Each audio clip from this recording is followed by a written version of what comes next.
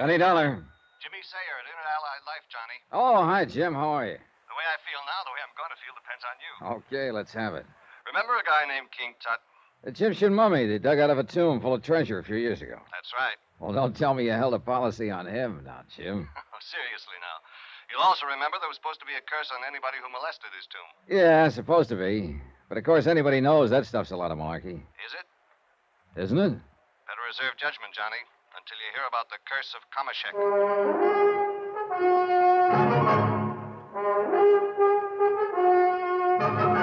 Tonight, and every weekday night, Bob Bailey in the transcribed adventures of the man with the action-packed expense account, America's fabulous freelance insurance investigator. Yours truly, Johnny Dollar.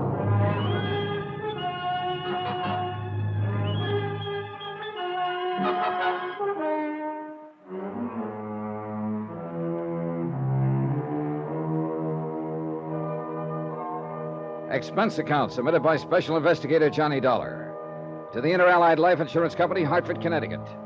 Following is an account of expenditures during my investigation of the Curse of Kamashek matter. Expense account item one, $1 even. Taxi to the office of Inter-Allied Life to talk with Jim Sayer. The conference was brief and not very enlightening. I'd much rather have you see Mr. Turnbull and get the story from him yourself. As I said in the beginning, he's a very important client. What's more to the point, he can tell you about it much better than I can. Jim, to coin a cliche, you're being just as clear as mud. Also, by the way, he specifically asked for you. Oh, how come? Well, it seems he liked the way you handled the Parkinson case a couple of years ago. Oh, yeah, Emily Parkinson, the widow who died. Yeah, that's the one. She was his sister. And, well, go down and see him, Johnny. I honestly can't tell you anything more than I already have about the thing. James, you have told me nothing. But he can, and you can pick up a nice fee on it. As a favor to me. No, for that nice fee. Jim promised to phone Eric Turnbull that I was on my way, and I ran up items 2 and 3, $4.20 for a quick lunch and train fare to Stamford. There I was met by a chauffeured car and driven to Turnbull's house. Far out of the town on Birchbrook Road, it was set on one of the biggest, most beautifully landscaped pieces of property I'd ever seen. The fine old home looked as though it had stood there in all its straight-laced dignity for 100 years, and stolid against the changing world would stand for another 100. In sharp contrast, a lithe, clean Studebaker Golden Hawk was parked in the sweeping driveway at the front. Haskins, the chauffeur, had explained on the way that he doubled as butler, so I wasn't particularly surprised when he opened the door for me. Since you received a call about your coming, sir, you are to go right in while I take the motor car to the garage. Unless... He glanced at the Golden Hawk quickly, back of me, then, having left the word unless hanging in midair, climbed back behind the wheel and drove off.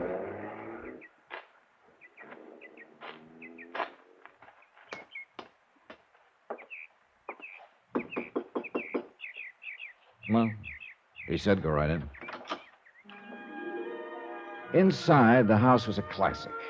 From the tile-floored reception room with its walls of oak and the broad staircase leading to the second floor, I could look into the huge living room, finished in polished mahogany with a leaded glass window at one side and thick oriental rugs on the floor. A fireplace that seemed to take in a whole wall, and fine mahogany furniture that glowed with a beautiful patina. Beyond that, I could see the library, golden and walnut. And sitting at a broad desk was a man, his face red with anger, shaking his fist at a very attractive girl of 22 or 3 who stood before him, obviously distressed by what was going on. Don't call me Uncle Eric. I'm not your uncle now, and by heaven, if I have my way, I never will be. You're not married to him yet, my girl, and if I have anything to say about it, you... Oh, Mr. Dollar, isn't it? Yes, sir. Mr. Turnbull? That's right. Come in. And Dorothy, Mr. Dollar and I wish to be alone. The girl stood there for a brief moment, looking at the man with an expression of utter futility in her face. Then, without so much as a glance at me, turned and left by the door that I had just entered. Come in, Mr. Dollar. Come in, please. Thank you. I'm sorry about this. Somewhat embarrassing to you, I'm sure, but it's something I'll have to tell you about later. Sit down, please. Thanks. May I pour you a drink? I must confess I feel I could use one at the moment. No, thanks, Mr. Turnbull. I think I'll pass it. I suppose it is a little early, but, well, good luck. Now, Jim Sayer, an inner allied, tells me you have an insurance problem. Actually, not yet. I'll be perfectly frank with you, Mr. Dollar. Please do. I'm asking you to help me not as an insurance investigator, but as a man I feel I can trust. But you don't really know me, Mr. Turnbull. Oh, on the contrary, I do very well. As a result of your handling of the case of my widowed sister, Emily, when she died a few years ago. As a matter of fact, you and I met very briefly at the time. Oh, yeah, of course, Emily Parkinson. The case involved a lot of phony relatives who filed claims on her estate. Yes, that's right. And your clever trapping of those false claimants and their cheap attempts to gain part of Emily's fortune was... I understand that several of them are still serving sentences. Yeah, I believe so. Which is quite what they deserve. If there's anything I detest in this world, it's dishonesty. Well, I guess most of us feel that way about it. Of course we do, if we have any shred of human dignity. Yeah. But now, what is your problem? It concerns Donald, Emily's son, my nephew. I had expected him to arrive here before you, but suppose I go ahead anyway. Go ahead. Well, when her husband died, Emily was left with a considerable estate and their only child, Donald. The estate's worth nearly $1 million now. Mm-hmm. With not too many years ahead of her, she wasn't well. She had lavished everything on the boy, the best of private schools, traveled to Europe, all the things that befit one of our social and financial status. Before she died, she carefully put all of the money into a trust for Donald, a rather unique arrangement which I control until he reaches the age of 30. What would happen if he didn't survive you? Would it all pass to you? Yes. But of course I have no particular need of it. When I sold Turnbull Enterprises some years ago, I think you can see that I'm pretty well fixed. Investments, you know. Yeah. At any rate, since his mother died, Donald has been living here with me in accordance with her request that I care for him. And I've been glad to do it, for I love the boy very dearly. How old is he, by the way? 25. He'll be 26 in October. And what's he doing for a living? Now, that's the whole point. There's no need for him to work for a living, as you put it. But in college, against my better judgment, he majored in archaeology and Egyptology. What did you want him to study? Business and finance, of course. Forgive me for being so blunt, Dollar, but I see no sense whatsoever in his taking the fortune that his father spent so many years building up and squandering it on a lot of... Oh, Donald, come in. I received word at the club you wish to see me, Uncle Eric. What is it, this... Oh. Mr. Dollar, this is my nephew, Donald Cronin. How do you do, Mr. Hi, Dollar? Donald. We've been talking about you, Donald. Oh? As a result of a newspaper item I just read to the effect that you're preparing for another expedition. That's right, sir. I'm going to the ancient city of Thebes in Egypt. Egypt? Since my trip last fall, I've done a lot of reading and research in New York and London. I'm convinced I've located the ancient tomb of the pharaoh Kameshek. An advance party's already begun excavation. I'll join them there. Do you realize the cost of this thing? Uncle Eric, it promises to be one of the most important archaeological finds of the century. You mean it might be if I let you go? If you let me go. Uncle Eric, perhaps Mr. Dollar... Mr. Dollar can hear anything I have to say to you. You see, Dollar, we're finally getting to the point. Yeah. Donald, I'll make no bones about it. I'm quite fed up with your wasting your time on these stupid, pointless expeditions. That's not the way the museum feels about them, sir. Well, that's the way I feel about them. Wait, sir, please. Donald, isn't that your collection from Yucatan that the museum recently acquired? Why, yes, sir. My party and I were able to... I'm sure we don't care about your party and you. You're not only wasting your time, but your money. The money your father struggled an entire lifetime to gain. That money was left for me to spend in any way I see fit. Provided your handling of it meets my approval. When you're 30 and the estate passes completely into your hands, you can do anything you like with it. Buy the Brooklyn Bridge if you want. You probably will. But until then, I am legally in control of it. And now, finally, I have every intention of exercising that control. At least to the extent of seeing you don't squander any more of it on these foolhardy expeditions. I take it you've made several, Donald. Yes, sir, and he's opposed me in all of them. Because sooner or later, you've got to learn that as the wealthy son of a family, it's up to you to carry on the tradition that's been set for you. To increase the fortune that's part of your family name, build even greater financial power, not to throw it away. Do you call my contributions to science and history a waste of money? Oh, now, look, my boy, there's nothing selfish about my attitude in this matter. I'm thinking only of you and your future. The family name that you alone are left to uphold. Well... Now, why don't you give up this asinine idea of going to Egypt? No, sir. What do you mean, no? Let me finish. There's no point in your saying any more, Uncle.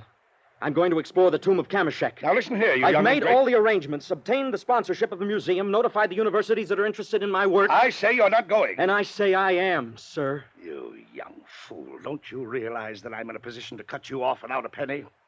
If you think I care, Uncle Eric, you're crazy. Then by heaven I will. So help me, Donald. I've tried to avoid this kind of situation, but you and your idiotic bullheadedness, your utter disregard for the responsibility and importance of your family, social status have made it inevitable. Now it's come in spite of all I've tried to do, and by heaven I'll cut you off without a... Wait a minute. Donald, where are you going? Egypt. In the moment or two before Eric Turnbull recovered his poise enough to speak to me, my mind raced. This whole situation offered a big flock of wild possibilities. Obviously, the two were at sword points, had been for some time. Apparently, and I began to wonder about this, Turnbull had no need of Donald's money. Yet he seemed determined to keep him from spending it. And on what looked to me like a very worthy expedition. If Donald died, Turnbull had said, the estate would pass to him. Oh, and something else I wanted to find out about. The girl who'd been there when I arrived. But why? Why? Why did I want to know or need any answers? What could this whole affair possibly have meant to me? I'm no family counselor. I guess I spoke that thought out loud. I'm an insurance investigator. Yes, Dollar. Which is another reason why I need your help in this affair. But I just don't see it, Mr. Turnbull. I'm afraid I must apologize for that little scene a moment ago. Well, there's no need to. It was interesting, to say the least. Well, we didn't touch on the one thing that I wanted you to know about. That girl, Dorothy Harkness, his so-called fiancée. Oh. Thanks to a generous allowance, plus fees from the museum and some of the universities, Donald's insured his life for $100,000. $50,000 for the museum, and a like amount for the girl. Through Inter-Allied? Yes. I'll put it to you bluntly. She has prodded him to go on these expeditions. And I believe she somehow hopes to engineer his death during this Kamashek project in order to collect on that policy. Do I make myself clear? If anything was clear about this situation, I certainly couldn't see it. More things had come flying at me from out of left field during the past half hour than I could cope with. And I wanted time to organize some kind of thinking. So I used a corny old device, glanced at my watch, said something about being late for an appointment back in Hartford. I apologized, promised to talk with him again tomorrow when there'd be more time. Haskins drove me back to the station and courteously waited until the train pulled in, then left. And it was then I noticed the little Studebaker Golden Hawk that I'd seen at the house pull up beside the platform, and the girl, Dorothy Harkness, jumped out and ran over to me. Mr. Dollar, I had to wait for Haskins to leave so he wouldn't see me. Oh? I must talk to you. Please call me. Here's the number. Is this about Donald? Yes. Because of the danger he's in. For Mr. Turnbull? No. And you must believe me. From the curse of Kamashek.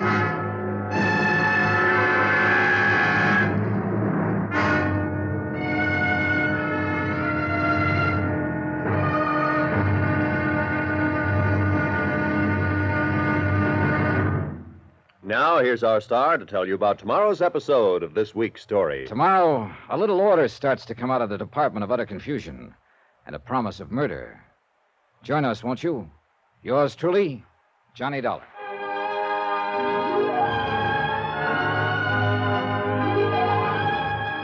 Yours truly, Johnny Dollar, starring Bob Bailey, is transcribed in Hollywood. It is produced and directed by Jack Johnstone, who also wrote this week's story. Be sure to join us tomorrow night, same time and station, for the next exciting episode of Yours truly, Johnny Dollar. Roy Rowan speaking.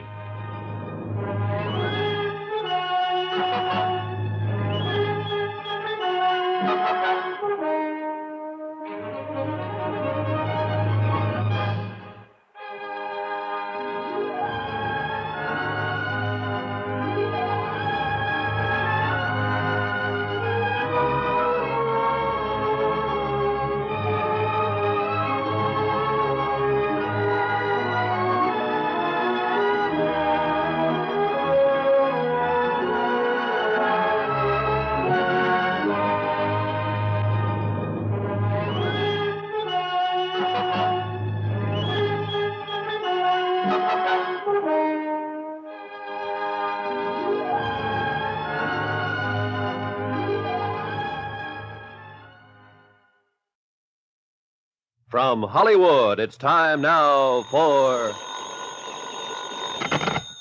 Johnny Dollar. I have your call to Stanford, sir. Oh, thank you, operator. Hello? Oh, Mr. Dollar, I'm so glad you've called. Well, you seem pretty anxious to talk about something, Miss Harkness. I am, about Donald and his uncle. and Donald's plan for the expedition to Egypt. To dig up the remains of the old Pharaoh Kamashek? Yes. Can you come over here to see me, please? Oh, when I talked to you on the station platform a while ago, you said something about the curse of Kamashek. Yes, Mr. Dollar. Isn't that nothing more nor less than superstition? No. Huh? I'm afraid that in this case, Mr. Dollar, it can mean nothing more nor less than murder. I'll take the first train.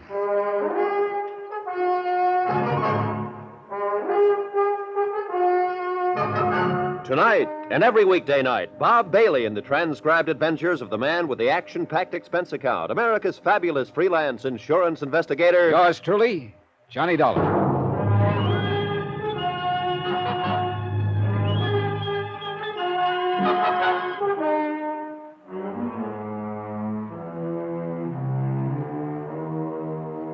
From Special Investigator Johnny Dollar to Inter-Allied Life Insurance Company, Crutchfield Square, Hartford, Connecticut. Assignment, The Curse of Kamashek Matter. Expense account continued.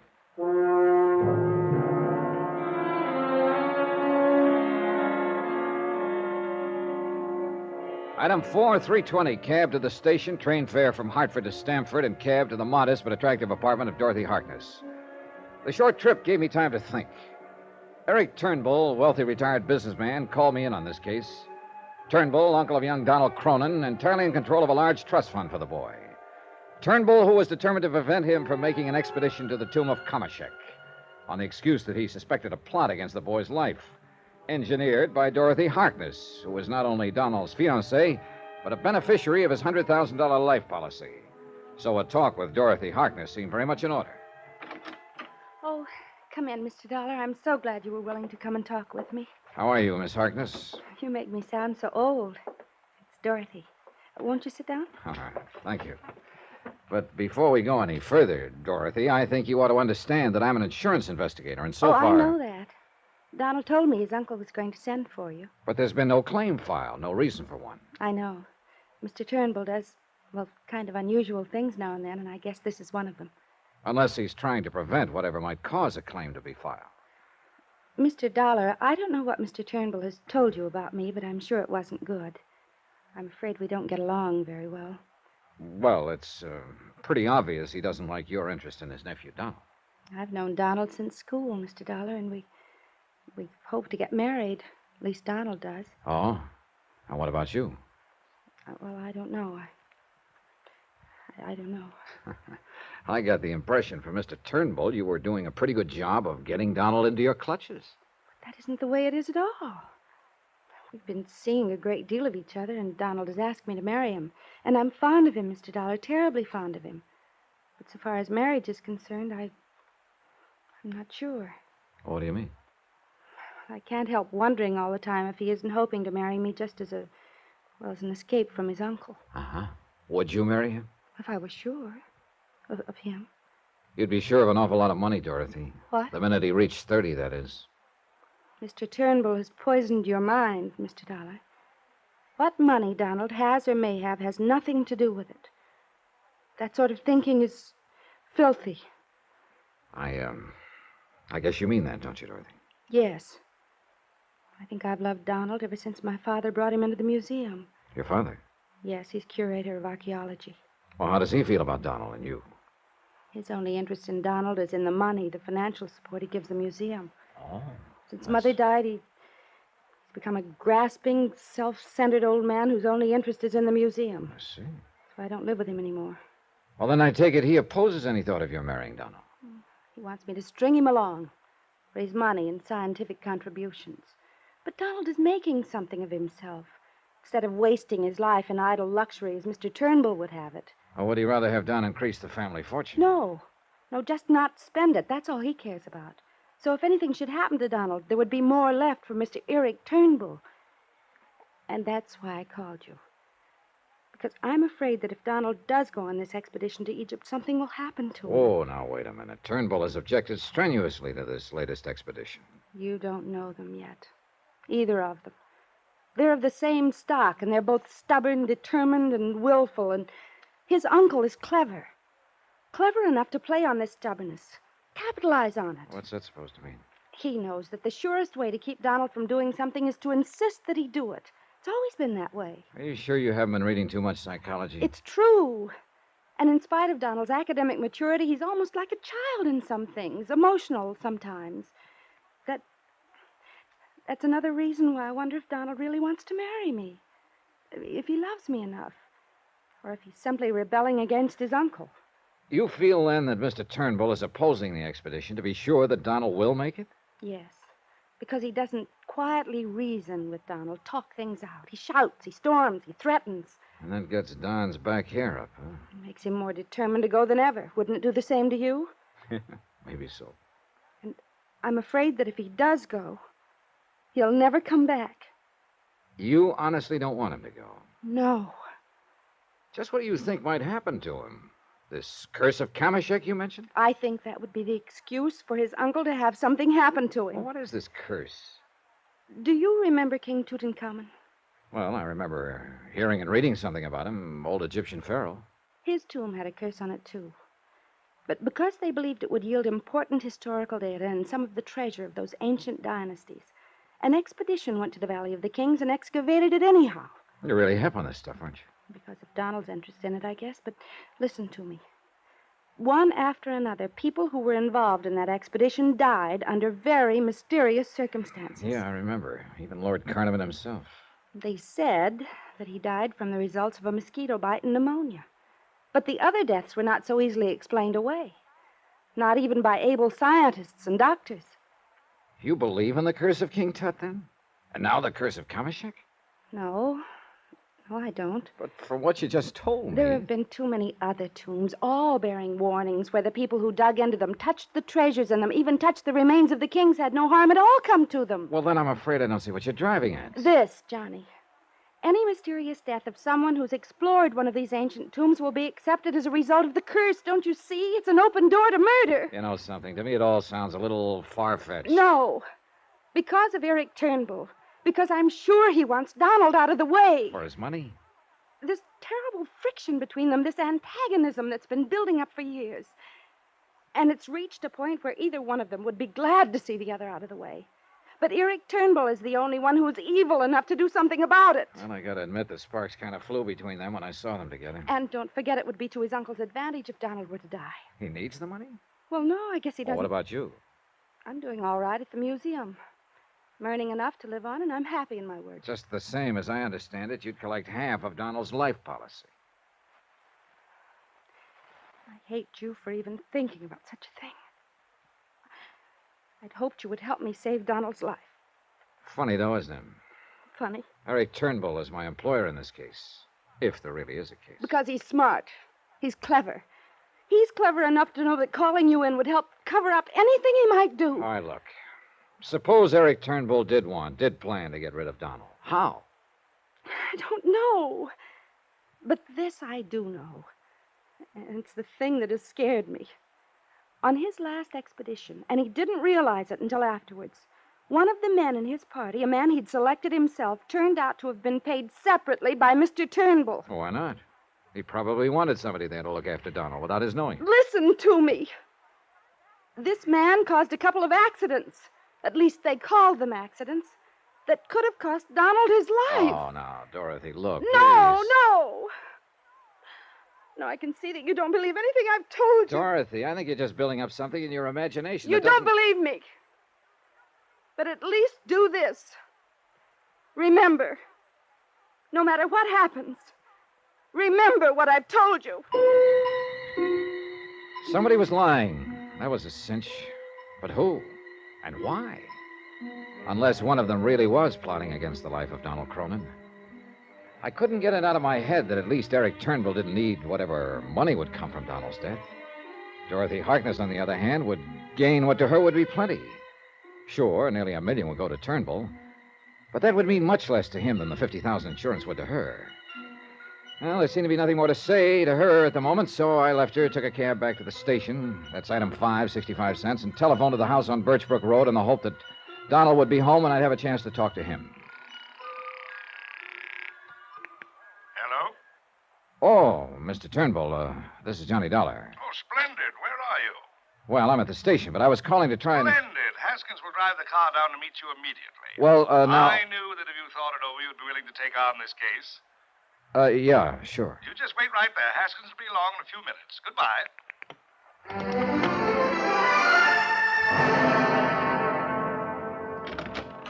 Come in, Mr. Dollar. Well, thank you, but before we talk about this Sit down, thing- won't you? Now, from what I've been able to learn, Donald is planning to leave for Egypt immediately. I checked with a friend at the Explorers Club in New York, where the boy's been staying these past few days. Oh, I thought he always stayed right here with you. Well, he does, except when he's preparing for an expedition. Then you are going to let him go. Well, how can I stop him without making him look foolish in the eyes of his colleagues, the museum, the universities who are so interested in his work? Yes, I have to let him go. But with you beside him there... Oh, wait a minute. Of course, I'll expect you to be with him during the entire expedition. Well, now, look, Now, remember this. No expense is to be spared in the protection of my nephew's life. I had to go down to New York to see David Wilt. He's my stockbroker, Harris Dillman Company. While I was there, I stopped at my bank and arranged to have some 5,000 in American Express traveler's checks ready for you. All you have to do is go down there and sign them, pick them up. If you need more, cable me. You don't waste any time, do you? I know Donald. He's very stubborn, determined, and willful. In his present frame of mind, he might pack up and take off at a moment's notice. I want to be sure you're at his side. Okay, you're the boss. But, Mr. Turnbull... Yes? You still haven't told me why you think his life is in any more danger on this expedition than on any of the others he's undertaken. Because that girl, Dorothy Harkness, is smart, is clever. And because of something that happened on Donald's last expedition in Yucatan. Oh? He didn't realize it until afterwards, but one of the men in his party, a man he'd selected himself, turned out to be a friend of this Dorothy Harkness. Not 20 minutes ago, I heard exactly... Now, listen to me. This man caused a couple of accidents. At least they called them accidents. That could have cost Donald his life.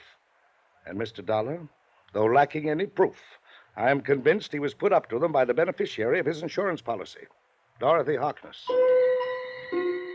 Did I say somebody was lying? Somebody had to be lying. And by now, that old feeling was beginning to come back to me, that hunch, whatever it is, that told me somebody was planning to kill Donald. Eric Turnbull? Dorothy Harkness? Who?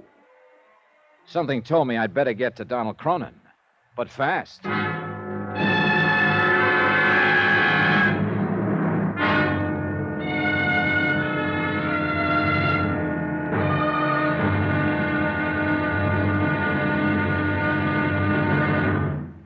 Now, here's our star to tell you about tomorrow's episode of this week's story. Tomorrow, suddenly the reason for a carefully planned murder becomes crystal clear, and a race against death becomes a race for my own life. Join us, won't you? Yours truly, Johnny Dollar.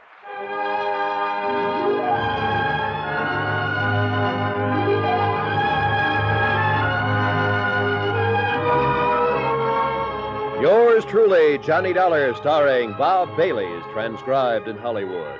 It is produced and directed by Jack Johnstone, who also wrote this week's story.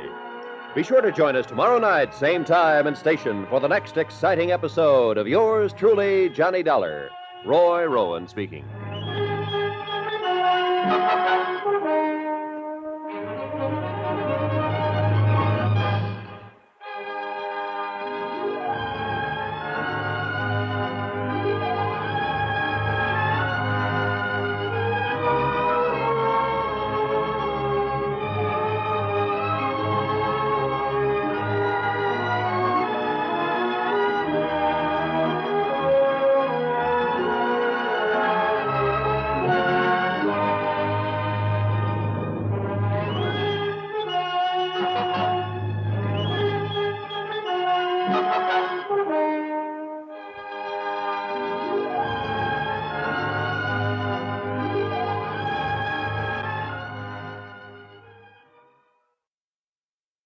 From Hollywood, it's time now for... Johnny Dollar. This is the operator at the Explorers Club. Oh, good. Have you been able Sorry, Mr. Dollar, but I haven't been able to reach Mr. Donald Cronin for you. Well, hasn't he been there at all? He was in and out all morning, but he refused to answer any calls then. Since you first telephoned, he hasn't been back. Well, do you know when he will be back? No, I don't, sir. All right, then leave a message. I'll meet him there at the club. Is it very important that you see him, Mr. Dollar? It's important that I keep him from being murdered.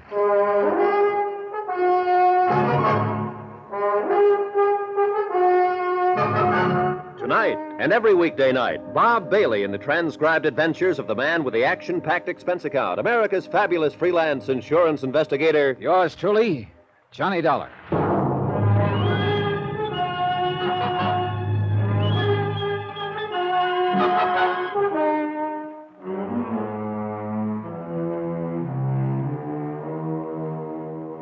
From Special Investigator Johnny Dollar to Inter-Allied Life Insurance Company, Crutchfield Square, Hartford, Connecticut. Assignment, The Curse of Kamashek Matter.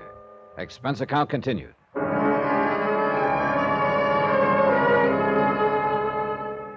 Item 6, $9.80, train to New York, quick lunch and taxi to the Traders Bank and Trust Company.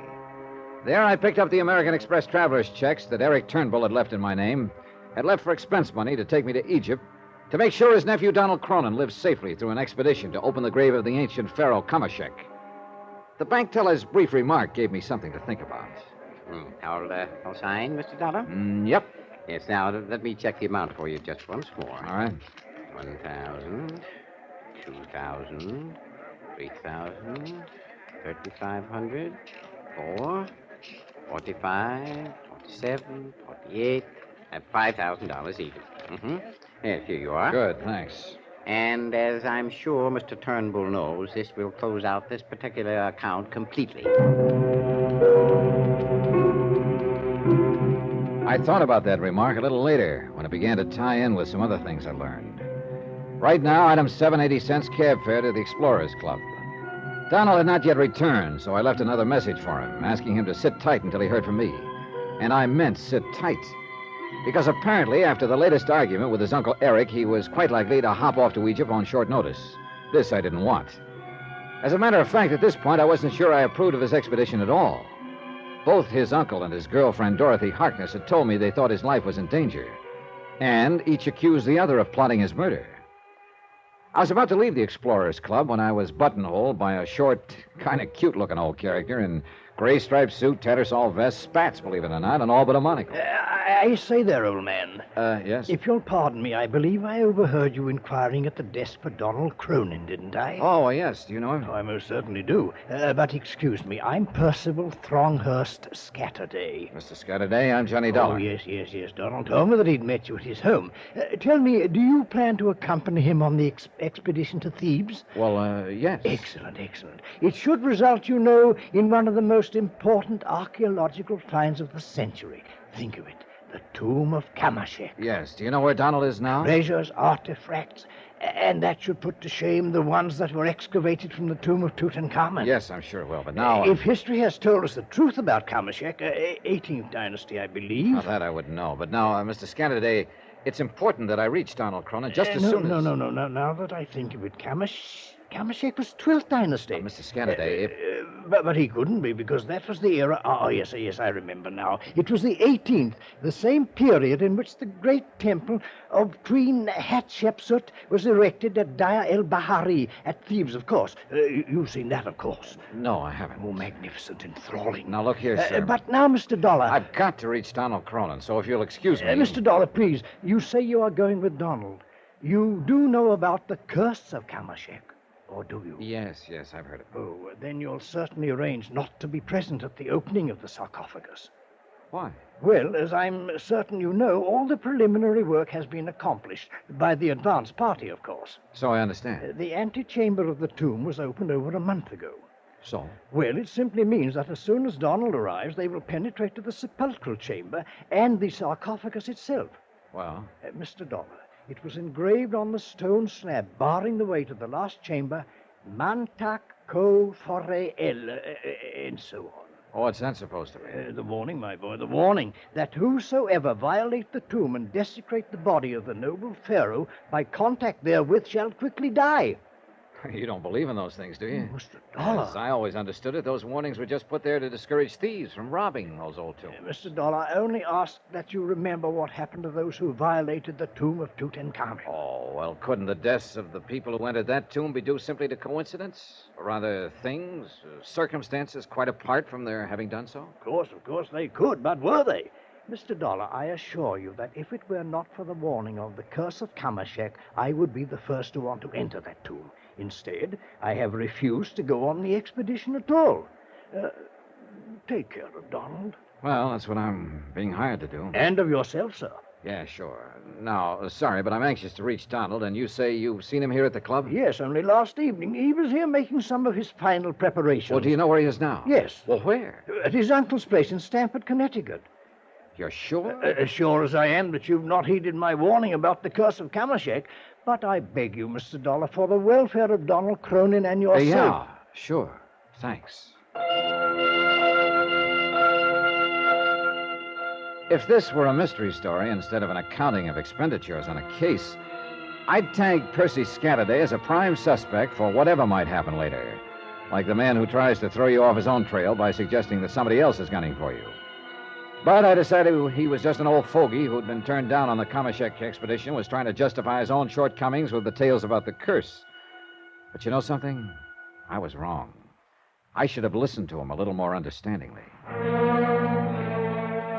Item 8, 75 cents, taxi to the office of Harrison and Dillman and Company to see David Wilt, the man Eric Turnbull had named as his stockbroker. The reason? The remark the bank teller had made about closing out an account. As it turned out, my timing was perfect. Sit down, sir, sit down. I'll be with you just as soon as I finish this phone call. Oh, sure, thanks. Hello. I'm sorry to have kept you waiting, but someone just stepped into my office. If you'd rather be left alone, I'll... No, it's all right. Now, as I started to say, if you dispose of the gold medal mining stock, your holdings will be reduced to practically nothing. Yes, that's right. Well, but Mr. Look, you sure you wouldn't rather I come back another time? Very well, very well. It's just that I hate to see what was once a very strong investment program. Very well, Mr. Turnbull, if you insist. Turnbull? Yes.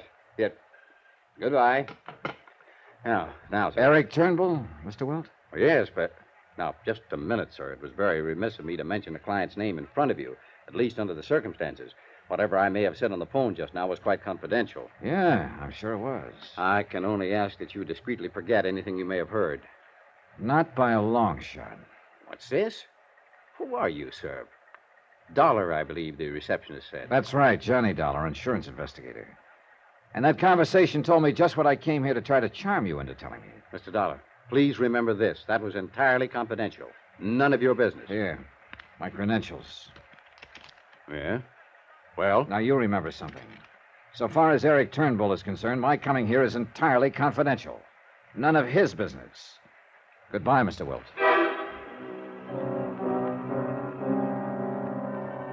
So the wealthy Eric Turnbull wasn't so wealthy after all. Big investments in the stock market, he'd said. But they didn't look so big anymore. And the closing out of bank accounts. Item 9, 30 cents, phone call to Dorothy Harkness. Yes, Mr. Dollar? I just called to tell you, Dorothy, that if it'll be any satisfaction to you, I'm going to make the trip to Egypt. Oh, thank heaven. Then Donald will have some protection against the machinations of his uncle. Oh, gal, that sounds like a line out of an old melodrama. I know you don't believe me, Mr. Dollar, but I'm so sure that Eric Turnbull is plotting against Donald's life. You know something? I'm beginning to feel a little that way, too. Then you did believe me. In spite of the way you poo-pooed everything I said, are you and Donald leaving together? I can't seem to find him. Do you know where he is? Have you tried the Explorer's No, Club? not there. Well, he'll surely call me before he leaves. Well, if he does, have him get in touch with me. Where, Mr. Dollar? Right now, I'm going out to Eric Turnbull's house. After that, I'll be back in Hartford. Item 10, $7 even, train fare back to Stamford and taxi to the Turnbull residence in the hope that there I would find Donald Cronin, the real principal in this case, and the one person I hadn't yet talked to. But it was Eric Turnbull who met me at the door. Mr. Dollar, I'm glad to see you. Come in. Have you seen my nephew, Donald? Well, no. Isn't he here? No, nor is he at the Explorers Club. I've called him several times. I'm worried about him in his present frame of mind. I'm worried about him, too, Mr. Turnbull, but not for the same reason. Because of that girl, Dorothy Harkness. Here, sit down. No, that isn't what I meant. In his present frame of mind, he's likely to jump off on his flight to Egypt without... Look here. I wonder if he's with her. No, that much I do know. Oh, I wish to heaven he would call if anything happens If anything happens to him, you'd love it, wouldn't you? What?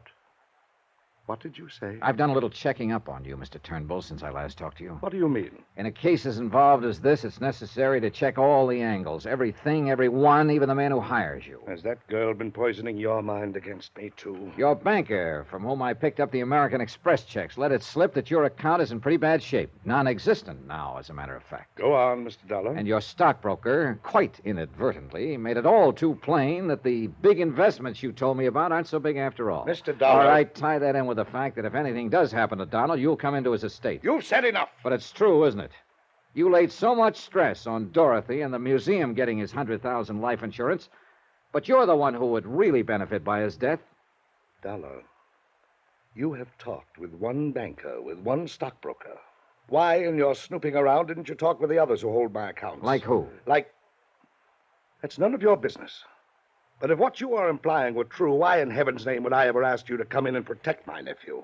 As a cover-up? I should knock you down with my bare fists, and believe me, my boy, I could do it. Now listen to me. I'm listening. If I didn't have any money, how could I afford to give you the $5,000 in expense money, pay whatever other costs may be involved in your employment? And why do you suppose, in spite of this high-handed attitude of yours, I'm still begging you to stay on this case? See Donald, Mr. Dollar. Talk with him. You'll find that in spite of the angry scene between us, I'm concerned only with his welfare, that I want to protect him, that I want you to protect him. Wait, that's Donald. Now, let me take it. Well, now, just a minute. Johnny Dollar. Oh, Mr. Dollar, I was calling Mr. Turnbull. Mr. Scatterday? Yes, of the Explorers Club. Mr. Dollar, I've just talked to a couple of fellow members who saw him off. Saw him? Donald Cronin? Yes, last night. His plane has probably reached Cairo by now. Fooled all of us, didn't he? Yeah. Thanks. Well, thought you'd want to... Well? Donald left for Egypt last night. Oh, no. Oh, yes. Then please, I beg of you, go. In heaven's name, go to him. Stay with him. Protect him. For a long moment, Eric Turnbull simply stood there, sobbing, pleading with his tear-filled eyes. And suddenly, I don't know why, I found that I believed him. I wish now that he'd been lying. 2 lives might have been saved.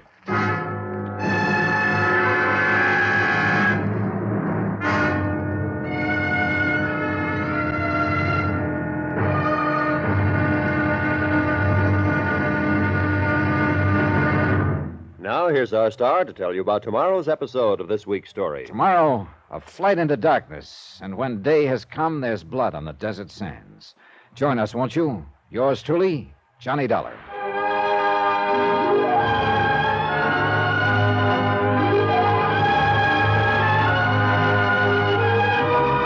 Yours truly, Johnny Dollar, starring Bob Bailey, is transcribed in Hollywood. It is produced and directed by Jack Johnstone, who also wrote this week's story. Be sure to join us tomorrow night, same time and station, for the next exciting episode of Yours truly, Johnny Dollar. Roy Rowan speaking.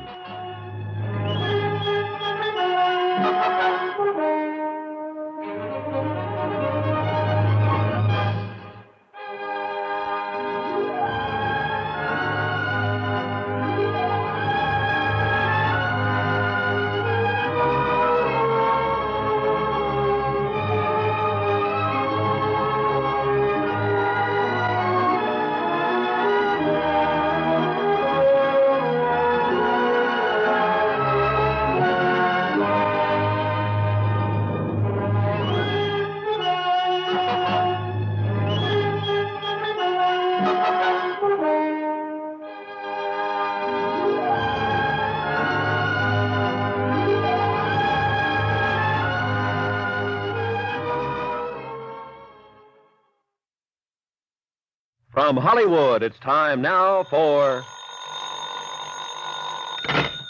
Johnny Dollar. Have you found Donald yet, Mr. Dollar? Have you been... Oh, this is Dorothy Harkness. Yeah, I know. And no, I haven't found Donald Cronin. He wasn't at his uncle's place? Johnny, you must find him. Talk to him. Talk him out of making the trip to Egypt. Dorothy. If he does, he'll die. His uncle will see to it that he dies. Look, Dorothy. You must find him and stop him. I'm afraid it's a little late for that. What? He took off on a direct flight to Egypt early yesterday. Oh, no. Has at least a 36-hour start, at least. Johnny, you must go after him. On the first plane I can get to Cairo.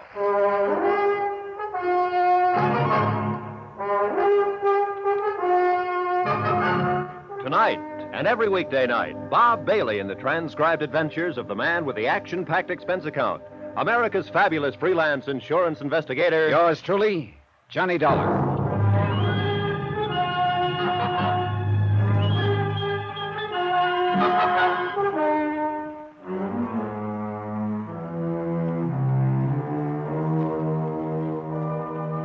From Special Investigator Johnny Dollar to Inter-Allied Life Insurance Company, Crutchfield Square, Hartford, Connecticut.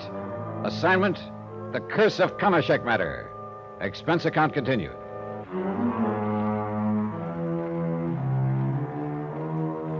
Item 10, taxi, train to New York, and cab to the airport, $9.45. Item 11, round-trip plane fare to Cairo, Egypt, $1,305.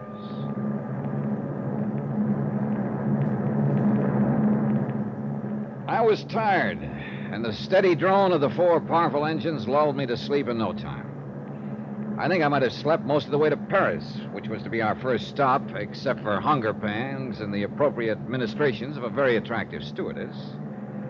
Usually on such a long flight, I try to make friends with everybody aboard, just to shorten the trip. And I did this time, except for one man who sat 4 or 5 seats behind me. He was a rather hefty individual, dark-complexioned, about 30, I'd guess, who didn't budge from his seat during the entire flight.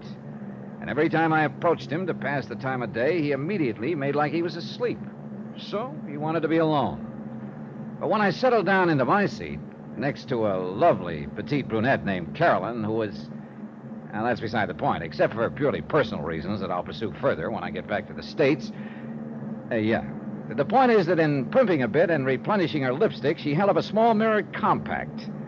And reflected in it, I could see that the dark-complexioned man was not only quite wide awake, but watching me every second of the ride. In a rather strange way, too. Concentrated. Like you'd watch a fly you're planning to swat. Then every time I'd turn around, he'd promptly shut his eyes and feign sleep again. Finally, it was early evening, we sat down at Le Bourget, the airport on the outskirts of Paris. Since this was Carolyn's destination, during the short layover, I helped her get her baggage and extracted the promise of a date in New York when she returned in the fall. Yeah, I guess Paris does it to you. Well, anyhow, after she piled into a taxi, I wandered around for a bit thinking and decided to reboard the plane, look up the dark, silent passenger, and have it out with him. But apparently I'd waited too long. As I passed a narrow sort of alley beside a baggage shed, he decided to have it out with me. In here, Dollar, quick. Huh? What? In here, where we won't be seen. Oh, now, just a minute, fella. Who are you? What do you want? Just this. What? What you? You don't. All right, now. What was the big idea, mister? You gonna talk, or do you want some more of this? All right. All right, I'll talk. Who put you up to this? Come on. No, I can't tell you that. You want to bet? All right, now start talking. I said... All right, I'll talk. It was Turnbull. What? Turnbull? Yeah, that's right. Frederick Turnbull. Why? Oh, should I know? I do a lot of strong arm for him. Go on. So he pays me good to get you out of the way, so I should ask questions? Well, maybe he'll have a few to ask you if you ever get back to the States. Now, roll over. Huh? No. Hey. All right. Hey, what are you doing? That's my passport. That's right, mister. That's exactly what it was. When you get back on your feet, you can try to figure out how to go on from here without it. Listen, you dirty... Sorry, buddy. I gotta catch a flight. I suppose I should have turned the unfriendly thug over to the French police, but figured he'd have trouble enough lacking a passport to keep him out of my way for a while. The only charges I could make against him would be for assault. Time was of the essence, too. Since Donald Cronin actually was 2 days ahead of me, and it was important that I join him at the tomb of Kamashek as soon as possible. At least so I thought. Until I entered the main building of the airport again and heard my name being called on the PA system. The information desk showed me where to take a transatlantic phone call. Johnny Dollar. Dollar, this is Eric Turnbull. Well. Thank goodness I was able to reach you during your Paris stopover. I'm glad you did, Mr. Turnbull, because there are a couple of things I want to talk to you about. When you return, Mr. Dollar. What's the matter with right now? And may I suggest that you take the first plane back here that you can get? First, I want a little explanation for a beating I just took from... Wait a minute. What did you say? Come back here and we'll settle our accounts. The case is closed. What? Donald is dead. Where? How? I just received word from one of the members of the expedition. In Egypt? Yes, the curse of Kamashek has been fulfilled. Or was he murdered? I'm afraid it was the same mysterious death that's overtaken so many who have violated those old tombs. Well, I don't believe it. Any more than you believe in that so-called curse the last time I talked to you. I know. I was wrong. Heaven forgive me for letting the boy go. Look, Mr. Turnbull, things just don't make sense at all. Come back, Mr. Dollar, and we'll talk about it here. Listen to me. Yes? Before I decide what I'm going to do, I want to know why you hired a thug to try to put me out of the picture. What? I don't know what you're talking about. Oh, you don't? Well, he made it plenty plain that he's handled strong-arm jobs for you before. That's impossible. Gave me your name as the man who's hired him many times. Frederick Whoa, hold it a minute. Dollar, I'm very sorry, but I haven't the least... Maybe I will go back to New York at that. Mr. Dollar. It suddenly dawned on me that I must have been slightly befuddled by the partial beating I'd taken earlier. You know, when the thug made his little confession a few minutes before. I'll talk. It was Turnbull hired me. Frederick Turnbull. Frederick Turnbull, he'd said, instead of Eric Turnbull. Sure, they sound alike. But a guy who's done a lot of strong-arm jobs, knows the right name of the guy that hired him, that can mean only one thing. Someone had instructed that thug to say he'd been hired by Turnbull. But who? I canceled out the rest of my flight to Cairo, made reservations back to New York, and then while waiting for that plane, ran up item 13, $82 American. On phone calls to whomever I could dig up among the Egyptian government authorities who'd been overseeing the excavation of Kamashek's tomb. What little I learned was pretty much summed up by the British doctor who'd been a member of the expedition. Very mysterious, Mr. Dollar. You see, because of the superstition about violating the tomb, only 2 of our people even touched any of the bones we found within it. Yeah? And incidentally, that is all we found. The tomb had been thoroughly ransacked by thieves, probably centuries ago. Yeah, but you were saying, Doctor. Oh, yes. Only 2 touched any of the remains. One was a native carrier, as soon as the bones had been properly sprayed where they preserve it in. Uh-huh. And the other was Donald Cronin, who, for some reason or other, wrapped up the bones and sent them by air to his uncle, Mr. Eric Turnbull in the United States. Oh? Well, go on. Well, that's really all, Mr. Dollar. Except, of course, that both of them have died of some strange malady that the authorities have not been able to determine. And that's why the tomb has been officially closed again. Hey, listen, tell me something. Could the bones have been accessible to anyone before those 2 touched them? Yes, to anyone in the party. Well, now, don't tell me that you suspect... Oh, listen, mister, I don't know what I suspect. But I don't believe it was any curse of a long-dead pharaoh that killed those 2 men.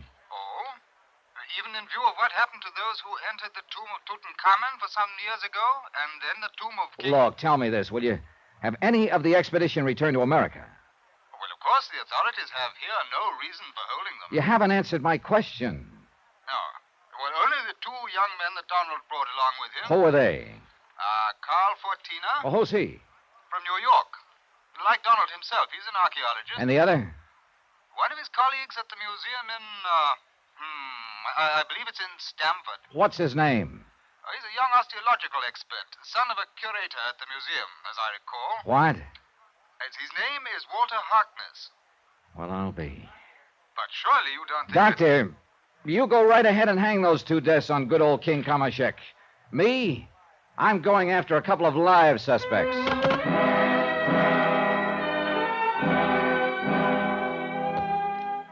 There was plenty of time before the New York plane for a quick look for my heavy-handed pal in the alley where I'd left him.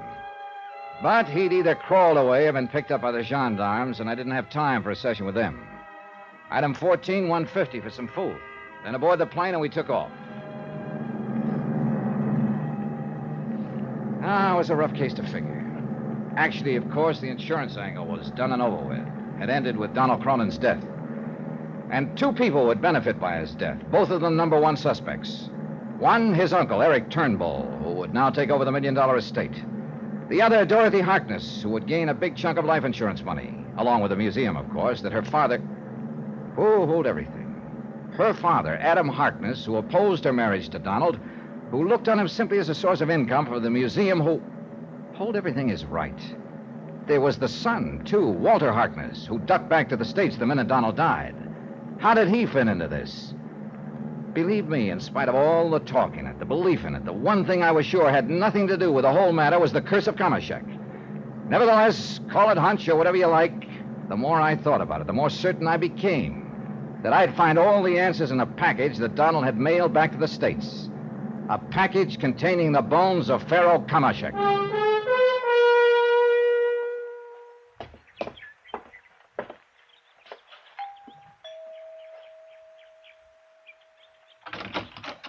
Oh, Mr. Dollar. Hello, Haskins. Mr. Turnbull in? Yes, and I'm sure he wishes to see you. It's a frightful thing about Master Donald, isn't it, sir? How does Mr. Turnbull feel about it? Terribly broken up, sir. I'll bet. Oh, but please come in. He's in the library. Thanks. He just received a package the poor boy sent to him before he... Wait, Haskins. Has he opened it yet? He was examining the contents when the doorbell... Good heavens. Mr. Turnbull. He's fallen from his chair, Mr. Dollar. Mr. Dollar, he's... Oh, no. Yeah, Haskins. He's dead.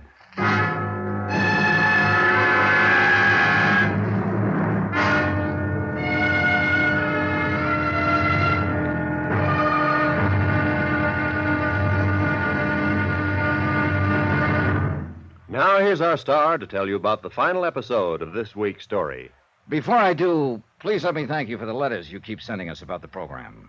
So many come in every day that it's become quite a chore to answer them, but you know something? I love it. As a matter of fact, your letters are appreciated by all of us who are involved in the production and presentation of the show. Our director, the writers, the various members of our cast, and our excellent technical crew. So please don't stop. Tomorrow, the wind-up. And a sorry example of what the lust for money can sometimes do to nice people. Join us, won't you? Yours truly, Johnny Dollar.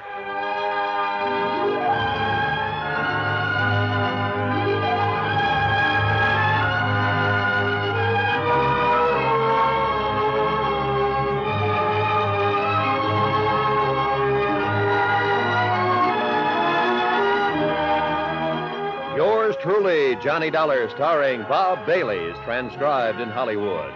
It is produced and directed by Jack Johnstone, who also wrote this week's story. Be sure to join us tomorrow night, same time and station, for the next exciting episode of Yours truly, Johnny Dollar. Roy Rowan speaking.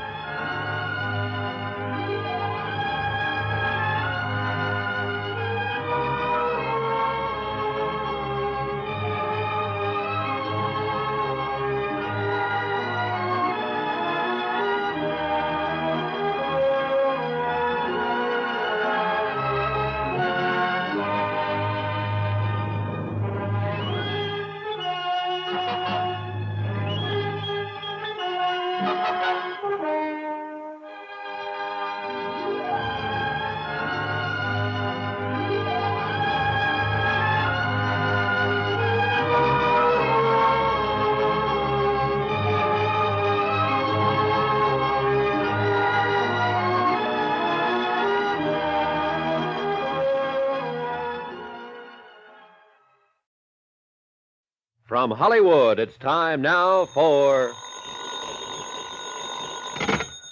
Johnny Dollar. Dr. St. Clair returning your call, Stinky. Oh, hi, Leonard. Where have you been, Johnny? It's been years. Yeah, I know. Listen, can you give me a hand? Who got poison this time? 2 of them. I hope it's poison, and that you can prove it for me. We'll try. What do I do? Meet me here at the home of Eric Turnbull in Stamford, Connecticut. Okay, but Johnny... Give you the address in a minute. But, Johnny, what do you mean you hope somebody got poisoned? Because if they didn't, I'm going to go off my rocker. What? Because the only other possible cause of death could be a curse.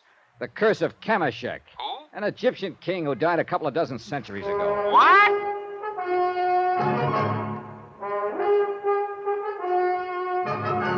Tonight, and every weekday night, Bob Bailey in the transcribed adventures of the man with the action-packed expense account, America's fabulous freelance insurance investigator... Yours truly, Johnny Dollar.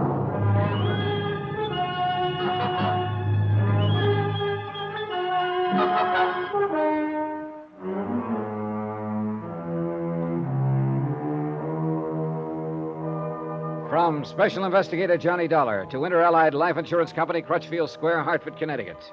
Assignment, The Curse of Kamashek Matter. Expense account continued. I called Dr. Leonard St. Clair, an old school chum, because I knew him to be one of the foremost toxicologists in the country. And I was telling the truth. I hoped it could be shown that some kind of poison killed Donald Cronin and subsequently his uncle Eric Turnbull. Both apparently had believed in the curse of the old Egyptian pharaoh, a curse that was to befall anyone who violated his ancient tomb on the banks of the Nile. Donald had done this in excavating the tomb, but his uncle here in Stamford had only touched the bones that Donald had airmailed to him. He was opening the package that Master Donald, God rest his soul, that Master Donald had sent him just before he died, there at the tomb in Egypt. I brought them in here to the library for him, sir. Go on, Haskins. Well, then you rang the doorbell. I left him with it, and when you and I came in here... Yeah, dead. From the curse of Kamashek, Mr. Dollar. Oh, Haskins, I don't believe it. A friend of mine, Dr. St. Clair, will be here shortly, and he'll be able to... Shouldn't we notify the police? No, sir? Later. But leave my poor employee's body just lying there? For the time being, yes. Until Dr. St. Clair examines it. Hey, as you wish, sir. That's what I wish. Haskins. One person in this confusing mess I hadn't given a second thought to. As it turned out, there wasn't time, for Len St. Clair arrived a few minutes later in a car equipped like a miniature laboratory. No doubt as a result of the police work he was frequently called on to do. First, of course, in his capacity as an MD, he made a thorough examination of Eric Turnbull's body for purposes of death certificate data. It's poison, all right, Johnny. I'm sure of it. At least as sure as I can be, short of making an autopsy. But what kind of poison, Len? And how administered? Well, at the risk of making it sound like a dime novel, I'd say it was an extremely rare, Well, what? Come on. Well, it's something I haven't heard of in years. Related to the old Indian arrow poison. It's very difficult to detect. Can you make sure? Yes, if you'll help me drag some of my equipment in from the car, including a cage of white mice. What? Yeah, on which to experiment with samples of the stuff. Samples from those old bones out of the tomb? That's right. Now, from what you've told me, only 2 people have touched the bones since the minute they were discovered in the tomb. 3. A native carrier, Donald Cronin, and now the late Eric Turnbull. And they've all died. But, Johnny. Yeah? The poison I'm thinking of would hardly have been put on those bones in the time of the pharaohs. Oh, and by the way, I hope no one's touched them here. No, I've left them just as they are in that mailing wrapper. Good. Because it could be fatal. I'll carefully scrape them when we get the equipment in here. We brought in what Len needed for his work, including the white mice. Then I closed him in the library and left him to his experiments. To a bit of research, too, for he'd brought in a couple of thick books on toxicology. As a matter of routine, I phoned the local coroner and then tried to reach Dorothy Harkness. Her number didn't answer. I was about to drive over to her little apartment when Len came out of the library. I was right, Johnny. Curaba arsenium. That the name of the stuff? Uh-huh. In its powder form, absorbed into the pores of the skin, it could be fatal almost immediately. And listen to me. Yeah? Somehow, between the time the bones of that old king were discovered and the time that Donald Cronin touched them, somebody put that poison on him. How? Without endangering himself? By keeping it in aqueous solution until the bones were sprayed with it. Sprayed with it? Wait a minute. Yeah? Sprayed with it, huh? A doctor, an Englishman who was on the expedition, told me that the bones had been sprayed with some kind of preservative, even before the native carrier touched them. You thinking what I'm thinking? Yeah, right. Instead of preservative, it was the poison. Well, who sprayed them? I've got a wild idea, Len. But if it's right, it'll sew up this whole case. I wonder who that is. Well, while you're finding out, I'm going back and recheck these tests. But only as a matter of routine, because I'm sure I'm right. I beg your pardon, sir. Yeah, Haskins? Miss Dorothy Harkness is here, sir. Huh? And her young brother, Walter. Shall I ask them in, sir? By all Darling, means. It's a terrible thing that has happened. Is that really the way you feel about it, Dorothy? Yes, just what do you mean by that, Mr. Dollar? I'm Walter Harkness. Well, come right in, Walter. Because I have a sneaking suspicion you're the boy I've been looking for. What? Your conscience finally begin to hurt you? Would you like to sit down and write your confession now? What are you talking about? Or did you and Dorothy just come here to put on a front? You know, as a cover-up? I don't know what you're talking about. Johnny, what are you saying? Sit down, both of you, because I'm going to be saying plenty. Look here, Mr. Sit Dollar. down, I said. Now sit down. All right, Dorothy, we'll begin with you. Johnny, I don't understand. Now listen to what you're me. From what you told me, and I've no other reason for believing it except that you told me, Donald Cronin was in love with you. It was true. And I At was any in love- rate, he made you part beneficiary of his $100,000 life insurance policy. Half of it, I believe. A cool $50,000. How can you say or even Oh, be think... quiet. Mr. Dollar. I'm coming to you right now, Walter. You're working for the museum where your father is curator of archaeology. The museum that has depended quite a lot not only on Donald Cronin's scientific contributions, but his monetary help as well. That may be true, but now look The here. museum, the other beneficiary of Donald's insurance, also $50,000. Mr. Dollar, if you're implying that I had anything to do with Donald's death You in can order shut to gain... up, too, and let me talk. This is the first chance I've had to begin to tie this case up. The first time any of the crazy elements in it made sense. No, wait, tell me this. Eric Turnbull was opposed to Donald's interest in the museum, wasn't he? Well, yes, Sure. And I'll bet my bottom dollar that if something happened to both Donald and his uncle, the estate worth nearly $1 million was willed by Donald to the museum. That's true, Johnny, but there's No wonder Eric Turnbull was afraid for Donald's life. Because he knew who would ultimately benefit most by his death. No wonder he hated you, Dorothy. Johnny. Oh, Johnny, you can't mean you think that I would... No, that I... no. I think you were only being used as a tool, Dorothy. You told me yourself how your father opposed your marrying him. How his only interest was in getting money for the museum. Is that true, Walter? Yes, Mr. Dollar, that is true. But if you mean to imply that I or any of us was involved in Donald's death... Walter, the more I think about it, the more I'm sure you are directly involved. Now, sit down. It's a lie. I swear to it, Mr. Dollar. You're wrong. It's a lie. We'll see about that. Because there's one thing you may have overlooked. I know what killed Donald Cronin. You do? Oh, yes, Walter. Just as well as you do. But I don't. I haven't the least... The curse of Kameshek? The curse Johnny? of Kameshek. Not by a long shot. Was it, Walter? I told you I haven't the All right, slightest... then tell me this. Immediately the pile of bones was found at Kameshek's tomb before anyone touched them. I refused to touch them Will you listen to me? Before anybody touched them, somebody sprayed those bones with a so-called preservative. And I mean so-called. I don't know why you should. Oh? Well, that's common practice these days, in case you don't know it, but I fail to see What was supposed to be a preservative was in reality a deadly poison. What? Oh, come on now, Walter. But you're wrong. You must be wrong. It's impossible. You know, you're very convincing, I must admit. Well, it's true. I applied that preservative, Mr. Dollar. Oh, you did? Yes.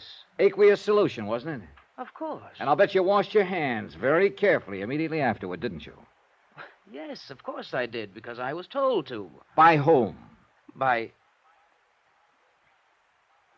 Oh, no. Walter? What is it? Holy... Tell me, Walter. Walter! Yes? Do you know anything about a man who tried to intercept me on my way to Egypt? To make sure I didn't get there until the bones of the pharaoh were sent to Eric Turnbull and that Donald Cronin died? No, I don't, believe me. Then answer me this one. Did you make up the, we'll call it preservative, that you used over there? No. Then who did? And who told you to be sure to wash your hands immediately after using it? Well? Walter! Oh, no! I'm afraid so, Dorothy. Oh, no! Better tell me, Walter. Beg your pardon, Mr. Dollar, but Mr. Harkness Sr. is here, too. Mr. Dollar, I'm Adam Harkness, curator of archaeology at the museum. Well, Mr. Harkness, I'm really glad to see you. Dorothy, Walter. Mr. Dollar, I've come to pick up the bones from the grave of Kameshek that I understand Donald Cronin sent to his uncle instead of to me through some misunderstanding. Oh, yeah, sure. I had a notion you'd want to pick up those bones, Dr. Harkness. And I'll give them to you on one condition. Oh? What is that? That you take them out of the package in which they arrived here with your bare hands. That you carry them out of this house also in your bare hands. Why, that's a strange... Will you? Of course not. Why? Why, because such priceless relics are too fragile, Too full of a deadly poison that you had them sprayed with? Curaba arsenium, I believe it's called. I don't know what you're... Walter, what have you been telling us? true, isn't it, Father? Well, Dr. Harkness. I don't know how you found out, Dollar, but I'll tell you this. You won't ever live. Wait a minute, put that thing down. Father! Wait a minute!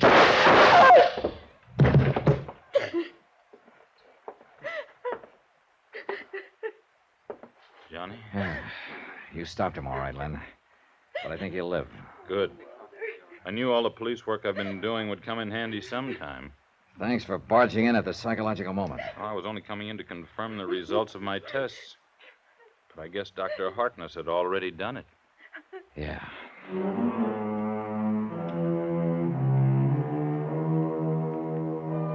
So, I guess the museum will profit mightily from half the insurance and all of the estate of Donald Cronin. The museum, that is, without Dr. Adam Harkness. Expense account total, including transportation back to Hartford, $985. Remarks?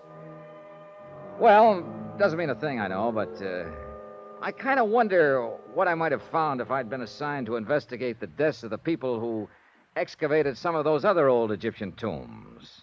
Tombs that had a curse on them. Interesting thought, isn't it? Yours truly, Johnny Dollar.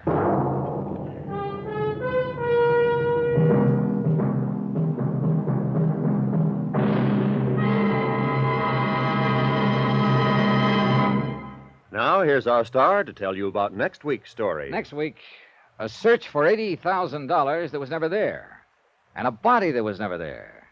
Yet both of them had to be found. Join us, won't you? Yours truly, Johnny Dollar.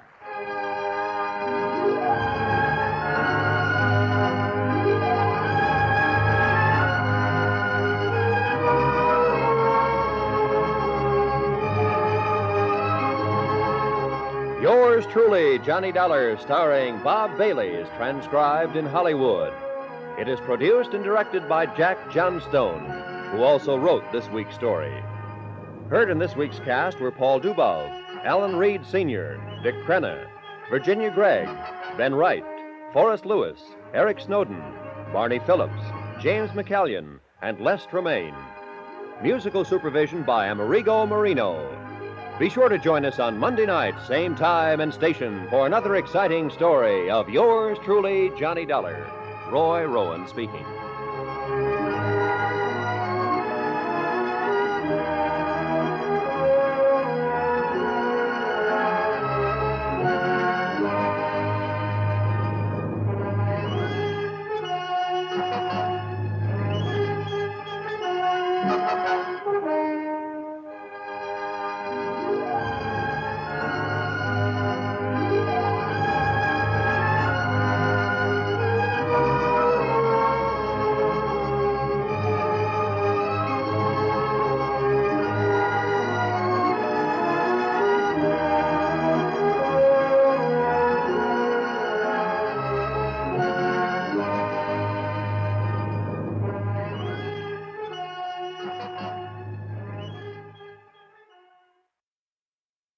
From Hollywood, it's time now for...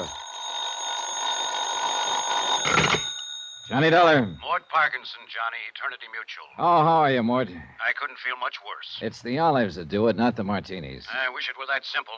Can you come over to my office right away, Johnny?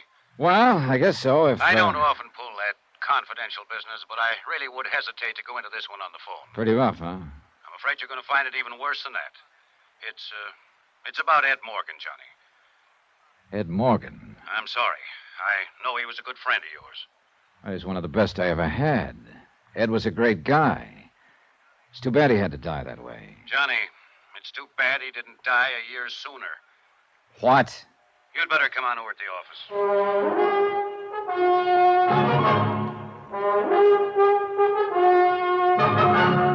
Tonight and every weekday night, Bob Bailey in the transcribed adventures of the man with the action-packed expense account. America's fabulous freelance insurance investigator. Yours truly, Johnny Dollar.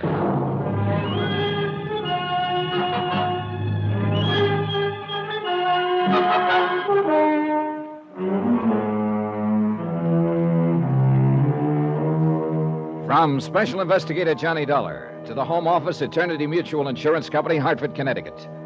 The following is an accounting of expenditures during my investigation of the confidential matter. Item 1, $2.85. Taxi from my apartment to the Eternity Building in the 7th floor office of Mort Parkinson, Vice President and General Manager. It was a room I well remembered, with its black walnut paneling and deep leather chairs. I'd worked on a lot of cases with Mort, and with the late Ed Morgan, too. And it sounded now as though Ed, my good friend from a long time back, was about to become a case himself. Come in, Johnny. Pull up a chair. Thanks, Mort. Well, that was quite a phone call. It's quite a situation. Yeah, I gathered that. No, I just can't talk sitting down. Old habit, I guess. Remember when we used to be over in the old Johnstone building before we built this new one? We had those old-fashioned stand-up desks. It was when old man Clement was still alive. And before I was. Oh, yes. I keep forgetting about you newcomers. Meaning everybody who's come into the game within the last 40 years. I suppose I am one of the original settlers. And set in my ways, too. Yeah, well, what about I sure hated to see those desks go. You could stand in front of them, lean an elbow on them, make out a report or a speech. Mort, you're trying too hard to avoid it. Avoid what? You didn't call me over here just to reminisce about the old days. In a way, maybe I did. You know, it's funny. I always thought you liked Ed Morgan. But I did. Then why did you say it's too bad he didn't die a year sooner? Because I liked him. Except like is too weak a word, actually. I thought as much of Ed as I would have of my own son if I'd had one. Why, I'm the one who hired him in the first place. Remember, Johnny? Yeah, I remember. And I took a personal interest in his career. Watched him work his way up. Till finally he was appointed chief adjuster for the West Coast, head of our San Francisco claims office. That was darn good for a man as young as he was. And I was proud of him, Johnny. Yeah, I know you were. He was a hard worker, honest, dependable. And he had a good, sound future ahead of him. And then, just like that. Accidents are usually just like that. A foggy night, sharp curve, and he drove his car off a cliff into the Pacific Ocean. And that was that. Tragedy. Fini, the end. Only it apparently wasn't the end, or you wouldn't have called me over here. No, it wasn't, Johnny. I wish it had been. Meaning? You'd better brace yourself. Within 2 weeks after Ed Morgan's death, we started getting complaints from some of our clients out. What do you mean, complaints? Oh, demands for adjustment on claims Ed had reported paid weeks before, requests for past due settlements, and so on. Mort, I don't get it. Neither did I. So I sent a company accountant out to San Francisco on the QT and put him to work on the claims files. And we found out, Johnny. You found out what? That Ed's accounts had been doctored for some time. What? Johnny, in the months before he was killed, he'd embezzled nearly $80,000. Ed Morgan? Ed Morgan. I don't believe it. He did it. You might as well accept the fact. Anybody else, yes, anybody else. But not Ed. For one thing, money didn't mean that much to him. I know. We were always joshing him about living like an old hermit instead of a young bachelor. Well, then why would he do it, steal $80,000 after all these years of being honest? What would he want that would cost that much money? That's exactly what I wish you'd find out. Now, wait a second, Mort, wait a second. This is one I don't want any part of. Neither do I. But I'm afraid I'm stuck with it. And you are, too, in a way. Why? Because Ed was your friend. Here's a flight ticket and reservation to San Francisco. Plane leaves in 2 hours. No. I'd rather pass it, Mort. Well, so would I. But we can't. Neither of us. There are too many questions left. And they've got to be answered. Not by me. $80,000 of the company's money is missing. I can't just write it off and forget it. It has to be accounted for. There are other investigators, Mort. And another thing that's just as important, to me at least, is to find out why he did it. It's a failure in human dynamics. A man like Ed, a man everybody respected and trusted, and he goes wrong. Why?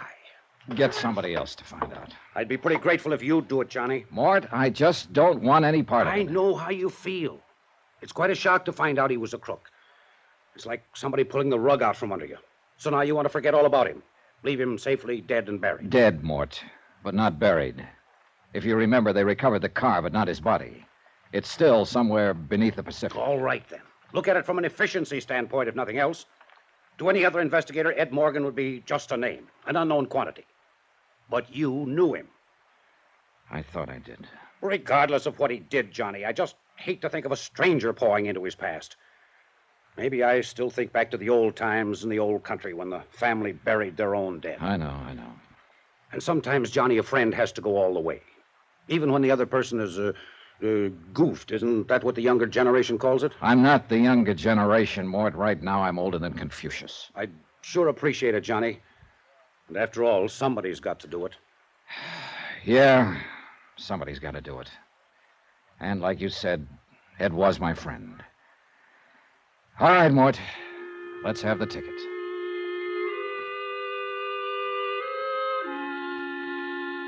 Item 2, $14.35. Tips, taxi, and incidentals in Hartford and same in San Francisco. Plane trip between points paid from expense account of company manager and not included herewith.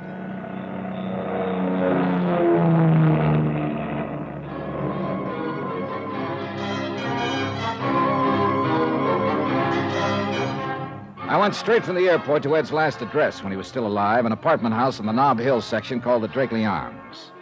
And there's where I got my first surprise. Ed had always been the two-room bachelor walk-up type. But the Drakeley Arms consisted of equal parts of glitter, glass, swank, and price, including a uniformed doorman, a small private bar off the lobby, and an assistant manager with a gardenia on his lapel. Oh, he was a rare one, that manager. And it was a real gardenia. I am, of course, most desirous of assisting you in every way possible, Mr. What did you say your name was? Dollar. D-O-L-L. I can spell dollar. I'll bet you can. I beg your pardon. Oh, it's quite all right. I didn't mean... You didn't mean to be offensive, I understand. Now, about the former occupant of Suite 14. Mr. Dollar, I'm terribly afraid. Oh, please don't be. I mean, there is simply very little I can tell you about the late Mr. Morgan. A matter of discretion? Is that it? Discretion? Policy of the house? Something of that sort?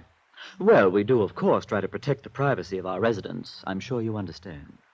Even to the extent of turning down $20? Well... A curse one, isn't it? Under the circumstances... Nice likeness of Andrew Jackson, isn't it? Thank you, sir.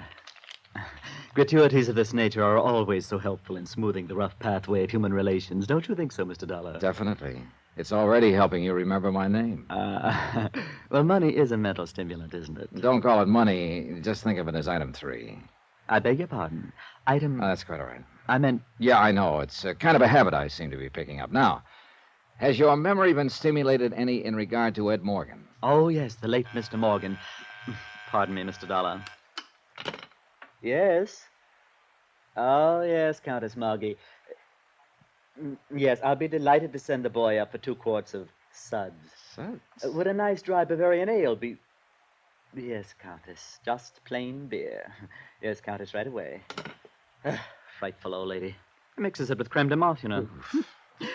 Now, where were we, Mr. Dollar? We weren't, not yet. Oh, yes, the late Mr. Morgan. Well, he'd been our guest, you understand, for about 6 months at the time of his tragic accident. What was he paying for his suite of rooms? Oh, well, ordinarily, we don't release information of that. Forget it. This is not ordinary. How much? $1,200 a month. I see. Oh, he was a true gentleman, if I may say so. A bon vivant. And on the crassly materialistic side, if you'll forgive me, sir, a very free spender. Sorry, 20's the limit. Mr. Dollar, I was not trying to coerce your generosity by, well... Putting on another bite? Precisely. All right.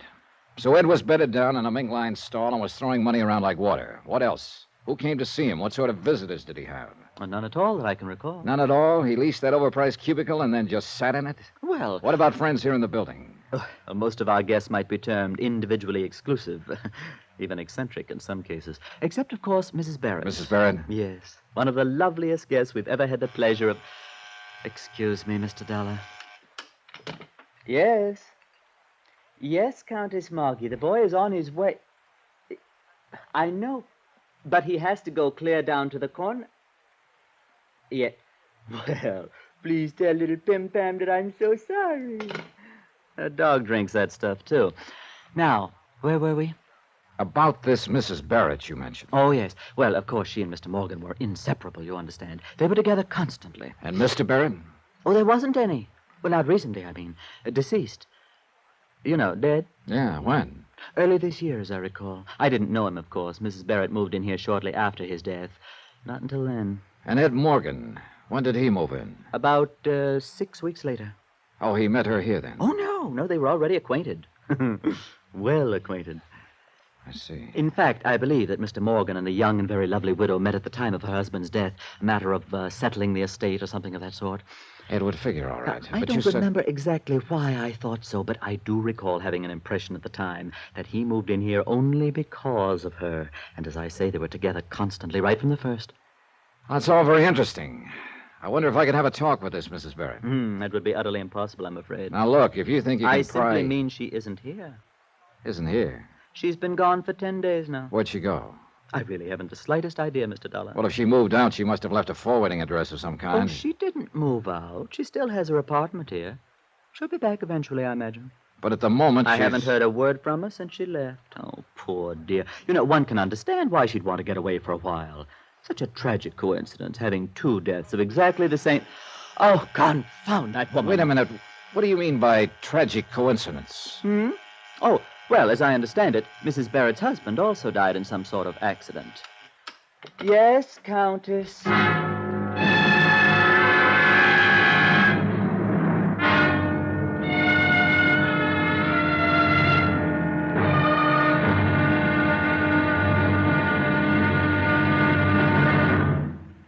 Now, here is our star to tell you about tomorrow's episode of this week's story. Tomorrow, the trail back into a man's past is a faint and twisting one.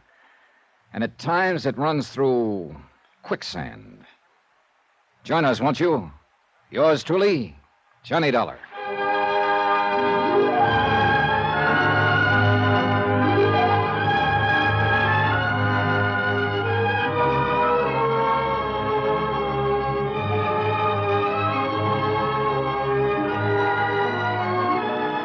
Yours truly, Johnny Dollar, starring Bob Bailey, is transcribed in Hollywood. Written by Les Crutchfield, it is produced and directed by Jack Johnstone. Be sure to join us tomorrow night, same time and station, for the next exciting episode of Yours truly, Johnny Dollar.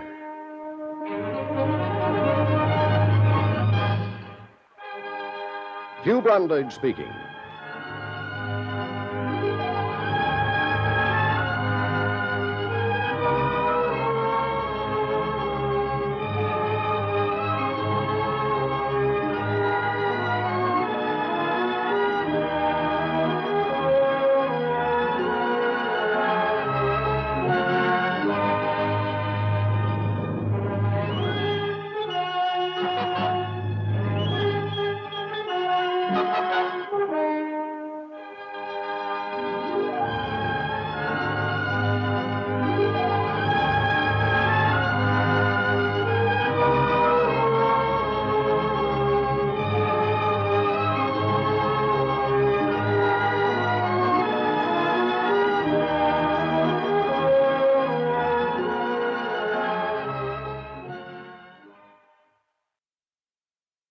From Hollywood, it's time now for...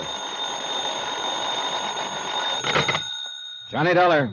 Mac Woodson, Mr. Dollar. The girl from the claims office called and gave me this number. Oh, yes, Mr. Woodson. It seems we're working on the same case for the same company. Well, I've been working on Mr. Ed Morgan's files and records here for the past week now. I've turned up some... How much is missing? Well, about $80,000 so far. All of it was taken during the 4 months immediately preceding his death. I'll say one thing. In 20 years as an accountant, I've never seen a looting more cleverly carried out. Oh, Ed was a very bright lad. A man who'd go far, they all said. Did you know him, Mr. Dollar? I thought I did. He was one of my best friends. But it turns out I'm only beginning to know him. Could you meet me in his office around 10 o'clock, Mr. Woodson? Yes, that's where I am now. I've been working on these books day and night. Better be careful. That's what got Ed into trouble. How's that?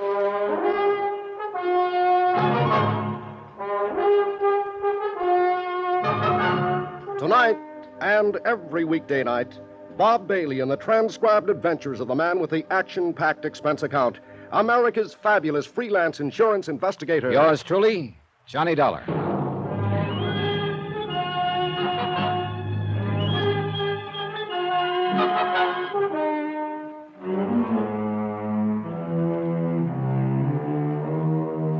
From Special Investigator Johnny Dollar to the Home Office, Eternity Mutual Insurance Company, Hartford, Connecticut.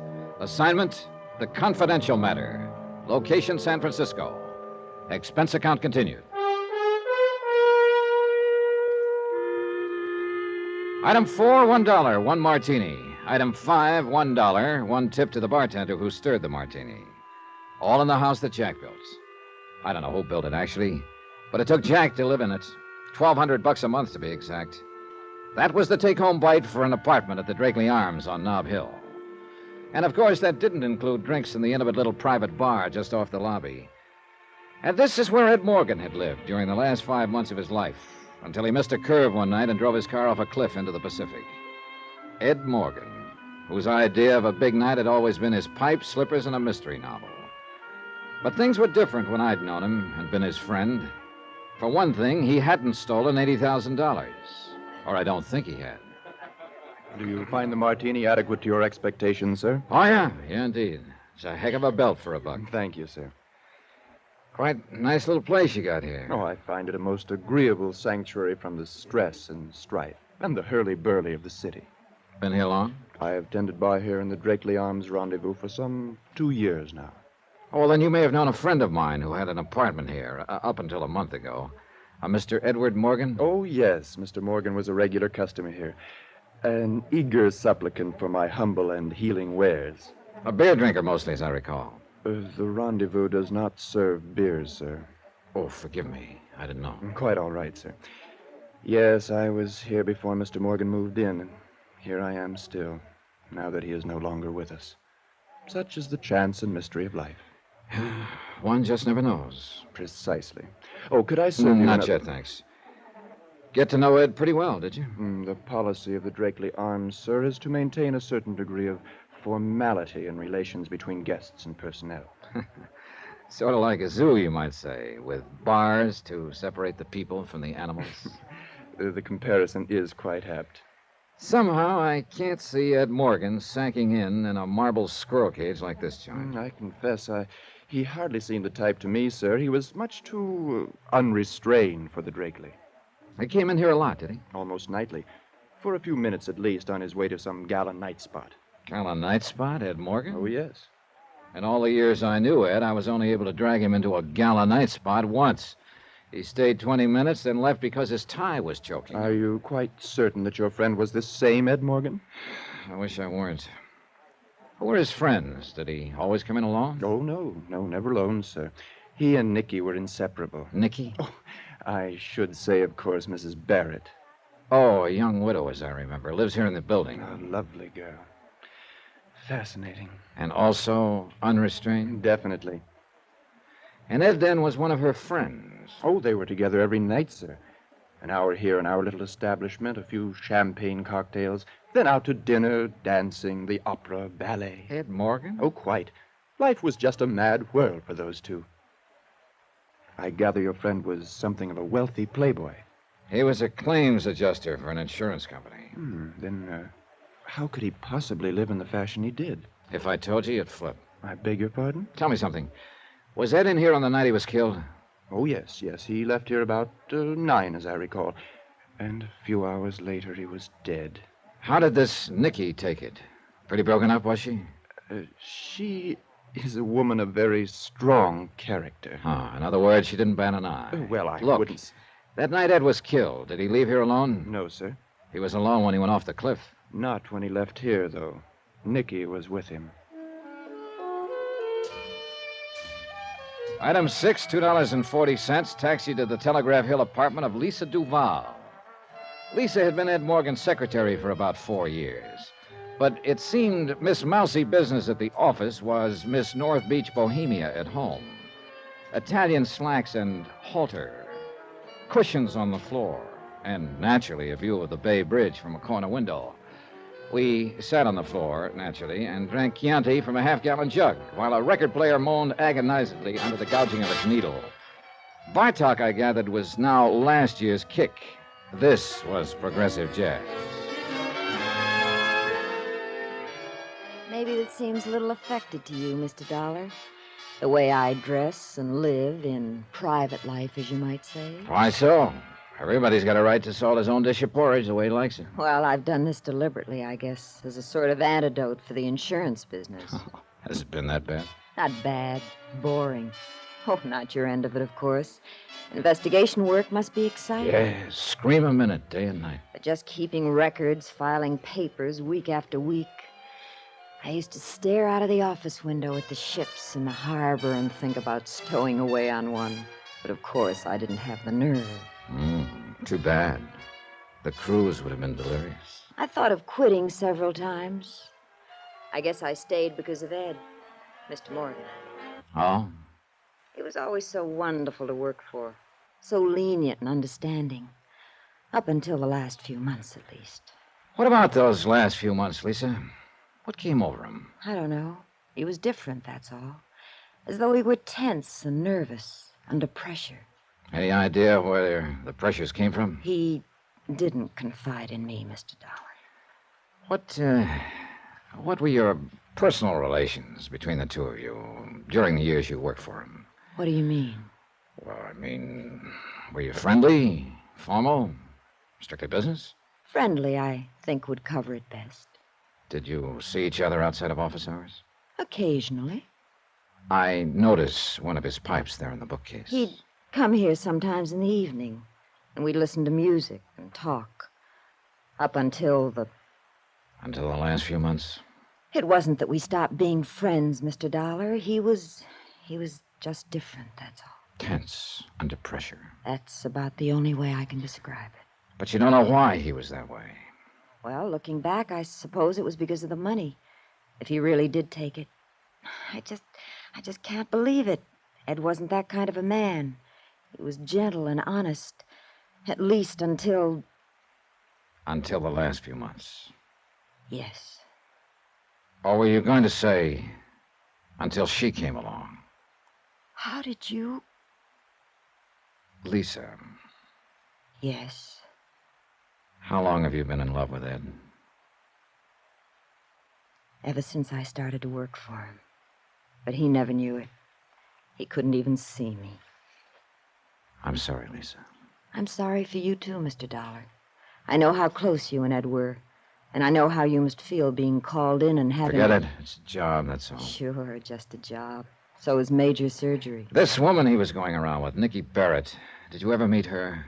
I met her. What did you think? What's the difference? I was prejudiced. I'll allow for that. In the old days, they used to believe in witches, vampires. Some of them were very beautiful, and they'd lure a man on, and then destroy him. And you think she did something like that to Ed? Oh, you weren't out this way during the time he knew her. You weren't around him to see how he'd changed. No. Oddly enough, the one time I was through here about 3 months ago, Ed was unexpectedly called away on business. He wasn't called away. He was avoiding you. He knew he was getting in too deep. How'd he meet her? She came to the office with a life insurance claim. $50,000. Her husband had just died. I knew her type from the minute she walked in. The grieving widow, all in black, and looking like a Powers model. And he just melted down and laid his head under her foot. That was the start of it. Why'd she come to him? Unless she had a disputed claim. There was a double indemnity clause. Her husband had been killed in an accident. Her husband, too, huh? What do you mean? Ed Morgan died in an accident. Remember?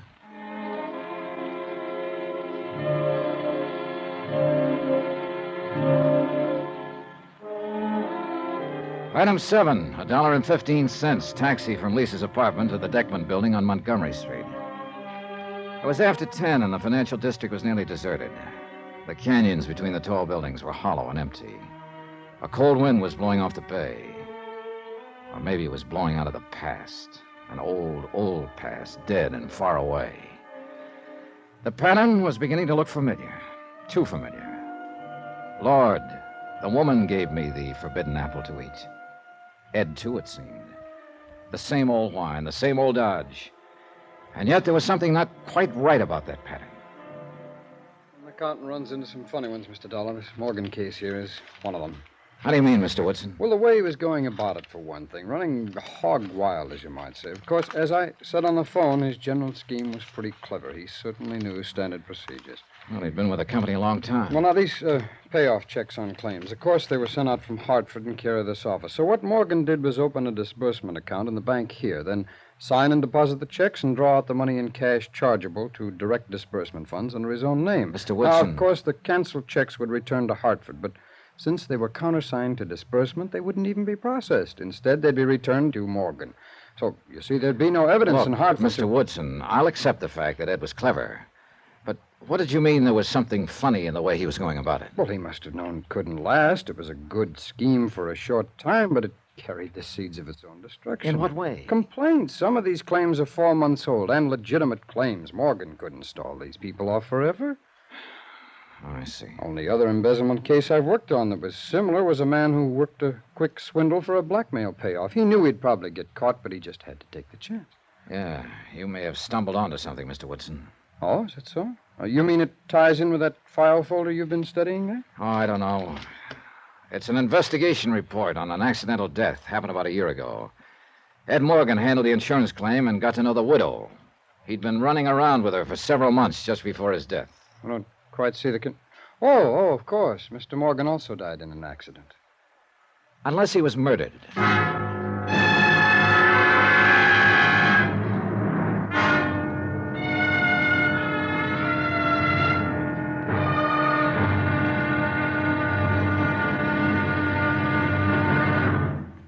Now, here is our star to tell you about tomorrow's episode of this week's story. Tomorrow, $80,000 and a beautiful girl, both missing. Then one of the two is found and a bombshell explodes. Join us, won't you? Yours truly, Johnny Dollar.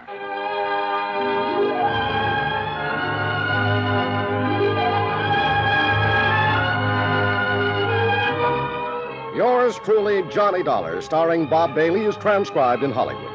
Written by Les Crutchfield, it is produced and directed by Jack Johnstone. Be sure to join us tomorrow night, same time and station, for the next exciting episode of Yours truly, Johnny Dollar. Hugh Brundage speaking.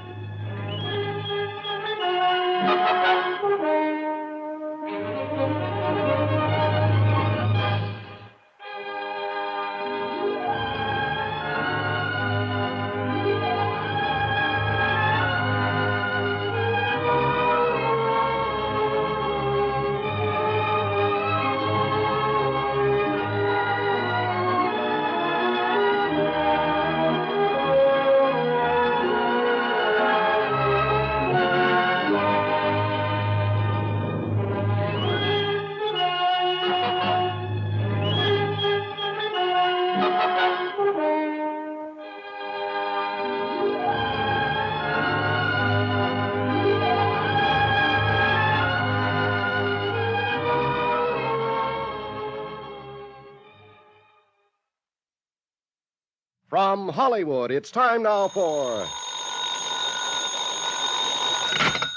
Johnny Dollar. This is Hector, Mr. Dollar. Hector? Hector Nerkley, at the Drakeley Arms Apartments. You were here night before last inquiring about the late Mr. Morgan. Oh, yes, I remember. What can I do for you, Mr. Nerkley? Oh, it's really quite the other way around. All right, what can you do for me? Well, I can give you some very interesting information, if you care to come over here. Why can't you give it to me on the phone? I'll tell you exactly why, Mr. Dollar, when you come over. Oh, for the love of Pete. Temper. And why not? A month ago, the best friend I had in the world drove his car off a cliff into the Pacific. And his body's still out there in the ocean somewhere. It's never been recovered. Mr. Dollar? Then it turns out he was $80,000 short in his accounts. I can't find the money, the woman he was running around with before his death. I can't find out anything. And now if I want some... All right, I'll be there in 30 minutes.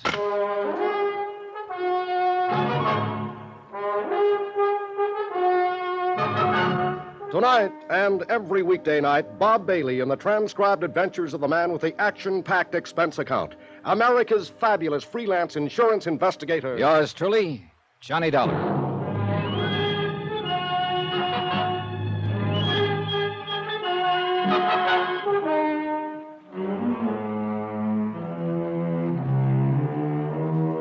From Special Investigator Johnny Dollar, location San Francisco. To the Home Office, Eternity Mutual Insurance Company, Hartford, Connecticut. Assignment, the confidential matter. Expense account continued.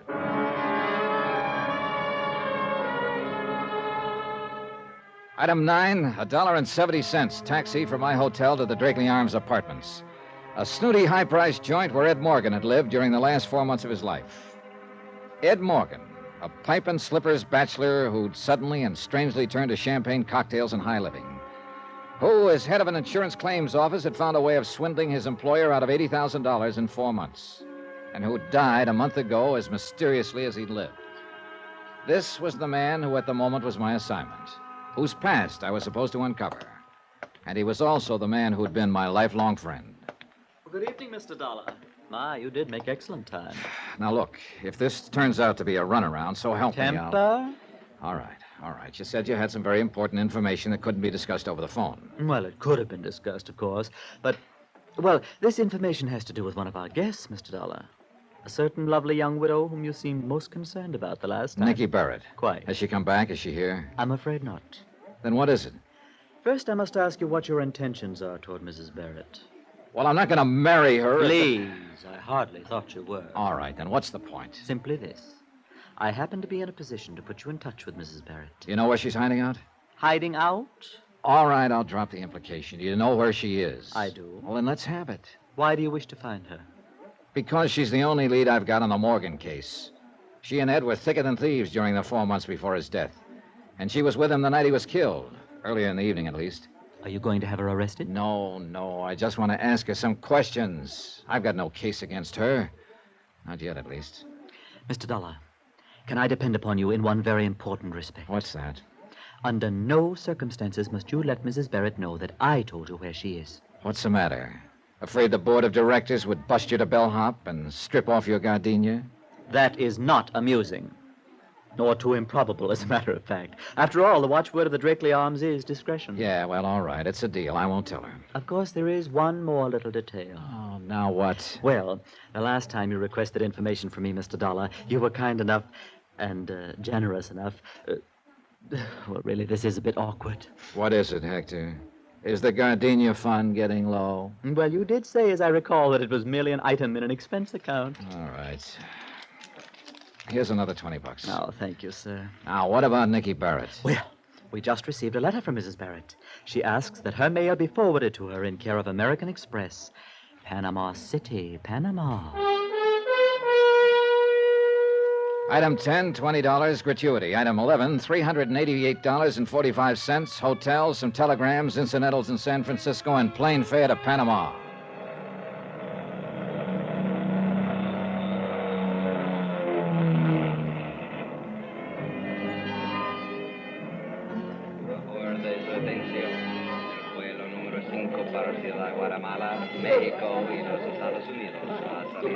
I'd sent wires ahead before I left the States. It wasn't until after I'd cleared customs and was heading for the American Express office that I was certain the messages had produced any results. Dispénseme, por favor. Yeah? You are Senor Johnny Dollar from the Estados, no? That's right.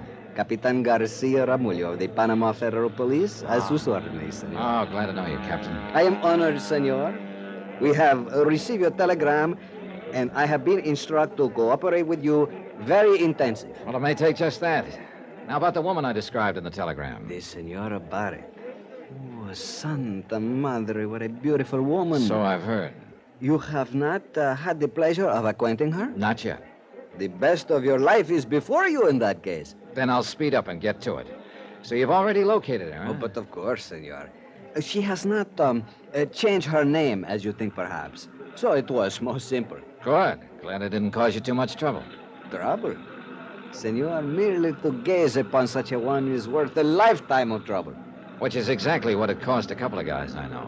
Such eyes, such hair, such lips, yeah. such... Well, what do you say we... Forgive me, senor. I am carried away with it. Well, where is this living little doll staked out at the moment?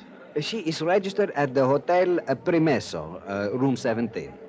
Hotel Primeso? This is something most unusual, I'm thinking. What do you mean? The Primeso is one hotel very small, which is located on the waterfront. It's most for sailors, fishermen. I see. The beautiful tourista one would think to find in a hotel of more elegance. She may be deliberately staying away from the tourist belt. Quien sabe, senor? Who can tell the reasons of a woman? Yeah. Is she living there alone? So I have been informed. You expect someone with her? I don't know what to expect. I don't even know why she came here. I'm moving in blind. See, life is most difficult at times. You didn't talk to her, did you? Let her know you were checking on her? Please, senor. I'm sorry, Captain. I had to be sure. She is most entirely without suspicion. Good. Well, I suppose I'd better check into a hotel first. Then what are your plans, senor? I don't know exactly. I'll talk to her, try to get some answers. And from there on, I'll just have to call it as I go. I hope this lovely lady has not involved in some serious crime. I hope not, too. But I wouldn't bet much on it. Item 12, $8. Taxi, flat rate for the rest of the day. And by the time I checked into a hotel and showered and changed, the rest of the day didn't have long to go. The Hotel Promesa was on the waterfront, as Captain Garcia had said, and some distance from town. But although it wasn't a tourist trap, neither was it quite the sailor's flophouse I'd been led to expect. It was built native style with bamboo shutters and wide verandas, half buried in a thicket of mango and banana. $5 bought me the desk clerk's undying affection, and 2 minutes later I stood unannounced at the door of room 17. Just a minute. It's about time. I ordered that ice at least I thought you were the bellboy. No. The name is Johnny Dollar. Johnny Dollar. Mind if I come in, Mrs. Barrett? What for? Well, it would be more comfortable than trying to talk out here on the veranda. What is it you want to talk about? A friend of mine. Name of Ed Morgan. All right. Come on in. Sit down, Mr. Dollar. Thanks. I'd offer you a drink, but there's no ice. And in this kind of heat... I don't care for a drink, thanks. You'd think it would cool off after the sun goes down, but it doesn't. At least not very much. Sometimes a breeze comes up from... What are you staring at, Mr. Dollar? You? Why? I'd had such glowing reports about you that I was sure they were exaggerated. They weren't. Thanks. And did you come all the way down here just to check those glowing reports? How do you know I came all the way down here? What do you mean? Maybe I live here. No. I've heard of you before. Ed, Mr. Morgan used to talk about you. Was it Ed or Mr. Morgan? You don't miss much, do you? I try not to. It was Ed, as you undoubtedly knew. Yes, I knew. But I wasn't sure why. Why? Why he lost his head. Now that I've seen you, I can understand. Who wouldn't? Oh, please. I'd rather not talk about it, Mr. Dollar. Ever since that terrible accident, there's been only one thing I've wanted. To forget. Well, I'm sorry to have to bring up unpleasant memories, Mrs. Barrett, but I've got to ask you some questions. There's nothing... The night of his death, what time did he leave you? What do you mean? You were together earlier in the evening. You left the bar at the Drakeley Arms together at 9 o'clock, but shortly after midnight, when Ed ran his car off a cliff into the Pacific, he was apparently alone. We went to dinner, then he brought me back to the apartment house. He was going to Half Moon Bay to see a client. That's why he happened to be on that road. I don't want to talk about it, Mr. Dollar. It's horrible to think of him dying that way. His body's still out there in the ocean somewhere. That's why I came down here. To get away and try to forget. Then you thought quite a lot of him, huh? We were going to be married. I see. Well, it's too bad it didn't work out with all the wealth Ed had and the beauty you have. Why, I had the idea that he just worked for an insurance company. And lived the way he did? Oh, come now, Mrs. Barrett. Well, actually, I didn't really consider it. My husband had left me quite well off.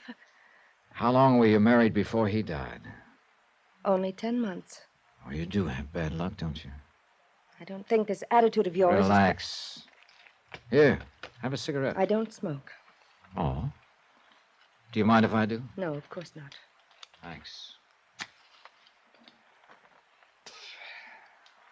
Do you have a suite here, Mrs. Barrett, or just this one room? Just this room. Why? Oh, and then this door must lead to the bath. What do you think you're doing? Empty, huh? Of course it's empty. Then the other possibility is that closet. Stay away from there. When I came in, there was cigarette smoke in the air, stubs in the ashtray. There's no one here. Stay away from there. Oh, look, Mrs. Barrett, turning out the lights may be romantic, but it's not the idea. What? You? I was still conscious but groggy, and I couldn't seem to get off the floor. I heard someone moving, heard the door to the veranda open and close. I shook my head, tried to clear it. I finally staggered to my feet and found the light switch. Nicky Barrett was cowering back against the wall, staring at me, scared, but not saying anything. I stumbled toward the door. The veranda was empty. There was no sign of movement in the shadows.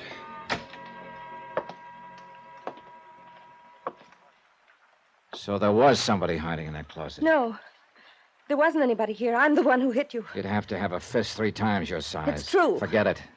I know the game now. I should have known it a lot sooner. You're wrong. There's only one person in this world who tears cigarettes apart and shreds the paper that way. No! The 2 of you, in on it together. They didn't find his body because there wasn't anybody to find. He's still alive. He was right here in this room. That was Ed Morgan.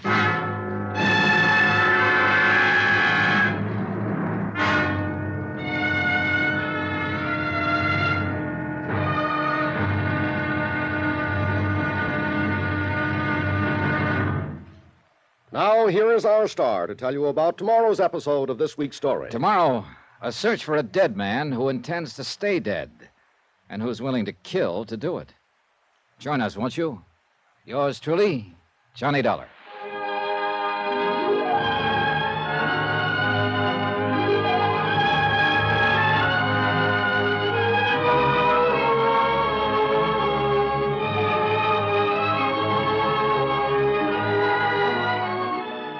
Yours truly, Johnny Dollar, starring Bob Bailey, is transcribed in Hollywood. Written by Les Crutchfield, it is produced and directed by Jack Johnstone.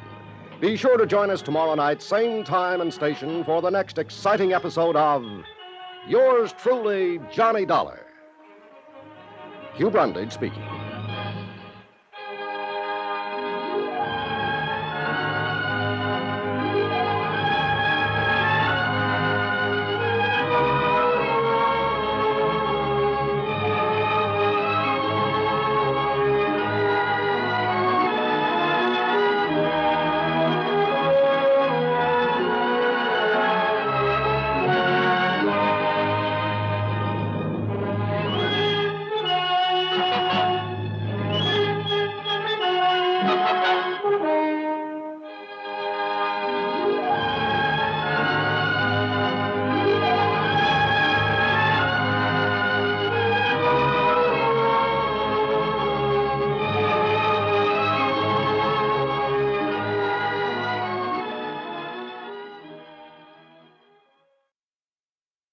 From Hollywood, it's time now for Johnny Dollar. This is Capitan Garcia Ramullo of the Panama Federal Police. Good. Your sergeant said he could locate you in a matter of minutes. I am never lost from contact, senor. You have talked with the beautiful turista, no? I have talked with her, yes, and I ended up getting socked in the jaw. These Americano women are so very much athletics. No, she didn't hit me. It was a guy who was hiding out in a closet. I understand, senor. Somehow I doubt it. Look, Garcia, it was the man I came down here to question her about. I'm sure of it. But, senor, you have told me... Yeah, I know. Apparently his death was faked. I think he's here, hiding out somewhere in Panama City. Do you think you can find him? When my men make the search, senor, even a little dog could not escape. Then go to it. His name is Ed Morgan, but he may be using another one. The charge is embezzlement. You know his description, senor? I ought to. He's been one of my best friends for years.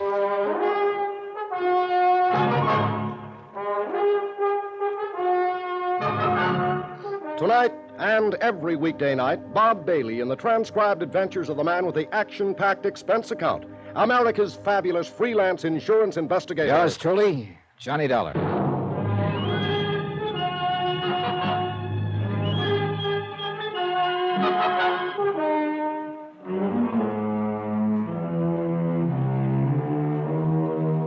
From Special Investigator Johnny Dollar, location Panama.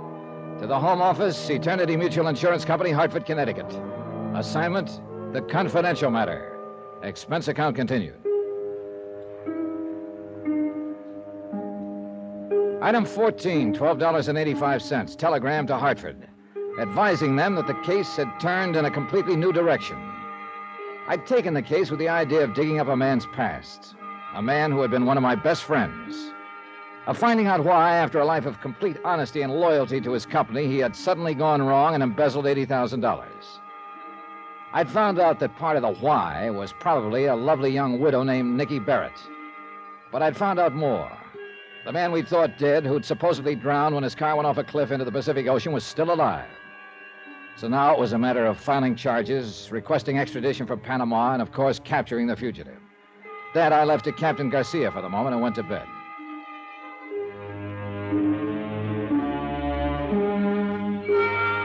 When I came down to breakfast the next morning, I still hadn't heard back from Garcia.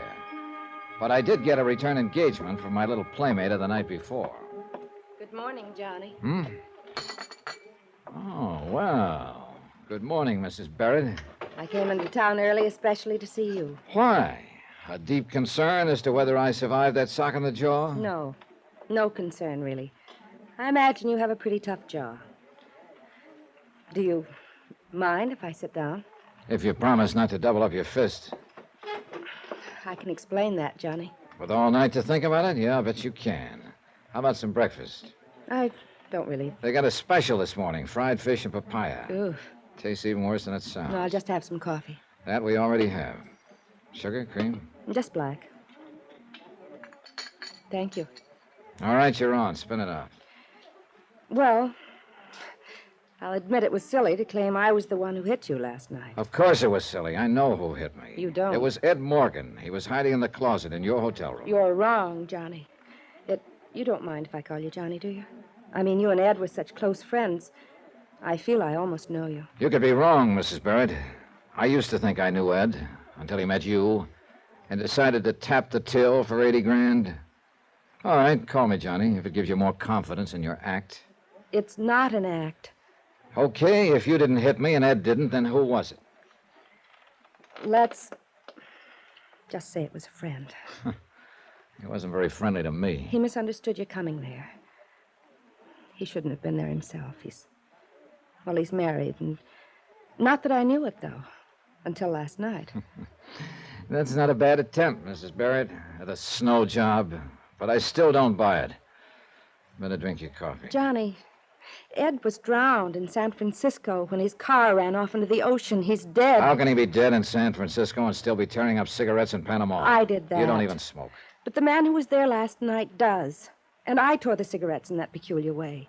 I picked up the habit from Ed. I just did it absent-mindedly, I guess. Now, this gets better as it goes along. Oh, I'm not lying. It's true. No, I mean this fish and papaya. I guess you just have to get used to the mixture. Oh, please, Johnny. You're not even touching your coffee. If I drink it, will you please listen to me? I am listening to you. I just don't believe you.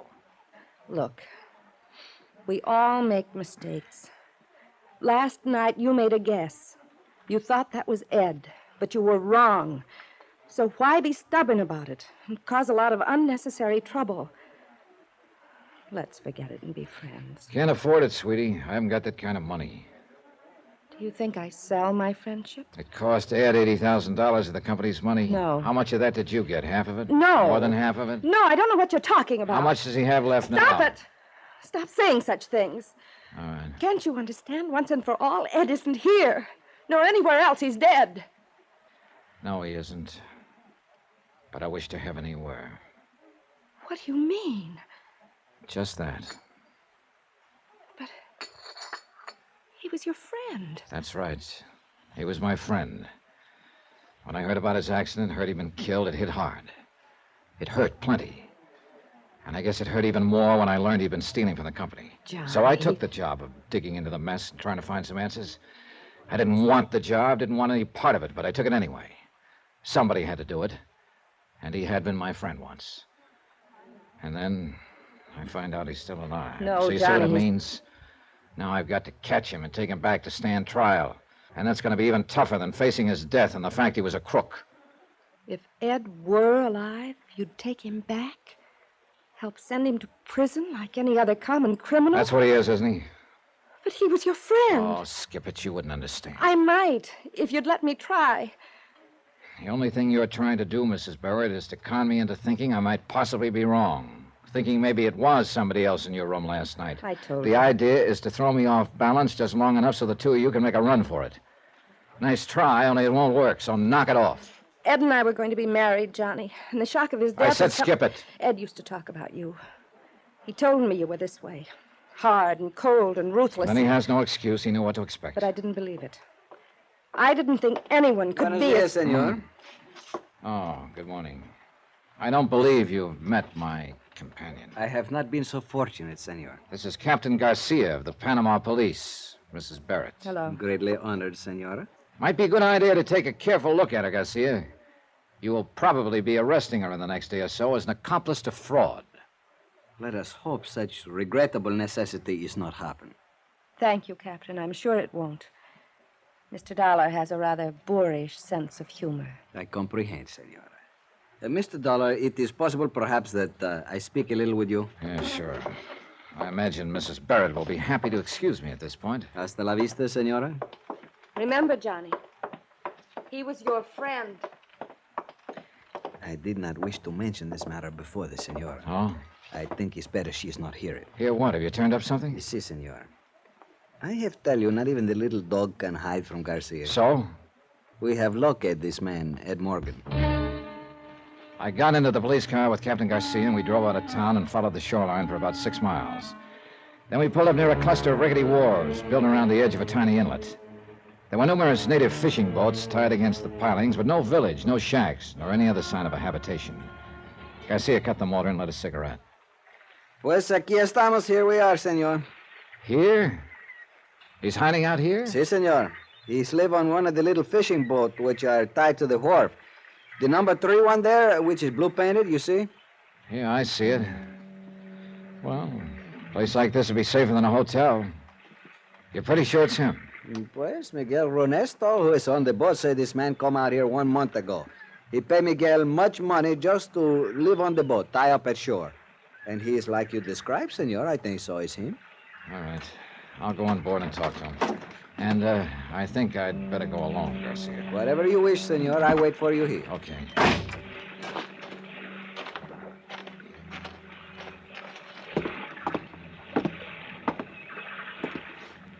Ed? Ed Morgan.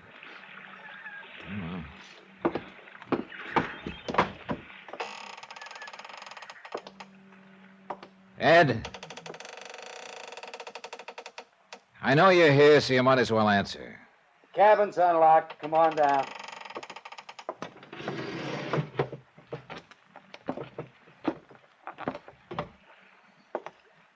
Been a long time, Ed. Yeah, it has. Sorry the place is so littered up. Temporary quarters, you understand. Sit down. Thanks. Johnny, why did it have to be you? It had to be somebody, Ed, sooner or later. You should have known that. But not you. How'd you get onto me? I traced Mrs. Barrett down here. I thought you were dead until last night. She wasn't supposed to show here for 6 months. And last week, here she was. Couldn't wait. Why did you do it, Ed? You wouldn't understand. You've always had dames crazy about you without lifting a hand. But not me. This face always stopped them. Sure, I used to laugh about it, but... Well, you just wouldn't understand. And this woman was different, is that it? Nicky fell as hard as I did. I didn't know women like her even existed. She's for me all the way. Is she worth the price tag? $80,000? Cut it, Johnny. It's not that way. It's just that Nicky had always lived well, and I had to live that way, too, in order to be around her. I got in further and further, and finally I was in too deep to pull out. Did she know you were stealing from the company? Not at first. The blame's all mine, Johnny, not hers. You picked your own apples, is that it? Call it that. And I didn't spend all that money. We decided to get out of the country, start a new life together. I figured I'd need that much. And Nicky agreed to that plan? Sure. That's why she's here. She sold out and came on down. Only she didn't, Ed. She still has her apartment in San Francisco. You're wrong, Johnny. She sold her furniture, her clothes, everything. The stuff is all there, Ed. I saw it. You're lying, Johnny. She pulled stakes. She told me. Okay, she told you. I guess you know why I'm here. I know why you think you're here. Hold it, Johnny. Don't move. I've had this gun on you since you came on board. I know you have. But I wonder if you'd really use it. Don't try to find out. And don't tell me I'm in a spot. I know that. But I'm going on as far as I can. And if I have to kill to do it, then I'll kill. Maybe I could have stopped him. Maybe he wouldn't have fired, I don't know. And for one reason or another, I didn't feel much like finding out. I let him go. He backed out of the cabin hatch and bolted it on the outside. I heard him cross the deck and run along the wharf. And I waited for Garcia to call out to challenge him. The only sound was the car motor starting up and speeding away. Then I heard somebody come running down the wharf. Senor Dollar! Get the door open, Garcia. Where is he? What happened? He take the car, senor. It's me to blame. I am not alert. Before I know it, Never mind. Where's the nearest telephone? 2 miles, senor. 2 miles? How do we get there? But how else, senor? We walk?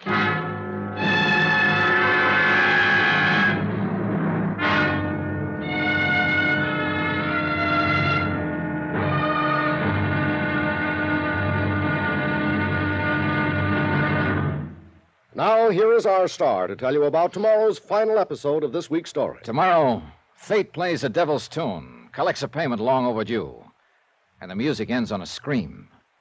Join us, won't you? Yours truly, Johnny Dollar.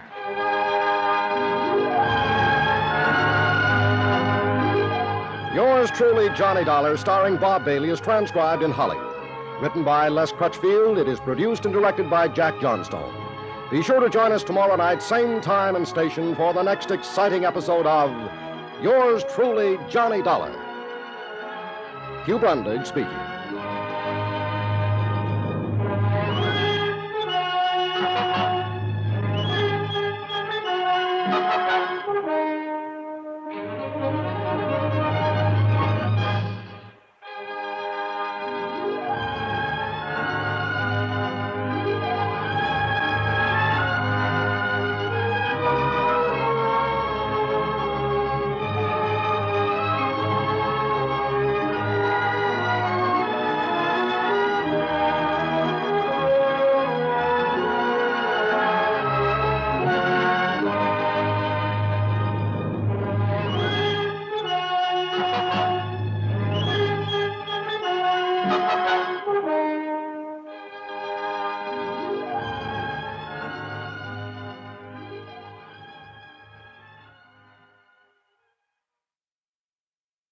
From Hollywood, it's time now for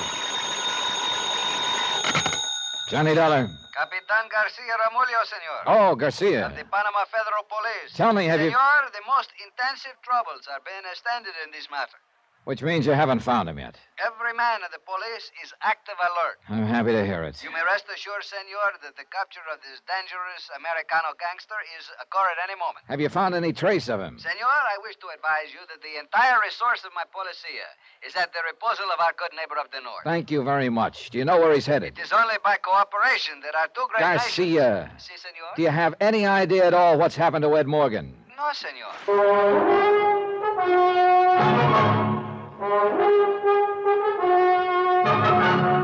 Tonight and every weekday night, Bob Bailey in the transcribed adventures of the man with the action-packed expense account. America's fabulous freelance insurance investigator. Yours truly, Johnny Dollar.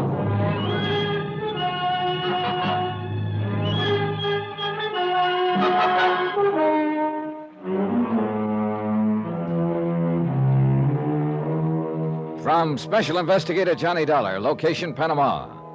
To the Home Office, Eternity Mutual Insurance Company, Hartford, Connecticut. Assignment, the confidential matter. Expense account, final page. Item 15, $1.10. Taxi from my hotel to Plaza Bolivar in the office of Captain Garcia, Commandante of Police. It had been over an hour and a half since I'd let Ed Morgan point a gun at me and escape from the tiny fishing boat where he'd been hiding out for the past month. I'd expected the police to capture him within 30 minutes. There were only 2 highways out, and they'd both been blockaded immediately. But somehow, Ed, driving a stolen police car, had escaped the net. In fact, he'd done more than merely escape, as I discovered when I walked into the massive stone police headquarters. Ah, Senor Dollar, pleased to sit you down. Thanks. The most surprised thing is, of course, senor. What do you mean? You will remember you say it's a fine idea to keep watch at the Hotel of the Senora Barrett. Yeah, I thought Ed might try to get in touch with her. Bueno, si. So I do this thing. I send 2 men, and they watch for 1 hour. Que bobos, they're fools. Why so? They do not see the Senor Morgan. They do not see the Senora Barrett. But only after 1 hour do they think to talk with the manager. You know what he say? What? Senor Morgan come 5 minutes before they do, and he take the Senora away in the car. What the devil for? Quien sabe, senor. Driving a stolen car and just 1 jump ahead of the police, and he risks his neck to go after her? Why? Pues a veces el amor le vuelve loco, un hombre. Meaning? This love is sometimes make a man crazy in the head. I'll buy that one. It's something I am not understand so good, senor. What's that? How is it you all know all about this criminal? He wasn't always a criminal, Garcia. He was one of my best friends for 12 years. Then I am much sympathy with you, senor. It's too unfortunate that you have the job for arrest him. Well, I didn't know he was alive when I took the job. ¿Qué dice? The company ran an audit on his books and found an 80 grand shortage. I went to San Francisco to find out what happened to the money. Ed was supposedly dead at the time. We all thought so. Then I do not understand why you have come here to Panama. I came to talk to this Nicky Barrett, the woman he'd been running around with. I stumbled onto him by luck or accident or whatever you want to call it. Qué curiosa es la vida. To live is like to fish, senor. One is never certain what he may pull up on the hook. Well, I've pulled up one here, and I'd like to throw it back. But I guess you don't have much choice when you... Dispénseme, por favor. Bueno. ¿Qué dice? Sí, yo sé. Cerca del mar. Santa madre, ¿qué tan lejos? What is it, Garcia? Ay, qué lástima. Sí, cuídelo bien. Venemos ahorita. Sí, adiós. What's wrong? What's happened? Senor Morgan and the senora, they have been found. Where? They have tried to escape by the old road on the cliff. It's abandoned, very dangerous. They are miss one bad curve and go into the ocean. Into the ocean? Si, senor. The car is under 10 meters of water. There is no sign of life. Expense account item 16, $75. Charter fee on one power launch. This included the services of a diver and line tender. We were just plain lucky on this one. A salvage company happened to be working in the port and had a man and equipment free at the moment. We took off along the coastline, and in less than an hour, we dropped anchor over the wreck. The diver had been lowered beneath the surface. The sea was calm against the rocks, but the water wasn't clear enough to see more than just the outline of the car lying over 30 feet down on the bottom.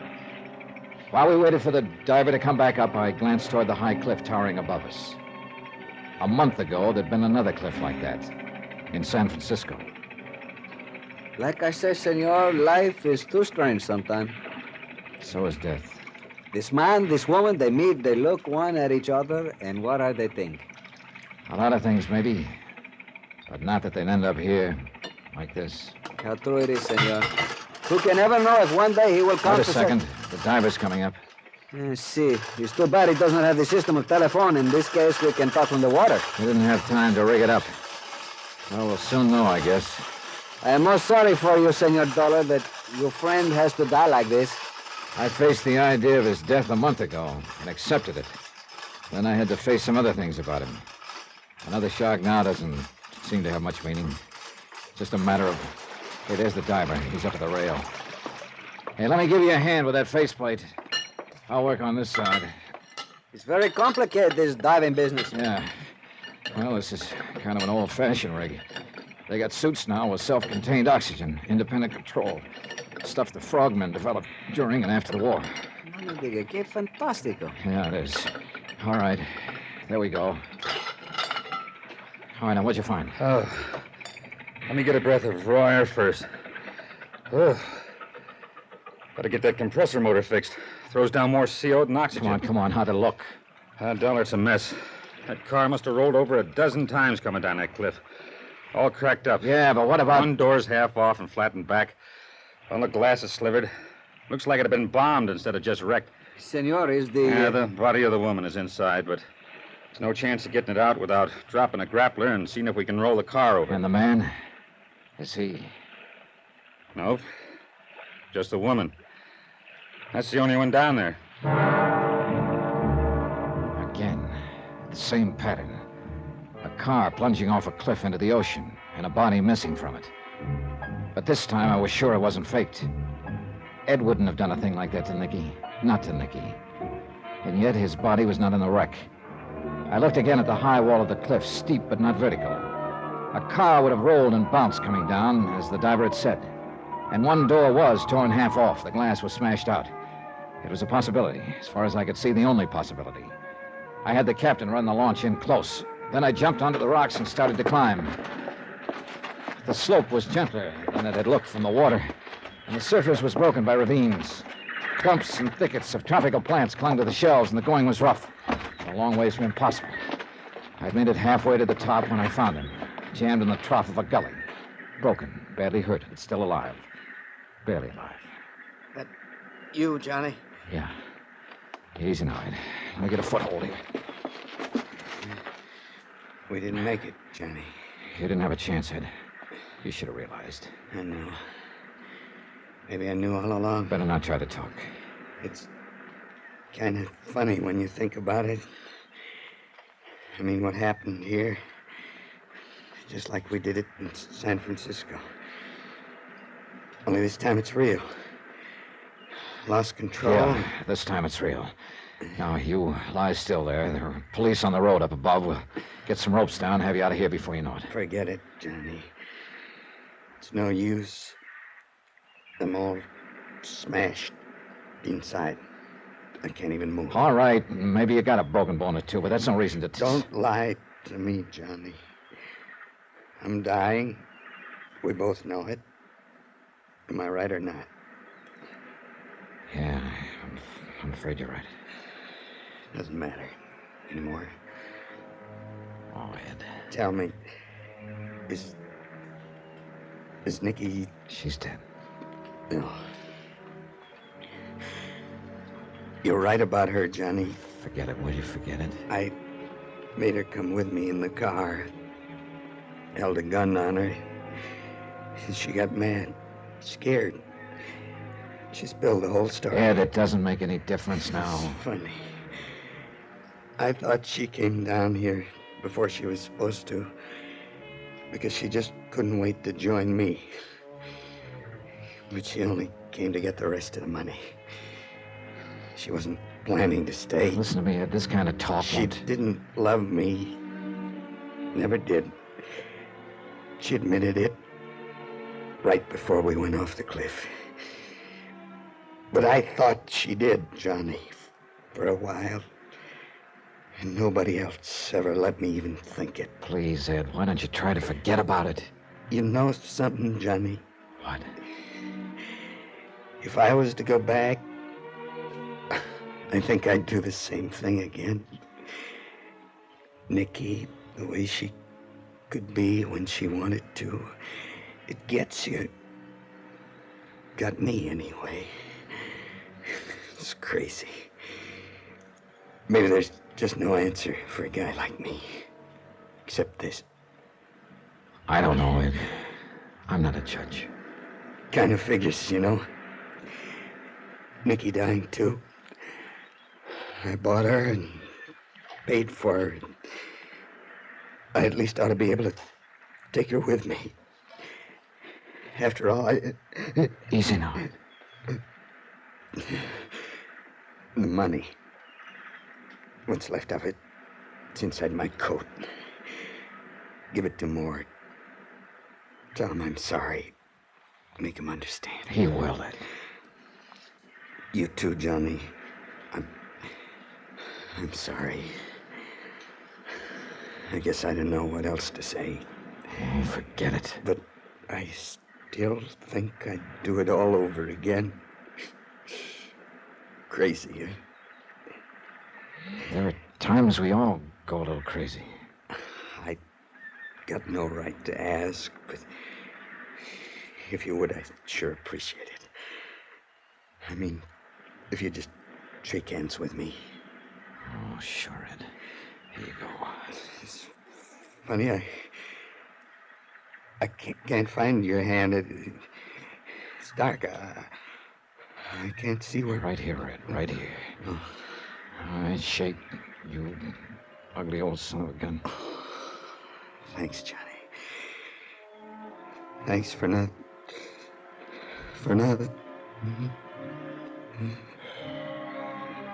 So long, Ed.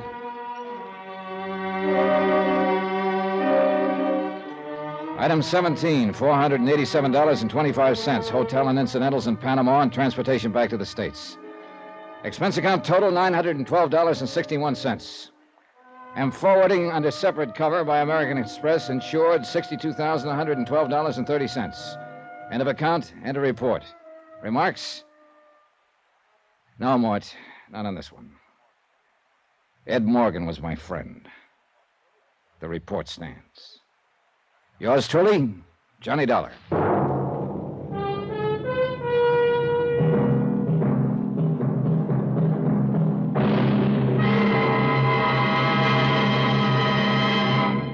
Now, now, here is our star to tell you about next week's story. Next week, the imperfect alibi matter. A real weirdie, where a big lie turns out to be the one real truth in the case. Join us, won't you? Yours truly, Johnny Dollar. Yours truly, Johnny Dollar, starring Bob Bailey, is transcribed in Hollywood. Written by Les Crutchfield. It is produced and directed by Jack Johnstone. Heard in our cast were Virginia Gregg, Jack Edwards, Russell Thorson, Thurley Mitchell, Stacey Harris, Bob Miller, Harry Bartell, Victor Perrin, and Frank Gerstle. Musical supervision by Amerigo Marino. Be sure to join us on Monday night, same time and station, for another exciting story of Yours truly, Johnny Dollar. Hugh Brundage speaking.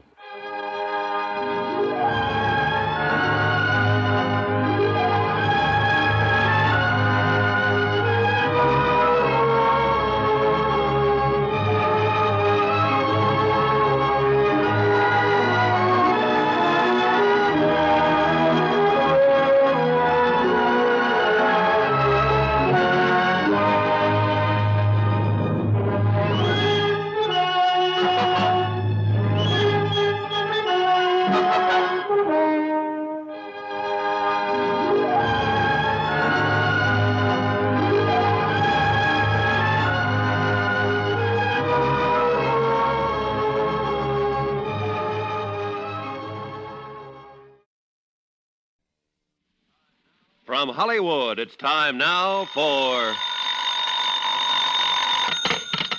Johnny Dollar. This is Joe McNabb, Northeast Indemnity. Hi, Joe. Good to hear your voice. It's not mutual, Johnny. And I always thought you cared. Whenever I hear your voice, it's because I'm in trouble. Oh, what is it this time? Ever hear of Harvey Stone?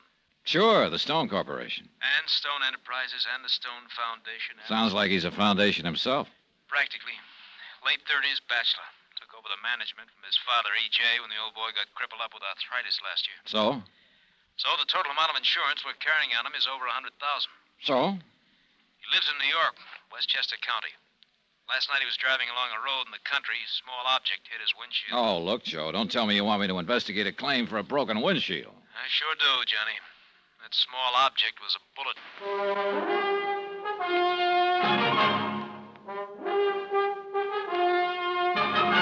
Tonight and every weekday night, Bob Bailey in the transcribed adventures of the man with the action-packed expense account, America's fabulous freelance insurance investigator. Yours truly, Johnny Dollar.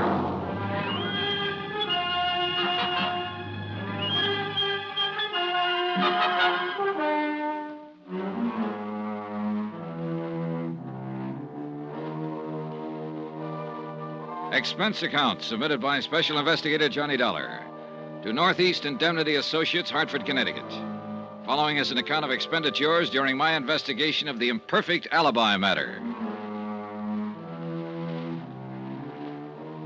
Expense account item 1, $1 even, taxi to the office of Northeast Indemnity where Joe McNabb was waiting for me.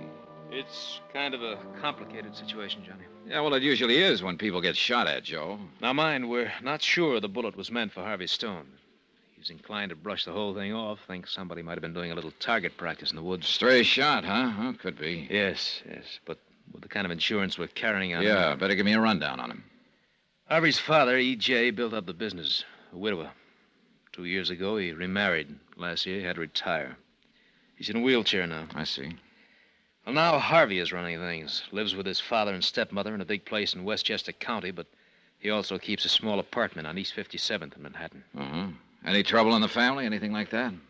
Harvey's been running around lately with a supper club singer named Helen Barrett. I gather he's thinking of marrying her. I also gather his family is bitterly opposed to the idea. How about Harvey's business affairs? Could he have made any enemies there? One, at least. Who? Dutch Krieger. Know him? Yeah, I sure do. A gambler with a lot of dough behind him and a couple of gunsels in front. That's the one. Now, how come he get mixed up with a character like Krieger? He didn't. He refused to. Come again? Krieger's put on a big act about going legitimate. Young Stone was negotiating a sizable real estate transaction recently. Found out that Krieger was one of the associates in the deal. He threatened to call it all off, made the other associates kick Krieger out. Oh, Dutch wouldn't forget a thing like that. No, he wouldn't. Who's the beneficiary on Stone's insurance policies? Father and stepmother jointly.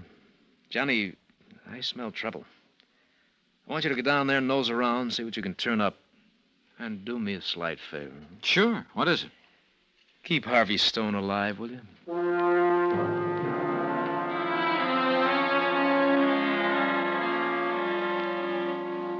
Expense account item 2, $12.50, transportation and incidentals to the Stone Estate in Westchester County.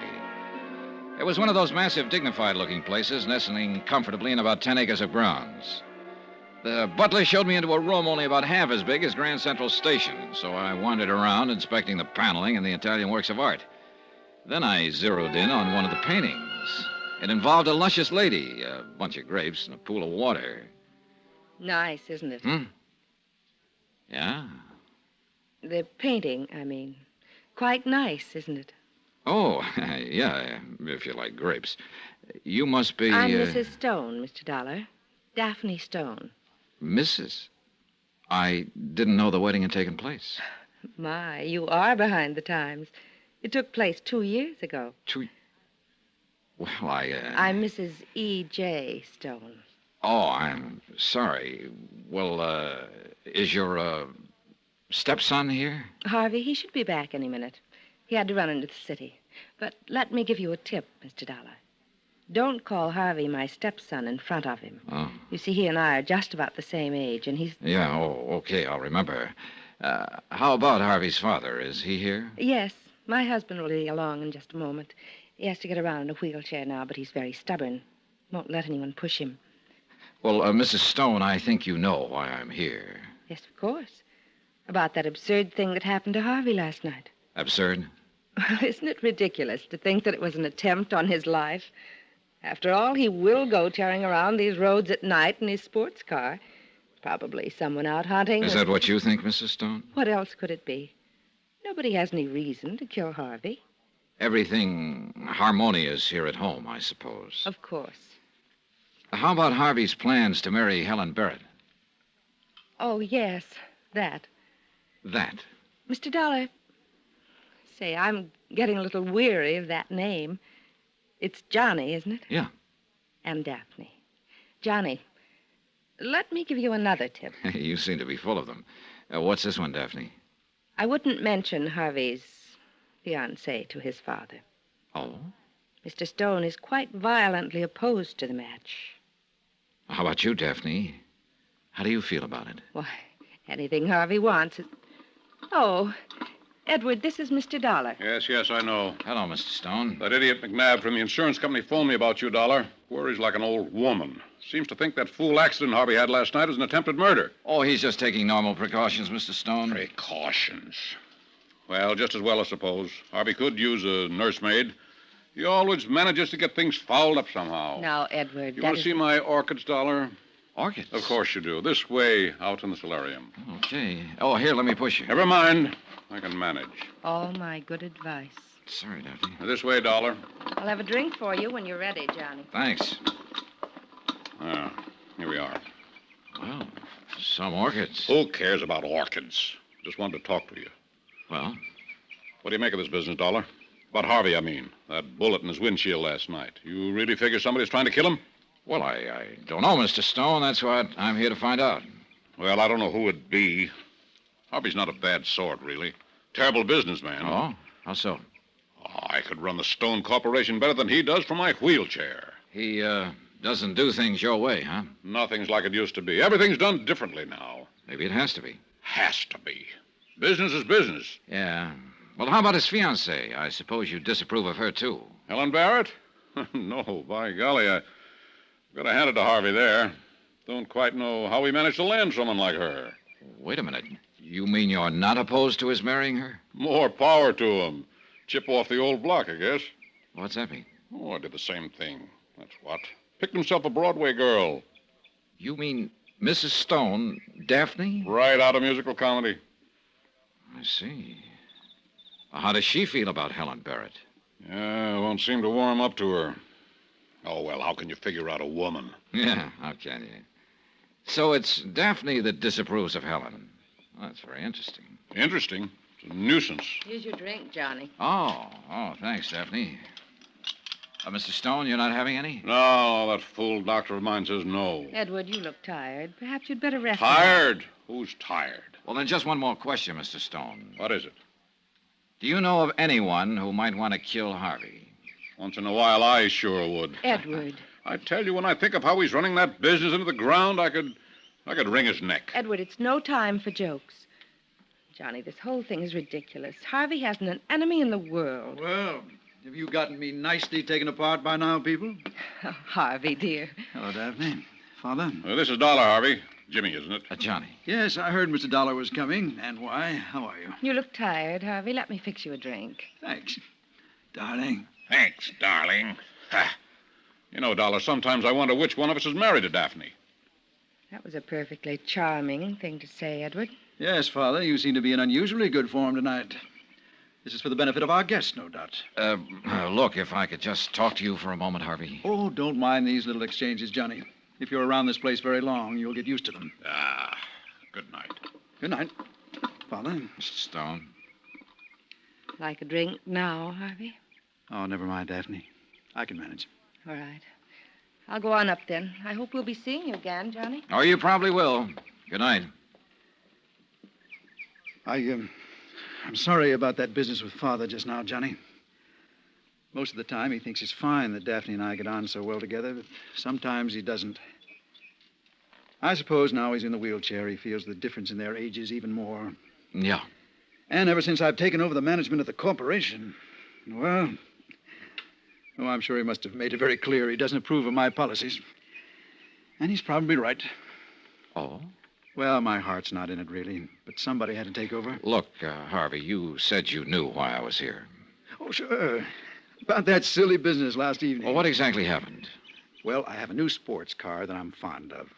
I went for a drive. You know, there are some pretty good country roads around here. Mm-hmm. And I slowed for a sharp turn, and I heard what I thought was a backfire. But my windshield shattered. It was a bullet. Well, what'd you do then? I stopped to warn whoever it was to keep away from the roads. It didn't occur to you that somebody might be trying to kill you? Oh, well, good Lord, no.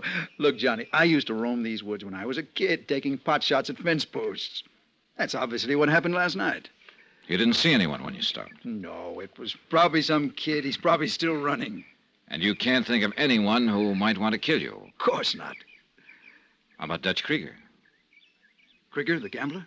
I understand he was involved in a business deal you were thinking of making. You refused to go through with it until his associates dumped him. Of course. After all, the name Stone does have a pretty honorable history. I couldn't very well have it connected with somebody like Krieger. Well, Dutch wouldn't forget a thing like that. Look, about your fiancée, Helen Barrett. Johnny, I suggest you confine your questions to subjects not quite so personal. All right, so I sound nosy, but you're heavily insured, Harvey, and that bullet last night could have been meant for you. My job is to find out if there's anyone who could possibly have any reason to kill you. There isn't. Do you know of anyone who's opposed to your marriage? I told you I'd rather not talk about that. Anyway, there's a good chance there isn't going to be any marriage. No. What do you mean? Look, Johnny, I have a good idea. It's almost time for the last train into the city. I'll drive you to the station. A polite but firm message that the interview was over. Harvey got called to the phone, and I went outside to wait for him. Daphne had lied when she told me Harvey's father opposed the marriage to nightclub singer Helen Barrett.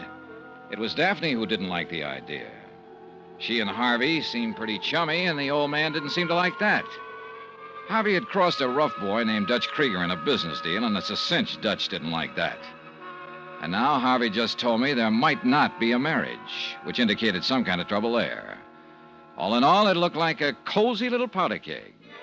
Then as I started for Harvey's car, the keg exploded right in my stomach in the form of a fist. I couldn't see who they were, but the two of them really knew their business, the way they worked me over. Hard enough to hurt, not hard enough to put me out. Finally, I guess they got bored. One of them did me a favor. He put me away.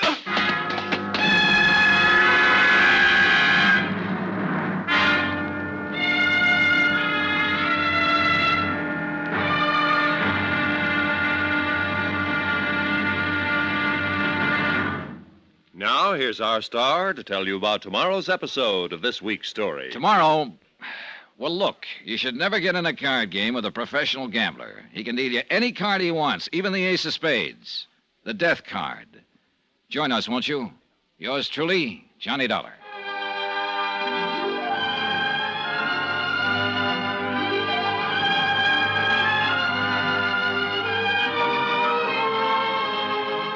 Yours truly, Johnny Dollar, starring Bob Bailey, is transcribed in Hollywood.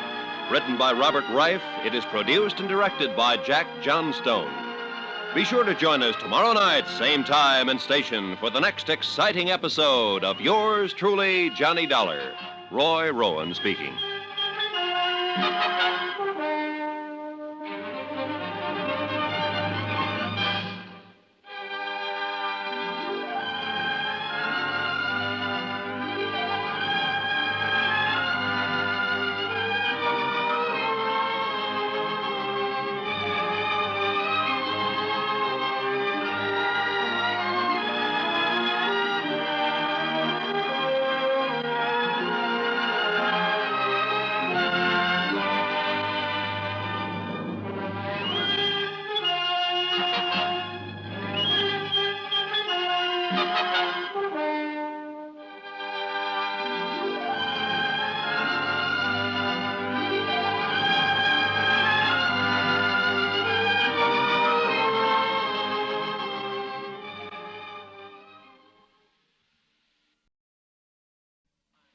From Hollywood, it's time now for...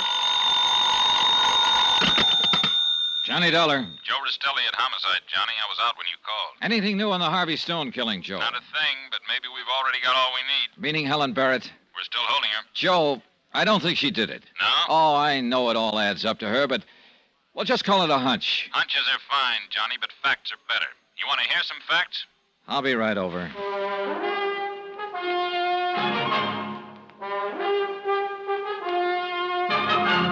Tonight and every weekday night, Bob Bailey in the transcribed adventures of the man with the action-packed expense account, America's fabulous freelance insurance investigator. Yours truly, Johnny Dollar.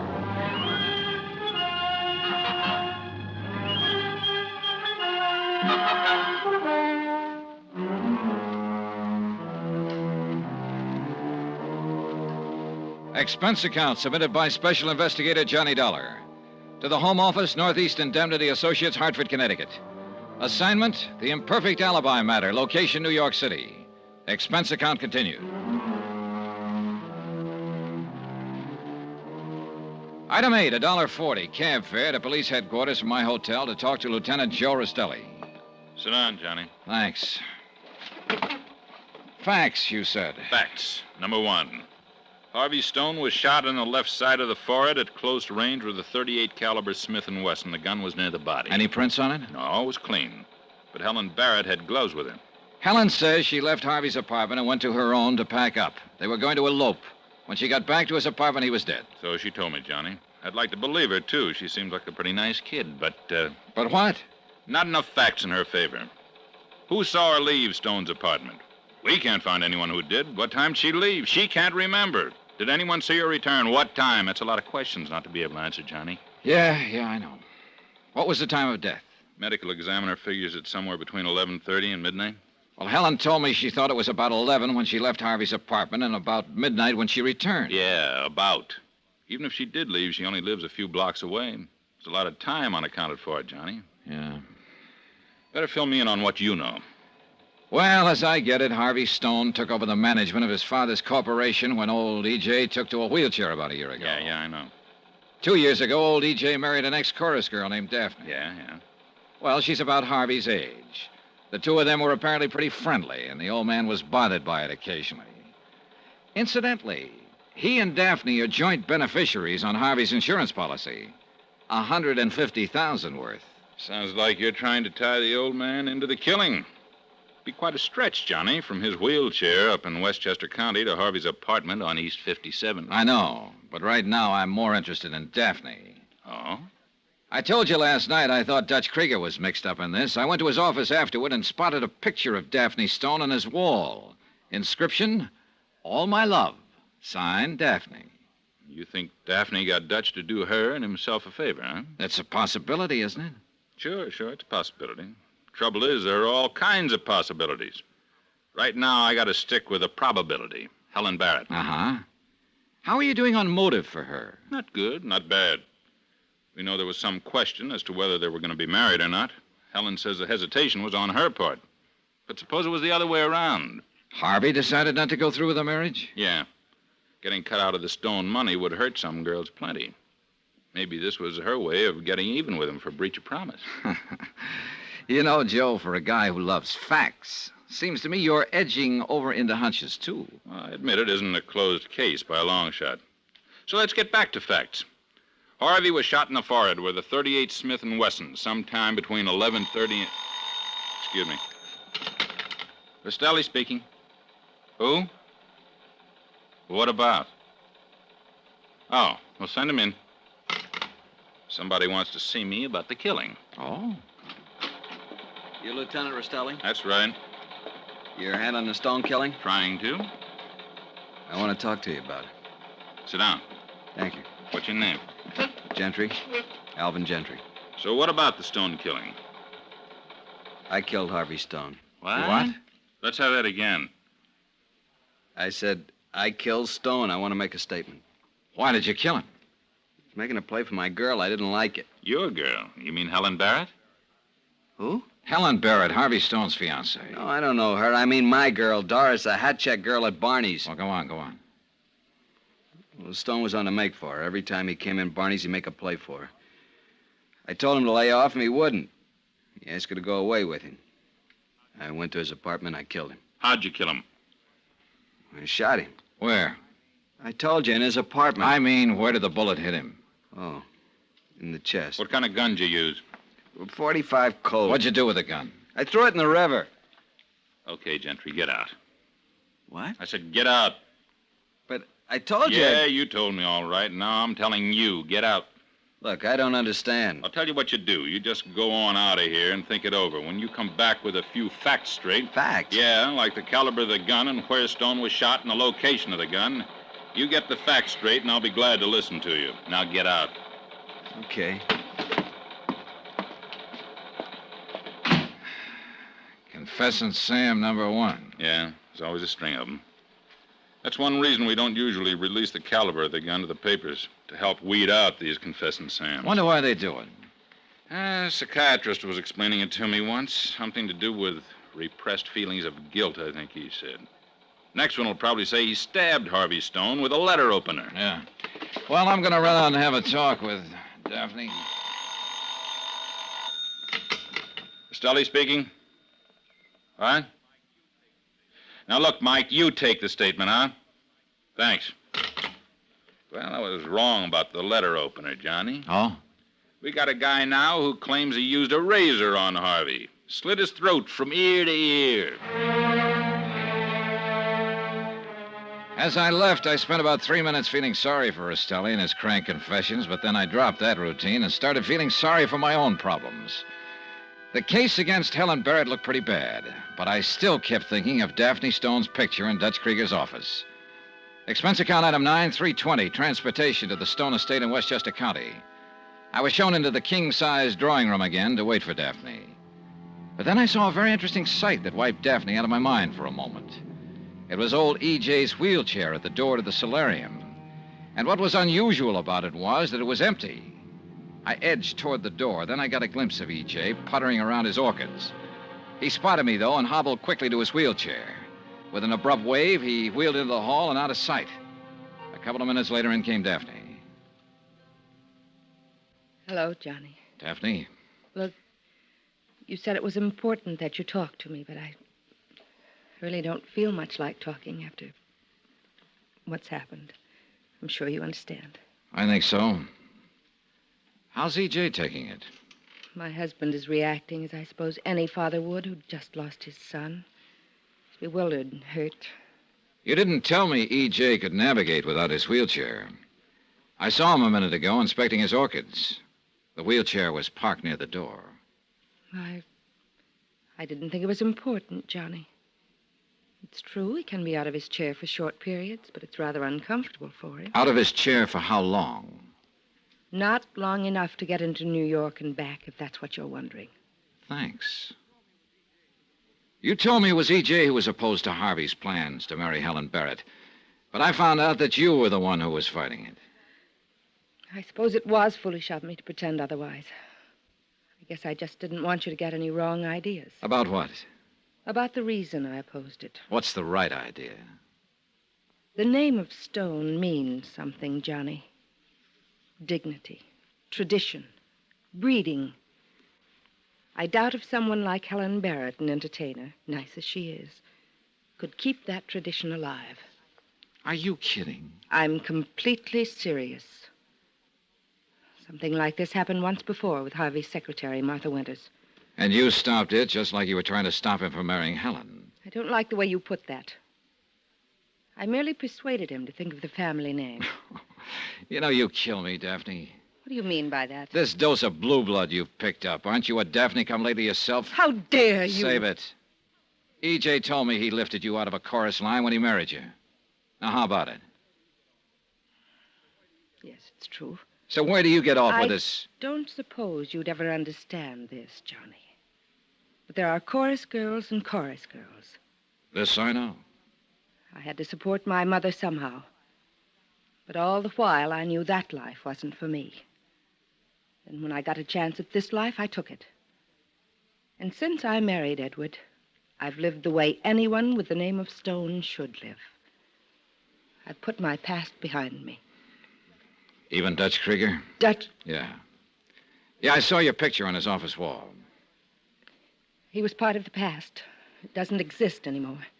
Isn't it kind of a coincidence he tried to worm his way into one of Harvey's business deals? I had nothing to do with it. And Harvey acted correctly in refusing to have anything to do with Dutch. I see. Then you opposed Harvey's marriage to Helen to protect the family name, huh? Just as I opposed the previous attachment to his secretary. Sure it wasn't because you didn't like the idea of competition? It's a pretty low thing to say under the circumstances. Well, just what are the circumstances? It's very simple. I've lost someone who was very dear to me. Even though I was Harvey's stepmother, we were practically the same age. Sure. I know people talked about it, made crude jokes about it. But I didn't care. Because I found in Harvey something I'd never had in my life before. Oh? What was that? A friend, Johnny. A real friend.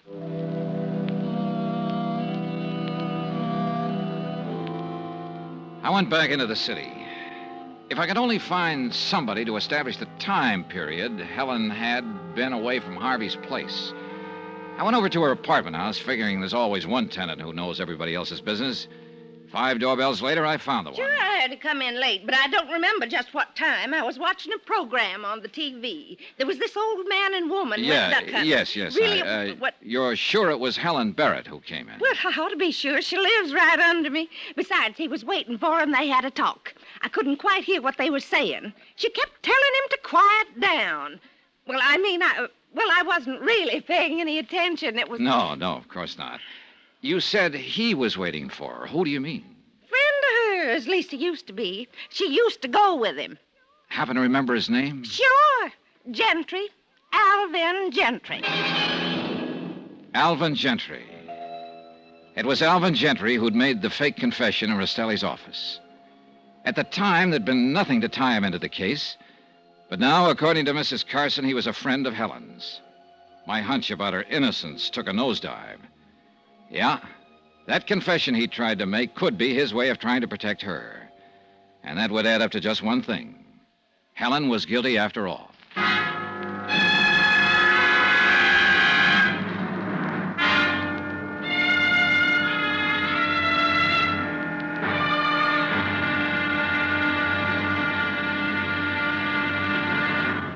Now, here's our star to tell you about tomorrow's episode of this week's story.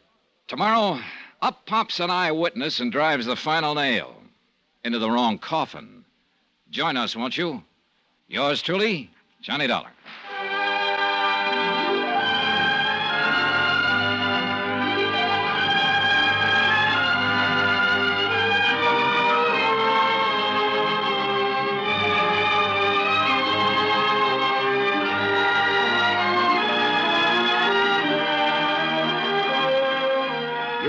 truly, Johnny Dollar, starring Bob Bailey, is transcribed in Hollywood.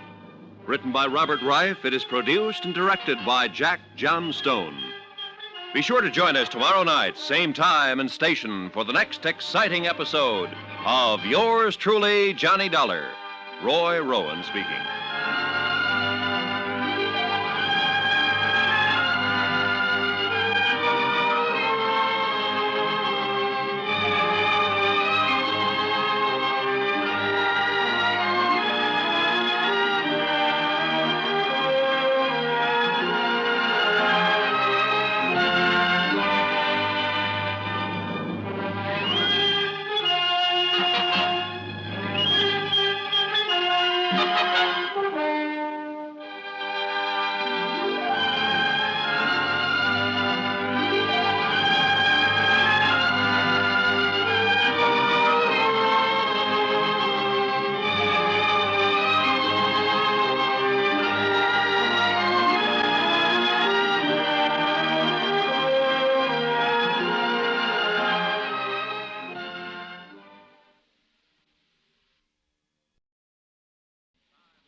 From Hollywood, it's time now for...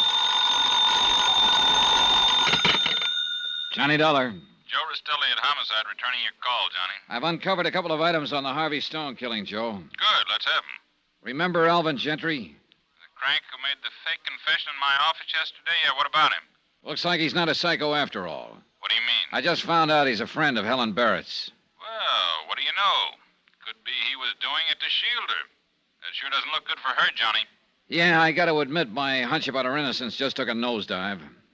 I also learned that Harvey's secretary, Martha Winters, used to be his girlfriend. Yeah, I'm up to date on that one. Matter of fact, Martha's in my office right now. Oh? Says she wants to make a statement. You want to hear it? You bet I do.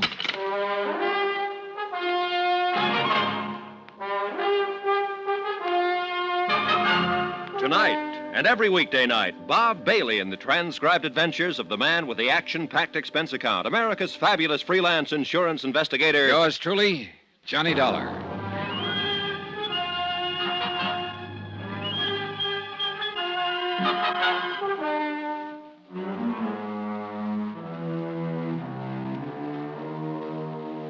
Expense account submitted by Special Investigator Johnny Dollar to the Home Office, Northeast Indemnity Associates, Hartford, Connecticut. Assignment, the imperfect alibi matter. Location, New York City. Expense account continued. Item 10, $1.40 cab from my hotel to police headquarters. Martha Winters, secretary to the murdered man, Harvey Stone, was in Lieutenant Joe Rastelli's office. She was a blonde, and again I had to admire the dead man's taste. He could really pick them. Miss Winters, would you mind telling Mr. Dollar here what you've just told me? No, not at all, Lieutenant. You see, Mr. Dollar, I have a small apartment in the same building as Mr. Stone's apartment. On East 57th? Yes. Harvey, as Mr. Stone, transacted most of the business at his apartment rather than the office when he was in town. That's mainly why he kept the apartment. And we felt it would be more convenient for me to be nearby. I see. Well, the night before last... The night of the murder? Yes. I'd been out to a show. I got home about 11:30. Go on. I saw Helen Barrett walking toward Mr. Stone's apartment. What? You sure about the time? Well, not right down to the second, of course, but I am positive it was within 5 minutes of 11:30. I see. Well, why did you wait until this morning to tell us this? Well, Come on, let's have it, Miss Winters. Well, naturally, no one likes to get mixed up in things like this. And I didn't want to make trouble for anybody. Helen Barrett always seemed like a nice person. But Mr. Stone was my employer and my friend. And after thinking it over, I could see what my duty was. You say Harvey Stone was your friend. Was he anything more than that? I don't think I know what you mean, Mr. Dollar. I think you do. I understand that at one time you and Harvey were planning to be married. That's true. But that's all in the past. Oh? Yes, we decided mutually that it was a mistake. We've been friends ever since, but nothing more than that. I see. Well... Heard enough, Johnny? Yeah. Okay, Miss Winters, that'll be all. Thanks for coming in. We'll get in touch with you again if we need any further information. All right. Anytime, Lieutenant. Well, Johnny, according to Martha Winter's statement, Helen Barrett was in Harvey's apartment at the approximate time of the murder. We know it was somewhere between 11:30 and midnight.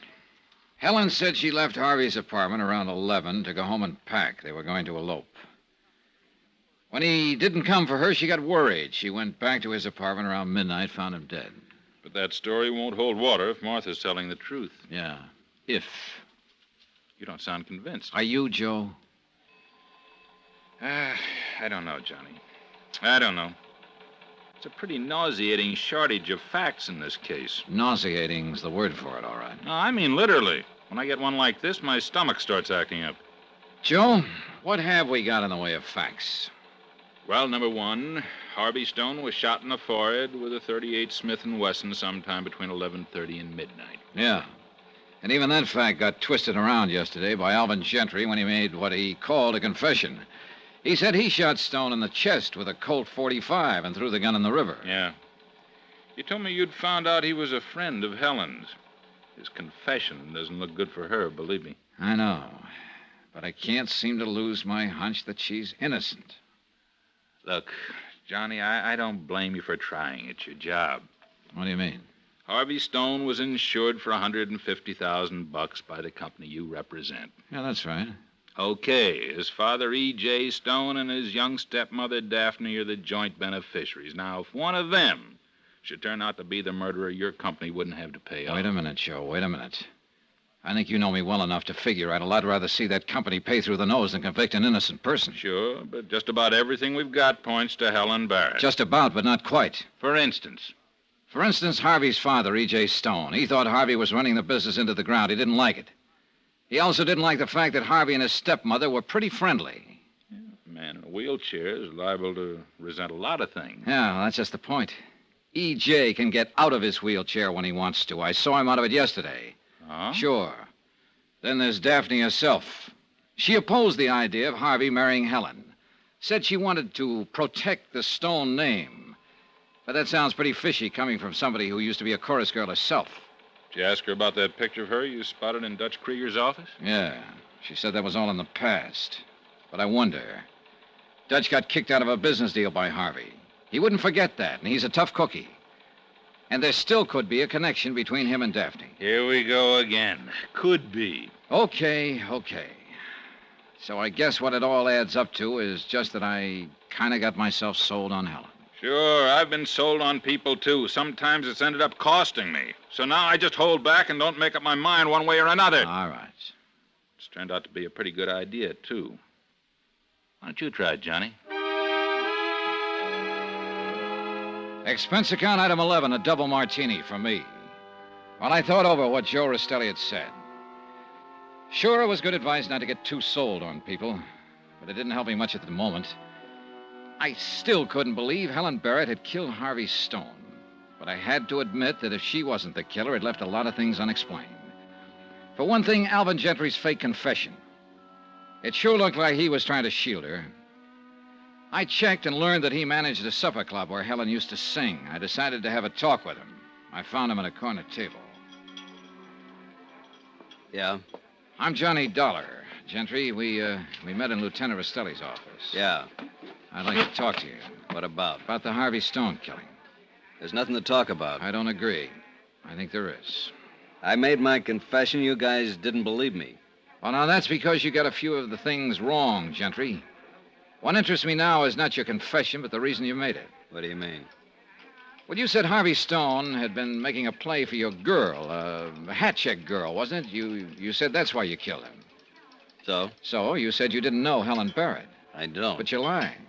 Look, Dolly. We found out you're a friend of Helen's. You used to go with her, and you were waiting in her apartment the night of the murder when she left Harvey's and came home to pack. Well, how about it, Gentry? Okay, so I do know Helen, but she didn't kill Stone. How do you know? She couldn't have. She's not that kind. Oh, sure. You were waiting in her apartment that night. Why? I wanted to see her. What about? She used to sing here. She drew good crowds. I wanted her back.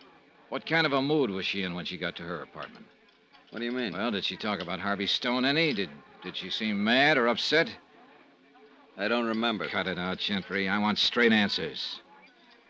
Well, I guess they had a little argument. What about? I don't know. Anyway, it doesn't matter. Helen didn't kill Stone. She was with me. You mean for a few minutes at her apartment? I mean longer than a few minutes. She was with me at the time of the killing. Now, look, Gentry. I know you're trying to help Helen, but believe me, this isn't helping her. First, you make a phony confession, and now all of a sudden you're giving her an alibi. Sure, it was stupid of me to make that confession. You can say that again. But I realized later it wasn't necessary. I realized that Helen had been with me at the time of the killing. You're going to stick to that story? Sure I am. Under oath? Under oath. Perjury's a pretty serious thing, Gentry. Perjury's pretty hard to prove, Dollar. One thing seemed pretty clear. Alvin Gentry was apparently convinced that Helen had killed Harvey Stone. He was doing everything he could think of, even perjuring himself to shield her. And the more he scrambled, the worse he began to look for her.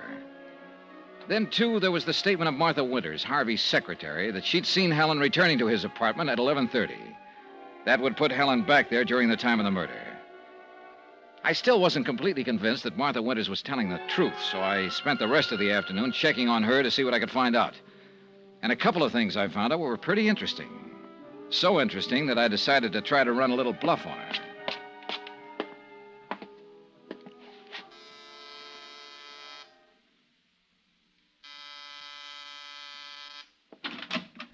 Oh, Mr. Dollar. Hello, Martha. I'd like to talk to you. Well, I was just on my way out. Well, this won't take long. All right. Please come in. Thanks. Well? It's about that statement you made to Lieutenant Rastelli this morning. Oh? Well, I really haven't anything more to add to it, Mr. Dollar. Look, I'm sorry, but I have an engagement now. Yeah. You told us this morning that you and Harvey Stone used to go together. But you called it off and were just friends after that. Yes, that's right. Now, look, Mr. Dollar, But that isn't the story I picked up at the office of the Stone Corporation a while ago, Martha. The office? Now, what right have you to go snooping around that office? Sorry, Martha, but snooping's my business. And you know, you pick up a lot of interesting information that way. Well, if you're going to listen to office For instance, gossip... I found out it was Harvey who called off the deal with you. No. And you've been carrying a torch for him ever since. There've been a couple of nasty scenes about That's it. a lie. Matter of fact, once or twice he'd almost made up his mind to can you, but each time he decided not to. Lies, lies, all of it. Okay. We'll let that go for a minute. Now, about your statement this morning. Mr. Dollar, I haven't time to stand here and repeat what I've already said. That's where you're wrong, Martha. You've got time to hear this. You'll take time. Well, what is it? You said you saw Helen heading for Harvey's apartment at 11:30. Yes, I did. Where were you at the time? Why, here? In your apartment here? But your apartment's around the corner of the hall from Harvey's. Well, How could you have seen her from here? Well, I didn't mean I was in my apartment. I was at the entrance, just coming in. The front entrance, huh? Yes. But Helen came in the side entrance. You couldn't have seen her from the front. But she's lying. Anyway, I hadn't reached the front entrance yet. I was outside. Sorry, Martha. The doorman and the cop on the beat both would have seen Helen. I tell you you- lied, didn't you? No. You didn't see her at all. Well, it had to be Helen. She's the one who killed him. I know she did. You lied, didn't you, Martha? If it hadn't been for her... If it weren't for her, maybe you'd be Mrs. Harvey Stone, huh? I didn't mean that. I meant Harvey'd still be alive. I just didn't want her to get away with You it. lied, Martha. You didn't see Helen at all. Yes, I lied, Mr. Dollar. I lied.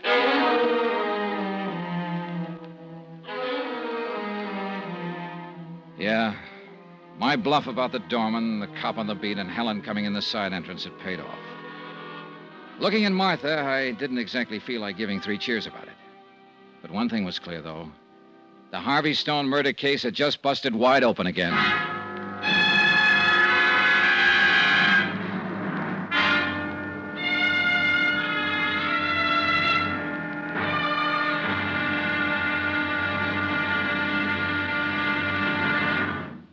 Now, here's our star to tell you about the final episode of this week's story. Tomorrow, the wind-up.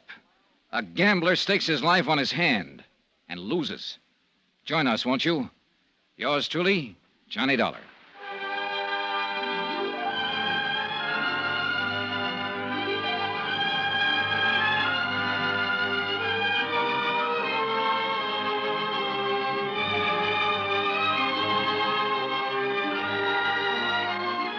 Yours truly, Johnny Dollar, starring Bob Bailey, is transcribed in Hollywood. Written by Robert Reif, it is produced and directed by Jack Johnstone.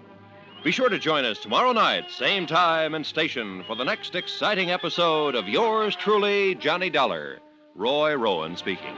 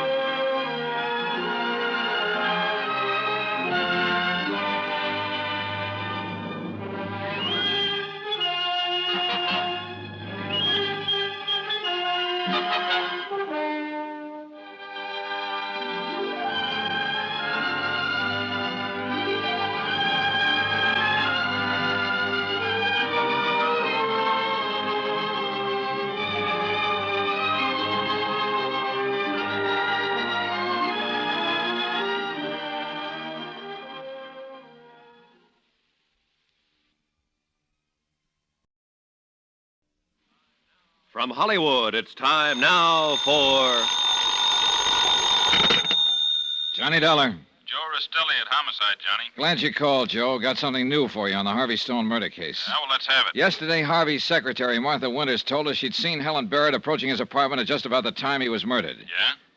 She just admitted to me that she lied. Oh? She wasn't in position to have seen anyone approaching the apartment at the time. Well, that maybe opens things up a little again. Yeah. I've got an item along that line, too, Johnny. What is it? Harvey's young stepmother, Daphne, up in Westchester County. Oh? What about her? I just found out she was here in the city the night of Harvey's murder. What? Yeah.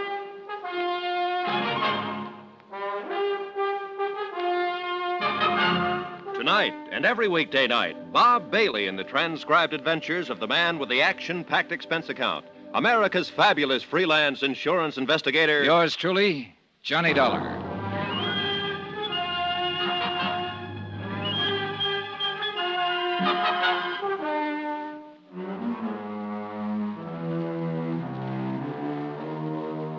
Expense account submitted by Special Investigator Johnny Dollar to the Home Office, Northeast Indemnity Associates, Hartford, Connecticut. Assignment, the imperfect alibi matter, location, New York City. Expense account concluded. Item 13320, transportation to the Stone estate in Westchester County to question Harvey's young stepmother, Daphne Stone. As a suspect in Harvey's killing, Daphne was very much alive again. Sit down, Johnny. Thanks. Nice out here. Mm-hmm. Drink? No, thanks. How's the investigation going? Well, that's what I came to talk about, Daphne. It hasn't been going too well. Oh? I was under the impression that an arrest had been made. Helen Barrett's being held. Well, then. Helen Barrett could be the killer. A lot of things point in her direction. But there are a few that don't. What do you mean? Right from the start, you've been giving me incomplete answers or false answers. First, you told me it was Harvey's father, E.J., who opposed his plans to marry Helen. Then I found out you were the one who was fighting it. Look, I explained all that. It was because I didn't want you to get the wrong idea. Oh, yeah, so you said. You told me you opposed it because you didn't think the Stone name should go to a supper club singer like Helen. Yes. But you yourself used to be a chorus girl. I explained that to you, too, Johnny. Okay. So you oppose the marriage for the dignity of the family and not just to keep Harvey at home with you. That's a vicious thing to say. I told you Harvey and I, being about the same age, were very good friends, true friends. Is that what your husband thought? You forget Harvey's father is confined to a wheelchair. Understandably, he might occasionally resent those who can be more active. That's another thing you didn't tell me, Daphne, that E.J. could get out of his wheelchair on occasion. I caught a glimpse of him out of it the last time I was here. For short periods only, and with considerable discomfort. So you and Harvey were friends? Like you and that gambler, Dutch Krieger, huh? Danny, my patience is running out. I explained that Dutch was in the past. Completely in the past. Before my marriage. But Dutch got kicked out of a business deal by Harvey. And he wouldn't like a thing like that. Harvey acted perfectly properly. Really, Johnny. All right, just one more thing, Well, Daphne. what is it? One thing more you didn't tell me. That you were in the city the night Harvey was murdered there. Well? I should have told you that, Johnny. I went into the city that evening because I knew Harvey was to have a meeting with Helen later that night. I wanted to talk to Harvey first. What about? I knew he was planning some definite action about her. So you wanted to talk him out of marrying her? If you want to put it like that, yes. What time was that? I saw him in his apartment about 9. I left before 10. Can anybody verify those times? I don't know. I see. What was the outcome of your talk with Harvey? He assured me he'd break off with Helen. You sure about that? Completely sure. I decided to stay at a hotel that night instead of coming back home. I suppose that's how the police knew I was in the city. It's Helen's story that when she saw Harvey later, they decided to elope. If I believed that. But I don't. I think she's lying. And how about you, Daphne? Have you given me the whole truth now? Yes, Johnny. The whole truth. Everything I've done has been done solely to protect the family name. Everything. Right then, I'd have given a lot to know just what that everything involved. Whether or not it also included some weird idea of killing Harvey to somehow protect the family name. Expense account item 14, 320, transportation back to the city. I got permission from Joe Rastelli to talk to Helen Barron. When they brought her into the interrogation room, she looked pale and tired. Hello, Johnny. Helen, several things I want to ask you about. Sit down. Sure. What? Martha Winters, for one. Harvey's secretary? What about her? Well, she made a statement that she'd seen you heading for Harvey's apartment around 11:30. That had put you inside there during the time of the murder. No, I'm sure it was later than that. Almost 12 when I got back there. Martha later admitted that she lied. But the question is, why? Still carrying the torch for Harvey? Yes, I guess she was. Next item's about Alvin Gentry. Lieutenant Rastelli told me about that confession Alvin made. He got all the details wrong. Caliber of the gun. Poor Alvin. What do you mean? Well, he'd always made it clear how he felt about me. But I didn't think he'd go that far. Well, how do you feel about him? I've always liked him very much. Used to go with him some. But I stopped when I started seeing Harvey. Did you talk to Alvin long at your apartment that night? No, just a few minutes while I was packing. You know, you just talked yourself out of an alibi. What do you mean? Well, after Gentry's confession didn't sell, he was willing to swear you were with him during the entire period the murder could have taken place. Johnny, why does an innocent person need an alibi? It helps in court. Believe me.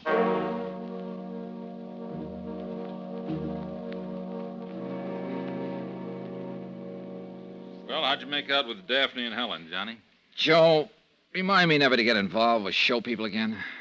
They make their living putting on an act, and I'm just country boy enough not to be able to tell the difference once in a while. They both gave you nice, straight stories, huh? Oh, yeah, sure. Real sincere. Look me right in the eye, both of them. But one of them was lying, huh? Daphne said Harvey told her he'd break off with Helen. But Helen says the two of them were planning to elope. Of course, Harvey might have changed his mind after talking to Daphne. Yeah, but that's something we're not going to be able to confirm now. No. Johnny, it's a cinch Alvin Gentry's convinced that Helen's guilty. I think he's holding back something. Guy doesn't stick his neck out that far without a reason. I know, but I still don't dig her motive. Well, suppose Daphne's telling the truth that Harvey broke up with Helen. Maybe she couldn't stand getting the brush off. Yeah, could be, all right. People can do some strange things under the name of love, Johnny, particularly when it turns to hate. And that can happen awful fast. Expenses, items 15 and 16, $1.40 cab to my hotel, and $1 even for a pot of coffee in my room. 1 hour, 3 cups of coffee, and half a dozen cigarettes later, I was still nowhere. I was beat. And then a weird little idea began pecking away at me. A couple of things Rastelli had said suddenly started adding up to a pretty fantastic answer. Maybe it wouldn't stand the light of day, but it was night now, and it was the only idea I could come up with. I decided to try it on for size. I went to the club Alvin Gentry managed. Oh, hello, Dollar. I was sort of hoping you'd be around again. Oh? Yeah, I want to talk to you, but not now. It's almost closing time. Stick around, will you? I waited at the bar while the customers left. 20 minutes later, Gentry and I were alone. He slid onto a stool beside me. Drink? No, thanks. What's on your mind, Gentry? Well, I've been thinking about what you said the last time we talked about perjury. Oh? I decided you were right, Dollar. They make it pretty tough on you for perjury. Yeah, they do. I'm withdrawing my statement that Helen was with me at the time of the murder. Well, that's probably the smart thing to do, Gentry. Sure, what's the use? I'm getting tired of being a sucker in this deal, a fall guy. Oh? That goofed-up confession I made was bad enough. Then I had to stick my neck out still further with that fake alibi for her, and for what? So you're withdrawing the statement, huh? Yeah. That's probably what you came to see me about, huh? No, that isn't why I came to see you at all, Gentry. Hmm? And I wouldn't exactly call you a sucker. I think you're one of the smartest guys I've ever seen, in a sort of weird and twisted kind of way. What are you talking about? You played this whole deal real cagey right from the start. Everything you did was supposed to look like a cover for Helen. But instead of that, you were really trying to put a noose around her neck. You're out of your mind, Dollar. And that confession you made, Gentry, that's why I came to see you. To tell you it wasn't goofed up at all. You did kill Harvey Stone. You know, you got a real weird sense of humor. Have I? A couple of things Lieutenant Rastelli said added up in my mind a few minutes ago. Love can turn to hate fast. And you'd have to have a good reason to do what you did. You wanted Helen bad. When she told you that night she was going to marry Harvey Stone, you couldn't stand the idea. If you couldn't have her, nobody could. You're talking crazy. You went to Harvey's apartment and killed him. Then you made that fake confession to look like you were shielding her. Actually, you were framing her. No. You knew we wouldn't believe you, and we wouldn't believe that alibi you offered for her. It all made her look more guilty by the moment. Dollar, you're forcing me to say something I didn't want to. Oh, what is it? Helen was mad at Harvey that night. I was worried. I followed her back to his apartment. When I got there, she was standing over the body with a gun in her hand. She said, "Why did I do it?" She kept saying it over and over. That's why I made the fake confession to protect her. Sorry, Gentry. It's a little too late for that story now. I keep telling you that confession you made was legitimate. Are you crazy? I didn't even get the caliber of the gun right. Yes, you did. What are you talking about? We made a mistake. Harvey was killed with a .45 Colt, just like you said. You're crazy. It was a .38 Smith. Yeah, a .38 Smith & Wesson. I know that. So do the police. So does the killer. But nobody else. It was in the papers. No, Gentry. It wasn't in the papers. You're dead wrong, Dollar. Dead wrong. He kicked a bar stool at me, and I dove behind the end of the bar. The lights went off. I had my gun out now, but I couldn't see anything in the dark. He couldn't get past me to the front door, but he could get out of the back. I had to locate him fast. Then my hand touched an ashtray at the end of the bar. I picked it up and tossed it toward the center of the room. I spotted the flash of his gun. Now I had him pegged. I found a lamp on one of the tables. Gentry was slumped in a corner. My shoulder. Help me. Don't worry, Gentry. You're not going to conk out. There's plenty left of you to stand trial.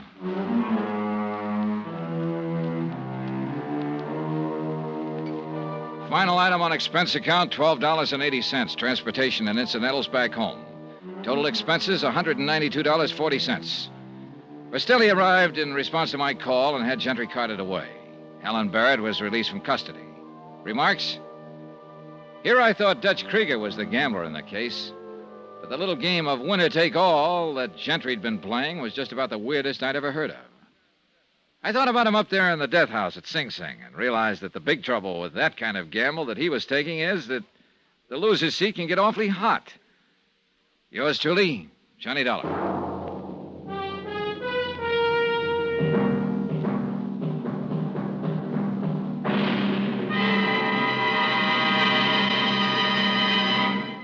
Now, here's our star to tell you about next week's story. Next week, one of the biggest, toughest, loudest characters I've ever met. A real two-fisted terror.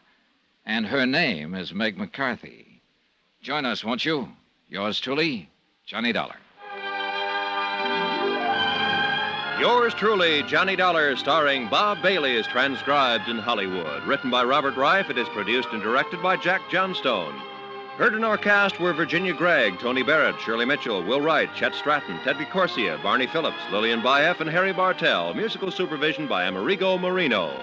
Be sure to join us on Monday night, same time and station, for another exciting story of yours truly, Johnny Dollar. Roy Rowan speaking.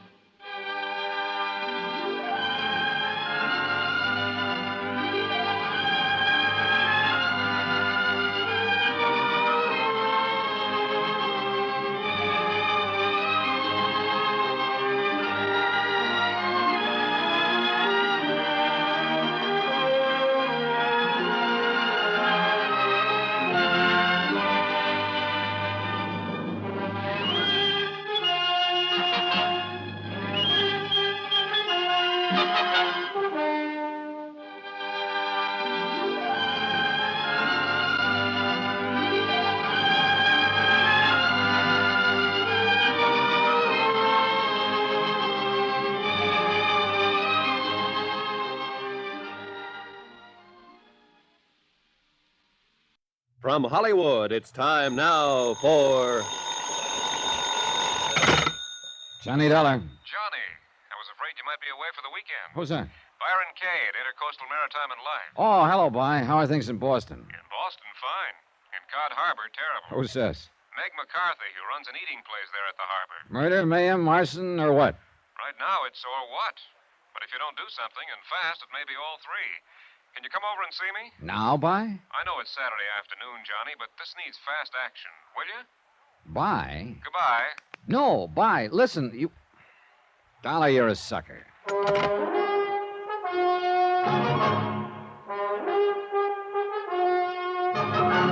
Tonight, and every weekday night, Bob Bailey in the transcribed adventures of the man with the action-packed expense account, America's fabulous freelance insurance investigator... Yours truly, Johnny Dollar.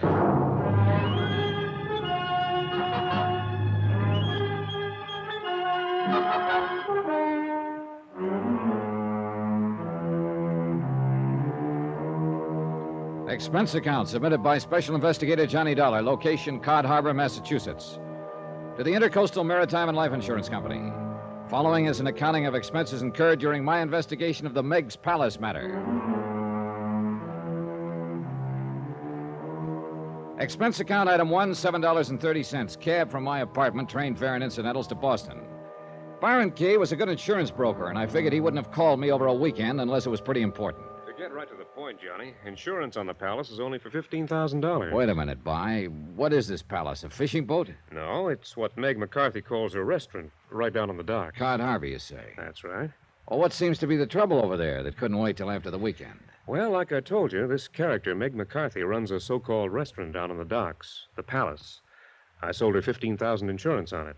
And, Johnny, it's quite a place. What do you mean by that? We also carry $25,000 straight life insurance on Meg herself. Separate policy, of course. Which one are you worried about, Bye? Both, I think. Huh? Matter of fact, the more I think about it, the gladder I am that she didn't fall for my pitch when I tried to get her to increase the coverage on the cafe. If she had, our necks would really be out. Well, what's the matter? Isn't it worth $15,000 now? Oh, sure, at least. Even if it doesn't look it. You know, the stoves, equipment, and all that sort of stuff are in the coverage, too. Then I'm afraid I don't see what you're saying. Thing is this, Johnny. Meg has been threatened. By whom? How? Who knows? Anyhow, she's notified me that there have been a couple of attempts to set fire to her place. Since she lives upstairs in it, that means danger to her own life, too. Uh-huh. And the whole $40,000 is at stake. Yes. Will you go up there right away and see what you can do? Today? Tomorrow? Sunday? Look, maybe you can get in some fishing. I understand you're quite a fisherman. Oh, now, the last 3 times I was promised fishing while working on a case, all I did was cut bait. Proposition. If you don't get in at least a full day's fishing trip while you're up there, I'll double whatever you line up on your expense account. Sounds mighty tempting. How about it, Johnny? Okay, Bye. You asked for it. Item 2, $11.95, transportation back to Hartford, then on to Cod Harbor the next morning. Fine way to spend a nice warm Sunday. Nice place, too, if you lost your sense of smell. There were 2 or 3 dozen fishing boats of all shapes and sizes tied up at the long dock and piers that comprised the important part of the village. For housing, there was a scattering of weather-beaten shacks, 1 store. Meg's Palace turned out to be the biggest, most disreputable looking of the dockside eating places, and since there was a closed sign on the front door, I went around to the back. And I tell you, get off the clean scrub floor of me lovely joint, your walrus face below. I'm sick and tired of looking at that whole No, look here, Meg. I just come back to apologize for the Well, the next time that mangy, scurvy crew of the Lily Ann comes in here and gets drunk and brawls and carries on and busts up me fine glassware and china, to say nothing of a couple of wooden chairs and a fine listen table. to me, darling. Now. Don't you darling me, you pig-faced squint No, eye. Meg, put down the frying pan. No, sir, not until you get your filthy hide out of here. I'm running a respectable joint, and the likes of you and the ragtail crew of yours have got no place in it. What's more, and furthermore, I won't have you around. I only so come get. to pay for the damage my boys did last night. Now, look Hey, here. that's a laugh. Pay for the loss of me dignity, to say nothing of me Make me trade. little buttercup, please. Now get out of here, Willie. Get out. Okay. Hey, here's your money, Meg. Who wants your dirty, offensible money? Get! Meg, put down the frying pan. I'll put it down, Willie boy, if you don't get out of here. I'll Meg, chop your Meg, head. no! Get now before I don't think out. Get out of here, Willie. I'll clean how you start. Come on, Willie.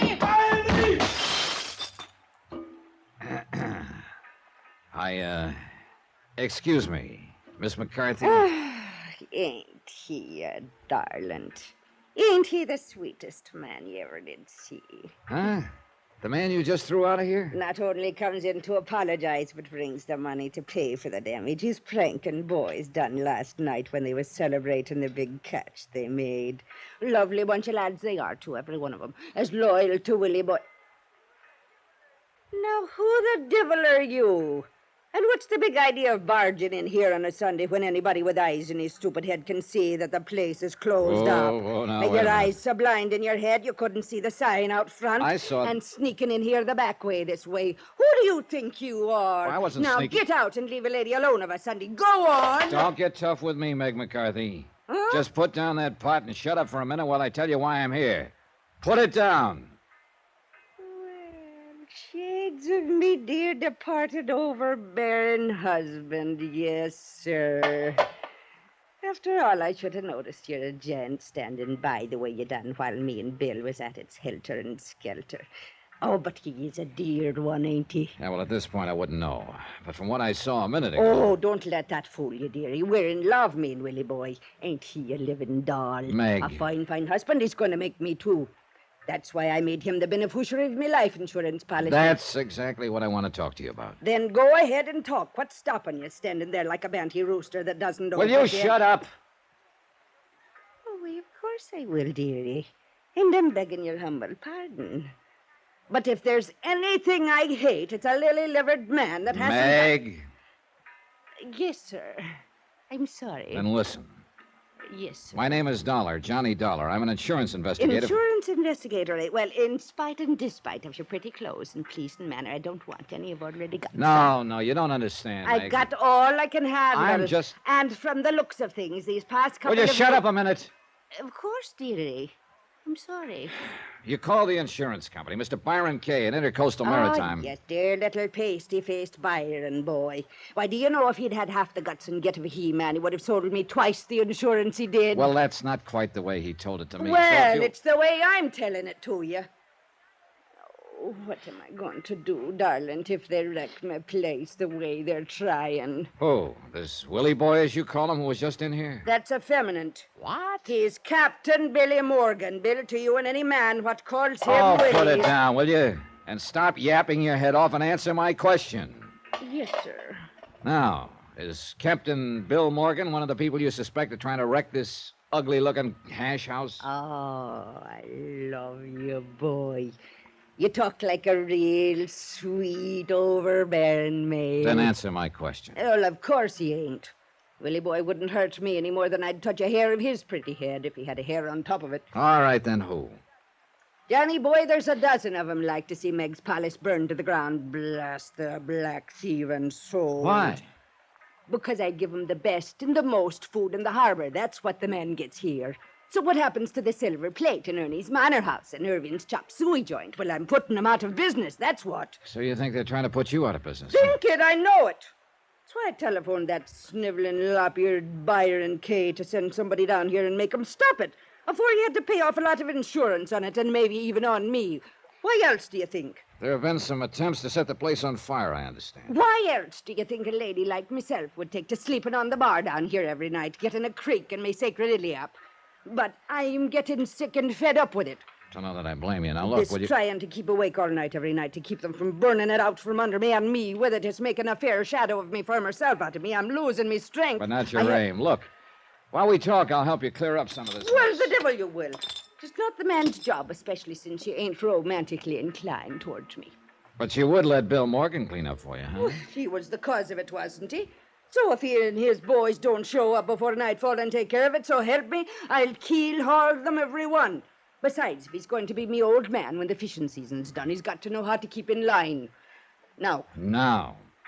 You say there are people you suspect of trying to fire this building. 3. All right, 3. Now, who are they? The owners of the other restaurants here on the docks? Aye. First, there's Clem Harris, what runs the Silver Plate. Oh, and a sly one he is. Yeah, what do you mean? He's too soft and polite and soft-spoke. Me, I never trust a man unless he talks up like a man. I guess that's why I like you, dear. Well, who are the others? Ernie Turner at the Manor House Cafe. Oh, yeah. Is that the big place down at the other end? What?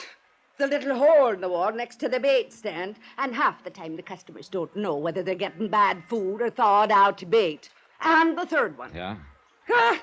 That stubborn mule that runs Irving's chop suey joint. Irving who? What's his last name? Irving? His name's Tony. His name... Now, wait a minute, would you please? Sure. Tony Fortino, Italian.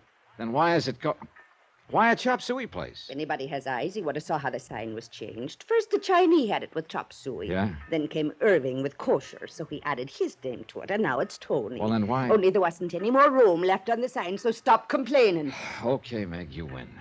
But have you any specific reason to suspect any one of them? One of them? I suspect them all, the dirty conniving. Why? Because they're a dirty conniving... I'll tell you why. Because they won't sell out to me. Because they all 3 keep open competing with me, and that's 3 against 1, so they're a dirty conniving... All right, you said that. Well, aren't they? How would All right. Yes, sir. I love it when you speak to me that way, Johnny boy. So you said. Now, I asked you if you have any specific reason for suspecting any one or all of them. Well, of course I have, on account of the threats they sent. How do you know they sent them? Because I suspect them, that's why. And what happens 3 times they try to set fire to my luck. Meg, you don't have one bit of actual evidence against any of them, do you? Well, do you? No, but I suspect the dirty Hold conniving... it, please. Are you sure those fires weren't accidental? Accidental? Well, with all the dirt and grease you leave around this In shack. the middle of the night with a stove fire banked like I've been doing it for 20 years, and with all the fires starting outside where they have no business. Look, Johnny boy, I'll show you where they started outside. Well, now that's a good idea, because so far I confess I can't get very much alarmed over what's happening. Don't the whole town know I'm closed on Sundays? Hello, and what kind of a blubber-headed income-poop would be calling Meg's Palace on a Sunday when everybody knows... I want Johnny Dollar. Huh? Oh, of course. The gentleman's right here. It's for you, Johnny boy. Oh? Hello, Johnny Dollar. We know why you're here, Dollar, Oh, yeah? Who's we? but you won't be here long, understand? Well, now, that's a matter of opinion, isn't it? Either you go quiet the way you came, or you go in a long wooden box. Get it? Now, what is it, Johnny boy? Come on, Meg. Let's get to work.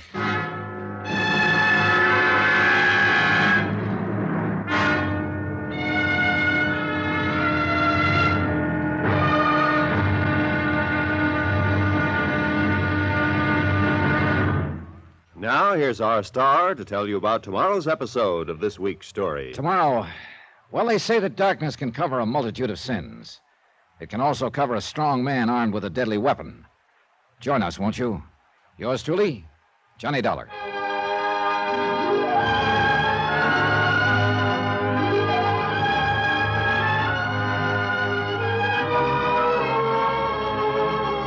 Yours truly, Johnny Dollar, starring Bob Bailey, is transcribed in Hollywood. It is produced and directed by Jack Johnstone, who also wrote tonight's story. Be sure to join us tomorrow night, same time and station, for the next exciting episode of Yours Truly, Johnny Dollar. Roy Rowan speaking.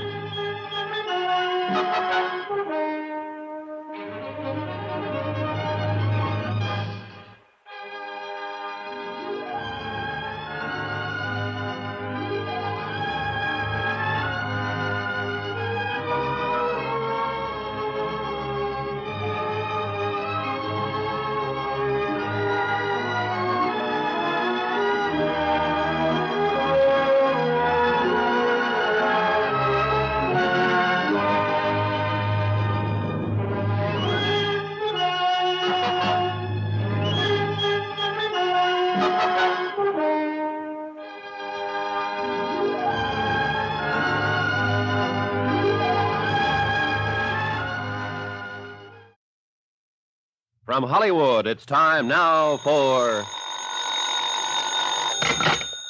Johnny Dollar. Byron Kay in Boston, Johnny. Hi. The operator had quite a time locating you. I don't see why I'm in the only available room for rent here in Cod Harbor. Huh? Well, she said she was ringing Meg's Palace Restaurant. That's where I am. Room's right above the place. Well, tell me, have you found out whether it's true somebody's trying to burn up that joint and put Meg out of business? Not only that, By, but whoever's behind the attempts to get her out of the way has threatened to get me. Hey, you want some help? Yeah. I want you to send me something by truck soon as possible. Huh? And I want to be sure it arrives here quietly at night so that nobody in this little fishing village knows it arrives. Holy smoke, what? Listen carefully, By, and I'll tell you. I want you to send me 6 large... Tonight and every weekday night, Bob Bailey in the transcribed adventures of the man with the action-packed expense account, America's fabulous freelance insurance investigator. Yours truly, Johnny Dollar.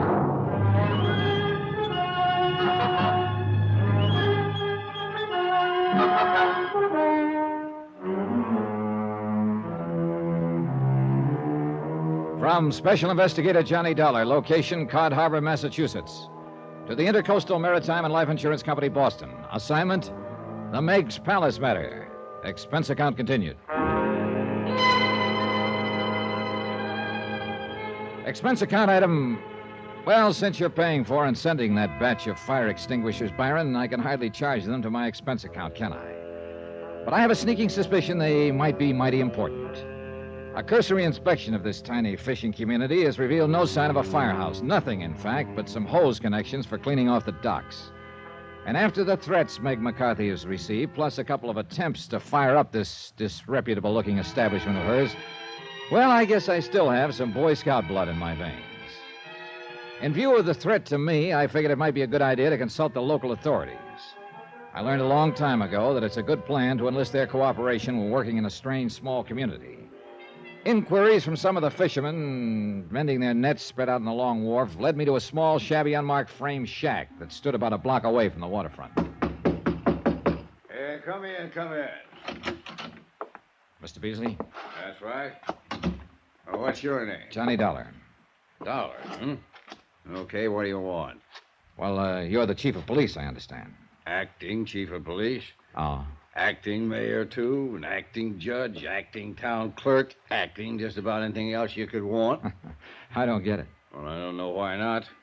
Officially, I guess Cod Harbor's just a part of Barnesboro, a couple of miles inland. We're so small and we're not incorporated like most towns, so we just have to be kind of self-sufficient unto ourselves. You see what I mean? And you know something? It works out pretty good. Yeah, well, I guess it's as acting chief of police that I've come to see you. Yeah, what about? The Meg's Palace Cafe. You mean you take any stock in Meg's talk about somebody threatening to burn up that cockroach-loaded dump she calls a restaurant? I'm representing the insurance company that holds $15,000 insurance on it. Never come to your mind, Mr. Dollar, that Meg her own self might have set the fires to collect that insurance? And call for help as a cover-up? Yeah, the thought has entered my mind. Just crazy enough to do a thing like that, too. Hasn't she been to you for help? She told me. Oh, what sort of evidence? One way or another have you turned up? Dollar, I haven't looked for any. Yeah, what? The less I meddle in their affairs, the less trouble I'll have with the folks here in Cod Harbor. Oh, hey, now, wait a minute. For a mayor and police chief and so on, you don't seem to be very concerned about these people of yours. So, maybe I'm not. What's the difference? Well, look here, if you... Yeah, you know, unless something serious happened, like a murder Or a fire that destroyed Meg's palace and maybe half the docks. Don't you think that sort of thing is serious? Well, yeah, if it happens. Then I'd probably have to call in the regular appointed authorities over to Barnesboro. But there hasn't been any fire yet. Not any real one. So why get your dander up? Well, I'll be. Look, with so little concern about the place, how did you ever get all those jobs? Easy. Lost my schooner out on the banks last fall. So for want of something better, I just took it. I took them all. Why not? The town feeds and bores me, and I like it. So... Real soft, lazy, good-for-nothing life, huh? Sure. Now, why don't you be a good boy, Dollar, and leave things be around here? Stop wasting my time. Well, just let me take enough of your valuable time to ask a couple of questions. Sure. Go ahead. No harm in asking. I want to know about some of the people here in Cod Harbor. Like who? Clem Harris, for one. Careful, boy. That's my cousin. Oh. Who else? Ernie Turner and Tony Fortino. Oh. On account of them's the three that run the other dirty bites along the docks, huh? Yeah. I'd like a rundown on all three of them. Easy. Yeah? Yeah. Go talk to them. Oh, now, wait a minute. Easiest way I know of for you to find out all about them. Oh, you're a lot of help. Dollar, like I said, we're kind of self-sufficient unto ourselves around here. We like it that way. And that's just another way of saying we don't like strangers coming here and messing around in our affairs. Well, that was pretty definitely that. It was getting quite late, and I decided I'd better postpone any interviews with Meg's business rivals until the following morning. Besides, as I walked along the wharf, I noticed that they were closed. Then I remembered somebody else I wanted to talk to, the beneficiary of Meg McCarthy's life insurance policy, the master of the fishing boat, Lily Ann, Captain Billy Morgan. But the Lily Ann, tied up at her berth, was dark and empty. Well, if anyone knew where Captain Billy was, it'd be Meg herself. So I walked the boards back to Meg's palace. What greeted me as I opened the back door of the place was truly a sight to behold. Over there with that hole, you scum of a land-loving. Over there in the corner, can't you see? What's the matter with your blinking eyeball? Standing in the center of the floor, brandishing a moth-eaten feather duster as if it were a club, stood Captain Billy Morgan, shouting orders to three men who were cleaning up the mess of pots and pans and broken crockery left over from Meg McCarthy's temper tantrum of a short while earlier, when she belabored this same Captain Billy for a little celebration he and his crew had in their place the night before. Belabored? It looked like she must have thrown one of everything in the joint at him. Bill! Hey, Captain Billy! Hey! Oh, it's you, huh? I seen you here earlier today when Meg throwed me out. Looks to me like you weren't all she threw. Yes, sir. Oh, she's a living doll. Hey, say, ain't you the insurance hand? She telephoned to help her find out who's trying to burn her out of here. Name's Johnny Dollar, ain't it? Yeah, that's right. And, Captain, I'd like to ask you a favor. Charlie, you yellow-bellied, bug-eyed bandy wasted. Don't throw that trash in the corner. What's the matter with you? Sorry, Mr. Dollar, but I guess the boys don't like working at night when they got to be up and aboard Lily Ann and headed out for the fishing banks by 3 a.m. in the morning. Don't blame them. We couldn't leave Meg's place in a mess like this, now could we? After all, she's going to have to serve us coffee and sinkers before we go. Where is she? Upstairs. Has been for the last hour. In her room? In that room she's renting out to you. Figured like maybe it could stand some cleaning up and debugging, I guess. You know something? She figured right. Avast there with the mop all here. I'll wring it around your bloody neck. And swab off them tables while you're at it. Can't you see the mess you left on them? Now, what can I do for you, Mr. Dollar? Well, look, why don't you and I go into the kitchen, Captain, where we can hear ourselves think? Well, sure, why not? All right, now you keep at it, you sow-bellied lunkheads. And if the joint ain't clean and tidy when I come back, I'll blast you all over the lee scuppers. Real fine bunch of boys I got there, ain't they? I'll buy it, are they? You bet your sweet living life they are. Finest crew on any boat in the harbor. Charlie, Oley, and Montgomery. Now, what was it you wanted, Mr. Dollar? You found out anything about who's causing all the worries to my lover girl? Not very much yet. Well, I hope you do. Do you? Huh? I don't get you. I'm going to be honest with you. Lay all the cards right on the table. Well, that's the only way, I always say. All right. I'm just as concerned about Meg herself as I am about this cafe. Sure you are. Me too. And whether you like it or not, I have to consider the fact that you are the beneficiary of Meg's $25,000 life insurance policy. If anything were to happen to her... Why, sure, I see what you mean. You bet your life I see what you mean. Why, you blasted land-loving son of a dirty yellow sculpin. Take it easy, Captain. Take it easy. You Pipe trying to down. say I hurt one single hair, Meg McCut? Dollar, you make cracks like that, I'll swab the decks with that ornery hide of yours and feed you. Put him up! Put him up, Dollar! You want to talk to me like that, you put him pipe up! down, Captain. Let's talk sense a minute. Talk sense, yeah, but don't you go implicating that I didn't imply a thing yet. Well, I warn you, you Just don't. a minute there, Captain Billy Morgan, just a minute. Who What do you think you're talking to like that, the guest of me humble establishment? Well, I'm sorry, Meg, darling, but he and was why talking ain't like... you in there helping those poor boys of yours with the cleaning up? Well, but they're almost finished up, Meg, me darling. Besides, unless you ought to get out of here and get your sleep, you'll not be worth your salt on the boat tomorrow. Meg, I'd like to talk to Captain Billy. Tomorrow. Go out in the boat with him in the morning, and you'll all have plenty of time to talk. Well, I want to talk to Willie him now. boy, get out with them. Go on. Well, yes, my dear. And I'll see you at the dock at 3 in the morning. Well, now, wait a minute. Get! Yo! Also, Johnny boy, you go out with him. It'll give me a chance to fix your room up real nice for you, like it should be for a gentleman like yourself. Okay, Meg. Come to think of it, I was promised a fishing trip on this case. Anyways, I'll not be worrying about any fires tonight with you staying here. So if you don't mind, I'll retire to my bed and see you at breakfast time. Okay. Maybe I can help Billy's crew finish cleaning up in there. Oh, don't you lift a finger. 'Twas at Willie boy I throwed them plates and things so him and his crew can clean it up. Good night, Johnny boy. There's food in the icebox and your bed's all made when you're ready to retire. I stood there for a moment, smiling after her.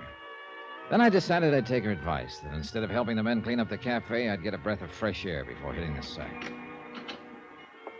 The moon was just a thin sliver in the eastern sky, and the stars twinkled merrily in the broad, clear expanse overhead. The cottages of the peaceful little fishing village were dark. Along the docks at the waterfront, the fishing boats playfully nudged each other as they slowly and quietly swung and rolled on the gently heaving water. Their masts and rigging formed an intricate, ever-changing pattern against the occasional beam from the lighthouse and the point as it lazily swept across the night. Somewhere, far out on the landward breeze, an occasional seabird called. It was all so peaceful and serene that I couldn't help wondering how trouble could ever come to a... Then I saw it. A slight movement at the front corner of the old building. A silhouette hunched over, tensely watching the front door, waiting. But waiting for whom? Slowly, as quietly as possible, I crept up on whoever it was, hoping in the dim light to recognize him or her before I was discovered. Softly, I passed the side door. I could still hear the members of the crew inside at their work. But in my concentration on the person out front, I was too slow in my reaction when that side door suddenly opened behind me. Huh? What? Who are you? Oh, no, you... Oh! And very suddenly, it got very dark.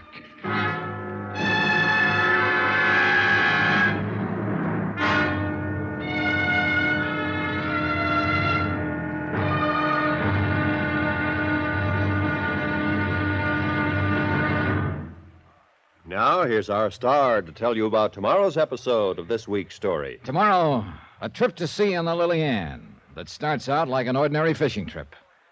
But somewhere on board lurks a man with murder in his heart. And his next intended victim, me.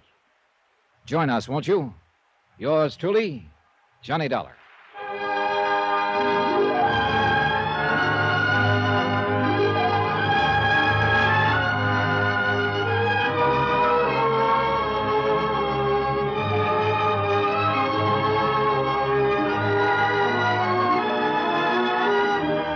Yours truly, Johnny Dollar, starring Bob Bailey, is transcribed in Hollywood.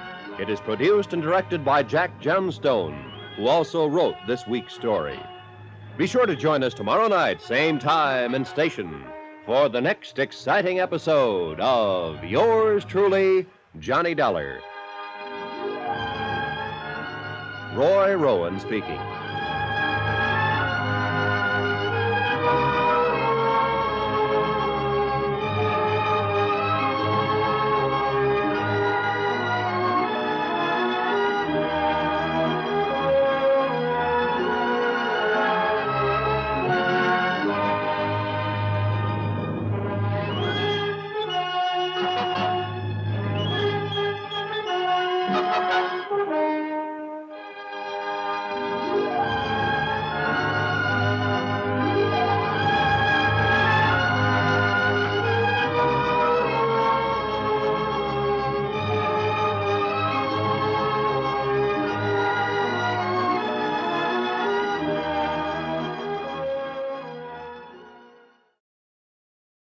From Hollywood, it's time now for Johnny Dollar. Mr. Dollar? Oh, listen, it's after midnight, and I don't feel This so is good. Tim Beasley. I want to talk to you. Oh, the oh-so-very uncooperative mayor, chief of police, and general do nothing in this town. Now, just a minute. Now, you just a minute. I asked you for help this afternoon in finding out who's threatening to put Meg McCarthy in a restaurant out of business. Dollar. What do I get? A snide warning from you that the people of Cod Harbor don't want outsiders messing in their affairs. Well, I don't believe it. If you'll only listen to me, I want to help Then you. why weren't you here a little while ago when somebody slugged me? I was. What? Who do you think picked you up in that alley and put you to bed at Meg's place? You? You want to come over here and talk to me now? I know it's late. Okay, Beasley. If my head stops spinning long enough, I'll be right over.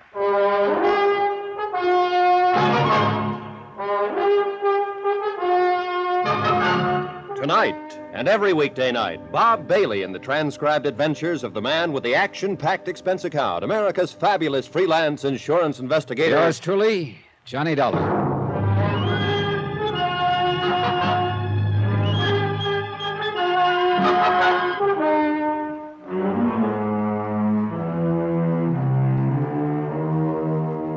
From Special Investigator Johnny Dollar, location Cod Harbor, Massachusetts, to the Intercoastal Maritime and Life Insurance Company, Boston. Assignment, the Meg's Palace matter. Expense account continued. Expense account? Well, so far here in Cod Harbor, there's been little need for it. Meg McCarthy had given me a small room above a restaurant and provided all the food I could eat. My own 2 feet were the only means of transportation. The only shops were along the waterfront. They were suppliers to the boats tied up at the various docks. And a motley lot of boats they were. Some were big schooners dating back to the last century and still carrying sail. There were power boats of all shapes and sorts and sizes, from 18-footers with one-lung gasoline engines to big 60- and 70-foot diesel jobs. Trouble of the sort I'd come to investigate seemed out of place in this otherwise peaceful little village.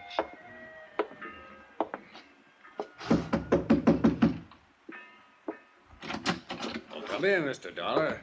So, you've suffered a change of heart, huh, Beasley? And you've decided to cooperate. Yeah, that's about the best way to put it, I guess. See, it's Now, this wait, way. wait. Before we go any further, what was this bit about picking me up after I got socked on the head a while ago? Listen, Mr. Dollar, after you left here this afternoon, I got to thinking. Maybe I was wrong in giving you the back of my hand, and maybe you was right in walking out mad like you did. Well, how would you feel? The insurance company back in Hartford gets word from Meg McCarthy that somebody's threatening to burn up that joint on the waterfront she calls a restaurant. It's insured for $15,000, and she's insured for $25,000. I know. Well, you see, it's this way. And when I get here, I learn that somebody has already tried a couple of times to set fire to the place. All right. I learned a long time ago that in a case like this, it's smart to enlist the help of the local authorities. Here in Cod Harbor, those authorities all seem to boil down to you. Why, I will never know. Yeah, like I told you. But now listen. And what do I get from you? The cold shoulder, the back of your hand, as you put it. I got to explain to you, Mr. Dollar. Well, then go ahead and explain. And believe me, brother, it better be good. Well, there probably ain't another village like this in the whole country, see? Technically, we're supposed to be part of Barnesboro, a few miles inland.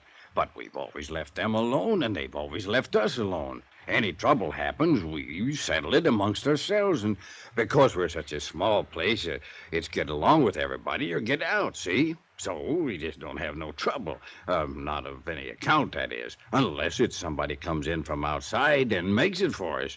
You understand, Mr. Dollar? Are you forgetting it was one of your own townspeople who asked me to come here, and for her own protection? That's what I got to thinking about after you left. So I decided maybe I better talk to you. And, well, that's how I happened to go over to Meg's place tonight.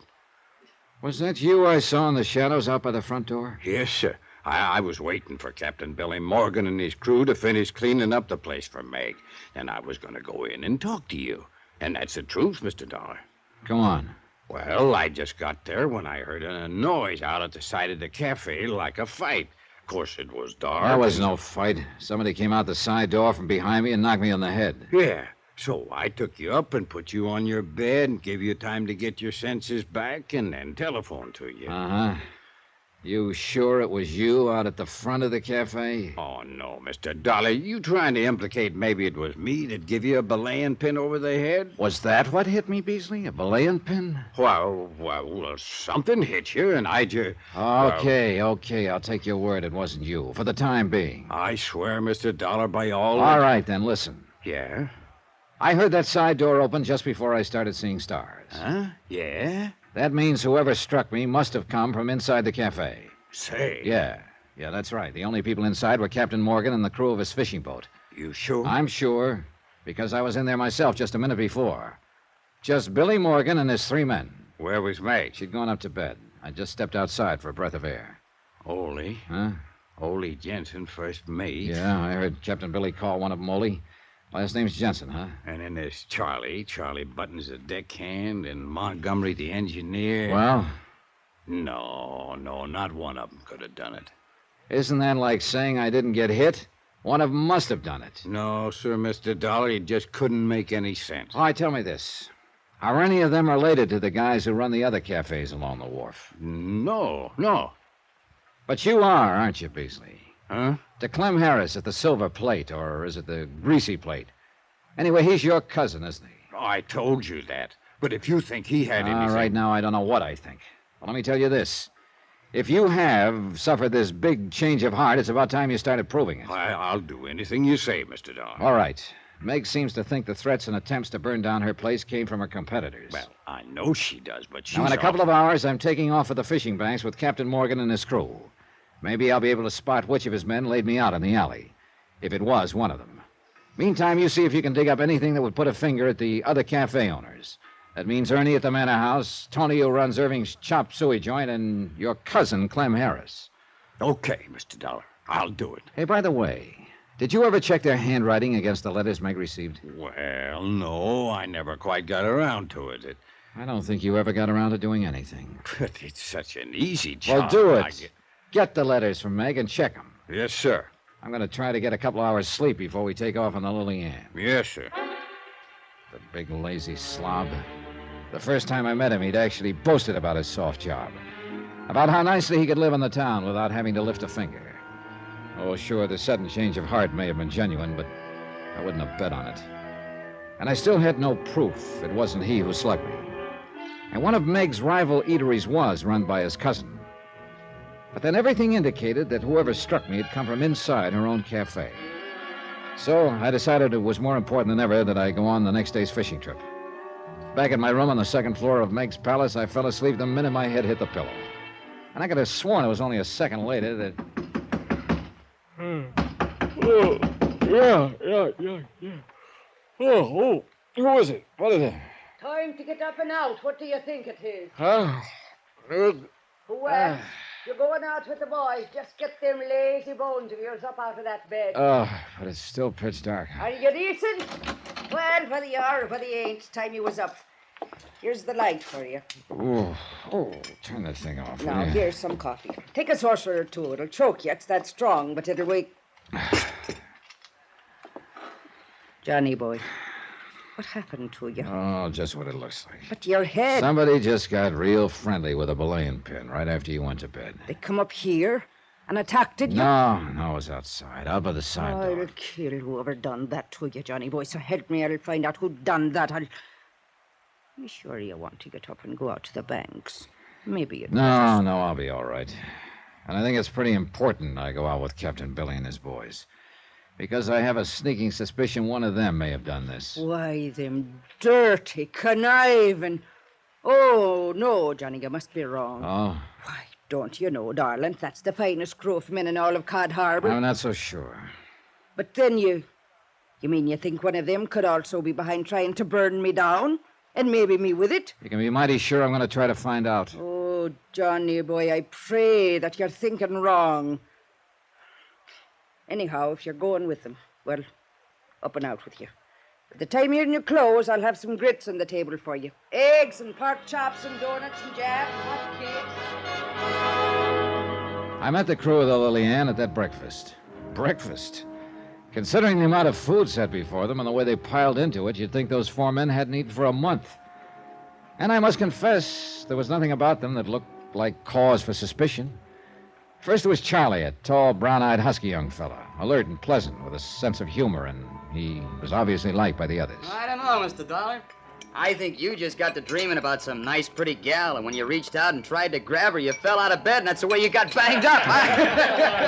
Montgomery, a bit older, the man who was responsible for the engines on the boat. Gray-haired, lean, wiry, with narrow fingers that looked clumsy and somehow never made a clumsy move. Whose blue eyes looked straight at you when he spoke. Don't you believe it? And you can blow me down, Mr. Dollar, if that ain't the most dastardly thing I ever heard of here in Cod Harbor.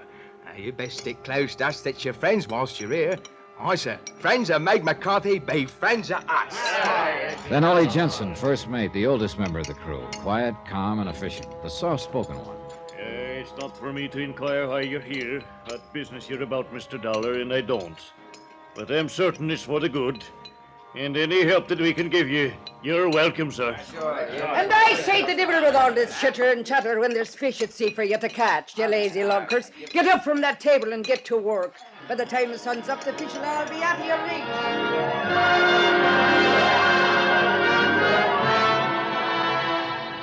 Within a few minutes, we cast off, and the Lily Ann put to sea. Slowly, the lights of the little village disappeared aft. The moon had gone down, and our only company out on the dark water was the twinkling stars and the occasional running lights from the other boats setting out for the fishing banks. Captain Billy Morgan stood at the wheel. Montgomery sat athwart the engine cover and occasionally made some slight adjustment or indicated a change of throttle to the captain. Young Charlie and Ole made ready the two small boats and trot lines. For today, we'd go for codfish in the deep that lay along the edge of Taylor Banks. I stood alone up in the bows, looking over the curling wash as it scattered the myriad microscopic beings and gave a soft phosphorescent glow to the water gliding past. And I wondered why there had to be trouble in this world, where honest labor by honest men could do so much more. Honest men? No, not even among this crew. One of them had to be the man who'd attacked me. Was probably the one who had threatened to burn Meg McCarthy out of business. So I'd better have at it. I'd better get back aft, talk with them, watch their every move, try somehow to trap one of them into saying something that would give them away. Or maybe, who knows, give all of them away. And above all, watch my step.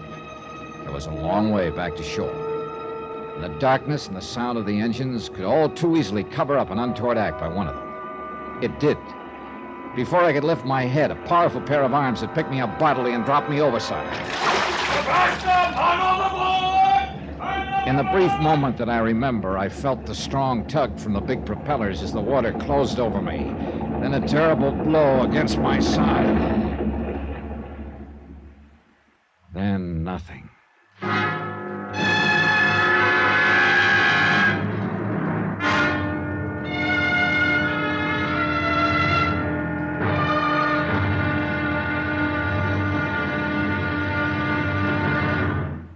Now, here's our star to tell you about tomorrow's episode of this week's story. Tomorrow, the motives for arson and murder begin to take definite shape in the form of a confession. Join us, won't you? Yours truly, Johnny Dollar.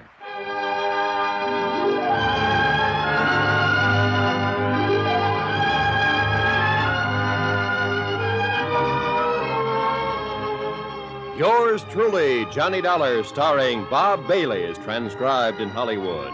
It is produced and directed by Jack Johnstone, who also wrote this week's story. Be sure to join us tomorrow night, same time and station, for the next exciting episode of Yours truly, Johnny Dollar. Roy Rowan speaking.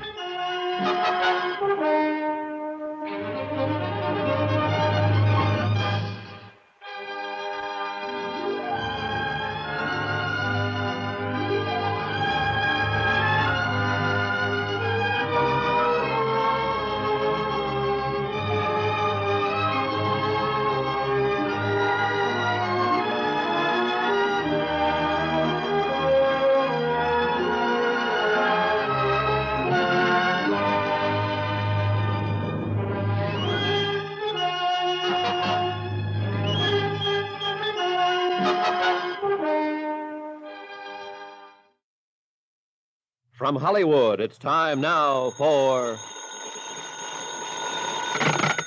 Johnny Dollar. Dr. Lionel Champion here, Mr. Dollar. Who? I'm surprised Meg McCarthy didn't answer. I ordered her to keep you in bed there at her place until I could see you again. I am in bed. And I take it you're the doctor who bandaged me up this way, put on this splint. That's right. After I tangled with the propeller of Captain Morgan's fishing boat this morning. Yes, only it was yesterday. Huh? You were unconscious when the captain and his men brought you in. After treating you, I gave you sedation. Oh. Rest was the most important thing. How did you ever happen to fall off that boat? Fall? Doctor, I was pushed.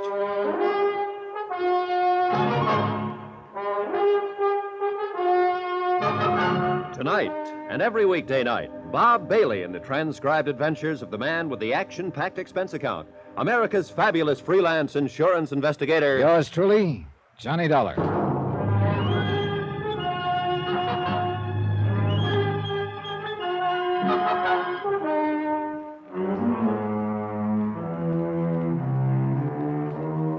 From Special Investigator Johnny Dollar, location Cod Harbor, Massachusetts. To the Intercoastal Maritime and Life Insurance Company, Boston. Assignment, the Meg's Palace matter. Report and expense account continued.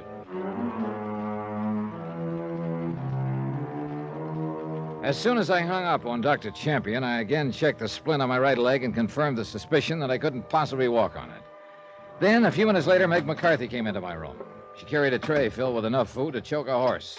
And while I piled into it, she brought me up to date. It's in Barnesboro that Dr. Champion has his office. And lucky it was for you he happened to be here in Cod Harbor on his weekly visit. Oh, you were a sorry-looking mess when the men brought you in. Yesterday, the doctor said. You've been out as cold as a codfish ever since. But I can tell by the looks that the rest has done a lot for you. How do you feel? No matter of fact, Meg, I feel pretty good. There, you see, you've got to take it easy, like the doctor said. Just lay there and rest and sleep and eat all the good food I bring you. Yeah, except and unless I get up and going on this case. You try that and I'll lash you to the bedpost. Doctor's orders is doctor's orders, so don't you try nothing different. Yes, ma'am. Oh, it's a miracle, praise be, that propeller on the Lily Ann didn't cut you to ribbons. Captain Billy and his crew brought me back here, huh? Who else? Where are they now? Fishing out on the banks, of course. What did you expect? Don't you know they have to earn a living the same as me and you? And what about keeping up the payments on that seagoing bathtub? Precious little time they had for fishing yesterday after that fool trick you pulled falling off of her. Is that what they told you happened? Of course, what else? Meg, which of the men told you I'd fallen off the boat? Well, all of them. Only the first mate, young Charlie Montgomery, the engineer, and, of course, my Willie by himself, Captain Morgan, to you. And they all told it the same way? What? Why not? Should they be after making up fairy tales? How did they tell it? You're sure that screw didn't hit you on the head, too? You lost your memory? How did they tell it, Meg? It's important. Well, whilst they went about their chores, you were standing alone up in the bows. Then they heard you yell. Yeah? Despite of the darkness, they seen you splash in the phosphorescent wake. And there you were, being sucked under by the prop. That's all. And they all told it the same? Exactly the same. Even young Charlie Buttons kept saying it over and over. I saw it all. Oh? Well, you know, like he was still struck with the fear of what might have happened to you. I wonder. Well, stop wondering and get yourself some more sleep, or the doctor'll have me head. And if he does, I'll take it out on you. And believe me, Johnny boy, that will be a lot worse than the fool accident of yours ever was. Meg, listen to me. It was no accident. What? I was thrown overboard. Oh, Johnny boy, you're raving delirious out of your head. I was leaning over the rail, watching the water, and a powerful pair of arms belonging to somebody aboard that boat picked me up and tossed me over. Saints... Who? Ole Jensen, young Charlie Buttons, Montgomery, or Captain Billy himself. You start raving, Johnny. You must have got hit on the head. And I'll bet my last buck that whoever did it is the same one who slugged me in the alley, the same one who's threatened to burn you out of this place of yours. Oh, no. And the minute I get up out of this bed, Tell me something. Yes? Tim Beasley, your police chief and mayor and so on. Yes? Has he been up here to see you? That good-for-nothing blatherskite, no. And what's more, if he shows his ugly face in my establishment, I'll toss him out on his beam ends. But why do you ask? Because I told him to get the threatening notes from you. Check them against the handwriting of several people here in Cod Harbor. Who? Like that sniveling cousin of his, Clem Harris, that runs the Silver Plate Cafe? Yeah, among others. Well, he ain't been here, and I won't have him here. I take it you and he don't get along. Of course we don't. Why? Because ever since his cousin Clem has been in business, Tim has threatened to close me up. For what reason? For breaking town ordinances on restaurants. The kind he enforces over to Barnesboro. Well, have you been breaking them? No more than no less than dear cousin Clem or Tony 14 or Ernie Turner does after their hush joints. But me, he always is picking on, and why? Because I get most of the business from the fishermen. So you want a suspect in this case, Johnny boy? You've named them for me, Meg. The other cafe owners. All right, so I'll give you one. Tim Beasley and Clem Harris working in cahoots. And if it wasn't one of them waylaid you in the alley... Whoa, wait a minute. Neither of them could have been aboard the Lily Ann. Then you must have fell. Oh, Meg, when is the doctor coming to see me? He should be here by now. Well, if he doesn't come pretty soon, I'm getting up and going, orders or no orders. Johnny? Motives, suspects. Why, Meg McCarthy herself could have rigged this whole thing. Called me in as a cover-up while she burned up her place to collect $15,000 insurance. Even her intended, Captain Billy Morgan, who'd collect her life insurance if she were to die in a fire. Tim Beasley, lazy slob of a general factotum in Cod Harbor, to put Meg's palace out of business on behalf of his cousin, Clem Harris. Or Clem himself. Or one of Captain Billy's crew for some reason I hadn't yet fathomed. Half an hour later, Dr. Champion arrived, looked me over, and then went to work with a pair of bandage shears. So now we'll take off that splint. Oh, but if something's broken, Doc. Not a thing broken, Mr. Dollar. Just an old trick of mine. Huh? You needed absolute rest until I could see you again. And from what I've heard about you, you wouldn't have taken it unless I fooled you into it. And that was the sole reason for the splint. Doc, you're a wonder. There we are. And in view of your surprisingly good condition, I'd say you may be up and around as soon as you honestly feel able. Say, even tomorrow, perhaps. Item 8, $10 for medical services. All that Dr. Champion would accept. Needless to say, as soon as he left, I planned to get up and get to work. But as he walked out the door, Meg brought Captain Billy in to visit and sympathize. So, in hope of keeping him off guard, I played real sick. Then Ole and Montgomery came in, too. But I needed to get these men alone, and I must admit, be feeling better than I did. And then I realized that young Charlie hadn't come. I asked about him. To Barnesboro, Johnny. He said as long as the doctor was keeping you in bed 2 or 3 days, he could see you when he gets back. But wait a minute. He went to pick up some supplies for Meg here like he always does. Gives him a chance to drop in on his sister where he keeps his Sunday clothes and things. He wasn't out on the boat with you today? Nah, Meg spoils a lad that way. Always has him going in for supplies when I need him the most. Look here now, Willie boy. You talk like I was the one picked today. Well, of course you did. You always always do. Of course I didn't, and don't you tell me. He said it was you. You're off your course, Miss McCarthy. You know blasted and well that you are. Don't you shake your finger at me, you blue You pipe down, woman. Do you want Mr. Dollar to have a relapse? You. Oh, Johnny boy. I'm sorry. Shut up, Bill. It's okay, Meg. And but Willie tell me boy. I'm sorry if I seem to be raising my voice at you. Oh, bless you, Meg. It's that fiery spirit that keeps me loving you. Yeah, but now, why don't we leave the poor man alone to recover, huh?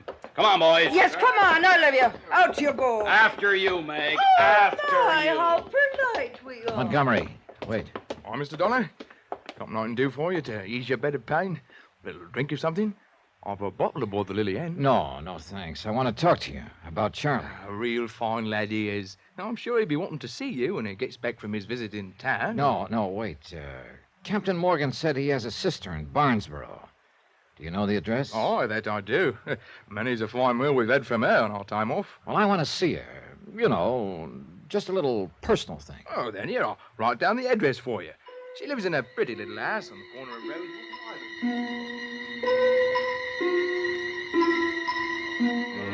Maybe Montgomery was the wrong one to ask. I don't know. But I had to gamble somewhere along the line.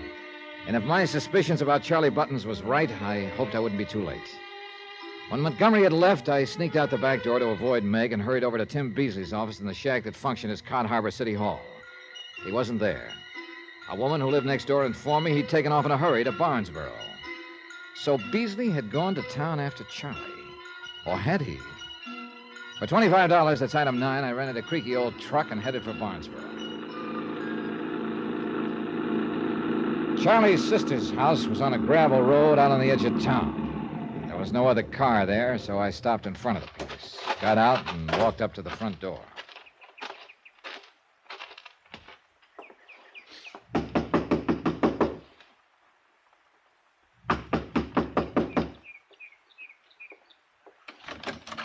Sorry, mister, but my sister... Mr. Dollar. Hello, Charlie. Yeah, I meant to say, why didn't you come in? Sure glad to see you're all right, Mr. Dollar. Are you? That sure was awful. You're falling off the boat that way. What's the matter, Charlie? Aren't you feeling good? Yeah, sure. Sure I am. You look a little pale. And say... Well... Packing up to leave, huh? Yeah, Well, I'm tired of the fishing business, Mr. Dollar. Gonna give it up. Go somewhere else to earn a living. Tired of it, yeah. Why did you do it, Charlie? Huh? I don't know what you mean. It took somebody who knew that boat pretty well to sneak up on me in the dark and push me overboard. Took a strong, young pair of arms to do it, too. Yours, weren't they? Well? I didn't want to do it, Mr. Dollar. So help me, I didn't want to. But he made me. Yeah? Who made you? He found out. He found out about me, about my record. What record? That I'd killed a man once, accidentally, when I was just a kid. That I'd run out and escaped from the reformatory. Look, now I'm grown. If they ever catch me, they'll hang me or the electric chair up for life, and he knew that. Charlie. If I didn't do anything he said, like slugging you or trying to start the fires or anything, he'd give me away. So I had to, don't you see? I couldn't help myself. He made me do everything. Charlie, who, Charlie, who? It's all right. You don't need to rough me up, Dollar. I knew I'd get caught up with someday. I'll go quiet with you. And maybe you'll help to try and get things easy for me. Charlie, who made you try to kill me? Yeah. Yeah, I'll tell you. It was so he could get you out of the way and burn up Meg's palace and her with it. I'll tell you, Mr. Dollar, it was... Oh, no. Huh? There. At the window. Behind you. That old trick? Oh, no, you... Help! The boy fell against me, pinning me to the floor. And as I pushed him away, I saw the patch of red slowly spreading on the front of his shirt directly above the heart. By the time I got to the window, a car had taken off down the old gravel road and was completely obscured by a thick cloud of dust. And I wondered for whom the shot that killed Charlie had really been intended.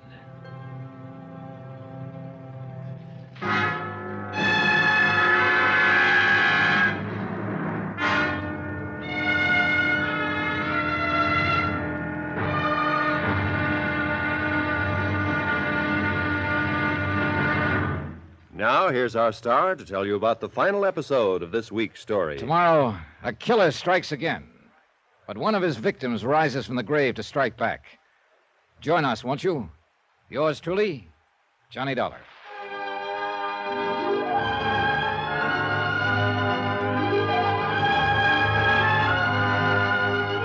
Yours truly, Johnny Dollar, starring Bob Bailey, is transcribed in Hollywood. It is produced and directed by Jack Johnstone, who also wrote this week's story. Be sure to join us tomorrow night, same time and station, for the next exciting episode of Yours truly, Johnny Dollar. Roy Rowan speaking.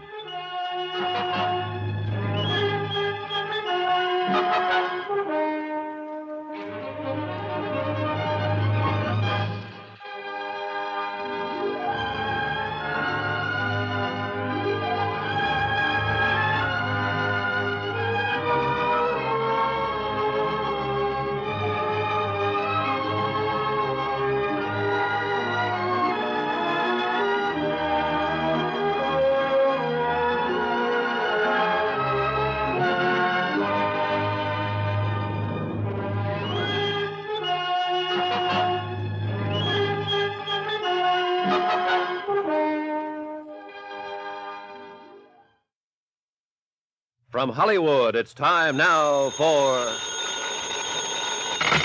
Johnny Dollar. This is Chief Walters, Barnesboro Police. You call me? Oh, yeah, Chief. I understand you're out at Sally Button's place on the edge of town. What can I do for you? Better get out here, Chief, fast. Oh? Yeah, to pick up a body.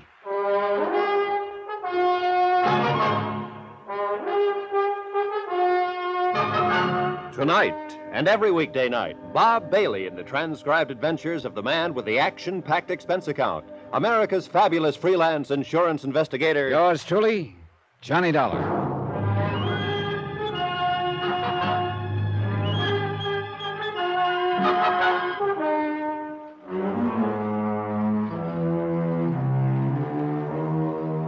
From Special Investigator Johnny Dollar, location Cod Harbor, Massachusetts, to the Intercoastal Maritime and Life Insurance Company, Boston. Assignment, the Meg's Palace matter. Report and expense account continued.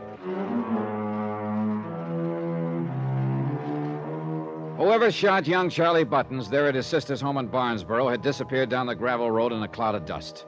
Hence the call to the police. Chief Walters was in his late 30s and definitely on the ball. He made a quick call to the coroner, and then in his car we took off for Cod Harbor. We pretty much left him alone over there in Cod Harbor, Mr. Dollar, and so far they've always managed to keep the peace. This time... Yeah. Now listen, Chief, and I'll give it to you fast. Yes, do that. Meg McCarthy got some threats to burn her place down, notified the insurance company. They sent me out. Understandable. First night there, I spotted a prowler around the cafe. But before I could get to him, somebody slugged me from behind. You didn't know who? Not then, but the prowler turned out to be Tim Beasley, your deputy over there, I guess you'd call him. Sort of, self-appointed. Lazy lout. But didn't he know who slugged you? He said not. Was Meg herself there? She has a powerful right, Dollar. Yeah, I thought of that, too, but let me go on now. The next morning, I went out on the Lily Ann and got tossed overboard. And believe me, Chief, the propeller on one of those boats isn't much fun to tangle with. Yes, Dr. Champion told me he'd had to go over to fix you up. Yeah. Anyhow, I was sure that whoever was after me was a member of that crew. Had to be. I see. When I came to back at Meg's, I had visitors. The crew, loaded with sympathy. The crew, that is, except for Charlie Buttons. And that's why you traced him to his sister's house? Uh-huh. And, Chief, he confessed. Then I don't understand. What? He said he was forced to do those things by somebody who knew of his criminal record and was holding it over his head. Criminal record? Charlie Buttons? Yeah, it seems he killed a man once when he was just a kid. The point is, this other person threatened to expose Charlie unless Charlie did his bidding. So Charlie, not being very bright, didn't think he had a chance. You find out who this other person is? No. That's when somebody shoved a gun through the window and back of me, shot him, then took off in the proverbial cloud of dust. How are you doing on suspects? Oh, brother, too many. Meg, of course, named her rivals in the cafe business right from the beginning. Well, I wouldn't count them very good suspects. Then there's Captain Billy Morgan, her intended husband. What a pair. And if I know Captain Billy, he was just scrounging a lot of free meals. Say, incidentally, I saw him in Barnesboro just before you called. Well, Captain Billy is beneficiary of Meg's life policy. And he still owes a lot of dough in the Lily Ann, I understand. Who else? Tim Beasley. What? Yeah. Look, Dollar, I know he's a good-for-nothing bum who's taken that job of acting mayor, acting police chief, acting everything else so he can live off the fat of the land over there. Did you also know that Clem Harris, who runs the other big cafe, is his cousin? His cousin, huh? Oh, and Beasley never kept his promise to dig up the threatening notes Meg received and compare them with the handwriting of the others. Doesn't look good, does it? What do you think, Chief? I'm beginning to wonder if Tim Beasley will be there when we get to Cod Harbor.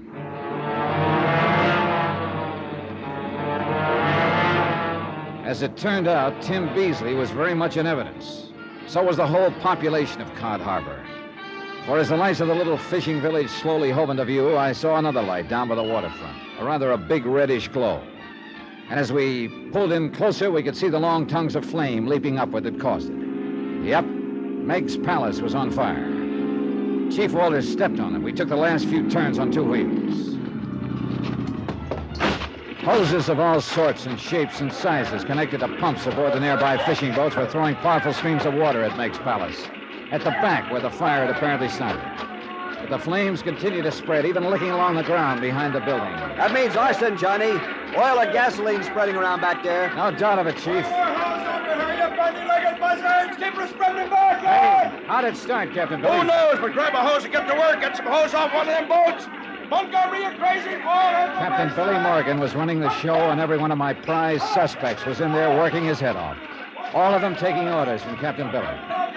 And then I realized that Meg McCarthy was nowhere around, and I noticed something else. All the firefighting was directed toward the back of the building. The front, thanks to the wind, was untouched. But that's where Meg McCarthy's room was. Chief Walters. Hey, Johnny, where are you going? Come on, Chief, give me a hand. What? See that window up there? Well, I'm going to climb up on the front roof of the place. You'll burn to a crisp up there. Gotta take that chance because I think I can blow this whole case wide open. Now clench your hands so I can step on them and hoist me up. But even right here, the heat is Come too on, much. man, quick, come on. Okay, Johnny, but I think you're crazy. Here you are. Now, up. Here you go. The heat was almost unbearable up on that roof, but I knew I had to do it. I crawled low along the shingles, hoping the rotten old roof would hold. And a withering blast that felt like fire itself hit me full in the face as I broke the window of Meg's room. And there she lay, stretched out, unconscious on her bed. There was an ugly, livid mark across her forehead where somebody had struck her down and left her there at the mercy of the fire. Johnny! Dollar, are you all right? The searing heat seemed to press in on me, engulf me, and the open window gave a draft to the flames that were already licking at the sides of the open door. Somehow I managed to wrap a blanket around Meg, covering her face, and stagger to the window, blindly groping for it. Johnny! This way, the window! Keep that hose on us here! All right, Johnny. You're all right now, I got you. It's all right, boy. All right.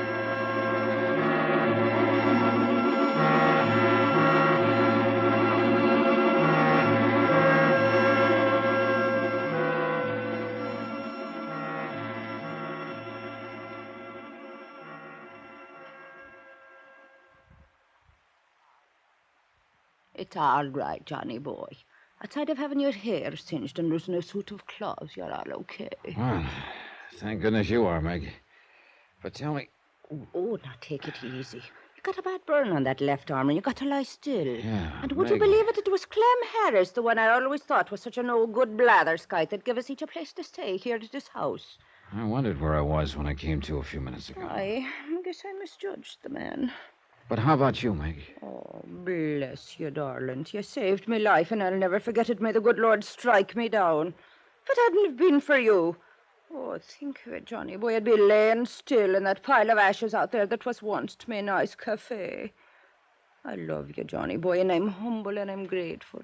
Meg, that mark on your head. Oh, the dirty, blathering spalpeen who snuck up in my room and knocked me down and left me there. I'll murderize him when I find him, that dirty conniving. You don't know who it was? How could I when he snuck up from behind me?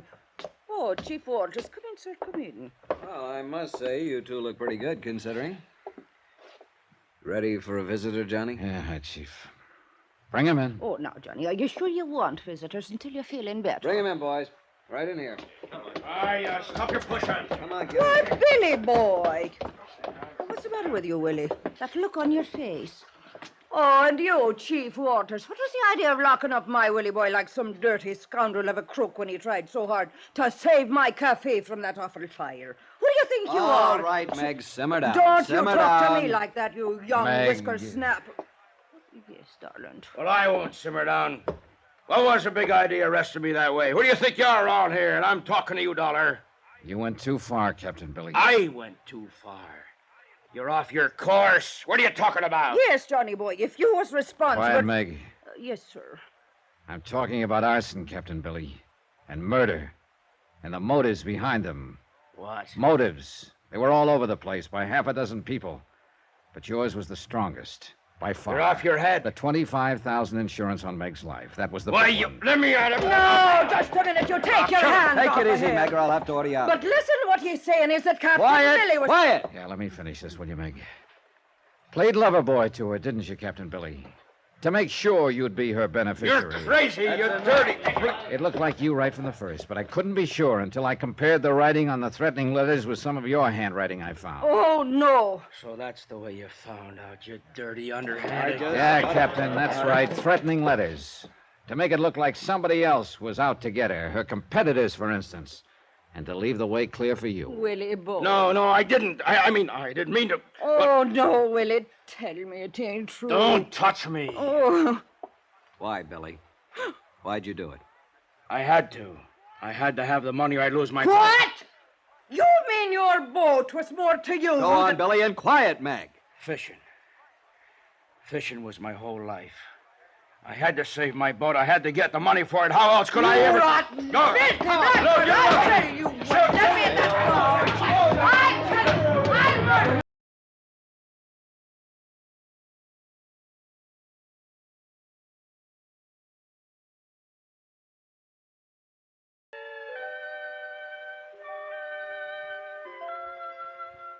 I don't know, Johnny boy.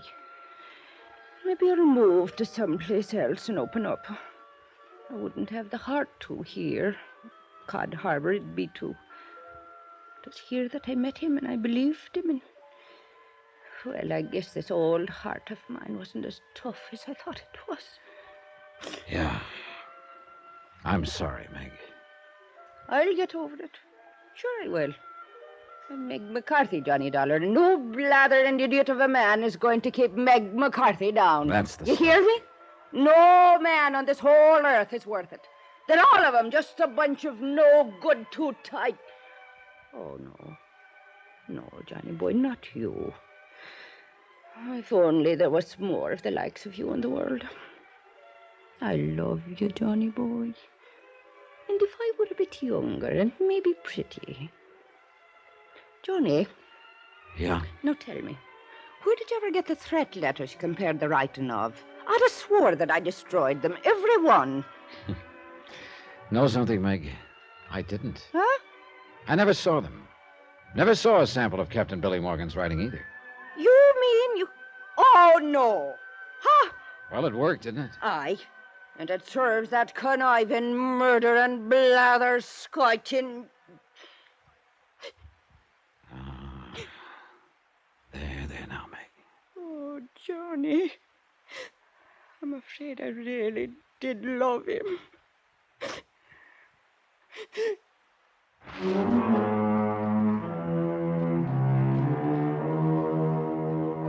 Yeah, it had been a long shot, and thank goodness it had paid off. The courts will take care of Captain Billy. The insurance on her place, of course, will have to be paid to Meg McCarthy, but no life insurance, thank heaven. Oh, poor Meg. It'll be a long, long time before she'll fall for sweet talk again. Expense account totaled, including fare and incidentals, back to Hartford, $221.60. Yours truly, Johnny Dollar.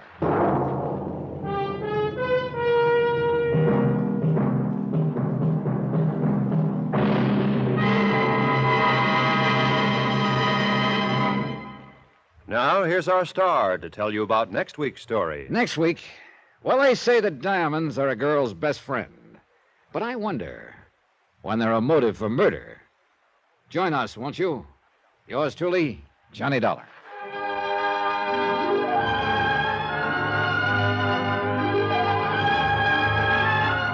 Yours truly, Johnny Dollar, starring Bob Bailey, is transcribed in Hollywood.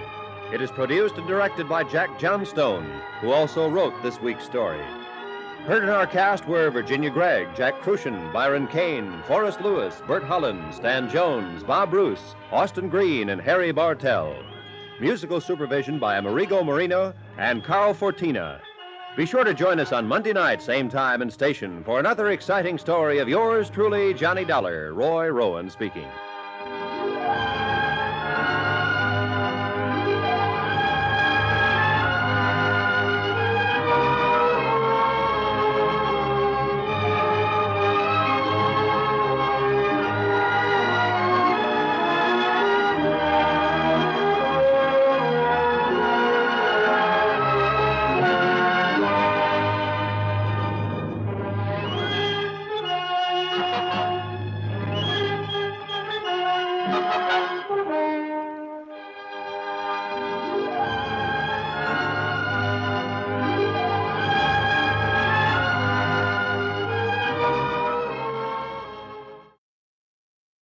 From Hollywood, it's time now for... Johnny Dollar. Tom Wilkins at Global Casualty, Johnny. Oh, hi, Tom. How you doing? Lousy. Right now I've got one big headache, $100,000 headache. Try an ice bag and go back to bed. A bag of ice would cure me, all right, but not the kind of ice you're thinking of. Hmm? $100,000 worth of uncut diamonds, Johnny. They've been stolen, and we wrote the policy on them. 100,000? That's a fat lot of rocks, Tom. And a fat fee if you can recover them for us. You interested? Oh, that's the understatement of the week.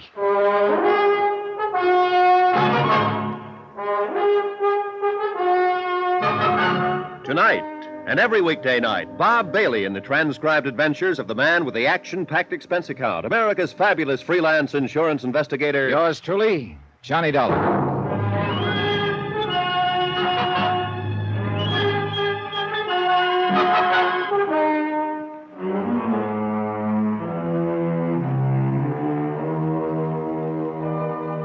Expense account submitted by Special Investigator Johnny Dollar to the Home Office, Global Casualty, Hartford, Connecticut.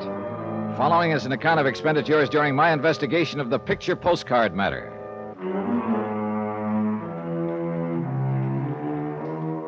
Expense account item 1, $1.25. Taxi to the office of Global Casualty, where Tom Wilkins was waiting for me. Looks like we're bucking a pretty well-organized outfit in this deal, Johnny. The way they pulled the job shows they'd planned it out pretty well. How did it happen, Tom, and where? The diamonds were being taken by special courier from Zurich, Switzerland to Amsterdam. They got lifted at the Zurich airport. How? The airport was crowded. The courier was carrying the diamonds in a leather briefcase strapped to his wrist. A fight broke out suddenly. In the confusion, the courier was slugged and the case cut loose from him. After which the fight suddenly stopped, huh? Yeah. It was obviously a rigged brawl. By the time the police arrived, the people involved had disappeared. With the uncut diamonds. Mm-hmm. Sounds like their timing was pretty good. Too good. How about the courier? You get a look at the guy who slugged him? No, it happened from behind. Anybody in the airport crowd able to describe the guys who'd rigged the brawl? Well, no clear description. Somebody mentioned that one of the men involved was stocky, sort of a bull neck. Oh, great. Probably only a couple of million people answering that description. True. Zurich police turn up anything? Not a thing. Well, look, Tom, I'm an insurance investigator, not a magician. You better get yourself another boy. Whoa, Johnny. We got one lead, and it could be enough if it's on the level. Oh? Well, let's have it. The robbery was day before yesterday. This morning, I got an airmail special delivery letter from Zurich. Here, take a look. Regarding the recent diamond matter, I have information which may enable you to recover them. For a reward. So I see. And he wants to talk to somebody about it. Yeah. And I nominate you. It's signed Sebastian. Any idea who he is? None at all. As you see, I was to reply to General Delivery in Zurich. I did. Told him you were the one. Uh-huh. How do I find him? Well, read on. You're to register at the Polo Hotel in Zurich. He or she will contact you there. You think it's on the level? I don't know. Could be a phony. Somebody trying to ace in and promote a fast buck. It's happened before. Sure, and this could be another one. But right now, it's the only lead we've got. We got to take a chance and go along with it. I can't say I care for the postscript here. Extreme caution necessary. Leads me to think there's one thing you'd better be real sure about, Johnny. What's that? That you don't get contacted by the wrong guy. And so, with the sun sinking slowly in the west and my morale slowly following suit, I said goodbye to my cheerful friend and set sail for distant shores. Item 2, $622 plane fare and incidentals to Zurich, Switzerland. It was a quiet, uneventful flight, and I had a lot of time to think. But I didn't much like what I was thinking. Whoever had lifted the uncut stones wouldn't exactly like the idea of an informant spilling the beans to me, and I had a slight hunch I'd be lucky if beans were the only thing that got spilled.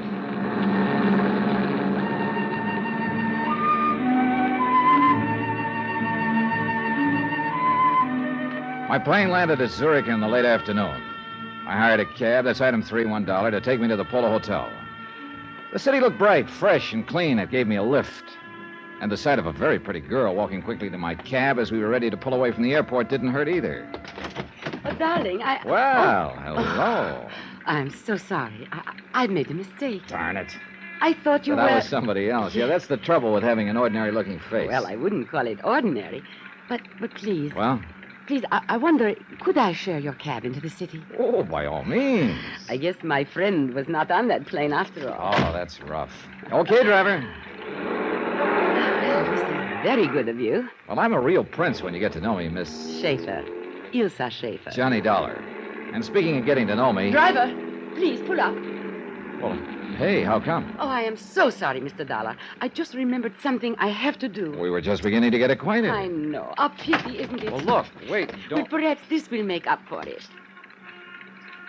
Well, offhand, I can't think of a better start. Now, if you'll only... Goodbye. Hey, Ilsa, wait! Well, if this is the customary Swiss hospitality, driver, sign me up. Then I realized that Ilsa had forgotten her purse. I had the driver cruise around a few minutes, but we didn't see her anywhere. So I dropped her purse off at the Lost and Found office of the taxicab company, then went on to the Polo Hotel. It was in the newer quarter of Zurich, on the lower slopes of the Zurichberg. I went inside and started for the desk in the lobby, but I didn't quite make it. Turn here, please. Sorry, I'm heading for the desk. I said turn here, please. You know, I can't say I care for the way you keep nudging me in the ribs. That wouldn't be a gun, would it? Yes, it would. Now, if you will please come with me. Okay, mister. Where to? To the side entrance. I'll say one thing. I sure didn't expect all the reception committees. The first one I like much better. Huh? Skip it, will you? Outside.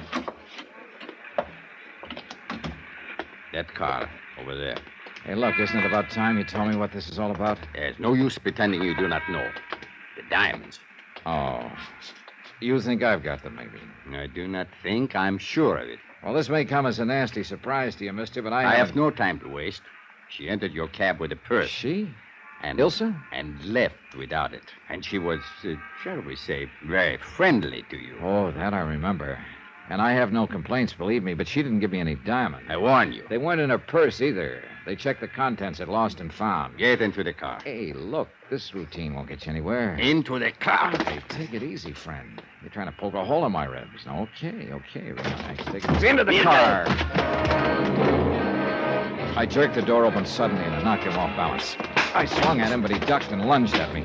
I went sprawling into the street in front of an oncoming car. One of the fenders hit me a glancing blow, and I bounced against the curb. By the time I could get to my feet again, my friend with a gun had disappeared, and so had his car. I wasn't hurt, but it took several minutes to convince the very scared cab driver who'd accidentally hit me. He should be scared. Expense account item 4, $12.75. Telephone call to Tom Wilkins at Global Casualty Bank in the States. I'm glad you called, Johnny. Any luck so far? No luck, but sure a lot of action. Well, what do you mean? Well, first off, an attractive little doll shares my cab for a few blocks, plants a kiss on me, and scrambles out, leaving her purse behind. What? Then a strong arm collars me and tells me the girl must have passed the diamonds to me in the cab. Oh, but that doesn't make sense. Well, anyway, that's what happened so far, plus my almost getting run over in the process. Look, Johnny, I knew this wouldn't be an easy assignment, but... Yeah, I know. Yeah. Don't worry, Tom. I'm still all in one piece. But I'm beginning to realize what Sebastian meant in his letter about extreme caution being necessary. Has anyone contacted you yet? No, only the aforementioned pair. No sign of this Sebastian, whoever he or she is. Well, I still don't understand Neither why... do I. Either the boys who stole the diamonds have lost them, or there's another outfit trying to get their hands on them. In which case, I'm right in the middle. Johnny, Sebastian's still our only lead. You got to give him plenty of chance to contact you. Yeah, I know. Will do. But be careful. Look, I'm with you, believe me.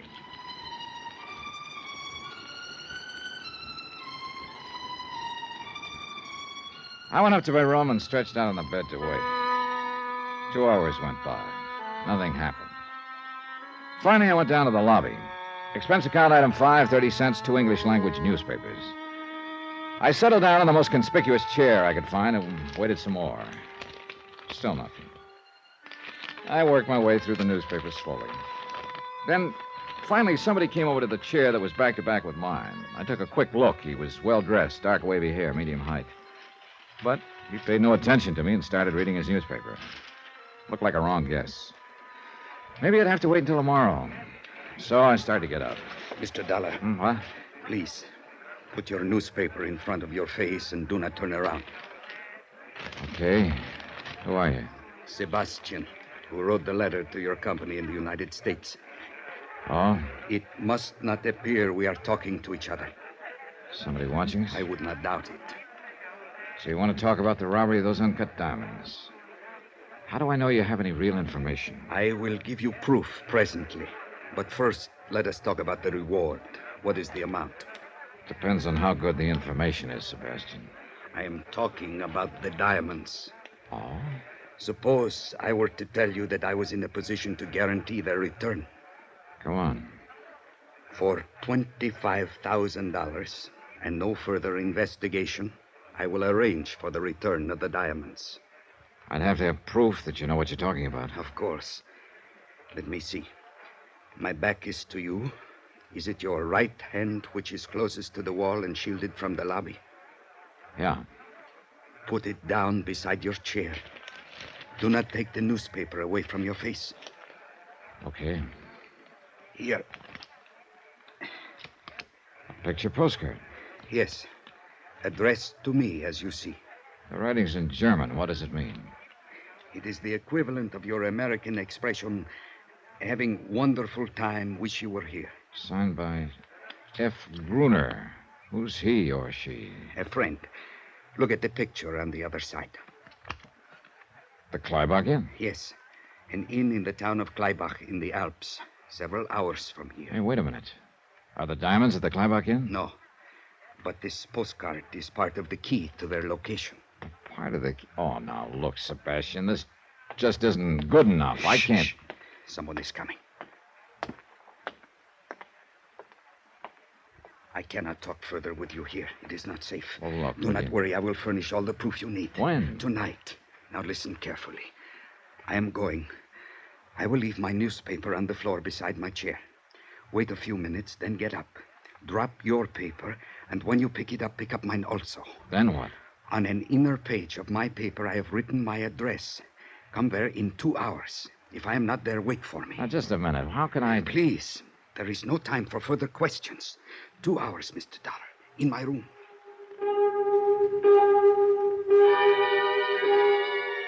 Two hours later, I went to the address he'd given me. A small apartment in another part of the city.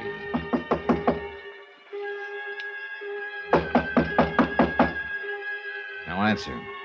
He hadn't arrived yet. I went inside and waited. 15 minutes went by. No sign of Sebastian. And then something started pecking away at my brain, a faint sound. I finally pegged it. A dripping faucet. It came from the bathroom.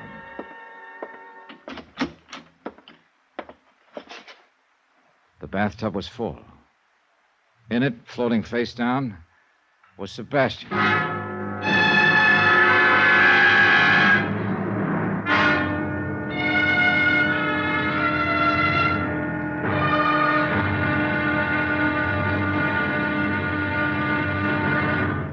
Now, here's our star to tell you about tomorrow's episode of this week's story. Tomorrow, a perfect stranger wants to get acquainted, and a beautiful girl asks me to go skiing. Trouble is, either or both of them could be trying to kill me. Join us, won't you? Yours truly, Johnny Dollar.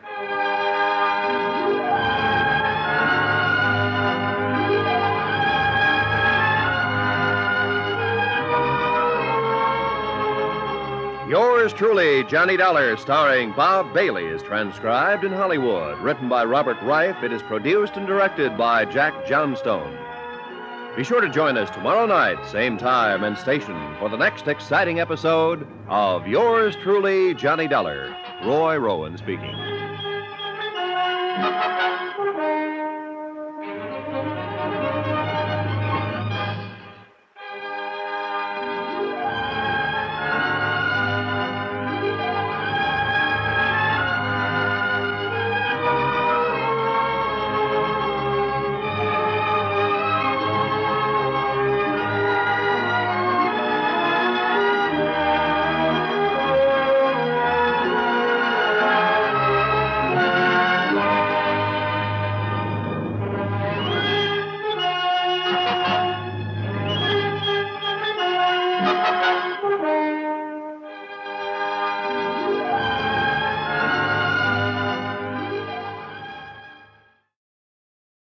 From Hollywood, it's time now for... Johnny Dollar. Inspector Herniger of the Zurich Police, Herr Dollar. Oh, yeah, Inspector. I talked to one of your men last night. Yeah, when you report the murder of this man called Sebastian. Yeah, any line on this killer? Not as yet. We are somewhat at a loss as to motive. That I think I can supply. So? Sebastian apparently had information about the robbery of some uncut diamonds here in Zurich. So? Yeah, and he was willing to sell his information. But somebody called off the sale permanently. So find the man who lifted the stones, and we'll have Sebastian's killer. Perhaps. You don't sound convinced. It appears quite possible, Herr Dollar, that Sebastian was killed by a woman.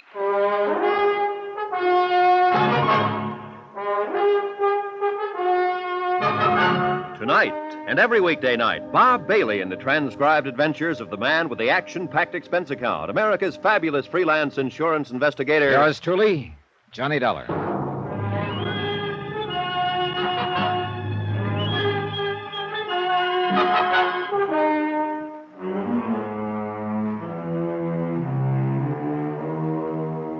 Expense account submitted by Special Investigator Johnny Dollar to the Home Office, Global Casualty, Hartford, Connecticut. Assignment, the picture postcard matter. Location, Zurich, Switzerland. Expense account continued.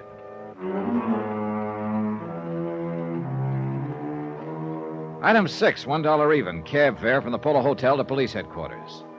Inspector Herniger was a big man who moved and talked slowly.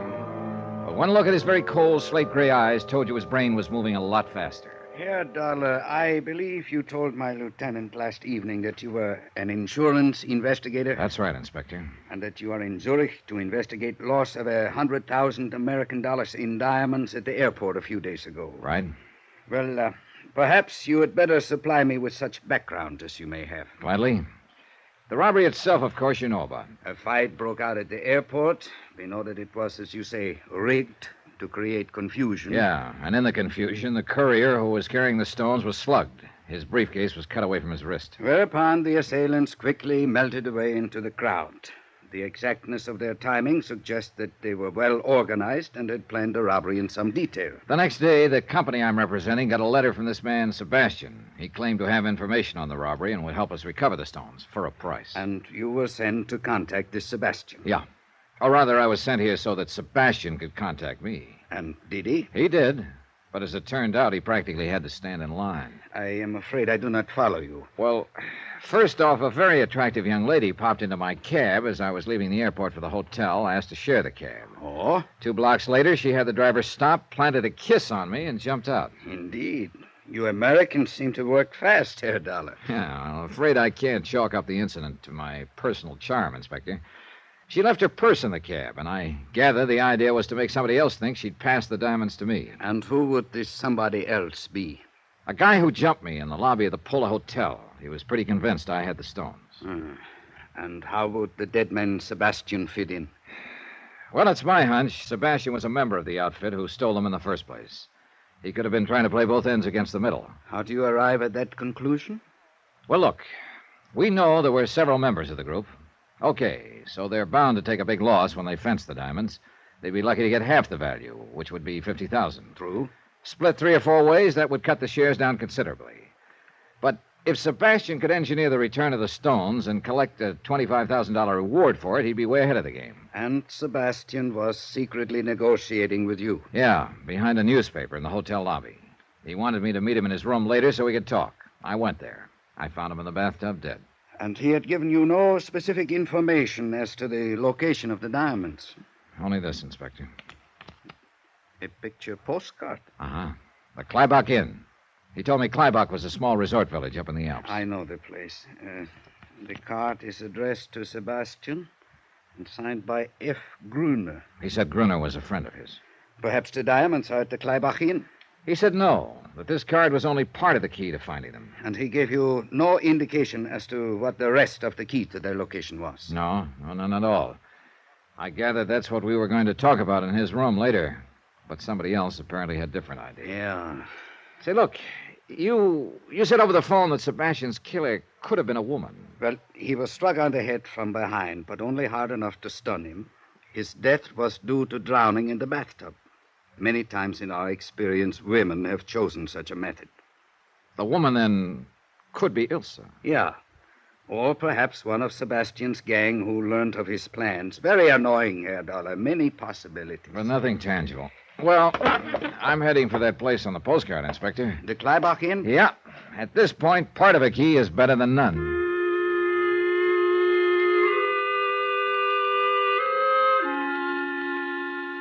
Expense account item 7, $16.20 American. Transportation and incidentals to the Kleibach Inn. The postcard didn't do justice to the place. The village nestled in a little meadow below some towering peaks. Oh, above it was the inn, a chalet-type building that looked out over the valley. And it was a peaceful scene. A few cows in the meadow with jangling bells. A lot of snow on the peaks. A sky of startlingly clear blue and a few wisps of clouds nudging the peaks. Inside, the inn looked spacious and comfortable, with a friendly fire crackling in the huge fireplace, and a friendly-looking fellow behind the desk. Welcome to the Kleibach Inn. Well, thanks. Please sign here. Okay. Thank you, Herr Dollar, is it? Yeah. You the manager? Yeah, I am Otto Friedrich, your host. Well, maybe you could help me, Otto. I am at your service. All right. Take a look at this postcard. Oh, what's the matter? That is not the good picture of the inn. I had some new ones made. You see, the lighting is wrong in this picture. The entire north wing is in the shadows. Now, in the good picture... Yeah. Well, what I want to know is, do you sell these cards here? Not those cards, no. I have the new cards. See, here's one. Now, see how much better... Well, how about in the village? Do they sell the old cards there? Yeah, I'm afraid so, in 1 or 2 shops. I have told them 100 times I will give them the new ones if only they will... You see, it's... Yes, it's the lighting. You ever hear the name Sebastian around here? Sebastian. No need to memorize it. Just tell me if you've heard it, please. Is it a first name or a last name? There you've got me. Sebastian.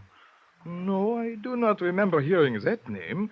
I'll be glad to check my register for you. How about F. Gruner? He's the one who sent the card to Sebastian. Gruner. Perhaps I heard the name in the village somewhere. Or I will see what I can find out. Okay, thanks. In the meantime, I hope you'll be comfortable here and enjoy your visit. Ski equipment is at your disposal. Thanks. But I'll enjoy my visit a lot more if I can find F. Gruner.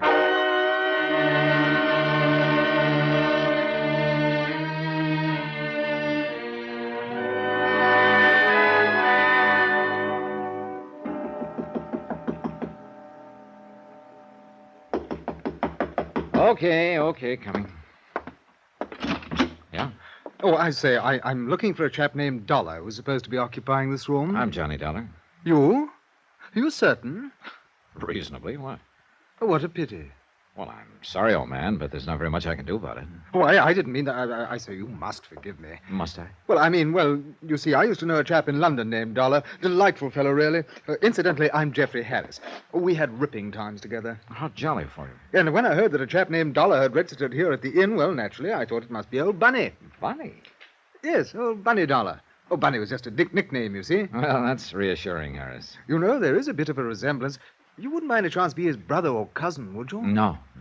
Well, after all, Dollar's a bit of an odd name, and I thought... No, I'm sorry. If you'll excuse me, I'm on my way downstairs. Oh, splendid. Well, so am I. Oh? It's quite a coincidence, is it? Well, running to you in this way, I mean, you're absolutely sure that you don't know Bunny Dollar? This I can guarantee. Oh, what a pity.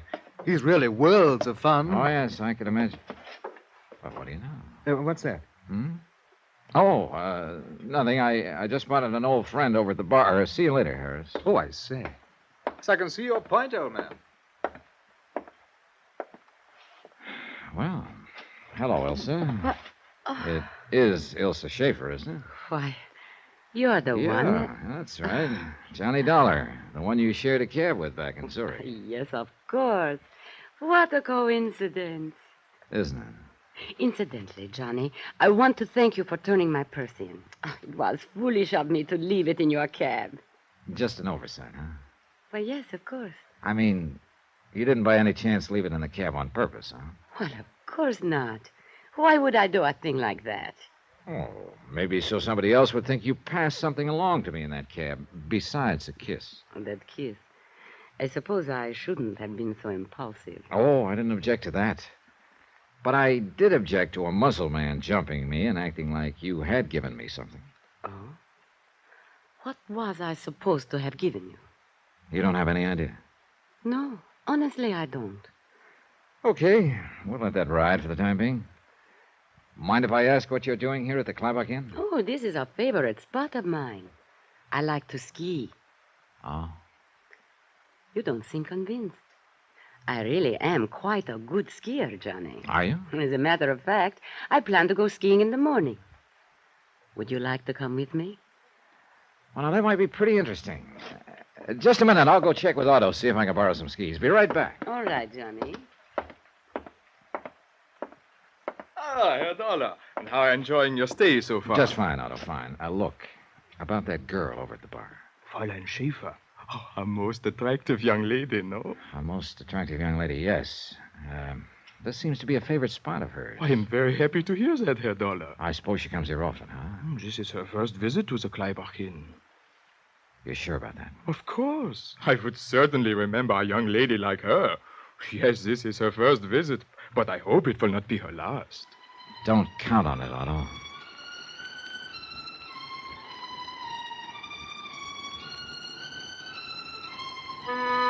So Elsa was lying about coming here often. It could mean she'd lied about a few other things, too, like leaving her purse in my cab accidentally. She might have been trying to make it look like she'd passed the stolen diamonds on to me and thus take the heat off herself and whoever she was working with. I remembered what Inspector Honegger had told me, that Sebastian's killer could be a woman. I went back to the bar. Did you arrange for the skis? Yeah, I guess I'm all set. Good. Tomorrow morning, then. All right, where? Well, I had in mind the North Slope, but perhaps you would not like that. Why not? Some people consider it too dangerous. Oh, I don't think I should worry about the danger, do you? Mm-hmm. After all, Elsa, I'll be in the best of hands. Thank you. I'm sure you'll take good care of me.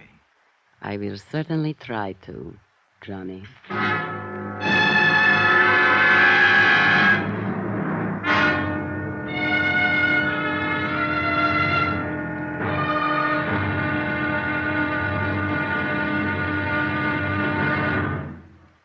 Now, here's our star to tell you about tomorrow's episode of this week's story. Tomorrow, well, skiing's a strenuous sport.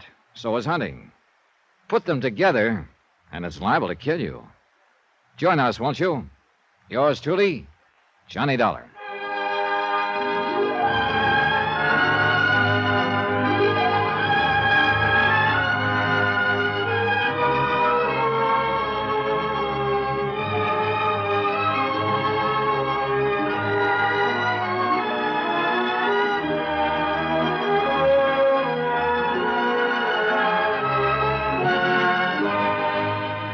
Yours truly, Johnny Dollar, starring Bob Bailey, is transcribed in Hollywood. Written by Robert Reif. It is produced and directed by Jack Johnstone. Be sure to join us tomorrow night, same time and station, for the next exciting episode of Yours truly, Johnny Dollar. Roy Rowan speaking.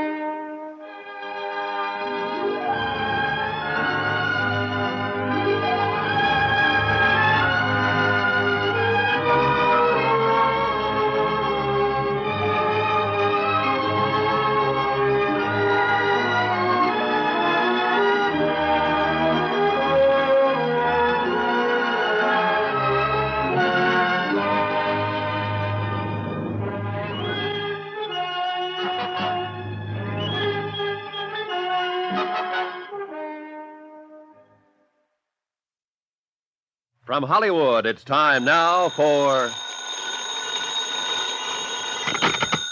Johnny Dollar. This is Otto, the innkeeper. I have a telephone call for you from Police Inspector Honegger in Zurich. I will put him on. Go ahead. Hi, Inspector. Any line on Sebastian's killer? Not yet, Herr Dollar.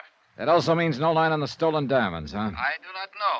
You recall the picture postcard Sebastian gave you before his death? The picture of the Kleibach Inn? Sure. He said it was part of a key to the location of the diamonds.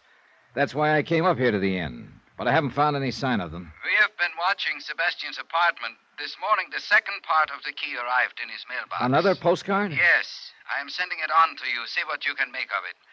Looks like we're in the middle of a game of some kind. Have you been able to locate the missing murder suspect, Ilse Schaefer? I've not only located her, in 5 minutes I'm going skiing with her. What? Herr Dollar, do you think that is wise for you? It's one way of finding out if she ties in. I just hope it doesn't turn out to be the hard way.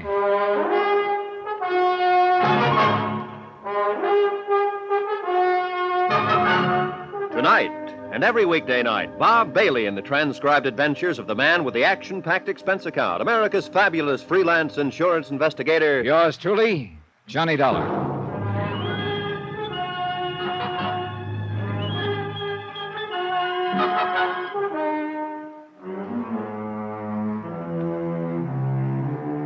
Expense account submitted by Special Investigator Johnny Dollar to the Home Office Global Casualty in Hartford, Connecticut.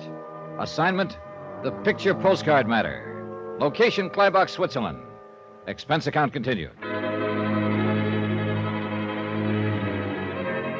Item 7, $3 American, rental on ski equipment. Ilsa Schaefer told me she'd come to Kleibach to go skiing, and I wanted to make sure that was her reason. There'd been too many coincidences about her to suit me. First, the way she'd popped into my cab in Zurich, then popped out 2 blocks later, leaving her purse behind. Right after that, I'd been jumped by a strong arm who was sure Ilsa had passed the stolen diamonds to me. And now she turns up suddenly at the Kleibach Inn. I spotted her waiting for me at the ski lift. Come on, Johnny. You're late. In her skiing outfit, she could have passed for Miss Switzerland. But one nasty little thought kept coming into my brain, kept marring the picture. She could also be Sebastian's killer. We rode the lift up to the top, then took off along the ridges. She skied like she was born to it, easy, smooth, and gracefully. It had been 4 years since I'd last been on skis, and as I struggled to keep up with her, I must have looked like a rusty snowplow. We worked our way out on the crest of one of the ridges. Let's stop here a moment. Well, that suits me fine. Whew. You winded? This is not exactly sea level. You'll get used to it. You see, I really can ski, Johnny. Oh, that's an understatement. Do you have a cigarette? Yeah, sure. Here.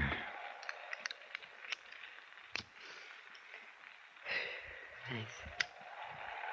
Isn't it beautiful up here, Johnny? Yeah. You see that little dot way down there? That is the inn. A long way down. That's what I like about skiing. Everything is so remote, so far below. When you're up here, all that down there, it just doesn't exist anymore. It's always there when you get back, though. You are too practical, Johnny. But you know, it's fun being with you. Thanks. I still can't get over it. What? Well, the coincidence that I should share your cab in Zurich and then run into you again at the Kleibach Inn. But I am glad. Aren't you? Can't say that I... Johnny! Hey! Must have come from that other ridge behind the rocks. Closer. We're sitting ducks on this ridge. Quick! Down the left side of it. There is a shortcut. Let's go. Keep low, Elsa. Who could be shooting at us? We'll figure that out when we get out of range. Oh, He's still right with us. we'll be out of sight in a moment. Could be a moment too late. There. We are past the shoulder. Yeah. Slope's pretty steep here. This is the quickest way. The shoulder of the ridge will keep us out of sight. Maybe. What do you mean? We get going much faster and we're going to take off. Hey, ahead of us, a cliff. Johnny, stop! What do you think I'm trying to do? Johnny, watch out! Can't. Oh, brother. Johnny. 4 feet more and I'd... Thank heaven. This was a real great route you picked, Ilsa. Oh, I can't tell you how sorry I am. Sorry I didn't go over the edge. Oh, of course not.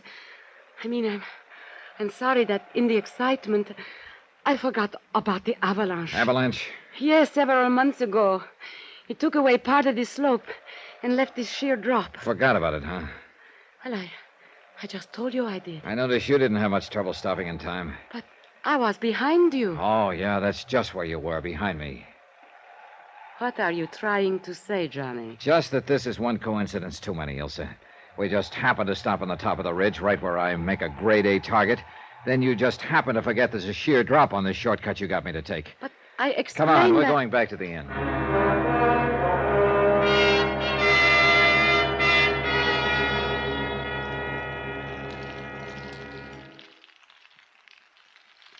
The fire feels good, doesn't it? Johnny, what is it? What's the matter? All those things you said up on the ridge. I'm waiting, Elsa. Waiting for what? For you to open up and tell me what this is all about and how you fit into the deal. Deal? Oh, cut it out, will you? You didn't just happen to share my cab back in Zurich. The whole thing was rigged so it would look like you passed those stolen diamonds along to me. Stolen? Johnny, I don't know anything about stolen diamonds. I suppose you also don't know anything about a man named Sebastian. Oh, yes, I know Sebastian. What has he got to do Or about with... his murder. Murder? Oh, no. Oh, yes. Why, I can't believe it. Sebastian dead. Yeah. And you've already admitted you knew Sebastian. Now let's have the rest of the story. Straight. Oh, well, Sebastian was a friend of mine. Friend? Nothing more. He He had asked me to share your cab at the airport and to leave my purse in it. Why did he want you to do that? I don't know. He said he was in some kind of trouble and needed help. He said if I would do that, it would help him. Ilse, you'll have to do better than that. But I am telling you the truth. No, you... Hey, wait a minute. You claim you didn't know what kind of trouble Sebastian was in? No, he didn't tell me. You also claim you don't know anything about the diamonds? $100,000 worth? What? I read about that in the newspapers, but... Oh, wait a moment. Are you saying that Sebastian was involved in it? Up to his ears. I'm sorry to hear that, Johnny. But you must believe me. I did not know anything about it. You're either telling the truth or you're a whale of an actress, Ilse. I'm telling you the truth. Okay. But about that taxi cab in Zurich, I don't understand. Sebastian was trying to double-cross the rest of the outfit by negotiating with me for the return of the diamonds. But apparently there was another outfit after the diamonds. He wanted to make it look to them like he'd passed the diamonds along to take the heat off. You said a man attacked you after I had left your cab. Yeah. He obviously thought you'd slip me the diamonds. So Sebastian was setting me up as a patsy on the one hand and negotiating with me on the other. Who could have killed him? Good question. Could be the outfit trying to grab the stones. Or Sebastian's own crowd found out he was trying to sell them out. And the person who shot at us up on the Same ridge? two possibilities. Which reminds me, you still haven't explained how you happened to come up here to the Kleibach Inn. Well, Sebastian told me he had unfinished business in Zurich, and he would meet me here in a few days, and we would go skiing. I see. Tell me, did you know any of Sebastian's friends? One or two, slightly. Was one of them big and powerful, thick features, almost bald? No. Why? Well, he's the one who jumped me in the hotel lobby after my cab ride with you. Oh, no. I am certain I would remember him the way you describe him. Oh, there was a man Sebastian spent a great deal of time with, but he was short and stocky with very thick neck. Well, that fits the description of one of the men in the robbery at the Zurich airport. Do you know his name? Why, Brunner, I think it was. Could it have been Gruner? Yes, Gruner. The man who sent the postcard to Sebastian. Yeah, that ties in all right. Postcard? Oh, well, skip that. Was one of Sebastian's friends an Englishman? Not that I know of. Why? Well, a fellow named Jeffrey Harris here at the hotel's been trying to strike up an acquaintance with me. Claims he thought I was old Bunny Dollar, a friend of his from London. Oh, well. Johnny, if you'll excuse me, I'm very tired and upset about this news of Sebastian. I think I'll go to my room. Yeah, okay, Elsa. If there's anything more I can do Don't to worry. help you... I'll let you know. All right. I'll see you later. Herr Dollar? Oh, Otto. Did you enjoy your skiing? Well, let's say it was real interesting. Got a question for you, Otto. Huh? As a man of experience, how do you tell if a woman is lying? Okay, Herr Dollar. As an innkeeper, I learned long ago that one listens to a woman, agrees with her, smiles politely, keeps his eyes open, and believes what he wishes about her. Yeah, well, I guess that's as good advice as any. Herr Dollar, this letter arrived for you from Zurich by special messenger while you were out. Oh, yeah, I was expecting it. Thanks, Otto. One more thing. Yeah? Did anybody else go skiing this morning? From the inn? No. I see. But the Englishman... Jeffrey Harris? What about him? He likes to climb the rocks. He went out for a while. Climbing rocks, huh? Thanks a lot. Yeah. Jeffrey Harris could be my boy, all right. But at the moment, I was more interested in the contents of the envelope Police Inspector Honegger had sent me from Zurich. I tore it open and examined the postcard inside. Expense item 8, 2.5, long-distance call to Zurich and Honegger. You received the postcard, Herr Dollar? Yeah, from Gruner to Sebastian, a picture of a chalet on the side of a mountain. You say this card arrived in Sebastian's mailbox? This morning. Apparently, Gruner is unaware of Sebastian's death. What do you make of the card? Well, the chalet in the picture is sort of a small halfway house for skiers. Is it attended? No, empty most of the time. Herr Dollar, possibly the first postcard of the inn was simply for the purpose of guiding Sebastian to Kleibach. This second is perhaps a picture of the actual location of the diamonds. That's what I'm going up there to find out. The trail up the mountain started in back of the inn. I worked my way up the ridge slowly, keeping an eye on every clump of rock. just in case my friend with the rifle was still on the prowl. Near the crest, I stop for breath. Suddenly, I spotted something moving far down the slope below me. Someone was descending from rock to rock, almost down to the inn. It was too far to tell for sure, but it looked like the Englishman, Jeffrey Harris. I started my climb again. 10 minutes later, I reached the halfway house, the place on the postcard. It was small, just a shelter, and there was no sign of life. Inside, the place was in a shambles, completely torn about. If this had been the hiding place of the stolen diamonds, somebody had sure beat me to it.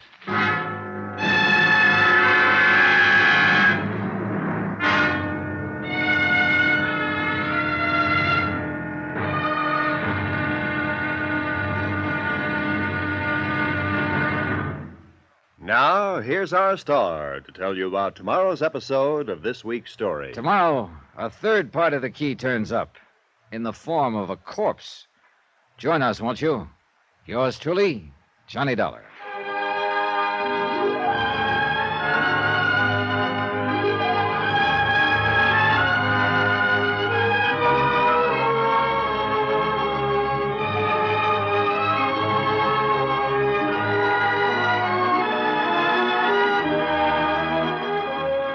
Yours truly, Johnny Dollar, starring Bob Bailey, is transcribed in Hollywood. Written by Robert Reif, it is produced and directed by Jack Johnstone. Be sure to join us tomorrow night, same time and station, for the next exciting episode of Yours truly, Johnny Dollar. Roy Rowan speaking.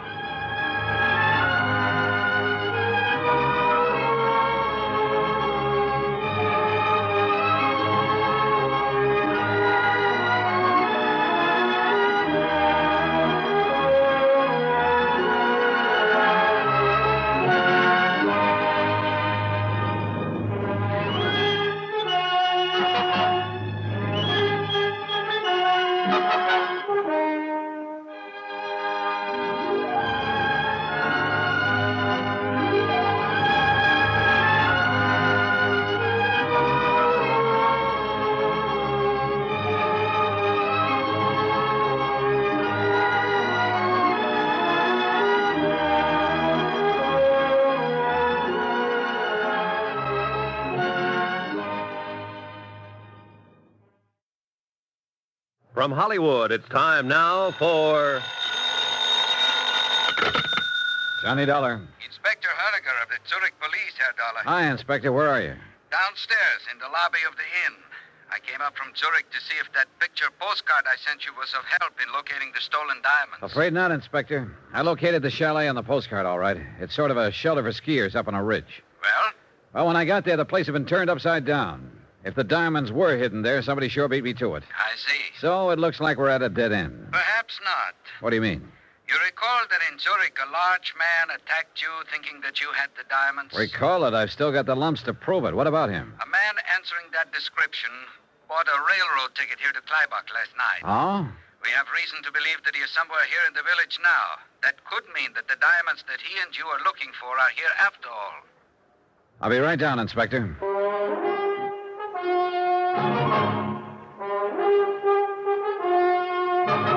Tonight and every weekday night, Bob Bailey in the transcribed adventures of the man with the action-packed expense account, America's fabulous freelance insurance investigator. Yours truly, Johnny Dollar.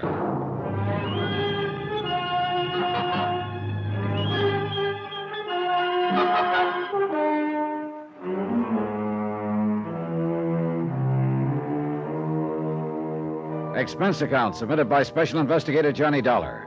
To the Home Office, Global Casualty in Hartford, Connecticut. Assignment, the picture postcard matter. Location, Kleibach, Switzerland. Expense account continued. Item 9, 70 cents. 1 pot of coffee for Inspector Honegger and myself at the Kleibach Inn. Ah, most perplexing case, Herr Dollar. A skillfully timed robbery of the uncut diamonds at the Zurich airport last week, and then these puzzling postcards supposedly giving the location of the diamonds. Yeah, they've got to be the key, Inspector.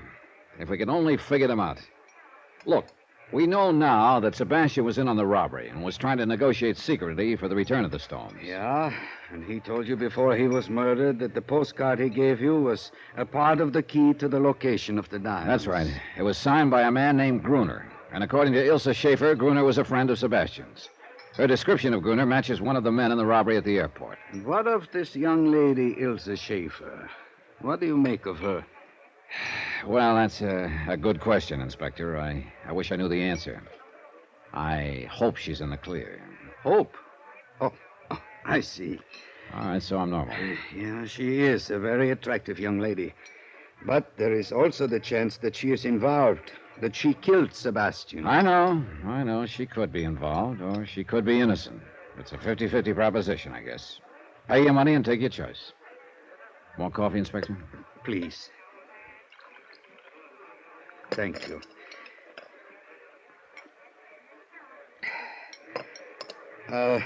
What is her story? Well, I finally got her to admit she didn't share my cab in Zurich and leave her purse in it just by coincidence. It was Sebastian's idea to make it look like she'd passed something along to me. But why would Sebastian wish to make it appear that you had the diamonds if he was trying to negotiate with you for their return? That does not make sense. Actually, I think it does, Inspector. It could go together this way. After the robbery, the gang split up. Gruner was to hide the diamonds, then get word to Sebastian as to their location. Of this much we are fairly certain. Okay. But now Sebastian gets the bright idea of double-crossing his buddies. He gets in touch with the insurance company I represent, and they send me to Zurich to negotiate with him. I still do not... In the meantime, though, another outfit has moved into the picture and is trying to grab the stones from Sebastian and his boys. Yeah, that would explain many things. Sure it would. That's why he rigged that deal with Ilse in my taxicab, to make it look to the other outfit like I had the stones. That would take them off his neck for a while. Yeah, he was playing me for a patsy. But I've got to admit it was a pretty fair scheme. Then later, Sebastian contacts you and gives you the first postcard. Mm-hmm. He tells you it is part of the key to the location of the diamonds. That's right. But Sebastian didn't move fast enough, so he wound up dead. But his Confederate Gruner sent him a second card. Oh, probably mailed before Sebastian was killed. It is possible. Now, the first postcard is a picture of this Kleibach Inn. Yeah, and according to Otto, the innkeeper, it's not the best picture of the inn. I asked him about Gruner. He said he thought he'd heard the name somewhere, but that Gruner hadn't been a guest here. Perhaps he is down in the village. Well, I'm going to check that today. But if the diamonds are in the village, why the postcard of the inn? And why the second postcard of the ski hut on the ridge? I do not know. Is there anybody here at the inn that you suspect of being an accomplice of Gruner and Sebastian? Ilse Schaefer, for one. She claims Sebastian told her he'd meet her here in a few days for some skiing. I see. Anyone else? An Englishman named Jeffrey Harris. He seems pretty interested in me. Claims he thought I was a friend of his from London. He might be telling the truth? Yeah, he might be. But I found out he likes to climb mountains. And he was up there somewhere this morning when Ilse and I were skiing and got shot at. Do you think Fräulein Schaefer could have maneuvered you into that position? Well, if she did, she had a lot of confidence in the marksmanship of her buddy in the rocks. And you told me she suggested a route of escape which ended suddenly at a cliff. Which I almost went off of. Yeah, Inspector, I hate to say it, but she could be the one.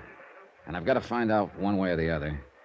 Which means I'm going to stick pretty close to her for the time being. I gather that prospect is not entirely unpleasant to you. But be careful, Herr Dollar. She could be dangerous. So could Jeffrey Harris. On my way to the ski hut this afternoon, I spotted him down the mountain from me. And the ski hut had been torn apart. Yeah. If the diamonds were there, they're gone now. And Harris could be the boy who beat me to them. If he or anybody attempts to leave Kleibach, one of my men at the railroad station will report it. Well, I must be getting back to Zurich, Herr Dollar.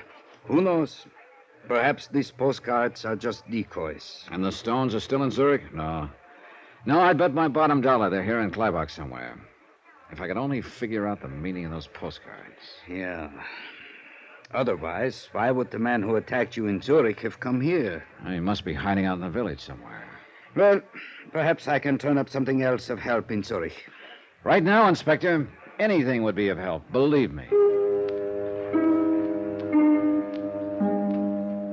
After Inspector Honegger left, I studied the postcards again, but I got nowhere.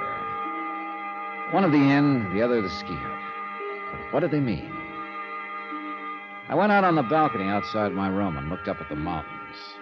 But I couldn't see the ski hut from there. A ridge was in the way. I did see something else, though. 3 rooms down the balcony, Jeffrey Harris's French doors were open. His room was empty. So I decided to have a look. I wasn't sure just what I was looking for. Something, anything that would indicate whether or not Harris was involved in the whole thing. I worked my way to the closet, turning up one big nothing. His clothes were hung neatly in place, and in one corner was stacked some climbing gear. I reached around behind it, and my hand touched metal. I pulled it into view. A rifle with a telescopic sight. I sniffed at the barrel. The gun had been fired recently.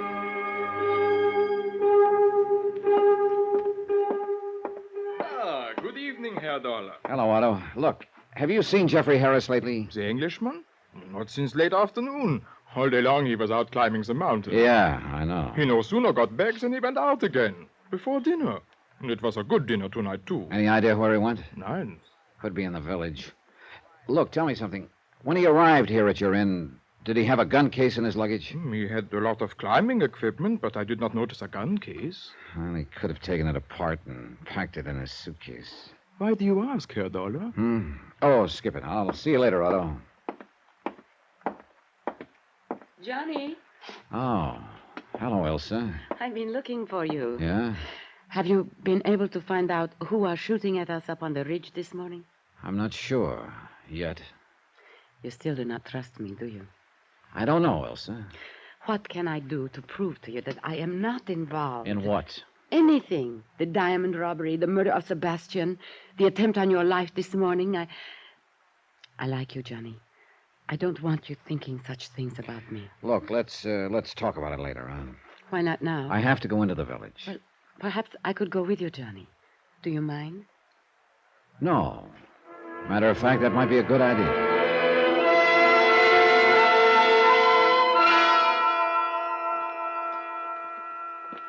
Nice in the village tonight, isn't it? Yeah, it is. Quiet, too. You seem to be looking for something, Johnny. For someone, Elsa. Who? The Englishman, Jeffrey Harris. Oh? You told me you'd never seen him before you came here to Kleibach. That is right. Then he wasn't a friend of Sebastian's. Well, not as far as I know. Well, an hour ago in Harris's room, I found a rifle with a telescopic sight. You mean that Harris is the one who shot at you this morning? Otto, the innkeeper, told me Harris went mountain climbing today. I saw him on his way down late this afternoon. But he isn't at the inn now. You think he's down here in the village? Maybe. That's why. What's the matter? Hold it, Elsa. Well. Looks like maybe the village isn't so quiet after all. What do you mean? I think somebody's following us. What? Come on, now, start walking it. Yeah. Where? Across the street and back a ways in the shadows. Oh, what are you going to do, Johnny? Figure out a way. Wait a minute. That alley up ahead. We'll turn into it. Oh, Johnny. Don't turn your head, Elsa. Okay, into the alley now. Good. He can't see us here. Who do you think it is? I don't know. Gruner, Jeffrey Harris, even the guy who jumped me back in Zurich thinking I had the diamonds. Keep going. You think he'll come into this alley? That's what I'm hoping.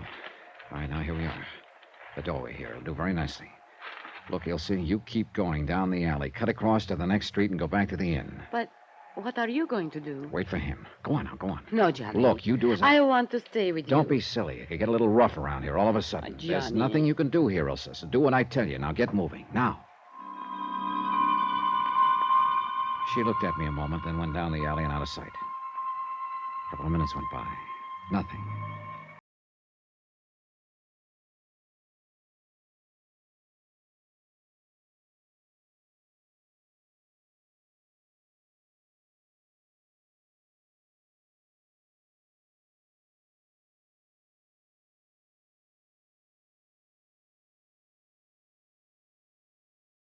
Stuck my head around the corner.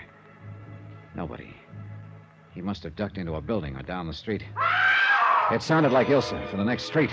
I cut through the alley. Then I spotted a couple of people in front of a small hotel down the street. They were jabbering excitedly. There was a man crumpled up on the ground. Ilsa saw me and ran over. Johnny. Oh, Johnny. What's the matter, Ilsa? He fell out of the upstairs window, almost in front of me. Who is it? It's Sebastian's friend, Gruner. Gruner. The guy who'd been writing postcards to Sebastian. Gruner. The only man in the world who knew where the diamonds were hidden. My one lead. Dead.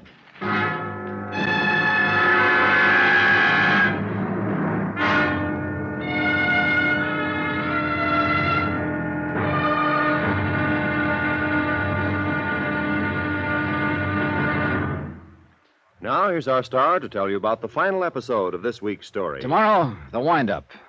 I find out some people will not hesitate to kill anyone who gets in their way. And that's not so good when the man in the way is me. Join us, won't you?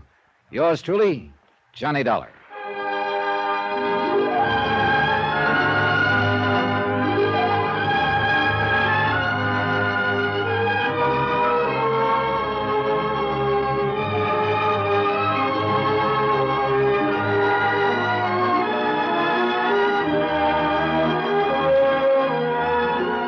Truly, Johnny Dollar, starring Bob Bailey, is transcribed in Hollywood. Written by Robert Reif, it is produced and directed by Jack Johnstone.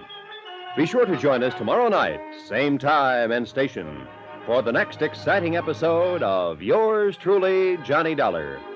Roy Rowan speaking.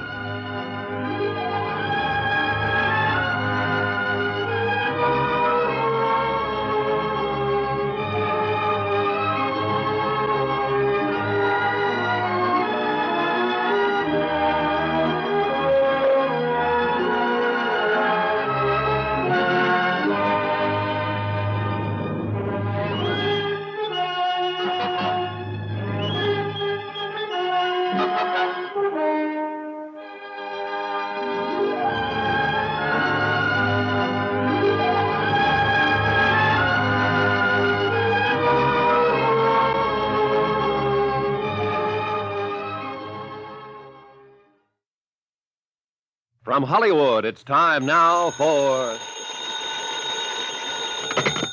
Johnny Dollar. This is Otto, the innkeeper, Herr Dollar. Oh, good. I was away from the desk for a few minutes and just received the message that you called. Look, Otto, I'm at the little hotel down in the village. You're not planning to move out of the Kleibach Inn, I hope. No, listen. I want you to do me a favor. Of course. Have you seen Jeffrey Harris? The English gentleman? No. Then keep a sharp eye out for him. Oh. Yeah, and the minute he gets back to the inn, call me. But don't let him know you're calling me. Whatever you say, Herr Dollar. But is something wrong? Plenty.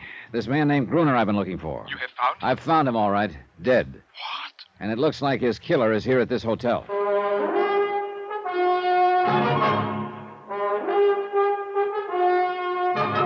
Tonight, and every weekday night, Bob Bailey in the transcribed adventures of the man with the action-packed expense account. America's fabulous freelance insurance investigator. Yours truly, Johnny Dollar.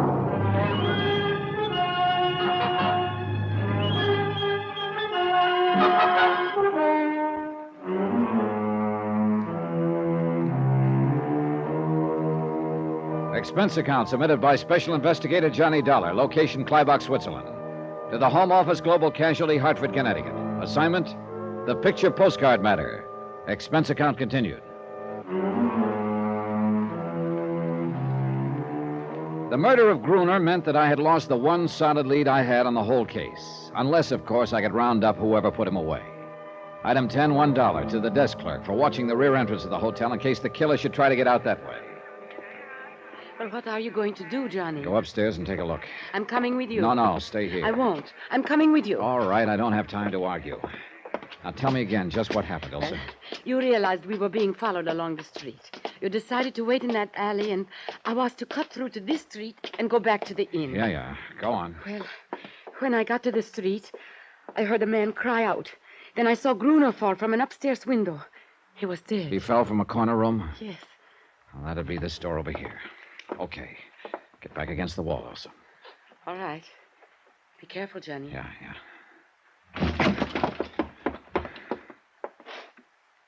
Empty. Maybe one of the other rooms, Johnny. Yeah. Hey. Somebody just locked up. That was down the hall. Yeah, come on. That room at the end. Get back, Elsa.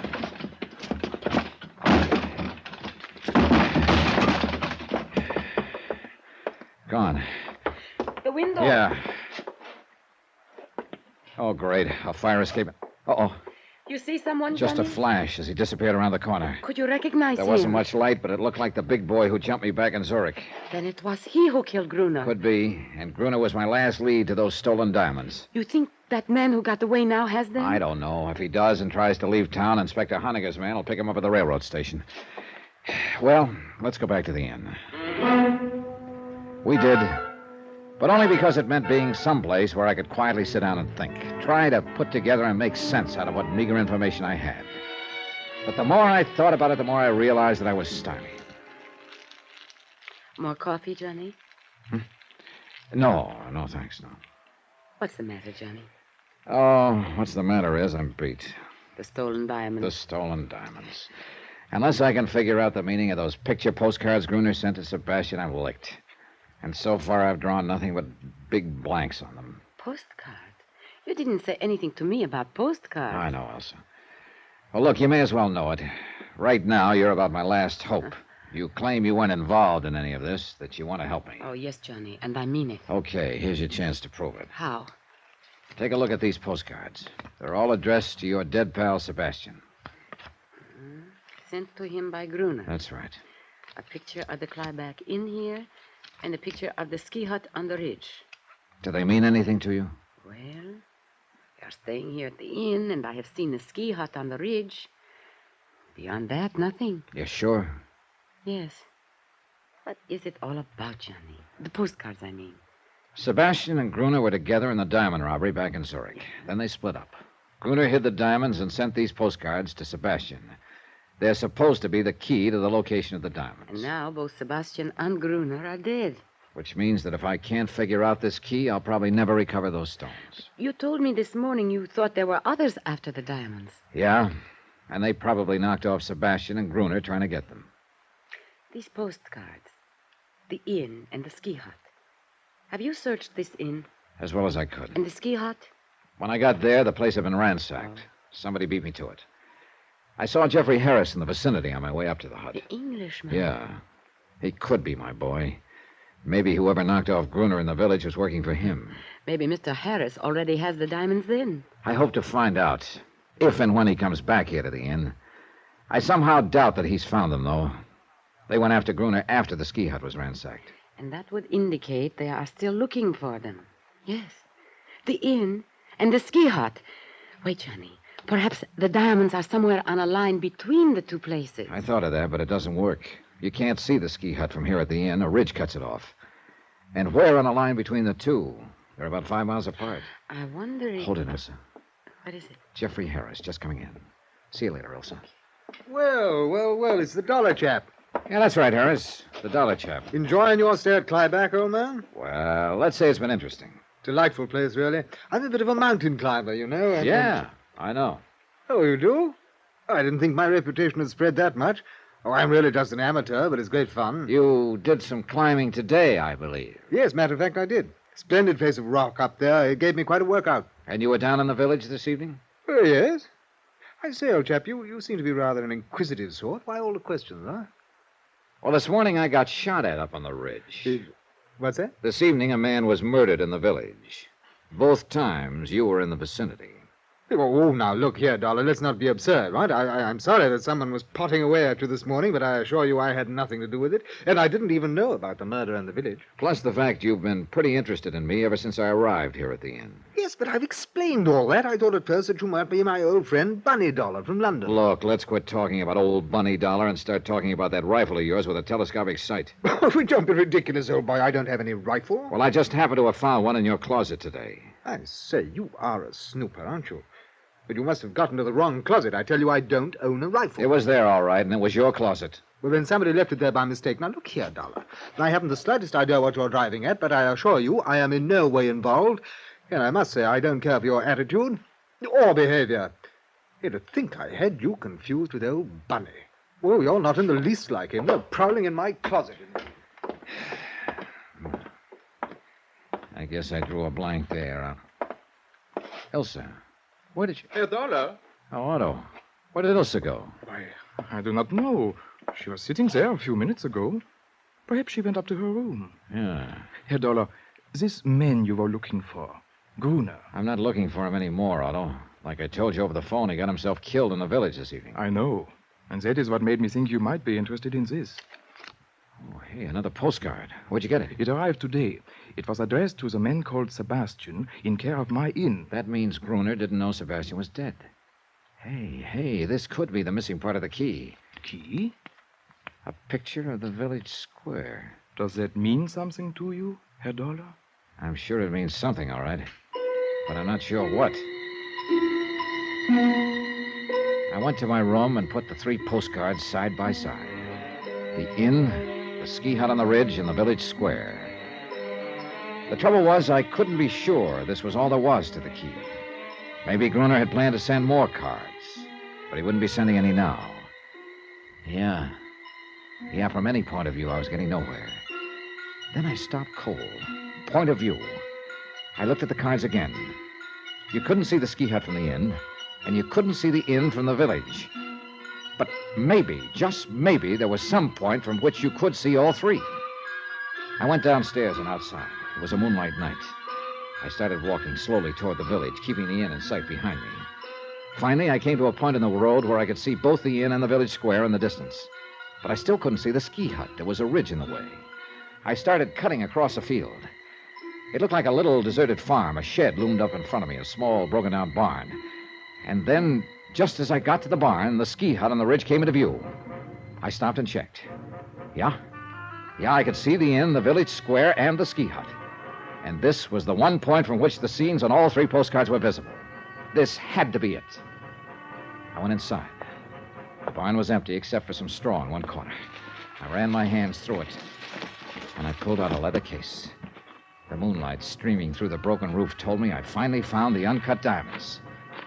Wait a minute. Somebody outside. I froze against the wall in the shadow. He came in. I let him get close. Then I dove at him.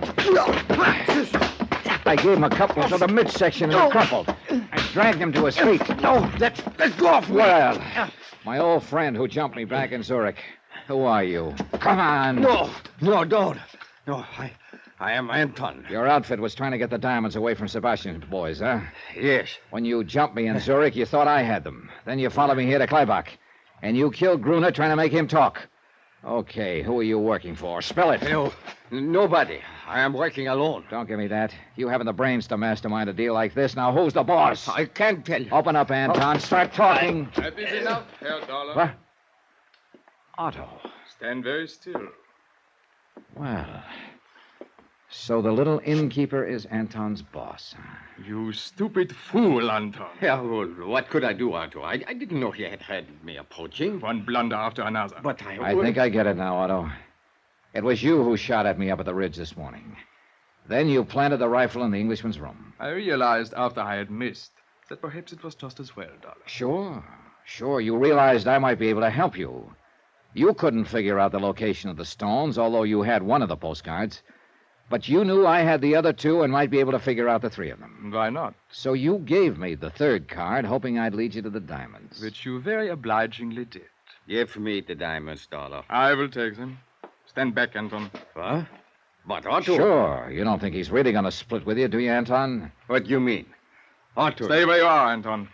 You have served your purpose. After all I have done for you. What? You stand back! Anton started for Otto, who took his eyes off for a second. That's what I was waiting for. I dove at him just as his gun went off. Anton crumpled, and after a fist in his face, Otto did likewise. I knelt down and picked up his gun. All right, Otto. Just hold it where you are. But my shoulder, I'm hurt. Don't worry, Anton. There's enough of you left to talk to the police. And you know, I got a hunch you're going to be a real cooperative witness.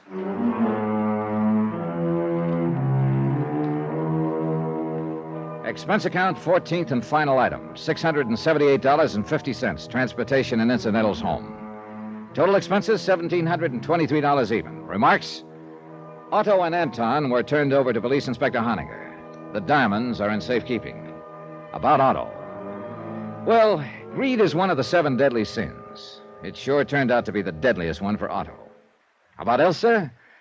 Well, please consider me available for any future assignments in Switzerland. End of report. Yours truly, Johnny Dollar.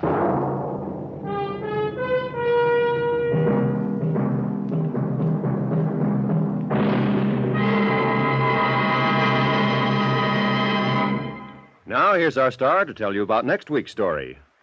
Next week, there's uranium, they say, in the Arizona hills.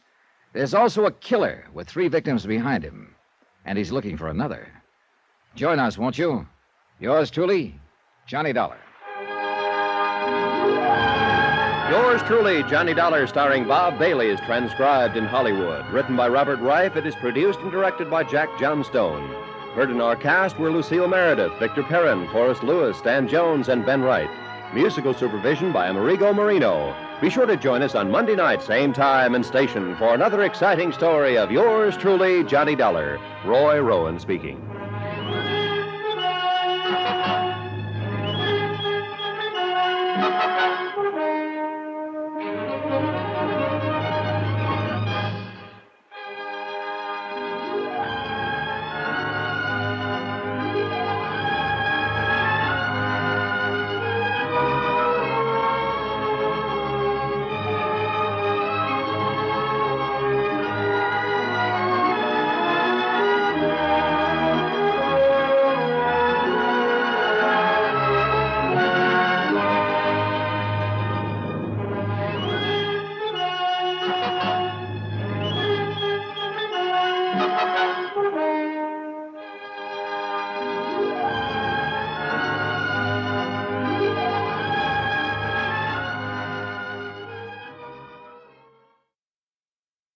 From Hollywood, it's time now for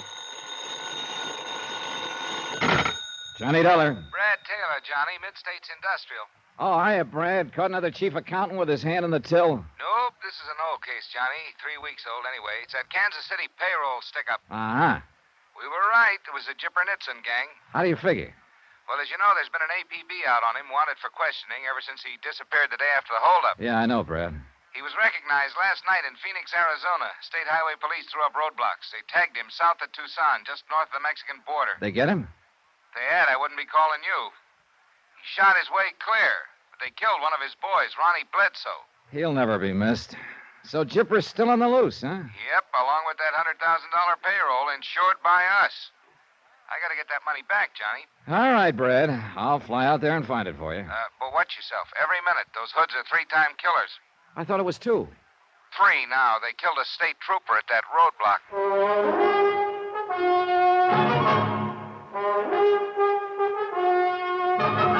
Tonight, and every weekday night, Bob Bailey in the transcribed adventures of the man with the action-packed expense account, America's fabulous freelance insurance investigator. Yours truly, Johnny Dollar.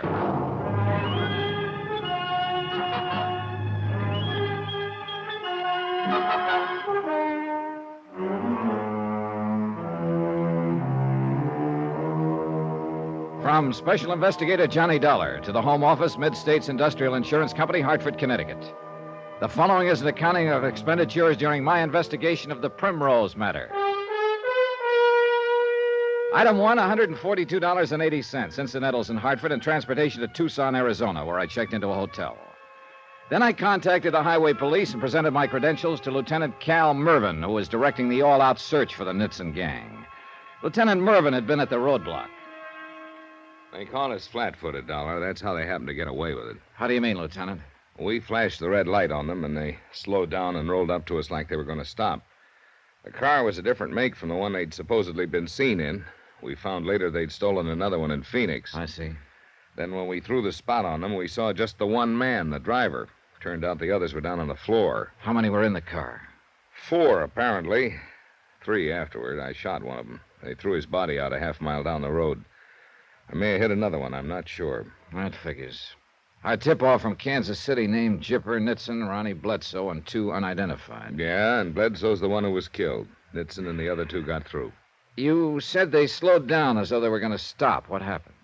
Oh, there's no excuse, Mr. Dollar. We were careless, that's all. But you get so many false alarms, mistaken IDs. And to make a car, the whole setup, it didn't seem to fit. You can't be wound up ready to pitch all the time. Well, we paid for it, Ben with his life. I was luckier. I got off with this bullet burn on the side of my head. Hey, you never know. Check. Well, anyway, the boys on the floor of the car came up shooting. One of them with a Tommy gun. They used the Tommy gun in the stick-up. That's how the 2 guards in the armored truck were killed. It's a rough weapon, Mr. Dollar. Ben dropped on the first burst from it. Didn't even know what hit him. I got this scratch from a pistol bullet. Saved my life, I guess. It flattened me before the Tommy gun picked me up. Then the driver slammed into second, and they skidded past on the shoulder. I hauled up my gun and emptied it at him before I passed out. Hitting that fellow Bledsoe was sheer luck. Any trace of them at all since they broke clear? No. They had a little luck themselves. As I said, I passed out, and it was 20 minutes before a car came along the highway. Or before one stopped, anyway. I think several probably passed, scared to get mixed up in something. Oh, that's understandable. Then the fellow that picked me up took me 15 miles up the road to an emergency first aid station. All in all, it was over an hour before the report got to Highway Patrol headquarters and they could get new blocks set up. And Nitzen and his boys could have covered a lot of ground by then. Sure, that's it. Here's a map of the southern Arizona area from here to the border. Here's where they hit us. We had the roadblock there at the junction. I see. From there south to the border, there's no through road branching off, just some dead-enders. Or like the Arivaca road that loop back and connect into the highway again. What about the border, Lieutenant? According to the Mexican customs officials at Nogales, the car didn't show up there. And I'm inclined to buy that. With the rear window shot full of bullet holes, it would have been pretty conspicuous. And as I understand it, it hasn't turned up anywhere else. Nope, so far we haven't been able to find it. Of course, they had the advantage of an hour's head start. Well, that's it, Mr. Dollar. They could have doubled back. It could be in New Mexico, northern Arizona, California, 1,000 places. On the other hand, though, they couldn't have known they'd have that hour's start. What do you mean? Well, they couldn't have known they'd killed your partner and left you unconscious. You were still shooting at them when they gunned away from that roadblock. All they could reasonably suppose was that you'd be reporting in by radio 2 minutes later. What are you getting at, Mr. Dollar? Well, if that's what they did suppose, then they wouldn't try any doubling back. And yet they didn't reach the border down here at Nogales. But there's no through road that connects into that 20-mile stretch of highway. All right, so maybe they're still bottled up right in that section. I don't see how. We've been over it half a dozen times. In cars, horseback, helicopter. We're still checking it. I'm just about ready to cross it off. Well, logic says that's the most probable place they'd be. Can logic find them, Mr. Dollar? It might. Combined with a whole lot of luck. You got something in mind? Well, I don't know. I was wondering if a civilian, so to speak, might have a better chance of stumbling onto them. They'd be on the lookout for the official search parties. You being the civilian? That's what I sort of had in mind. They're pretty rough lads. Hey, tell me something. Do you get a lot of rock hounds around here, amateur geologists, uranium hunters? If you're not careful, they jump out from behind the cactus and stake a claim on your watch dial. Easterners, some of them, I suppose. Tenderfeet, I guess you'd call them. Not some of them, most of them. Then one more wouldn't exactly create a sensation. No, he wouldn't even be noticed. Is that the angle you're thinking of? Unless you know a better one. No, it's not bad. Well, do you know where I can get fixed up with an outfit? Go to Dave Bright's Sporting Goods on South Stone Avenue. He'll give you that dude look about as cheap as anybody. Just tell him I sent you. All right. And, don't get too far away from civilization, Mr. Dollar. Any special reason? Yeah. I may want to contact you to let you know the Nitzen gang's been picked up in Portland or in Butte, Montana. Maybe. But I wouldn't count on it.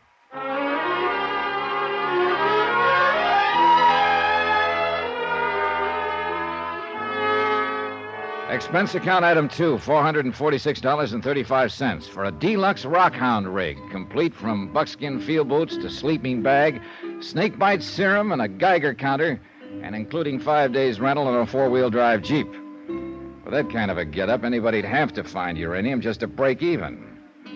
But at least I figured I was equipped for any possible eventuality, so I headed into the wilds. And the first spot I decided to prospect was around 20 miles north of the border, 50 yards back off the highway. It was known to the local inhabitants as Jake's Bar and Grill. The bar was a warped plank counter with rickety wooden stools. The grill seemed to consist of a rack of stale sandwiches wrapped in wax paper.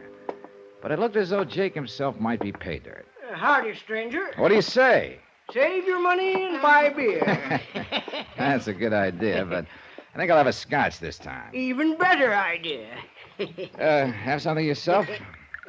You paying for it? Yeah, I might at that. Well, then I'll just have me a little of this foreign hooch. Yes, sir. Yes, sir.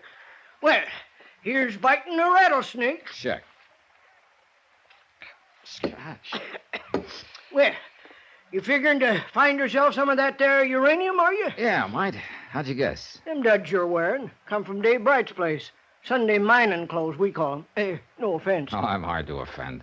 The name's Johnny Dollar, Mr. Jake Meager. Jake's enough, though. Everybody knows him for that. Been around here a long time. Oh, then you know this country pretty well, I imagine. Well, enough to tell you that if you find a fresh, square foot, one where somebody ain't already been looking, then you're doing better than most tenderfeet. No offense there. It's just a way of talking.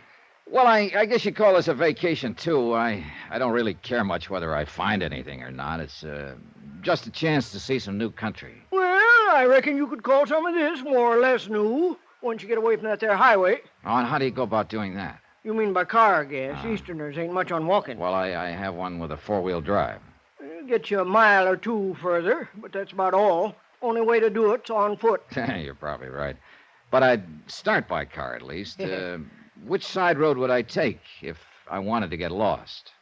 Around here, you mean? Yeah. Anywhere along the highway between the junction and the border. Well, as a matter of fact, you wouldn't have much choice. There's 6, 7 passable roads, but they don't lead no place except to ranches. Don't even get up in the foothills. You ain't getting a mite dry again, are you? Oh, sure. Funnel both up again. Well, much obliged to you, Mr. Dollar. Don't mention it. Well, there'll always be an England, like the fellow says. Check.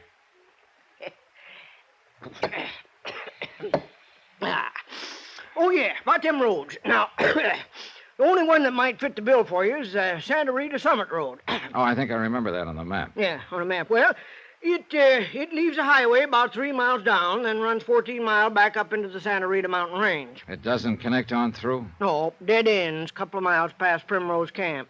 None of these here roads go no place. That's what I've been telling them state police for 2 days. They've been looking for some stick-up fellas.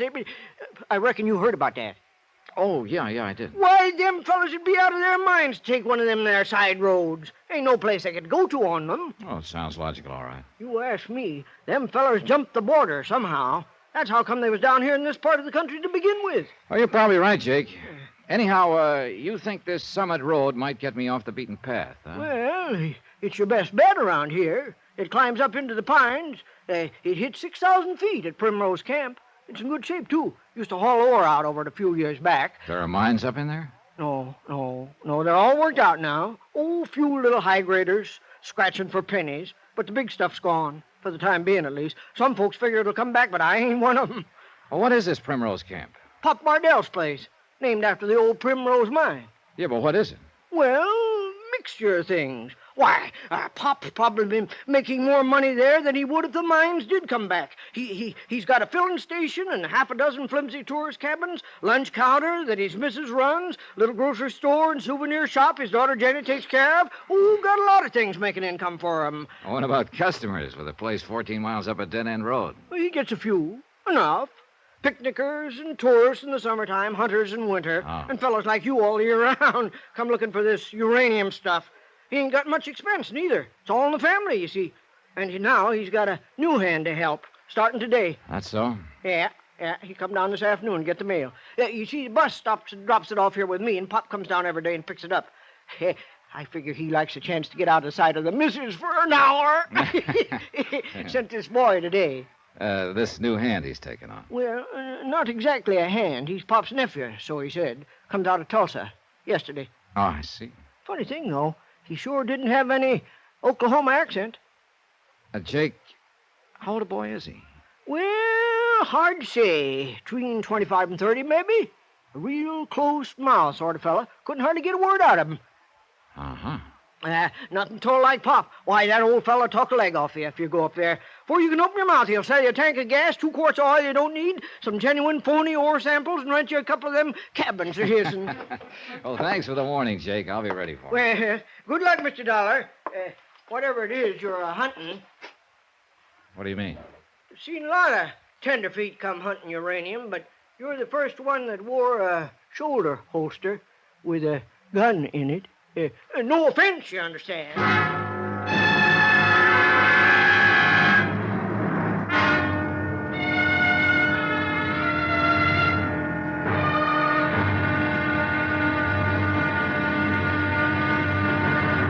Now, here's our star to tell you about tomorrow's episode of this week's story. Tomorrow, a talkative man freezes, a taciturn man thaws. But a dead man can't do either. All he can do is be dead. Join us, won't you? Yours truly, Johnny Dollar.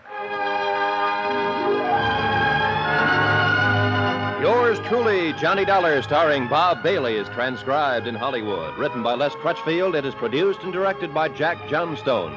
Be sure to join us tomorrow night, same time and station, for the next exciting episode of Yours truly, Johnny Dollar. Roy Rowan speaking.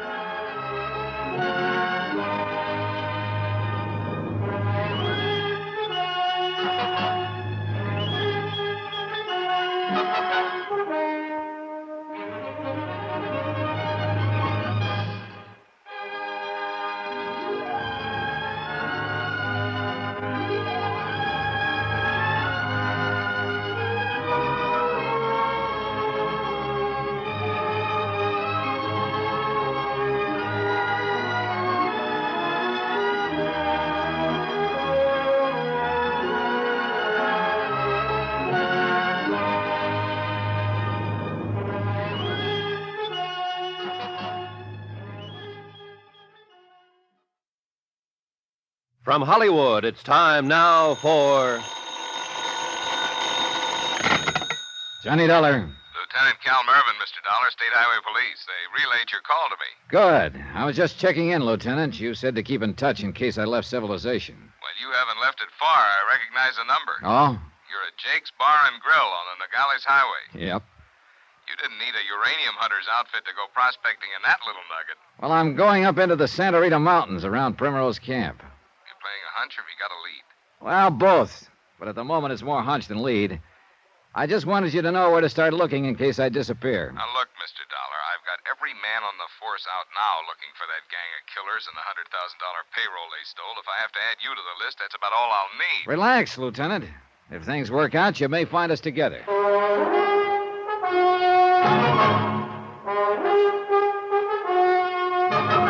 Tonight and every weekday night, Bob Bailey in the transcribed adventures of the man with the action-packed expense account, America's fabulous freelance insurance investigator. Yours truly, Johnny Dollar.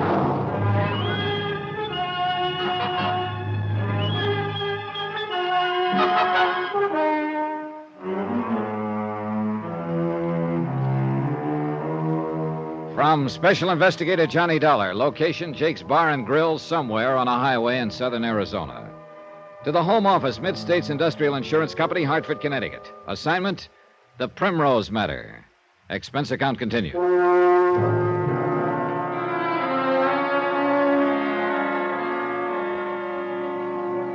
Item 4, $3.60 to Jake Meager for information and incidental beverages. The Jibbernitson gang had hijacked an armored truck in Kansas City and escaped with a $100,000 payroll. 2 nights ago, they'd shot their way through a roadblock in southern Arizona, killed a state trooper, and left one of their own members dead in the road. Then the other 3 had simply disappeared. The information from Jake?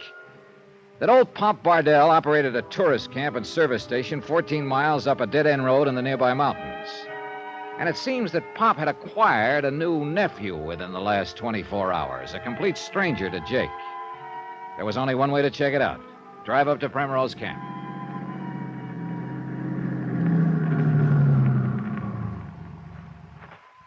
Howdy. Hi, how are you? Want me to fill up the tank? Yeah, I might as well. Probably won't take much, though. Hey, how much farther does the road go? Just a couple of miles. Oh, too bad. I was just starting to enjoy the scenery. Hey, you know, you're lucky living up here in the hills. Got some real pretty country around you here. Yeah. I thought I might spend a little time in it if I could find a place to stay. I guess there'll be some more tourist cabins on down the road. No, these are the only ones. Oh, well. Well, in that case, you got yourself a boarder. Huh? Took less than 4 gallons. Yeah, I figured it wasn't down much. Hate to get caught short, though, up here away from the highway. Now, about that cabin. Oh, sorry, we're all full up. Oh? You'll find some places down on the highway. Well, there wouldn't be much point in that. I was planning to do some prospecting, get around a little on foot. This would be a good spot to work from. I got no vacancies. How about the oil and water? Oh, yeah, you better take a look, I guess. Bad country for a tenderfoot. You get in a lot of trouble. Such as what? Snake bite, get lost, fall off a cliff. A lot of things. Oh, I've been in a place or two before. Best you forget it, son. Oil's all right. It's funny, those cabins look empty. No cars parked in front of them. They're all rented. And the water's all right, too. Well, who are they rented to? Vacationers? Prospectors? I couldn't say. It'll be $1.26. All right. Hardly worth stopping for. There you are. Keep the change. Thanks. Call again. Yeah, maybe I will. When Pop Bardell gets back. I'm Pop Bardell. You can't be. You don't fit the description. What do you mean? Well, I was told Pop Bardell would start talking a leg off me before I even got my mouth open. That he'd not only sell me a tank of gas, but also 2 quarts of oil I didn't really need and a handful of fake ore samples and rent me a couple of cabins whether I was planning to stay or not. Who told you that? Jake Meager down at the highway. Jake. Jake's one talks too much. Maybe. Jake hadn't ought to said... what is it? Nephew? You about through out there? I need a hand in here. Yeah, I'm all through. Oh, that the nephew Jake was telling me about? Yeah, that's him. Oh, nice-looking fella. Arrived yesterday unexpectedly, Jake tells me. Yeah, that's right. Comes from Tulsa, I understand. Tulsa? Oh, yeah, that's right, from Tulsa. Uncle! I'm coming. Well, now, I got some friends in Tulsa. I wonder if he might know him. Where are you going? I want to say hello to your nephew. No, you can't go in there. Why not? We're fumigating. It just ain't safe. Oh, all right. I won't go inside. But I want some cigarettes out of the machine. I'll get them for you. Just give me the quarter. You feel all right? Sure. Well, it seems to me you're kind of jumpy, on edge. I thought all you Westerners were supposed to be relaxed and easygoing. Now, look, you want them cigarettes. You just having trouble, Uncle? No trouble. This fella just wants some cigarettes is all. What brand? Chester Ice. There you are. Thanks. Oh, here, don't you want the money for him? You give it to my uncle here. Yeah, sure, here you go. Thank you. If that's all now. Say, I understand you're from Tulsa. That's so? I got a good friend down there, Clem Welke. Thought maybe you know him. Afraid not. Look, if there's nothing else now, you Been there about a year. He's working on that new electric plant they're building down there. But I guess he'll be out of a job before long, though. Understand they'll have the plant done by the end of the month. Yeah, that's right. It's about finished. Now, look, mister... Surprised you never met Clem. But Tulsa's a big town. Yeah, it's a big town. Come on, Uncle, let's get that stuff moved. Well, I guess I'll drift on down the road and sleep out tonight, maybe. I got my sleeping bag. I'll probably see you on my way back, I guess. Yeah, you do that. There was only one thing wrong with the whole setup. To the best of my knowledge, there wasn't any new electric plant in Tulsa.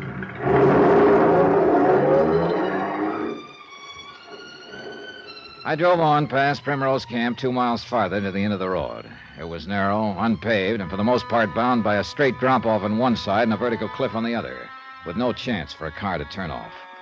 There were 2 fire roads for access by the Forest Service, actually nothing more than narrow trails. The turnoffs were blocked by steel cables padlocked between heavy metal posts. As far as I could tell, they hadn't been tampered with, and no car had turned into either of the trails for a month or more. It added up to one thing. There was simply no place in the area where the Nitson gang's car could be hidden. Yet I was still certain that they were here, somewhere. An hour later, I'd left my car at the road and was lying on a rocky ridge 300 yards or so above Primrose Camp, watching the place through binoculars and seeing nothing of any importance. 2 cars stopped, sightseers apparently. One driver had the water checked and left. A couple got out of the other car, spent 20 minutes in the lunchroom, came out and drove off. Pop Bardell came outside occasionally, his wife too, a couple of times. But Bardell's daughter, whom Jake Meager had told me about, didn't show. Neither did the mysterious nephew. I kept on watching. Howdy, stranger. Hunting something, are you? Oh, no, not exactly. You look like you was. I'm just admiring the view. A city fella, ain't you? Guess you can tell one every time, can't you? Kid, when you lived alone in the mountains, long as I have, then them duds you're wearing, too. Got 'em at Dave Bright's store, didn't you? That's right. Dave outfits a lot of you eastern fellas. Can always tell stuff that comes from Dave's. It's got a look about it. Hey, you wouldn't be a prospector, would you? 40 years of it, son. You live up in these parts somewhere? 6 mile across the canyons there. Got a cabin I built myself and some claims of mine. Ain't been there for 3 weeks, though. Oh, is that so? No, been prospecting over toward the Rincons. Heading back home now. You're the first living soul I've seen. You haven't heard any news, then, in the last 3 weeks? No. Oh, my name's Johnny Dollar, by the way. Jed Marsh. Proud to know you, son. Howdy. Sized you up before I spoke to you and decided to take a chance. Mighty glad to find you ain't a smart aleck like a lot of them city fellas. Oh, it takes all kinds to make a city, Mr. Marsh. I reckon so. Never could see why it takes some kind, so. There's Pop Bardell out in front of the station. Usually stop by and say howdy to him, but I reckon I'm going to pass it this time. Known Pop long? About 14 years now. Well, then you must know his family pretty well. Well, aside from his missus, there ain't no family, except their daughter, Jenny. No, I was thinking of his nephew in Tulsa. He ain't got no nephew, Mr. Dollar. Oh? Understood he had. He ain't got no living kin at all, except for some cousins in Virginia. Oh, I guess I was misinformed. Yep, that's for sure. Pop's a real lone wolf. Used to be a prospector himself years back, but he never really had the knack for it. Anyhow, he finally bought this here Primrose Camp and settled down to a civilized way of living. I'd say he got about as far away from civilization as he could. A compromiser, that's what he is. Always fooling himself. I told him that a lot of times. Even keeps on prospecting off and on right around the camp there, when he knows there ain't no pay dirt in this rock. Well, that's like a city man growing vegetables in a window box, I guess. Son, I wonder if I can ask a favor of you. Well, sure, what? I was aiming to go on down there and get Pop to do it, but I'll have to stay all evening if I do, and I'm kind of hankering to get home. Well, if it's anything and I of can... course, if I go to the authorities, they'll keep me round asking questions, making statements. What are you talking about? If there'd been any signs of life, anything I could do to help, you understand. Mr. Marsh, what are you getting at?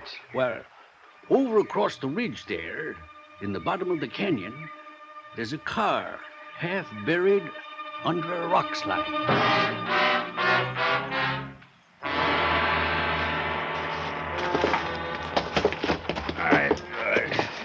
All right, easy, Mr. Marsh. We don't want to start the rest of that rock coming down. I've been moving rock all my life, son.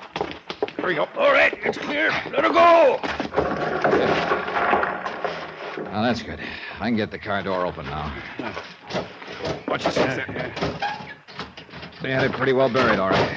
Who do you mean by they, Mr. Dollar? It doesn't matter at the moment. Give me a hand, will you? Let's get this guy out. That's fine. We'll lay him here on the side of the car. It's like I figured. Couldn't be anybody left alive after rolling all the way down that slope. This one wasn't alive before the car rolled down. What? He was shot by the State Highway Police. Mr. Dollar. They did a good job of hiding the car, temporarily at least. It couldn't have been seen from the air. The only way of finding it was to stumble onto it the way you did. You ain't up here just for pleasure, are you, Mr. Dollar? I'm an insurance investigator. I'm after a stick-up gang who've killed 2 bank guards and a state highway trooper. This man was one of the gang. There ain't nobody else in the car here. Is he the gang? There were 4 of them to start with. This is the second one who's been shot to death. There are still 2 to go. Where you figure they are? At Primrose Camp.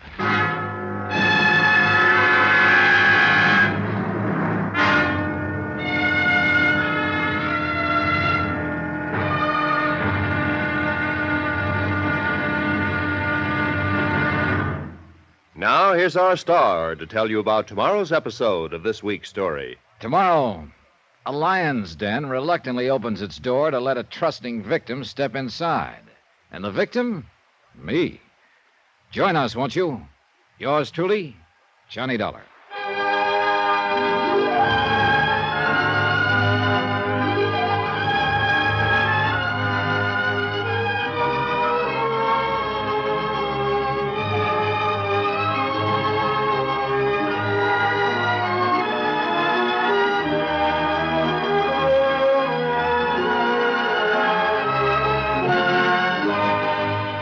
truly, Johnny Dollar, starring Bob Bailey, is transcribed in Hollywood. Written by Les Crutchfield, it is produced and directed by Jack Johnstone.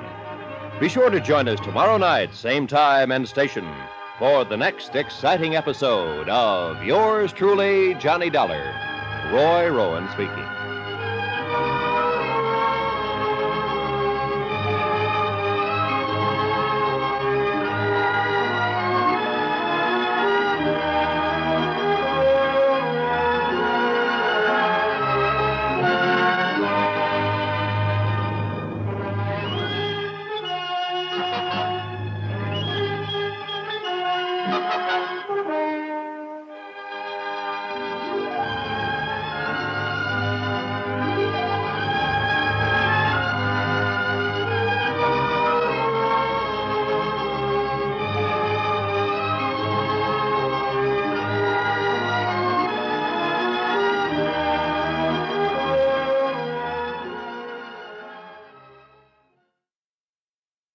From Hollywood, it's time now for Johnny Dollar.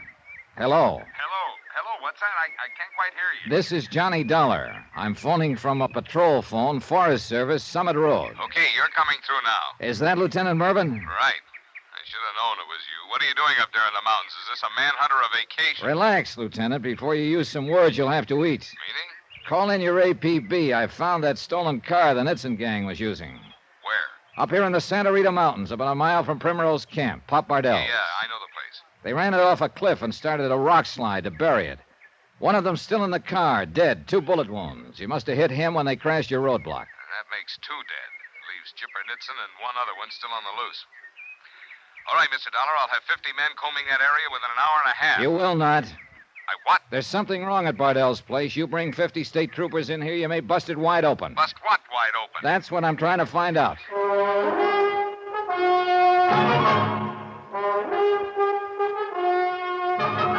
Tonight and every weekday night, Bob Bailey in the transcribed adventures of the man with the action-packed expense account, America's fabulous freelance insurance investigator. Yours truly, Johnny Dollar.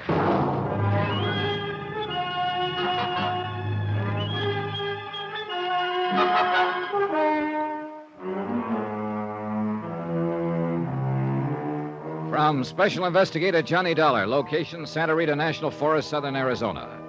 To the Home Office, Mid-States Industrial Insurance Company, Hartford, Connecticut. Assignment, the Primrose Matter. Expense account continued. It took a lot of arguing to get Lieutenant Mervyn of the State Highway Police to hold his men off for 24 hours, but he finally gave in. $100,000. That was the amount of the insured payroll the Nitzen gang had got away with in Kansas City, killing 2 guards in the process. Later, they shot their way through a roadblock in southern Arizona, left a state trooper and one of the gang dead in the road behind them, and then disappeared. I was certain the answer was at Primrose Camp.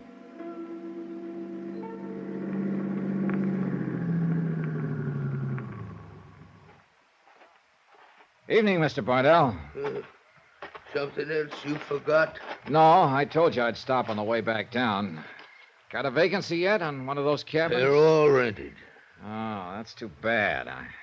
I noticed they're dark, by the way, and there are still no cars parked in front of them. It don't signify.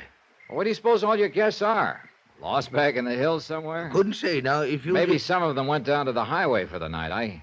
I could turn the cabin back over to them if they happen to show up. When they're rented, they're rented. Makes no difference if the folks ain't here to use them. Well, that's true, I suppose, technically, but when a traveler's badly in need of a place for the night and you've got cabins standing empty... I told you before, it's better you go on down to the highways. Plenty of motels within a few miles of the junction. Well, that's exactly my trouble, Mr. Bardell. I can't. Why not? Because it's almost dark now and I haven't got any lights. What? Yeah, this is a rented car. I should have tried the headlights before I took it out, but I didn't. Now when I need them, they won't work. See? It's probably just a fuse blowed. Oh, might be. Let me turn the flashlight up under the dash here. It won't take but a second to tell. That what it is? Nope. Fuses seem to be all right. Broken wire, maybe. Hard to say. Oh, think you might be able to fix it? No. It's a job for an electrician. I ain't got the equipment to trace it. Hey, is that your station wagon there at the side of the lunchroom? Why, Yeah. Well, look, I'd be glad to pay you if you drive me down to where I can No, get some no, help. no, I can't. I can't leave here. Well, maybe your nephew could take me. Huh? The young fellow who was here this afternoon when I came by. No. He's not familiar with the road. Oh, he drove down and picked up the mail this morning, didn't he? How'd you know? Jake, down at the Barn Grill, happened to mention it. Just who are you, anyway?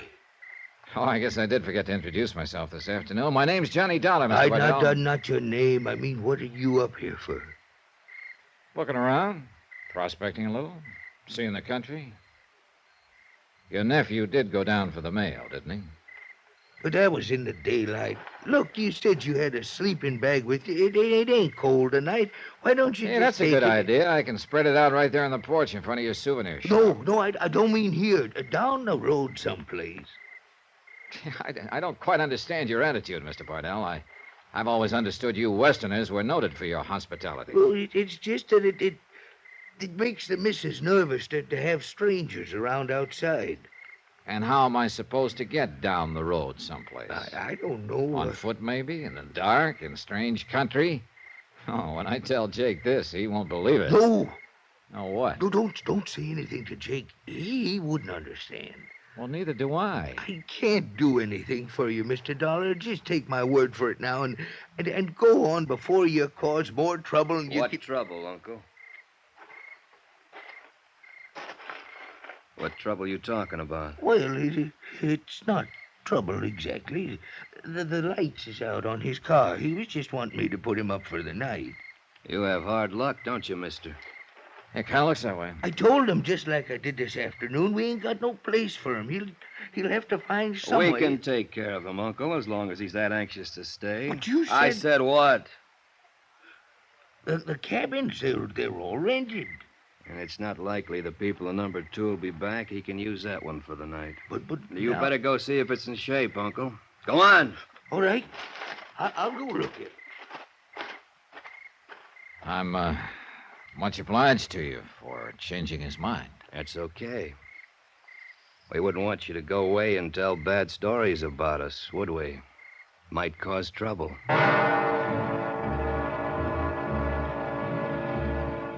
Expense account, item 7, $5. Payment in advance for one night's rent on cabin number 2, Primrose Tourist Camp. The room and the bed were far from inviting, but it didn't matter much. I didn't look for any easy night's rest under the best of circumstances. Not with the feeling of tension and danger that hung over this place, and the almost certain knowledge that 2 desperate killers were only yards away from me. Mrs. Bardell, Pop's wife, took my payment for the room and made change in the lunchroom next door to the service station. I'll have to give you ones, Mr. Dollar. You got a $5 bill. That's all right. There's 2, 3, 4, and 5. Want a receipt? No, thanks. But I could sure stand something to eat. Well, I could cook you up some ham and eggs, I guess. Some coffee, if that'll do you. Sure, fine. Only time I fix any regular meals, aside from short orders, when we got the cabins full. Then they're not full now, I take it, huh? No, not a soul. I mean, well, they're rented, of course, but the folks aren't eating here. Oh, I see. You want your eggs sunny side up? Yeah, that'll be fine. Must get kind of lonesome for you up here when the season slacks off. I got my man and my daughter. How old is your daughter, Mrs. Bardell? Jenny was 20, month before last. Oh, well, I imagine she's a big help to you. Yes. She takes care of the souvenir shop on her own. Helps me here in the lunchroom when I get real busy. Yeah, I noticed a close sign on the door of the shop. Is your daughter away at the present? No, she's not feeling well today. She's in her room. Oh, I hope it's nothing serious. No. She'll be all right. She's got to be. Then it is something serious. No. I didn't mean it that way. It's nothing. Forget it. Well, look, if there's anything I can do. No, nothing. Forget I said anything, Mr. Dollar. You're going to want toast. No, bread will be fine. And there you are. Hope that's going to be enough for you. Yeah, plenty. Cream in your coffee? Black, please. Yeah. This looks great. You're a good cook, Mrs. Bardell. Ham and eggs don't prove nothing. Anybody can fix that. Oh, you'd be surprised. You'll be leaving in the morning, I suppose. Well, I'd like to stay several days, but I don't know whether your husband will let me have a cabin any longer. He can't help himself. He just can't help it. Why not? Well, the cabins are rented, that's all. When I put my stuff in number 2, there was no sign of any other luggage. They took it all out. I was right there all the time, Mrs. Bardell. I mean earlier. Mr. Dollar, we're in terrible danger, all of us. You, too. What kind of danger? I can't tell you. Please, if I talk about it, I'll go all to pieces. You don't know what it's like. I might be able to help you if No. The only way you can help is to forget it, not ask any questions.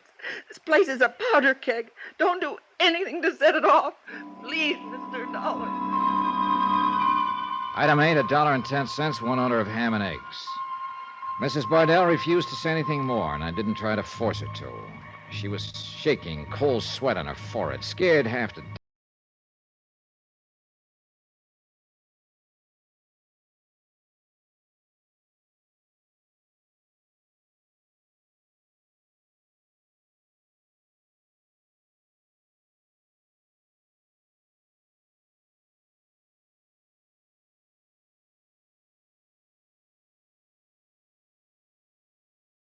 I suddenly realized somebody was standing in the doorway. Reckon you're going to have to use an oil lamp tonight, Mr. Dollar.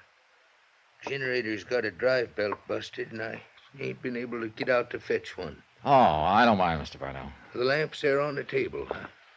I'll light it for you now, and you can blow it out when you go to bed. Sure. All right, fine. You hadn't ought to pay no attention to the missus, what she said a while ago. I didn't realize she'd said anything. Well, she was telling me she spouted off some foolishness. Might be took wrong if a man was to pay any mind to it. If that gets to smoking, you'll have to turn it down some. Okay.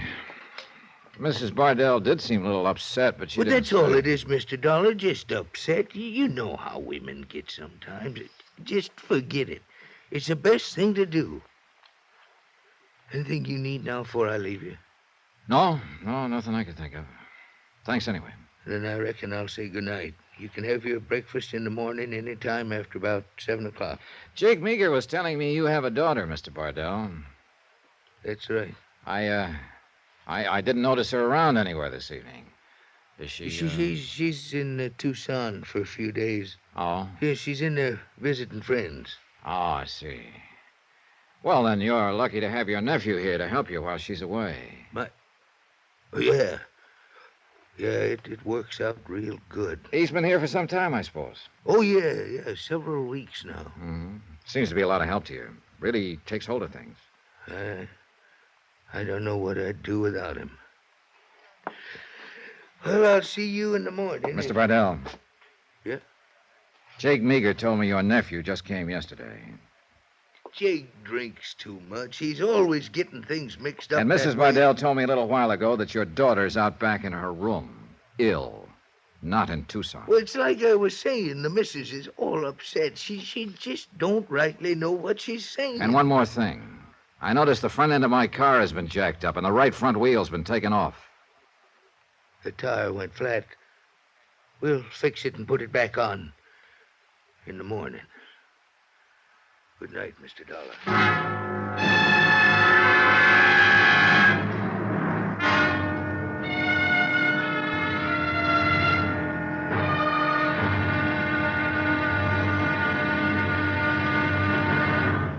Now, here's our star to tell you about tomorrow's episode of this week's story. Tomorrow, a tightening noose, people held fast in the grip of fear.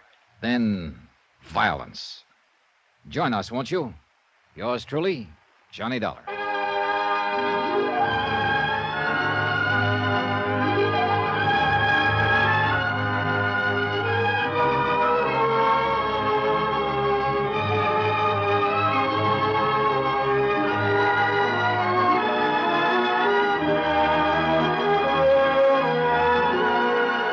Yours truly, Johnny Dollar, starring Bob Bailey, is transcribed in Hollywood. Written by Les Crutchfield, it is produced and directed by Jack Johnstone.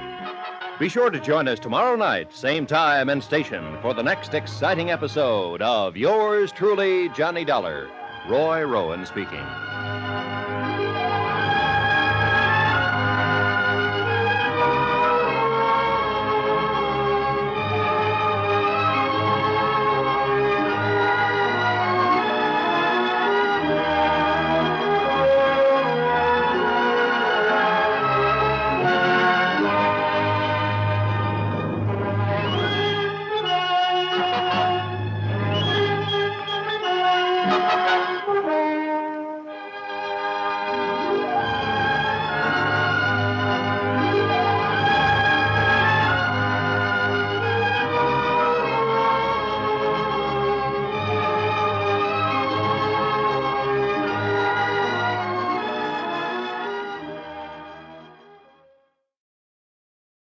From Hollywood, it's time now for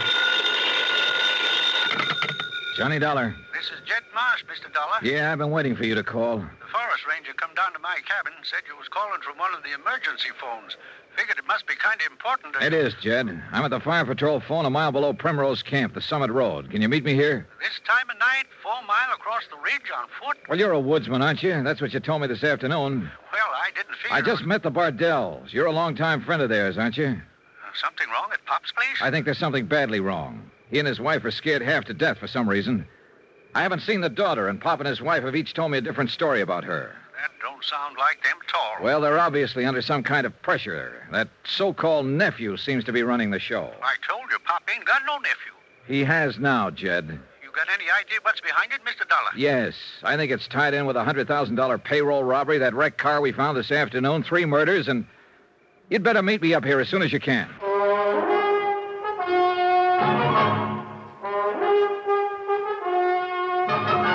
Tonight and every weekday night, Bob Bailey in the transcribed adventures of the man with the action-packed expense account, America's fabulous freelance insurance investigator. Yours truly, Johnny Dollar.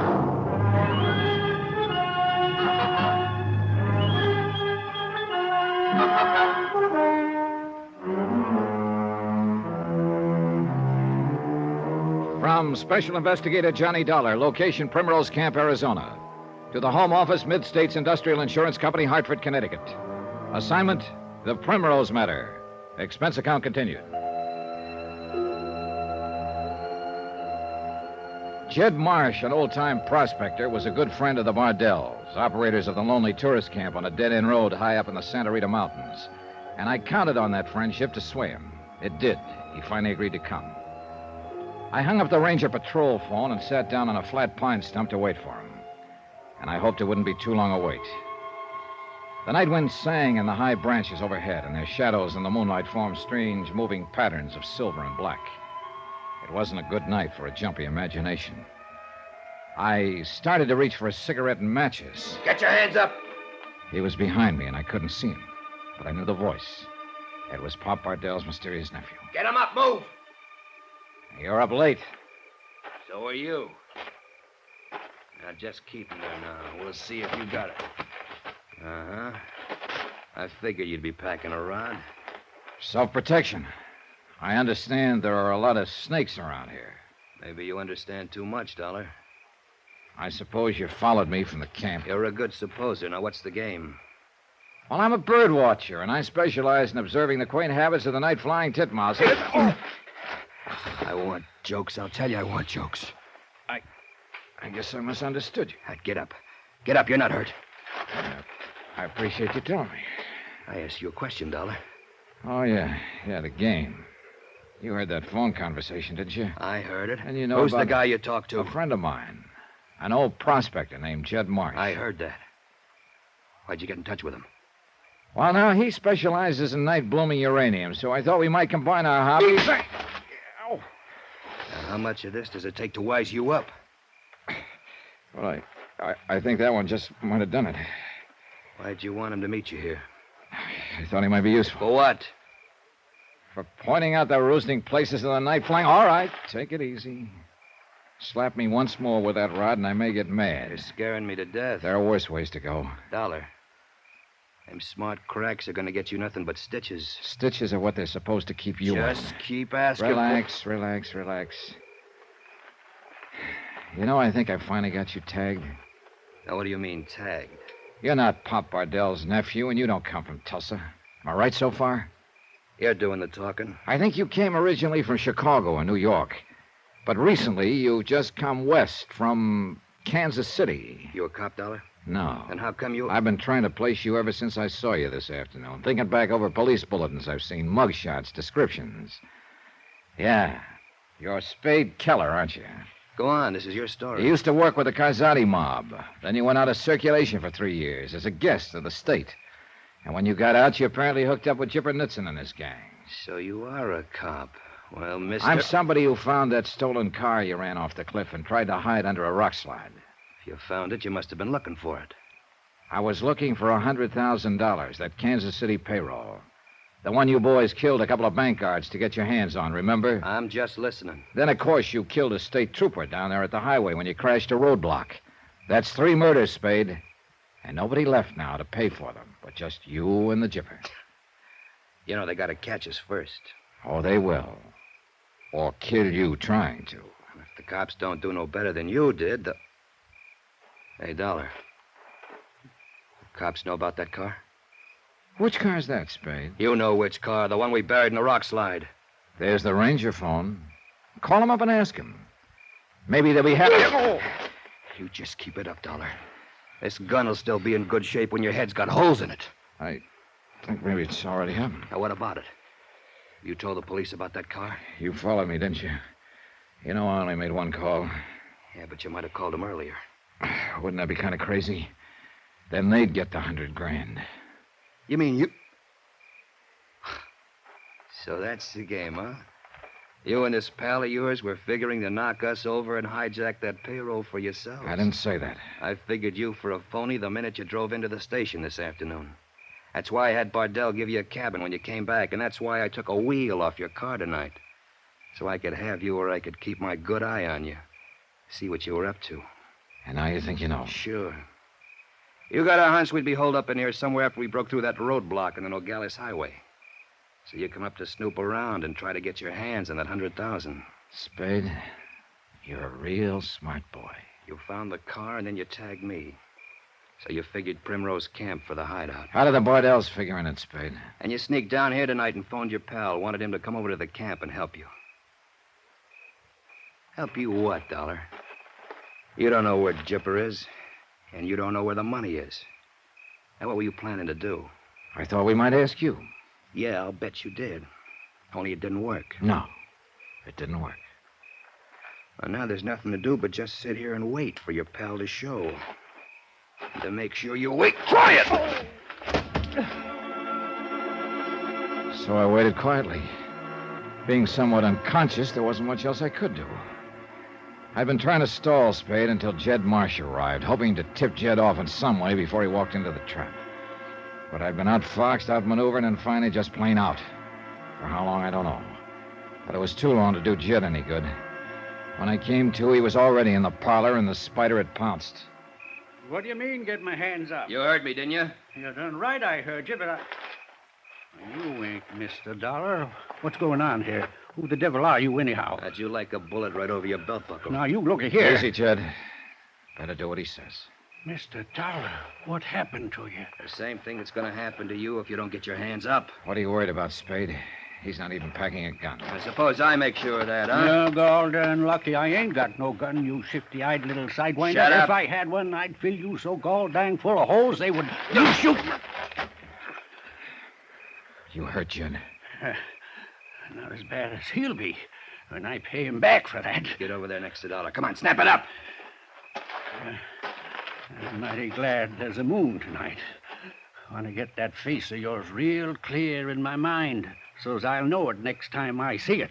So I told you to shut up. Better relax, Jed. Spade here's pretty jumpy. He's one of the last two left now, and he knows it's just a matter of time. What I gotta do, Dollar, smash that head of yours clear open? I think you'd better go easy on that slugging stuff, Spade. About the next time you swing on one of us, the other one's gonna jump you. I was wondering if you had the same idea I had, Mr. Dollar. Either one of you makes a move, it'll be your last one. You see, Jed? He's jumpy. He and the chipper are up a dead-end road. They got no place to go from here, and Spade knows it. Couple more days, they'll figure we got clear away from this part of the country. They won't be looking for us around here. That's when we'll leave. And we'll get away with it. Provided Jed and I don't tell him where you are. You won't. That's one thing I'm real sure of. This here varmint wouldn't be aiming through us in, would he, Mr. Dollar? I wouldn't be surprised if he had something like that in mind, Jed. Am I right, Spade? What have I got to lose? That's a very logical attitude. What he means, Jed, is the fact that the gang has already murdered 3 people. And since they can only hang Spade and the Jipper once, a couple of more killings won't matter very much. Matters some to me, seeing as I'm to be one of them. Oh, yeah, and to me, seeing as I'm the other. But that's Spade's problem, of course. Having 2 of us on his hands. Even with him having the gun, it's pretty touchy business. Right, Spade? Get on your feet, Dollar. Sure. We'll stay as far apart as he'll stand for, Jed, so he'll have to swing the gun wide. Shut up, Dollar. If he goes for me first, jump him fast. Sure, I got you. Seen it happen once in Tonopah during a gold strike in 19... Shut up, the both of you! Now, Spade's got an even worse problem, Jed. He's so scared and jumpy, he may even miss his first shot. Then he'll have both of us on him. Reckon I'd be jumpy, too, if I was standing there where he is. What are you talking about? Next to the edge of the cliff that way. Close to all them boulders. What about them? Just snakes, that's all. Snakes? Oh, you shouldn't have told him, Jed. I was hoping he'd blunder onto one. Where's any snakes? Might be anywhere around you there. Along before sunup, when it starts getting chilly, they crawl in around the rocks to get warm. You city fellas ought to have a nurse to keep... Hey, wait a minute. I wouldn't move around much if I was you. Not without a flashlight. I haven't got a flashlight. Well, I have, right here in my pocket. Now, if I... Hold it! Keep your hands up. I seen that trick pulled before. You throw the light in my eyes to give Dollar a chance to jump me. My, you got a real suspicious nature, Spade. Snakes. There's probably no snakes within 10 miles. What's that? Look out, Spade. Where? The other way. It's right there by your foot. Move back. Let me get the flash. I can't see what I'm... Not that way, Spade. You're going to step on it. No! Back, jump back. Which way? Look out, the cliff. You're going over the edge!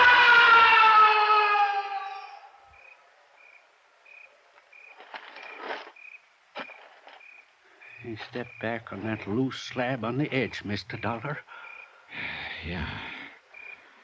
Well, it was sure his last step, Jed. That must be a 400-foot drop there. I didn't aim for this to happen. I was just trying to upset him so's we could jump him. How'd you make that noise, anyway? With this set of old timber snake rattles stuck on a pine sliver. You just rub your thumb on it, and it starts them going. Use it sometimes to spook a tenderfoot. Well, you sure spook one tonight. Can't say I'm too sorry at that, Mr. Dollar. He wasn't aiming no good for us, and that's for dang sure. 3 down now. Only the Jipper himself is left. Funny about life sometimes, Mr. Dollar. That Spade fellow went around striking out at people like a snake does. And he died the same darn way, all smashed on the rocks. Just like a snake dies.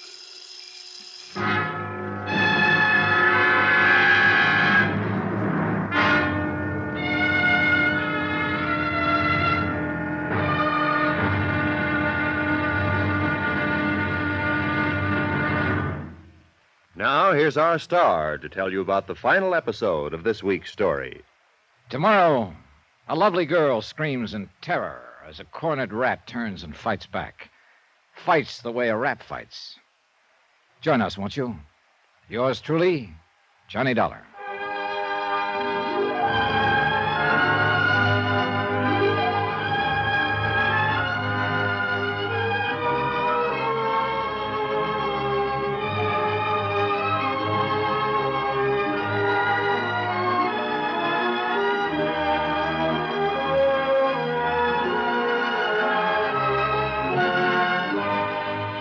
Yours truly, Johnny Dollar, starring Bob Bailey, is transcribed in Hollywood.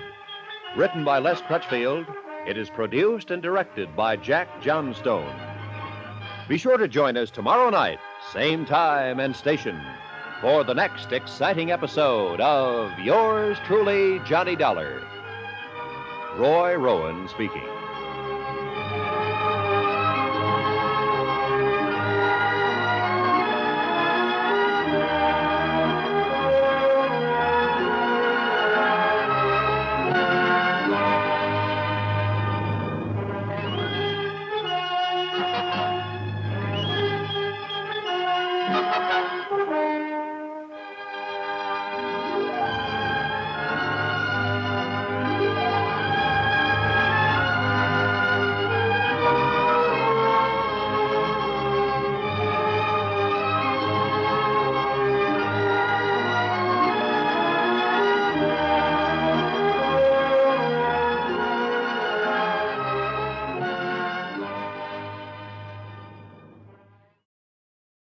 From Hollywood, it's time now for...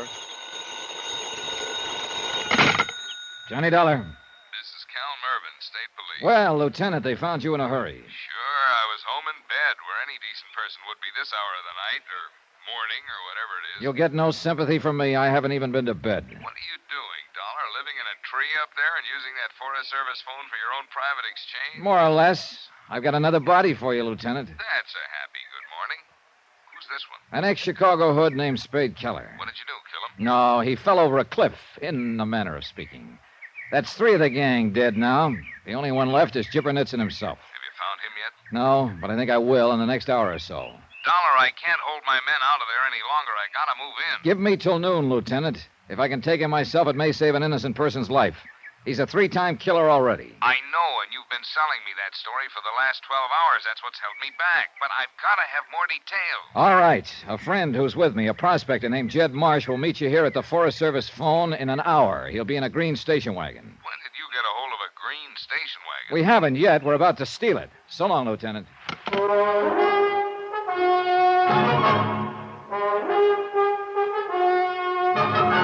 Tonight, and every weekday night, Bob Bailey in the transcribed adventures of the man with the action-packed expense account, America's fabulous freelance insurance investigator. Yours truly, Johnny Dollar.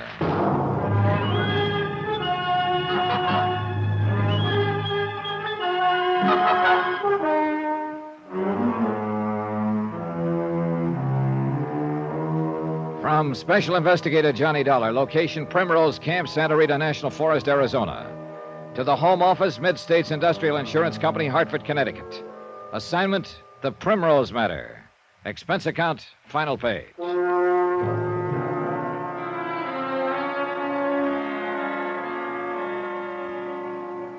Jibbernitson gang had held up an armored truck in Kansas City, killed 2 guards, and fled with a $100,000 payroll covered by insurance.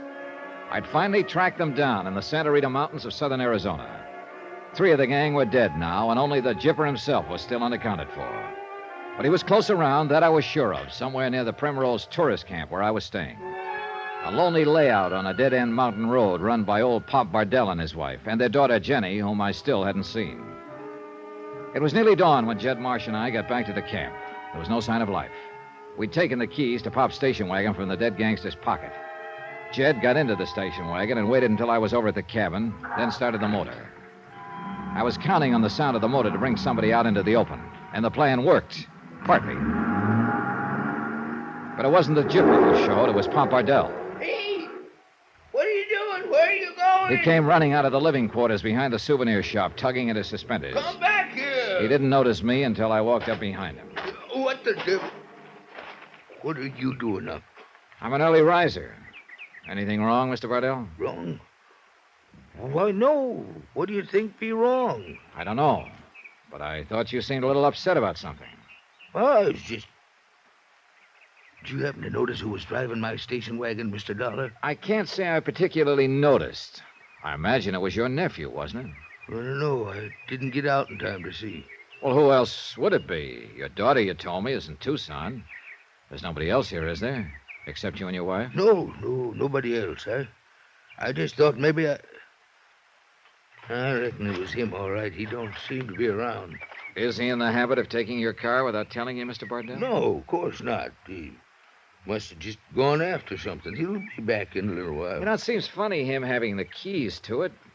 He's kind of taken over your place here, hasn't he? What do you mean? Well, taking your car the way he just did.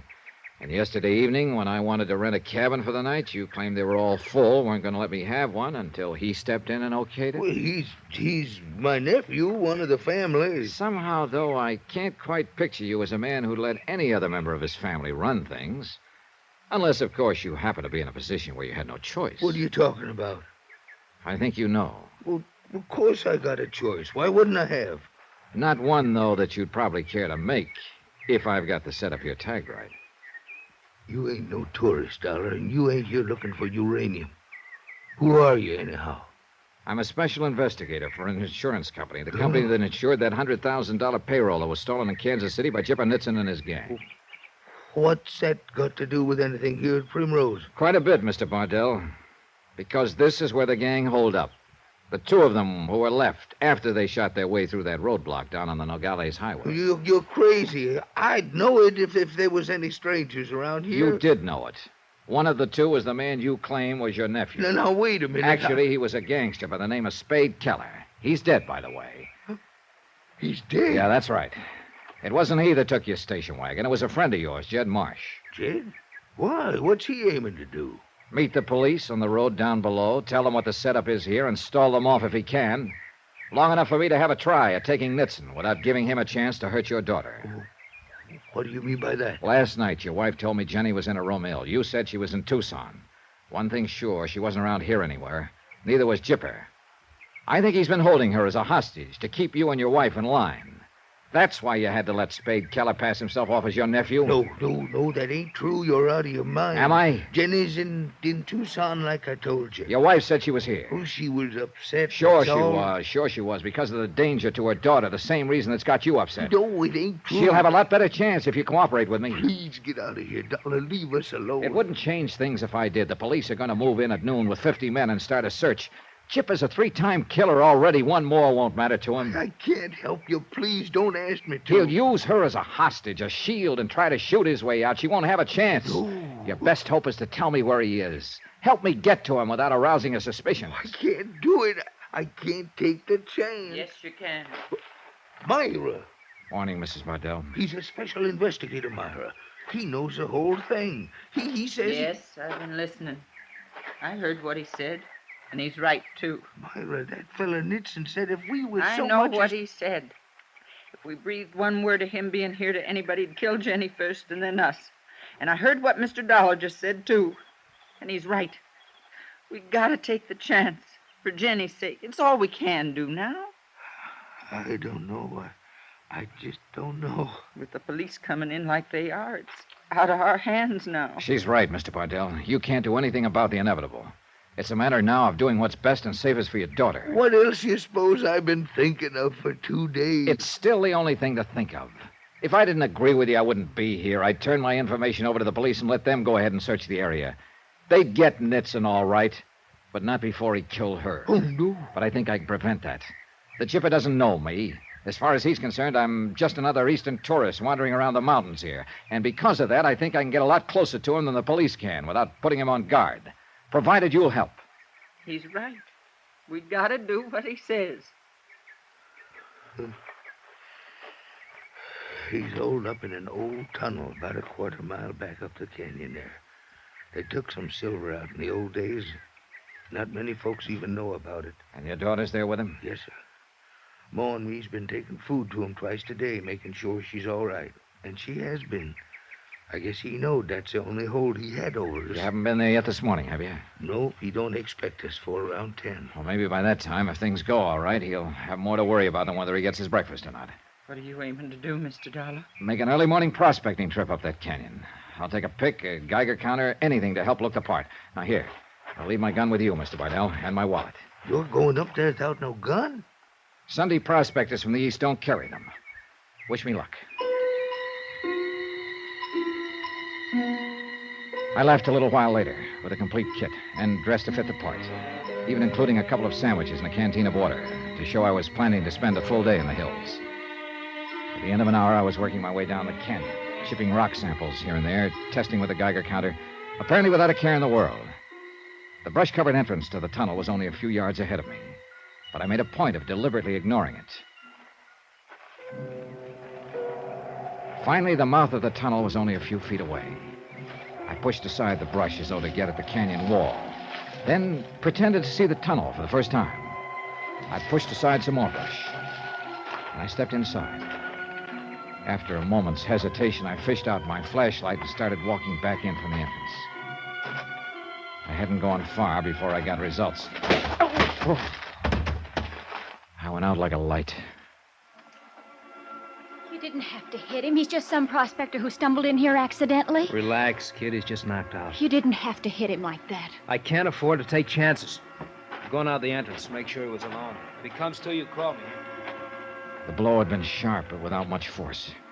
I was out only for a matter of seconds, but I went on playing possum. I waited now until he was out of earshot. Jenny. You're conscious. You know my name. Take it easy. I don't want him to hear us. But who are you? What are you... Never mind. There's no time. Just don't worry. I'm here to get you out of this. But how? He's a killer. A gangster. I know who he is. Look. Has he got that money here with him? That he stole in Kansas City? Yeah. Yeah, I'd sent some canvas sacks back inside the tunnel farther. What difference does that make? Plenty. That's what I was hired to recover. tired to... I don't understand. Oh, well, I'll tell you later. Now, if you'll keep your head and give me a little help, we've got a good chance of getting you. He's coming back. All right, listen. Maneuver him 4 or 5 yards away from me with his back turned and keep him that way for just 5 seconds. I'll do the rest. Got it? Yeah, but I don't know if I Never can. mind the if, just do it. All right. Don't let him know I'm conscious.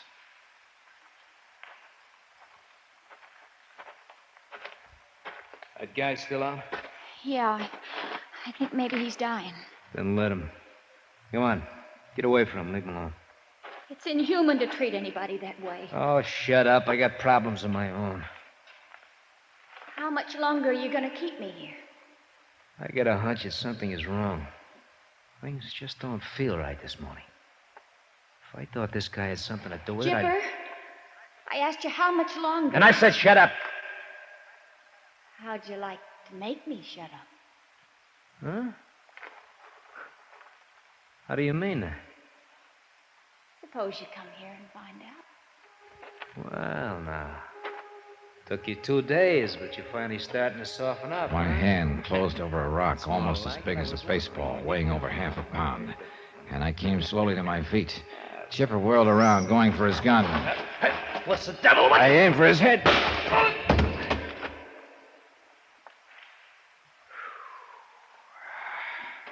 All right, Johnny. You can pick up his gun. Look how he's bleeding. You've killed him. No, I haven't killed him. But I imagine the state will.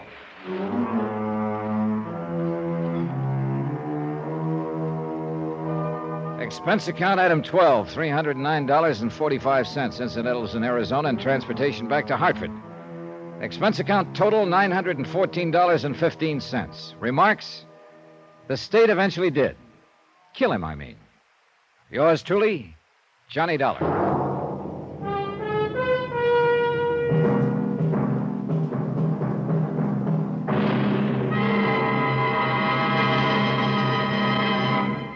Now, here's our star to tell you about next week's story. Ever chase a phantom? Well, believe me, I have. And I will next week in the Phantom Chase Matter. Join us, won't you? Yours truly, Johnny Dollar.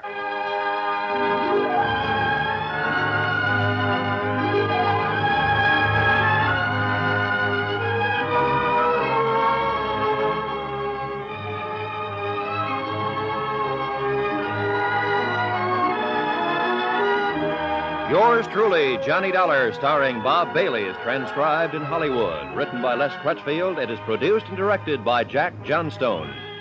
Heard in our cast were Marvin Miller, Junius Matthews, Herb Ellis, D.J. Thompson, Herb Butterfield, Tony Barrett, and Barbara Eiler.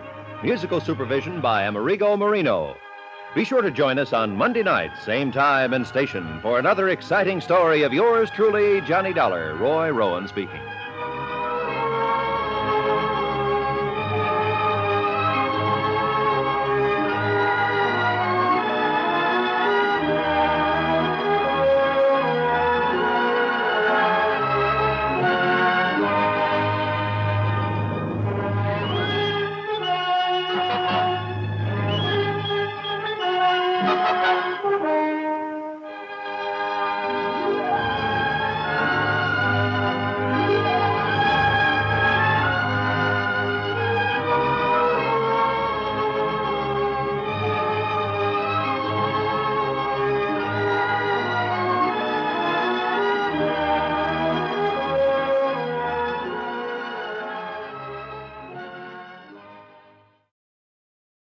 From Hollywood, it's time now for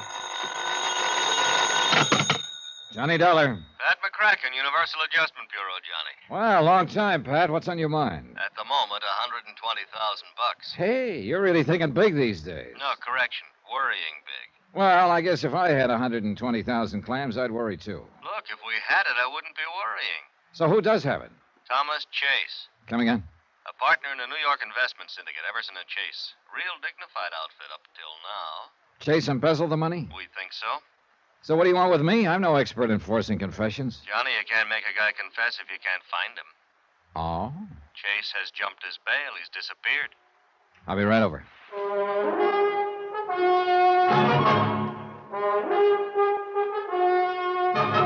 Tonight, and every weekday night, Bob Bailey in the transcribed adventures of the man with the action-packed expense account, America's fabulous freelance insurance investigator. Yours truly, Johnny Dollar.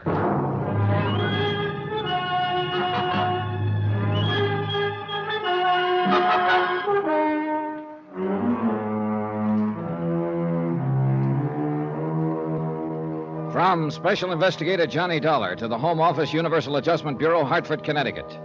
Following is an accounting of expenditures during my investigation of the Phantom Chase matter.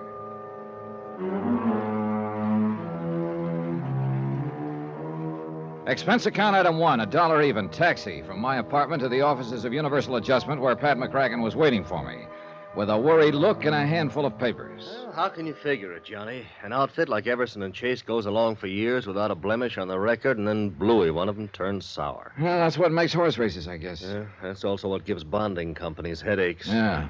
What's the background, Pat? No, it's all in here. Everson and Chase, investment brokers. Real high-class clientele. Partnership? Oh, yeah. George Everson, senior partner. 42 years old. Pillar of society. Married? No, widower. Wife died 3-4 years ago. This Thomas Chase is the junior partner, then? Yeah. He's 38. He's a big fellow, clean cut. All-conference football player in college. You know, that sort of thing. Everything in his favor. Looks, personality, intelligence, ability. Why, Johnny, huh? Why a guy like that? Oh, you're asking the wrong fella. I've seen enough embezzlers, though, to know they come in all shapes and sizes. Yeah. What turns a man like that sour, anyway? Well, you know the stock reasons as well as I do, Pat. Gambling debts, a woman. Incidentally, is Chase married? Now, that's another thing I don't get. What do you mean? I know one of the stock reasons for embezzling is another woman. If that was Chase's motive, he's nuttier than a fruitcake. Why anyone who had a wife like Lola Chase would even look at another woman is beyond me. Like that, huh? Like that. Impresses me as a real fine woman. And has got the looks to go with it. Well, you'll be talking to her. You'll see for yourself. Always a pleasure, Pat.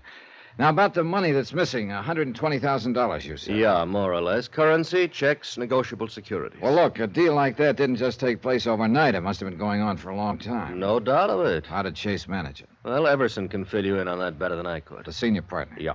Now, he's still not willing to go along with us that Chase is guilty. I think he's pretty concerned about the company name, which is understandable enough. Well, maybe he's got something. Yeah. Well, you better save yourself some time, Johnny. Meaning? Meaning you just answer me one question. All right, what is it? Would an innocent man jump bail? Expense item 2, $16.20, transportation and incidentals to New York to the office of Everson and Chase. George Everson was just as Pat McCracken had described him. Early 40s, a little gray at the temples, a healthy tan. The real solid citizen type. Handsome and, right now, unhappy. I still can't believe it, Mr. Dollar. Tom Chase, of all people. Well, he was like a younger brother. I nursed him through the best graduate business school in the East. I took him in with me. Yeah, how long ago did he become a partner in the firm, Mr. Everson? 4 or 5 years. Yeah, 5 years next month it would be. And Lola. Poor Lola. His wife? What? If I ever saw an ideal marriage, that was it. As far as I could see, she's all that a man could want. Maybe not for Tom Chase. Well, maybe not. But I certainly don't understand it. Tell me, how was Chase able to get away with this deal? The embezzlement? Yeah. Well, to begin with, Mr. Dollar, our firm has always maintained a very fluid relationship with its clients. Frequently, we're buying or selling for them, or both, very rapidly. In a situation like that, the client places a great deal of confidence and trust in us. And we've always had the utmost of both from them. At least we did have. I see. Well, anyway, in a situation like ours, it is possible for a clever man to juggle figures. And that's what Tom Chase did? Huh? Yes, I'm afraid so. You see, more and more lately, he'd taken over the personal management of some of our best accounts. Oh? Sort of taking them under the wing, huh? I encouraged him to. But if I'd realized I was only putting temptation in Tom's way, well... How did you find out what he'd been up to, Mr. Everson? Well, Tom had formed a kind of pattern in his accounts. He specialized in handling those clients of ours who were primarily interested in growth investments. Growth? Long range. You know, buy and hold it for quite a while. Oh, yeah, I see. But one of those clients suddenly decided to liquidate his holdings on short notice. The account turned up short, then? Quite short. So, of course, I immediately ordered a full-scale audit. The results of that brought the district attorney's office into it. The rest you know. Yeah. But I must say that on paper he'd done a very convincing job. You see, now, here are the files on all his accounts. Pardon me. He'd recorded each transaction carefully and correctly and had written up memos on all of them. Mm-hmm. These memos, they in his handwriting? Yes, they are. May I take one of them with me? Yeah, certainly. Here you are. Thanks. Mr. Iverson, as I understand it, Tom Chase wouldn't talk after his arrest. No. And that was the most frustrating part of it. If he'd have given us some kind of explanation, anything. But he refused to make a statement of any kind. I see. I arranged for his bail, of course, and tried to do what I could, but... But he jumped bail and disappeared. Yes, I'm afraid so. This was 4 days ago, I understand. Yes. All right, one more thing, Mr. Iverson. Had he acted at all differently lately? Well, I hadn't noticed anything, but apparently his wife, Lola, had. Oh? Yeah, I had dinner with him a week or so before this thing happened. Lola got me off to one side for a moment and asked me if I'd noticed any change in Tom lately. Change? Yeah, she said that he'd seemed rather moody and preoccupied. Well, that made me realize that he had seemed a trifle tense around the office. Apparently, he'd told her he'd been working extra hard. Yeah, I suppose that should have been a danger sign to me, but... I was afraid so I just passed it off. I kidded her out of it. Yeah. Well, thanks for the information, Mr. Iverson. It's little enough, I'm afraid. Where do you start looking at a case like this? Well, that's a good question. First, I think I'm going to have a talk with Mrs. Chase, find out all I can about her husband's habits, likes, and dislikes, so on. Sometimes you pick up a lead that way. Well, you'll probably run him down sooner or later. I understand you have quite a reputation at that sort of thing. I wonder if you'd do me a favor, Mr. Dollar. Sure. As I say, you'll probably find him, and as for the money, well, I guess whatever part of it we recover, we should be grateful for. Well, that's about the size of it, I guess. But frankly, I'd rather not see Tom Chase again, unless it can't be avoided. Yeah, I understand. But there is one question I guess I'll always wonder about. Maybe you can find the answer for me. What is it? Why did he do it? Why? Expense account item 3, $12.50, cocktails and dinner for Lola Chase and myself. I figured she might relax a little more that way, and believe me, taking Lola Chase to dinner was no chore. She was everything Pat McCracken and George Everson had said she was. Tom Chase must have had some pretty powerful reasons to walk out on her.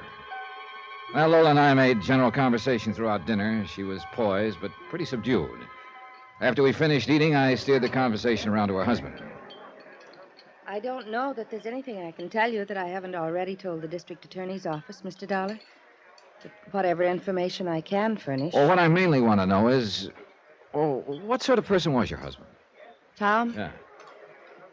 I guess I'm the wrong one to be answering that, Mr. Dollar. Hmm?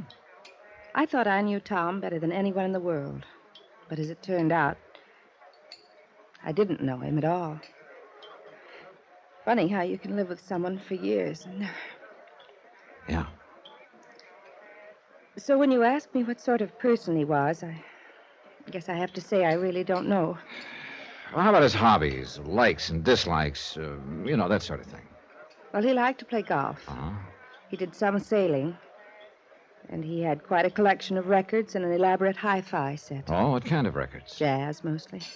He used to play them by the hour. I must say he turned them up a little too loudly for me. But then I understand that women's ears weren't built for hi-fi or something like that. Yeah, tell me, Mrs. Chase, did you notice much change in his behavior recently? Yes, I did. And it upset me. What sort of change? Well, for one thing, he became rather moody. I guess you'd call it. He seemed to have something on his mind all the time. Several times he stayed out late at night, said he was working. I see. And then there was the thing about our vacation. What was that? Well, we'd planned a little trip. But at the last moment, he told me he couldn't go. He insisted I make the trip without him. I didn't want to, but he insisted. So I finally went, alone. It was when I got back that I found out he'd been arrested. Where did you go on this trip? Martha's Vineyard. Uh-huh. Well, thanks very much for the information, Mrs. Chase. Thank you, Mr. Dollar. You've been very kind.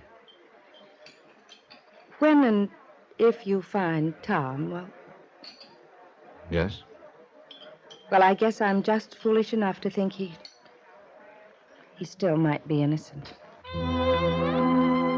I took Mrs. Chase to her apartment and then went back to my hotel. The big question was where to start.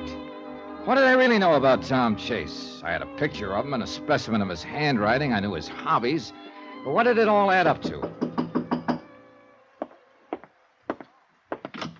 Oh, Mr. Everson. Yeah, I'm sorry to barge in on you at this hour, Mr. Dollar. No, not at all. Come in. Thanks. Mr. Dollar, you probably think I'm crazy, and I know it's a very slim chance, but it is a chance. What are you talking about? Take a look at this newspaper. Right here. Huh? A feature article on jazz in New Orleans. This picture taken in a bar down there. The old guy with the trumpet? No, in the background. The people sitting at the bar. Look at this man right here. Oh. His face is half turned away, and it looks like he hasn't shaved for a while. Mr. Dollar, that's Tom Chase. You sure? You can't see much of his face. I know. But when you've been around a man for several years, you notice little things about him, little mannerisms. Like what? Well, look at the way he's got his head sort of cocked to one side. Now, that's just the way Tom always did when he was listening to something. And look at his hand resting on the bar like one finger was pointing at something. Wow. Now, that's the way Tom held his hand. And look, he's got one leg sort of drawn up.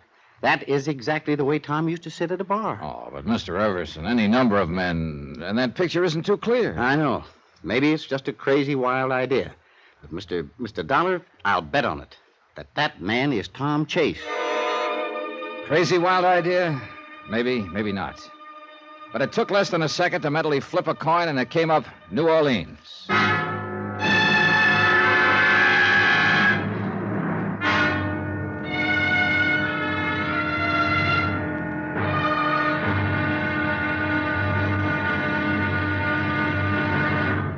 Now, here's our star to tell you about tomorrow's episode of this story. Yeah, on to New Orleans, where the trail proves to be pretty cold, but warms up fast.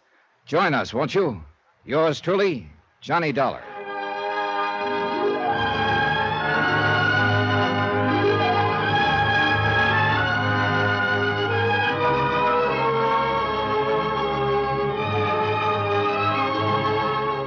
Yours truly, Johnny Dollar, starring Bob Bailey, is transcribed in Hollywood. Written by Robert Reif, it is produced and directed by Jack Johnstone. Be sure to join us tomorrow night, same time and station, for the next exciting episode of Yours truly, Johnny Dollar. Roy Rowan speaking.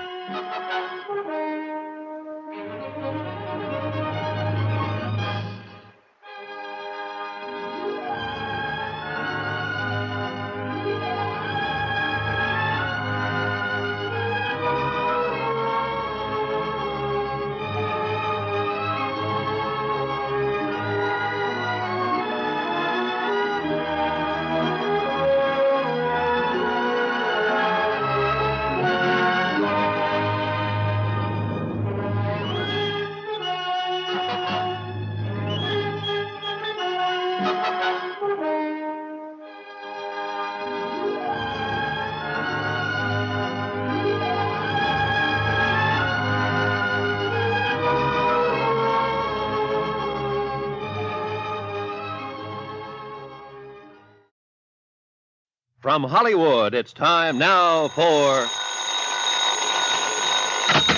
Johnny Dollar. George Everson, Mr. Dollar. Oh, yes, Mr. Everson. I've been thinking, I could have been wrong last night. You mean about the newspaper picture of the bar in New Orleans? Yes, that man in the background of the picture, the way he sits, the way he holds his hands and his head, it's so like Tom Chase. Yeah, that's what you told me last night. Yes, but this morning, well, you know, things always look different in the morning. After all, we can't see very much of his face in the picture. It might be just a wild goose chase. Well, I've been on plenty of them, believe me.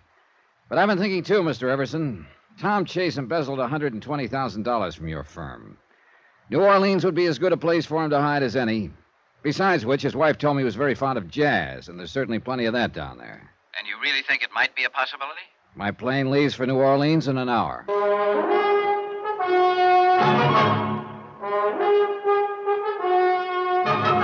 Tonight and every weekday night, Bob Bailey in the transcribed adventures of the man with the action-packed expense account, America's fabulous freelance insurance investigator. Yours truly, Johnny Dollar.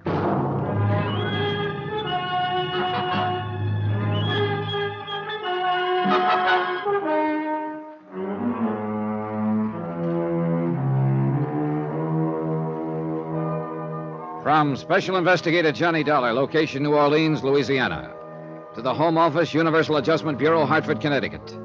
Assignment, the Phantom Chase Matter. Expense account continued. Item 5350, cab fare to the airport. George Everson was waiting for me at the passenger ramp. I'll tell you, Mr. Dollar, before I came out here to the airport, I called the insurance company you represent in this investigation. Oh? I told them if this trip to New Orleans did turn out to be just a wild goose chase, that I would assume your expenses. Oh, well, that's very considerate of you, Mr. Everson, but it isn't necessary. Now, an investigation's an investigation. My company's willing and anxious to exhaust all the possibilities. And from what you tell me, it's a good possibility that Tom Chase is hiding in New Orleans. Well, I hope so. Say, look, I've still got a minute or two before my plane loads. I want to make sure I've got all the facts straight. All right. Tom Chase was your junior partner. He began to specialize in those clients of yours who made long-term investments. Right. One of them decided to sell out suddenly, and you discovered there was a lot less in his account than there should have been. You ordered an audit and found that other accounts of Tom's had been juggled, too, to the tune of $120,000. Roughly. He was arrested but wouldn't talk. He got out on bail, then jumped his bail and disappeared. Yes? All right.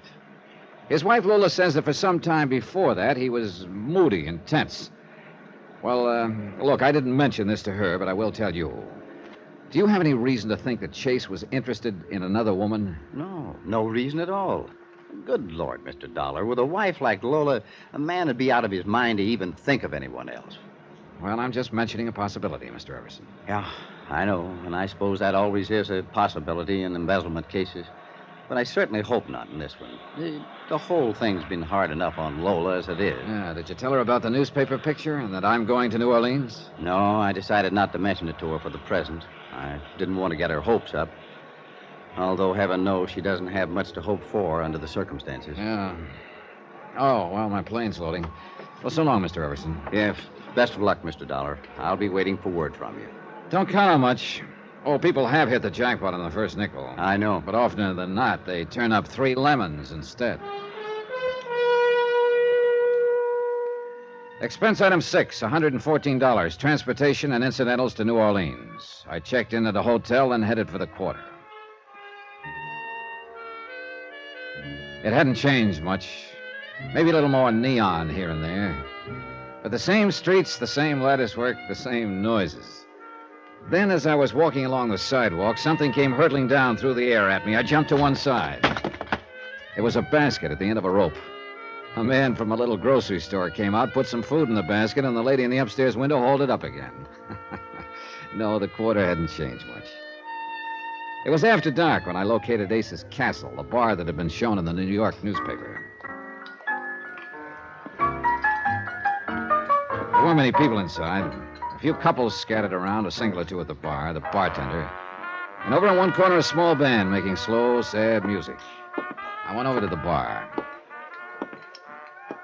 Evening, sir. Hi. Scotch and soda, please. Okay. A little slow tonight, huh? It's early. It'll pick up. Here you are. Thanks. This is the bar that was in the New York newspaper picture, isn't it? Yes, sir. This is the place. That must have been good for business, huh? Tourists. This isn't a tourist spot. What kind of a spot is it? People from around the street here come in, have a drink or two, nurse their own private troubles or forget them, and listen to Pops. Pops? Pops Harker, the old man over there with the trumpet. Oh. Hey, he plays like he means it. He does. Do you mind taking a look at this newspaper picture? So what about it? Well, this guy in the background sitting at the bar. Yeah? Know him? Not particularly. What do you mean, not particularly? A lot of guys come in here. Should I know all of them? All right, here. Here's a front view of the man I'm looking for. Recognize him? Afraid not, sir. Afraid I can't help you. Ever hear the name Tom Chase? Chase? Not that I remember. This man in the newspaper picture, is his name Tom Chase? Well, could be. I'm not sure. Well, if he's around the street somewhere, you'll probably run into him sooner or later. How do you figure? People on the street don't leave it much. Oh, world of its own, huh? I suppose. Sort of an upside-down world, but a world, I guess. Seems to be what they want. So you think if my friend Tom Chase is here on the street somewhere, he's liable to stay here? Most of them do. Then it looks like you're going to have a steady customer for a while. We can always use him. Why don't you go talk to Pops, the old boy playing the trumpet there? He's got quite a memory. Maybe he could help you. Thanks, I will. Pop was way off at Never Never Land. He looked as old as Africa. He wore dark glasses. And the horn he was blowing looked like he'd either found it or made it.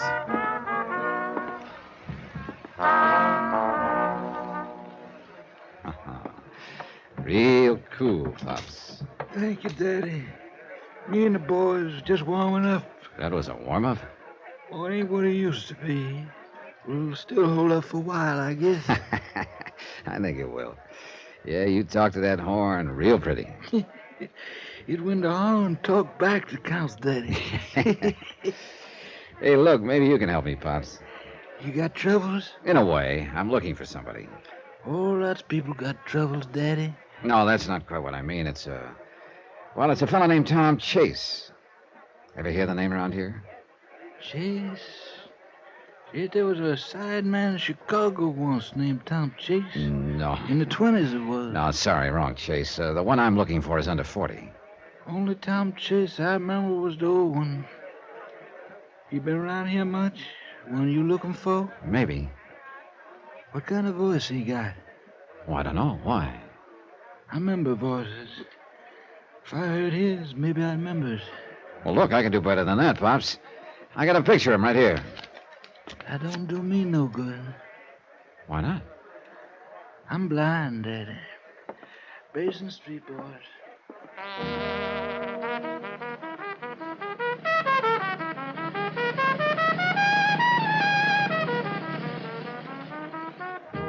I think I knew now why he could blow the kind of music he did.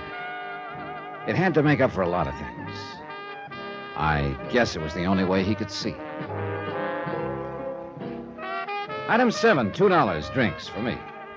I sat there in Ace's Castle for a couple of hours, waiting for Tom Chase to show up, or for the guy who looked like him to show up, so I'd know for sure whether this was a wild goose chase. But nothing happened. A few people slowly drifted in and out. Mostly they huddled around Pops Harker, nursing their drinks and listening. It got to be midnight, and I'd just about decided to give up when a man with a face like a weasel slid into the chair across the table from me. Your name, Dollar? Johnny Dollar? That's right. Who are you? Freddie Quintana. So? So you should be glad to see me. Should I? Any particular reason, Quintana? Oh, the best. It's around the street that you're looking for somebody, Dollar. News travels fast. Yeah, when it's really interesting news like that. Well, what's so interesting about it? Whenever I smell dough, it is always interesting. Well, maybe your nose is too sensitive or too long. There was no mention of money. Look, I've been around, Dollar. Oh, I don't doubt that. Yeah, a lot of people who float around the street and the corridor don't want to be found. Oh? So a guy comes looking for somebody, it usually costs him a little money to find him. I see. And you're looking for a guy named Tom Chase. So? So, I think I got him pegged. Where is he? Oh, not so fast, Dollar. Not so fast. First we talk money, You're wrong there, Freddie. What you mean? First, we make sure you know what you're talking about. Now, look now, You Mr. look. I've bumped into a lot of characters like you. And more than a fair share of them were just trying to ace into a deal for a fast buck without I any... tell you, I got the guy pegged. Describe him. Yeah. Tall, good build, probably a good-looking guy when he shaves, curly hair, brown eyes. How am I doing? Not bad, but I take a lot of convincing. Look, you looking for this guy, you just want to talk about it. I just want proof. Okay? I'll get proof. Bring him here. That'll be proof enough. You kidding? It ain't that easy, and you know it. This guy don't want to be found. I know that the minute I spot him. He's going under the name of Tom James. Tom James? Yeah, I'd ring a bell. Maybe. His full name is Thomas James Chase. He could be using the first two names as an alias. Sure. Yeah, it's a familiar pattern. Sure. Okay, Quintana, suppose you do give me some proof. What do you want? $500. Oh, that's a lot of money. I think you want Chase at all. I'd have to get an okay from my company. You could arrange it. Maybe. And that brings us back to the question of proof again. I'll be back in an hour, Dollar, with proof.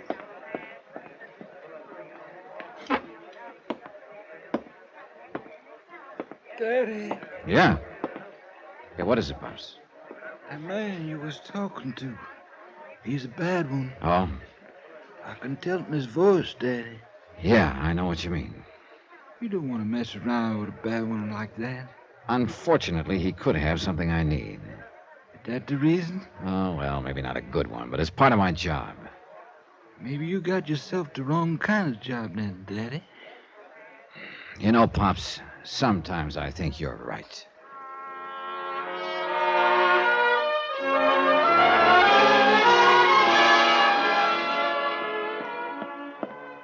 Hi, Dollar. Hello, Freddie. Right back on time. Yeah, with the goods, too. Yeah. Take a look. It's all crumpled up. What is it? Well, smooth it out. I think it's a letter he started writing and threw it away. Where'd you get it? I paid a little visit to his room when he was out. I fished it out of the wastebasket. Okay.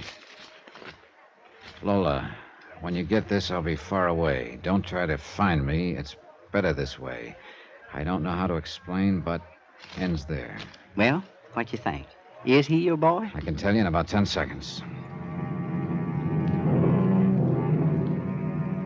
I fished the sample of Chase's handwriting out of my pocket and compared it to the half-finished letter. I'm no expert, but I didn't have to be. There was no doubt about it. It was Chase's handwriting. So it looked as though my trip was going to pay off after all. Tom Chase was right here in New Orleans.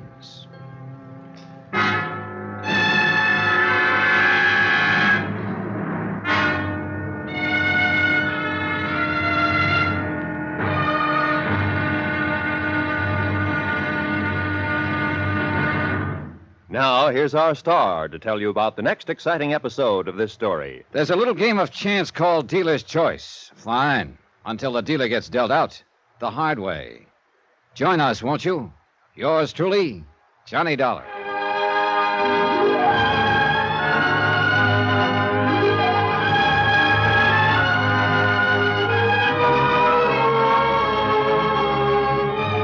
Yours truly, Johnny Dollar, starring Bob Bailey, is transcribed in Hollywood. Written by Robert Reif, it is produced and directed by Jack Johnstone. Be sure to join us tomorrow night, same time and station, for the next exciting episode of Yours truly, Johnny Dollar. Roy Rowan speaking.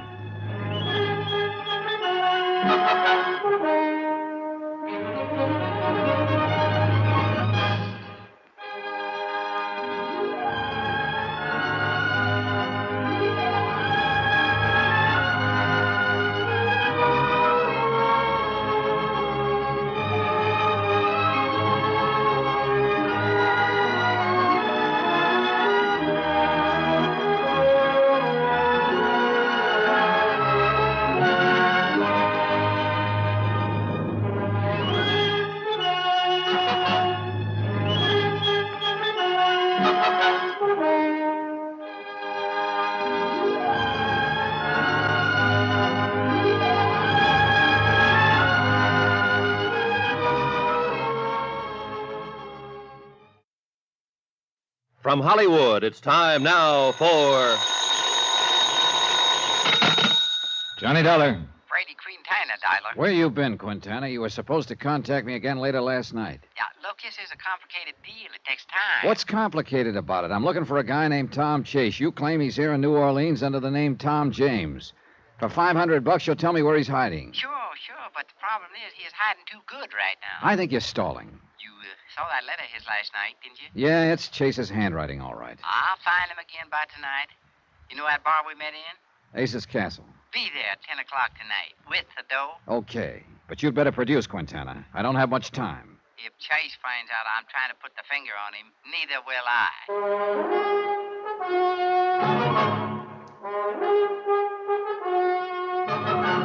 Tonight and every weekday night, Bob Bailey in the transcribed adventures of the man with the action-packed expense account, America's fabulous freelance insurance investigator. Yours truly, Johnny Dollar.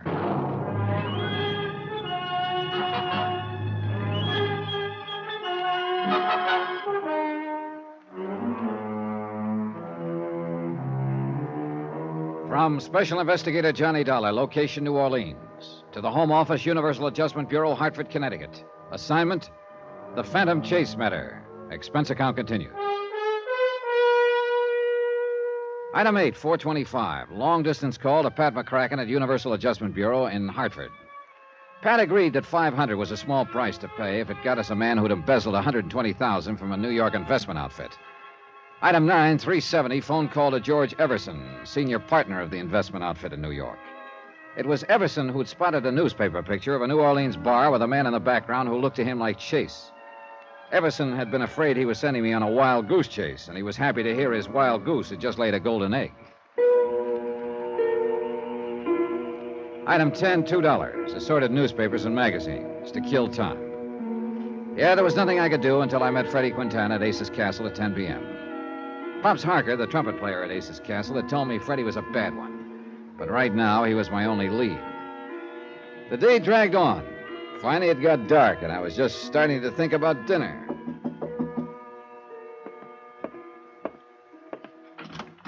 Hello, Johnny. Lola Chase. May I come in? Well, yeah, sure. Come on in. Well, what are you doing here, Lola? I thought you were in New York. George Everson told me about your phone call to him this morning. That you think Tom is here in New Orleans. Well, yeah. Everson said he hadn't told you about the newspaper picture before because he didn't want to get your hopes up. I know. He explained. I got a plane down here right away. Yeah. Well, I'm not sure that was a good idea, Lola. I doubt very much if there's anything you can do. I thought if you do find Tom, if I could just talk to him, maybe I could get him to see that the only thing for him to do is give himself up and return the money. No, I wouldn't count on that. Johnny, I had to come. He's still my husband. Yeah. George Everson didn't go into details about the newspaper picture. Oh, there was an article on New Orleans jazz in one of the New York papers a few days back. It showed a bar scene, a place called Ace's Castle. And in the background, sitting at the bar with his face turned away, was a man George thought might be your husband. So I came down here. Now you have proof he's here? I think so. What kind of proof? Johnny, please tell me. Okay. But I'm not sure you want to see it, Lola. Go ahead. Well, last night on Ace's Castle, a character named Freddie Quintana contacted me. Told me he thought he had Tom pegged, that he was going under the name of Tom James. James. That's his middle name. Yeah. The kind of alias a lot of people use. But that's not proof of anything. Oh, I know. Then Quintana showed me a letter he'd stolen from Tom's room. An unfinished letter. I checked it against the sample of Tom's writing I'd brought with me. It looks pretty genuine. What kind of letter? To you, Lola. Oh. Please, may I see it? Here you are. Lola, when you get this, I'll be far away. Don't try to find me. It's better that way. I don't know how to explain, but... I'm sorry. That's Tom's writing, Johnny. Yeah. What happens now? Oh, I'm supposed to meet Freddie Quintana at Ace's Castle down on the quarter at 10 o'clock tonight. I want to come with you. Oh, Lola. Please, Johnny. Expense account item 11, $8.20. Dinner for Lola and me. She didn't say much during the meal. I guess there wasn't much for her to say. Afterward, we started walking through the quarter toward Ace's Castle. It's interesting around here, Johnny. Oh, yeah. The quarter hasn't changed much. You've been here before? A couple of years ago. Funny. What is? You, in a job like this. Why? You, well, I don't know. You just don't look like a person who spends most of his time looking for fugitives and criminals. It seems like such a strange job for you. It's a job. Do you like it? Oh, I don't know. Sometimes I like it a lot. Sometimes I don't like it at all. Like now? Like now. Thanks, Johnny. For what? For feeling that way. Well, I guess it's my turn to say funny. What about? You're asking about...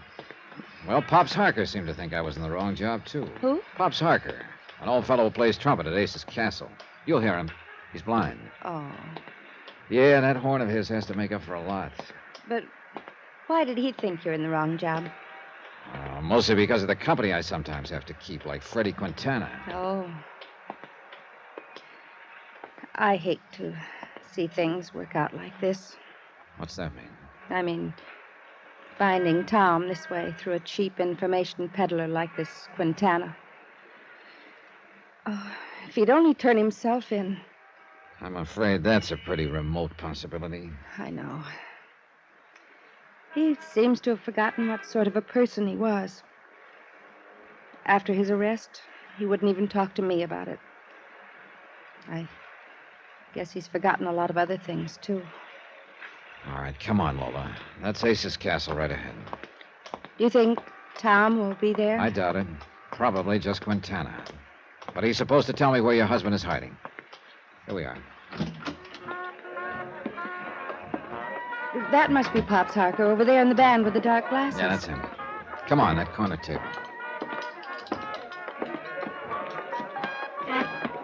This is the place in the newspaper picture? Yeah. Yes. I can believe Tom's been here. He loved this kind of music.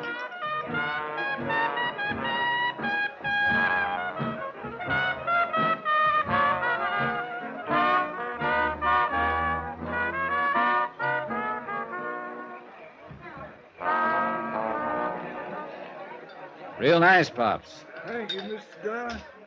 How you doing? Oh, pretty good. Johnny, I thought you said he was... Yes. He recognized my voice.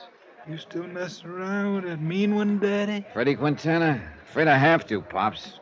I'm not enjoying it particularly. Well, you stick to the good ones, Daddy. Don't mess with the bad ones. Gossiping about me, Pops? Oh, Quintana. Oh, why don't you keep your face in that horn and out of other people's business? Take it easy, Quintana. That's all right, Mr. Dollar. I'll still be blowing away this here horn long after some folks quit breathing. Yeah, sure. Who's the dame, Dollar? Don't worry about it, Freddie. Let's just say she's with me. Okay. Don't be so touchy. Okay to talk? Go ahead. It's all set.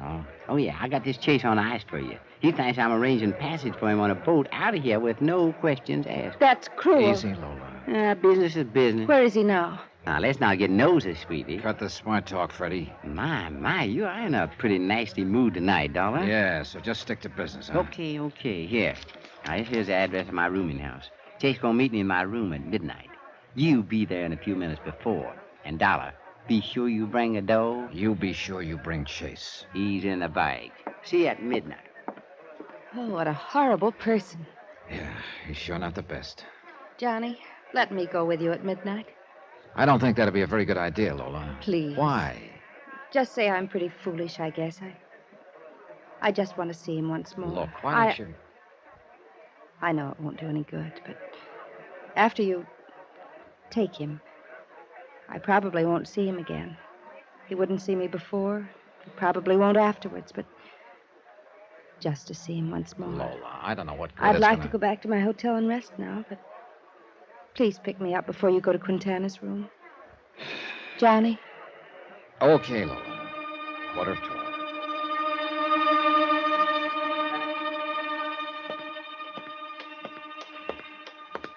This is the address, Lola. Quintana's rooming house. It's an awfully shabby place. The perfect spot for Quintana. What time is it? 5 minutes to 12. All right, let's go in.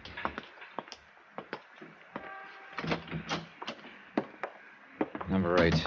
Let's see. Oh, here it is. Yeah. Okay, we won't knock.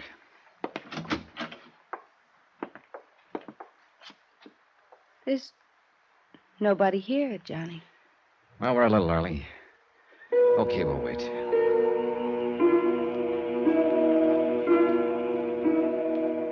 So we waited. 15 minutes went by. Half an hour. Do you think he was just playing some sort of fiendish joke on us, Johnny? I've been stood up on deals like this before. But Lola wasn't used to it. Pretty soon the strain got a little too much for her. Please, Johnny, I can't stand this anymore. Take me back to my hotel. So I did. Now I was right back where I started from, with no leads. I decided to go back to Ace's Castle. That's where the trail had started. I sat there for a few minutes nursing a drink. Then somebody slid into the chair across from me. You Johnny Dollar? Yeah, that's right. Who are you? Lieutenant LaFleur, New Orleans Police. Ah. Well, what can I do for you, Lieutenant? How long you been here, sir? A few minutes. Oh? Weren't you in here early? Yeah. What time you leave? A little after 10. Why? Where'd you go? To see somebody who didn't show up. Look, Lieutenant, what's this all about? You don't mind, just answer the questions, huh? Who was this, somebody you went to see? A character named Quintana. I was supposed to meet him in his room. Well, you won't see him back. Well, Well, that's a sort of a long story. Look, here's my card, Lieutenant. Jones investigator, huh? You might come with me, Mr. Dollar. Oh, where to? Out back. Was a woman with you earlier, huh? Yes, Mrs. Lola Chase. I took her back to a hotel before I came back here again. I see. Into the alley here. What's this all about, Lieutenant? Go ahead, Dollar. Take a look. There were 2 policemen and a photographer in the alley, over near a doorway. I moved in close. A man was sprawled there, face up. Freddie Quintana. And he didn't look mean and nasty anymore.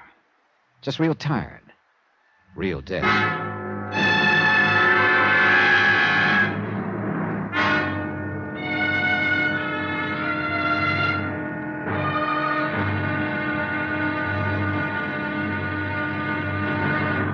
Now, here's our star to tell you about the next exciting episode of this story. Somehow I managed to parlay a scrap of burnt paper into a plane ticket for what almost turns out to be a one-way trip. Join us, won't you? Yours truly, Johnny Dollar.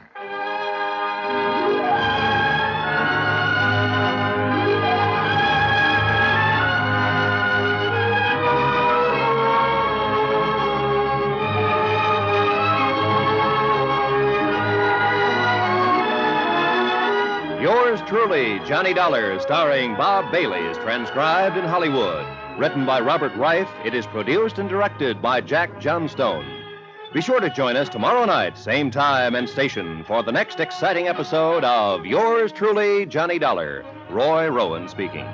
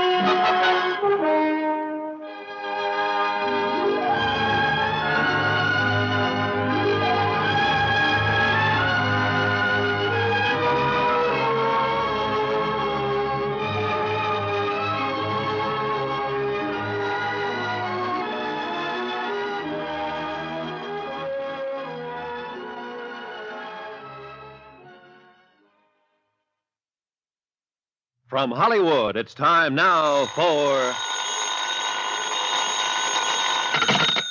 Johnny Dollar. This is Lieutenant Lefebvre, New Orleans Police. Morning, Lieutenant. Anything new on the Freddie Quintana murder? Yes. Oh? You. What? You said you were with Quintana last night. On business, Lieutenant. What kind of business, Dollar? Well, it's a long story. I'm sure. I think you better tell it to me. Okay, I'll be right over.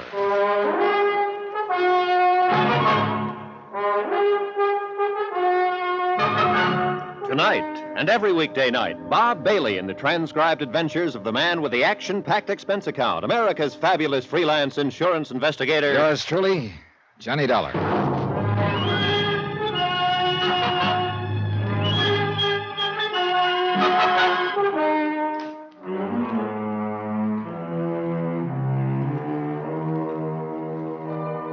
From Special Investigator Johnny Dollar, location New Orleans, to the Home Office, Universal Adjustment Bureau, Hartford, Connecticut.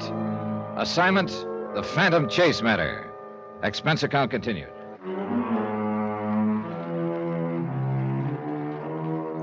Item 12, $1.20 cab fare from my hotel to police headquarters, where Detective Lieutenant Lefebvre was waiting for me.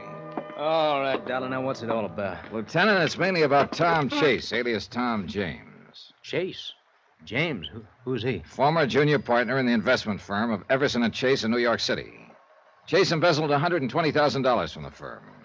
It's not very easy to do. I know, but he was real smart about it. George Everson, the senior partner, explained how Chase had done it. You see, he specialized in long-term investments. Oh, people that buy and hold on, huh? Yeah, that's right. Chase juggled the accounts, and over what must have been a period of many months, he siphoned off a total of $120,000. Mm-hmm. How'd Everson find out about it? Oh, one of their clients suddenly decided to sell out. His count wasn't as fat as it should have been, huh? That's right. Everson immediately ordered an audit. The total shortage was discovered, and the DA's office moved in. Did Chase make any kind of statement? No, none at all. He just clammed up. Everson tried to get him to explain, and so did Chase's wife, Lola. But he wouldn't say anything. Everson raised bail for him, and Chase promptly jumped bail and disappeared. Mm. You know, I've heard stories like this before, Doc. Yeah, sure. Open and shut embezzlement. Anybody find a motive? Well, we're just guessing at that. Could be any one of the standard ones, I guess. Gambling debts, maybe? Oh, I don't know. As far as we can determine, Chase didn't do any gambling. Of course, you never really know. What about a woman? Well, now that's probably closer to it. Although I'm like George Everson. If it was a woman, I don't get it. Why not? You should see Chase's wife, Lola. Oh, like that, eh? Like that. Still, the woods are full of men who've run out on good wives. Oh, yeah. There was something wrong in the happy home, all right, but I guess it was all on Chase's part. Was he? Lola told me he'd been moody and tense for some time before the embezzlement became known. He was away from home a lot at night. Told her he'd been working late. Mm-hmm. That, too, sounds familiar. She asked George Everson about it, and George told her it wasn't so. Then there was the matter of the vacation. Vacation? Yeah, at the last moment, Tom Chase told Lola he couldn't get away, but insisted she go anyway. So she went to Martha's Vineyard alone. Mm-hmm. Well, it certainly has all the earmarks of another woman. I know. I asked George Everson if he knew of any other woman. He said no. I haven't had the heart to ask Lola Chase that yet. But I got a hunch that's what she's afraid it is, too. Well, it's all very interesting, Dollar, but what's it got to do with Freddie Quintana's murder here in New Orleans? Yeah. Here's a New York newspaper. Last week. Take a look at it. Uh-huh. Article on New Orleans jazz. Yeah. That's a picture of Ace's Castle down on the quarter. George Everson spotted this picture. The fellow in the background, sitting in the bar, looked to him like Tom Chase. And Chase was crazy about jazz. And that's why you come down here to New Orleans? Yep. Freddie Quintana contacted me night before last and told me Tom Chase was in New Orleans under the name of Tom James. Did he have any proof to show you? A letter Chase had started to Lola, then threw away. Quintana stole it from Chase's room. The handwriting genuine? Mm-hmm. I checked it against a sample of Chase's writing that I'd brought with me. Yeah, it's his, all right. Go on. Well, Quintana told me to meet him in his room at midnight. He'd have Chase there. Apparently, he was pretending to negotiate with Chase for passage out of the country. Oh? So Lola and I went to Quintana's room at midnight. But he didn't show. And I took her back to a hotel. Then I met you. And you showed me Freddie Quintana's body in the alley. It sure looks like Tom Chase didn't want to get found. Mm-hmm. So now if we get Tom Chase, we got Freddie Quintana's killer. That's about the size of it, Lieutenant. I don't know. What do you mean? Dollar, Quarter's been my bait for a long time now. So? So Freddie Quintana was a real bad boy. That's what I've been told. And when a bad boy gets himself killed, it isn't always easy to tag the man who did it. Meaning there are a lot of them who'd like to have done it, huh? In Freddie's case, a long line of them. I don't doubt it. Well, we give it a whirl. Tom Chase, alias Tom James. I'll get out bulletin on him. If he's the one, though, he probably skipped town by now. Could be. What's your next move, Johnny? One that I don't look forward to, believe me. Oh? Breaking the news to Lola Chase.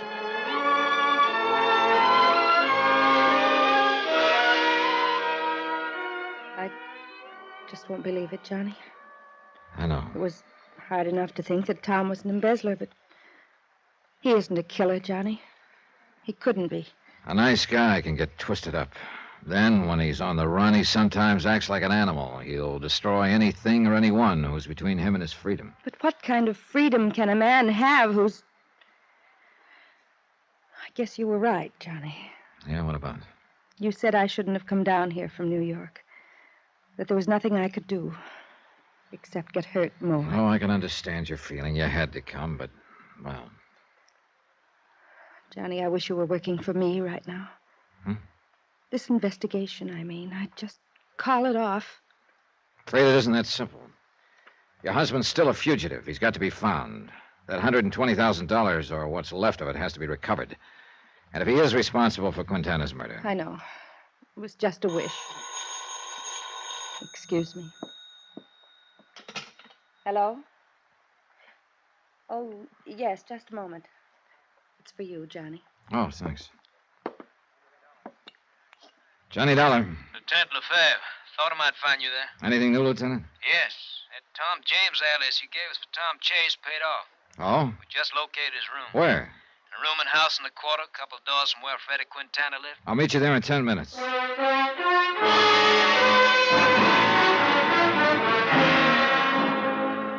Expense account item 13, $3. Cab fare from Lola's hotel to the rooming house in the quarter. $2 for the fare, $1 extra for speed. The driver earned it. 8 minutes later, I met Lieutenant Lefebvre at the rooming house, a dilapidated two-story building. He took me to a room at the end of the hall on the first floor. There's it, Johnny. No sign of Chase, huh? No. We're keeping a stakeout on the room just in case, but I doubt if he'll be back. His clothes are gone. Looks like he left in a hurry, Lefebvre. Yeah. Take a look over here. Well, some charred pieces of paper. We fish them out of the wastebasket. That's a mistake amateurs usually make, burning stuff in a wastebasket. No draft. That's right. Some of it's not completely burned. See if any of it makes sense to you. Well, this one looks like part of a letter. This one... Yeah. Yeah, this one pegs Chase, all right. Looks like a little piece of an envelope. Mm-hmm. Could be he'd brought part of the money down here in it. You see, you can still read part of the letterhead in the upper corner. Everson and... The full name is Everson and Chase. That's the name of the firm. Chase was the junior partner. Yeah. Well, that makes it pretty clear that Tom James and Tom Chase are one and the same. Did he rent the room under the name Tom James? That's right. Haven't got any of the details yet. There's no manager here. Vacancies are handled by a rental agent down the street. I see. Here's another charred fragment I can't figure out. Here, take a look. There's writing here. And there's some numbers. Looks like a 12 and a 23. Mm-hmm. Mean anything to you? 12, 23. An address, maybe? Possibly. But that's not much help. What address? Oh, well, if I get any bright ideas, I'll call you. I'm going to pay a visit to that rental agent.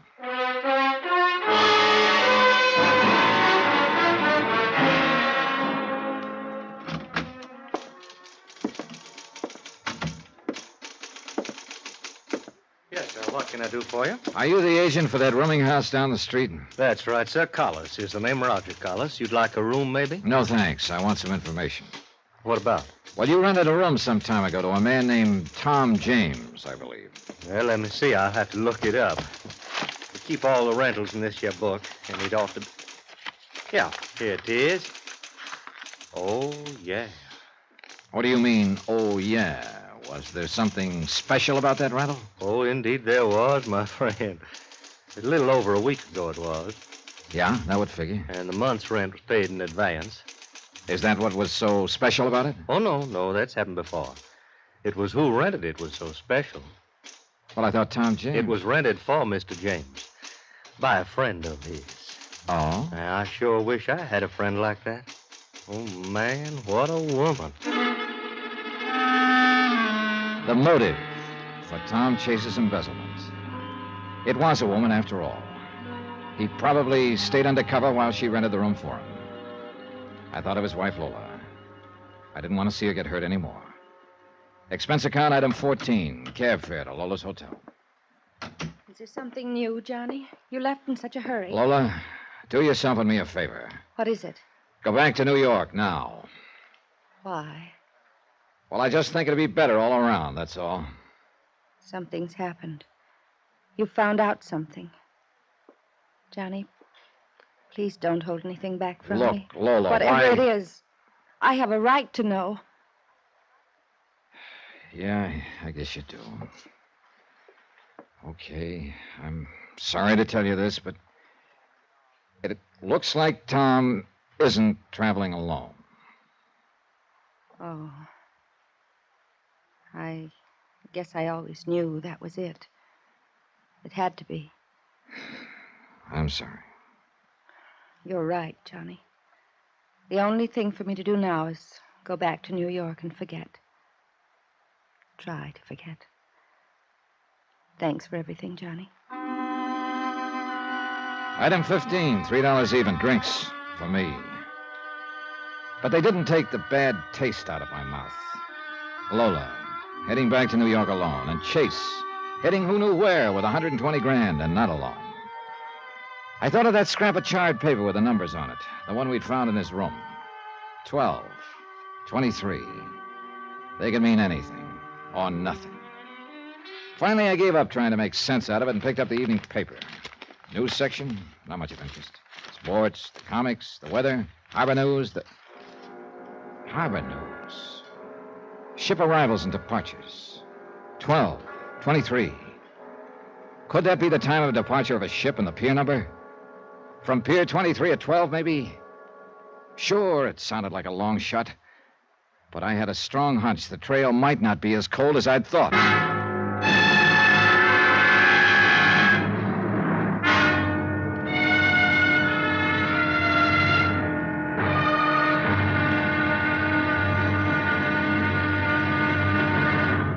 Now, here's our star to tell you about the next intriguing episode of this story. It's about a trail that heats up and a girl who doesn't exactly help to cool things off. Join us, won't you? Yours truly, Johnny Dollar.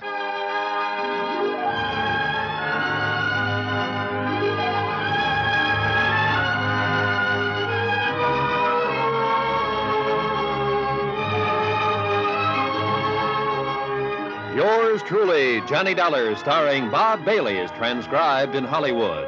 Written by Robert Reif, it is produced and directed by Jack Johnstone.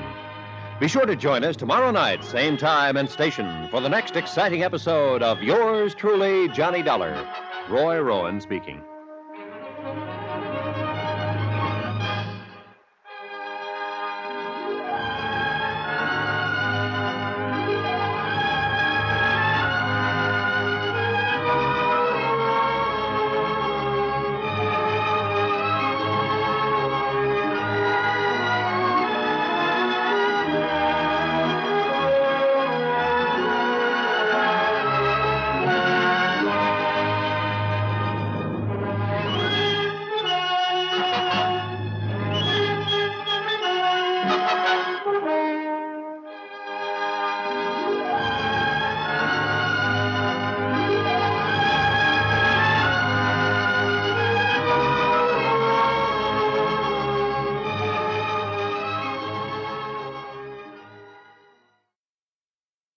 From Hollywood, it's time now for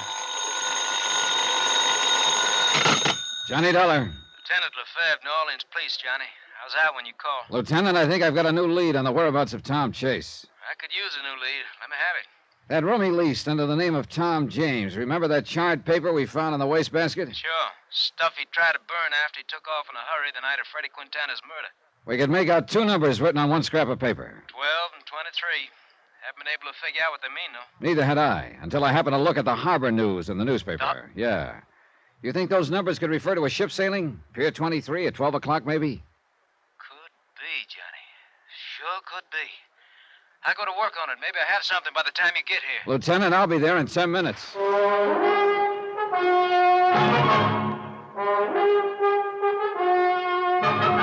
Tonight and every weekday night, Bob Bailey in the transcribed adventures of the man with the action-packed expense account, America's fabulous freelance insurance investigator. Yours truly, Johnny Dollar.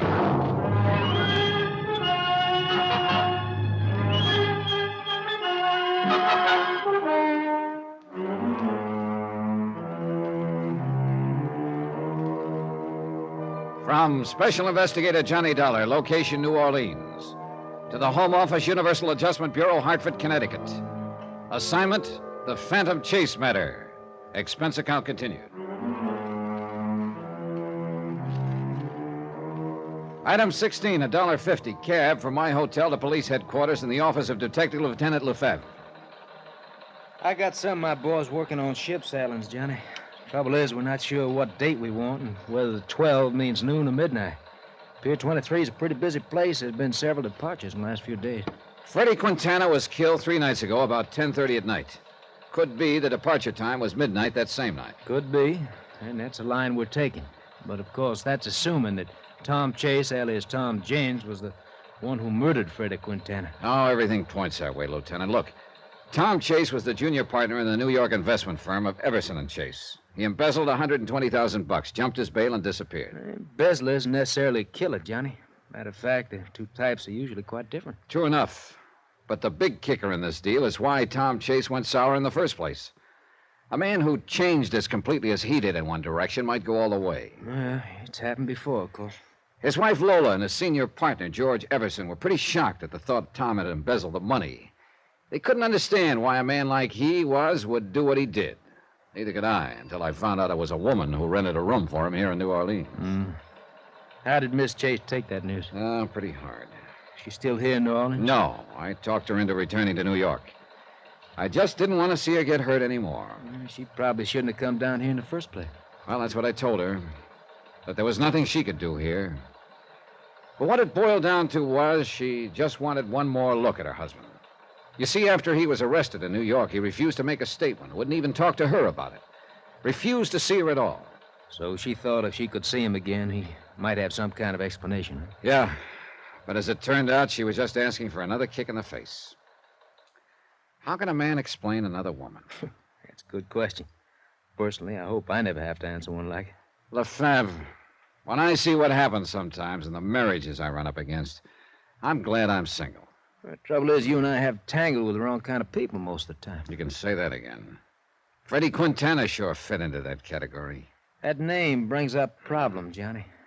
We're basing our belief that Chase skipped town and that those numbers on the scrap of paper mean a ship sailing. We're basing all that on the assumption that Chase killed Quintana. Right. You must remember that Quintana was a bad boy. There are plenty of people who'd like nothing better than to knock him off. But why at that particular moment? Oh, Lieutenant, the timing adds up to Chase. After I traced him here to New Orleans, Quintana contacted me, said he could deliver Chase for a price. He showed me a sample of Chase's handwriting he'd swiped from his room. It was genuine, all right.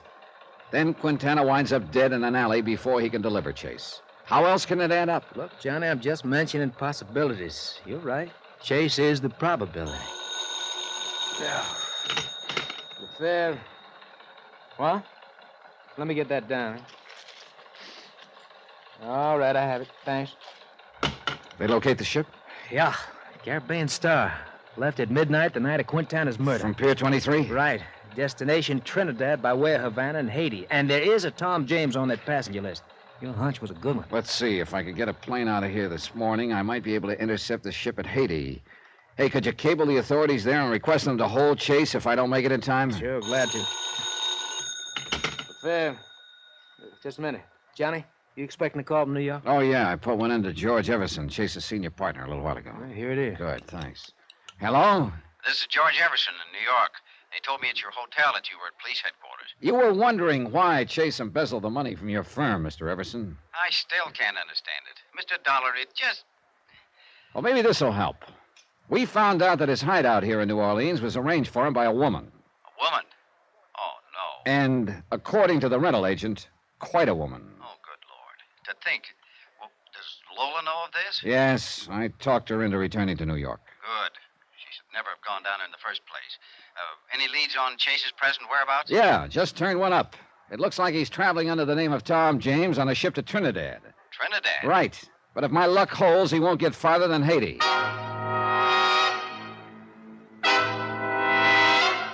Expense account item 17, $134.40. Transportation from New Orleans to Port-au-Prince, Haiti. The flight only took a few hours, but to me the plane seemed as slow as a truck. But then, as we came in over the harbor at Port-au-Prince, I could see it was going to be a dead heat. The boat was just entering the harbor. By the time I got to the dock, they were just putting the gangway over. Nobody had come ashore yet. I had Chase's stateroom number from the passenger list.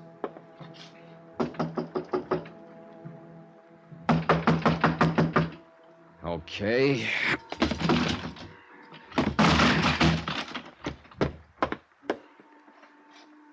Empty. Real empty. Oh, well. What's the trouble here? What's wrong? Oh, purser. Was that you just broke in the door? Yeah, here's my card.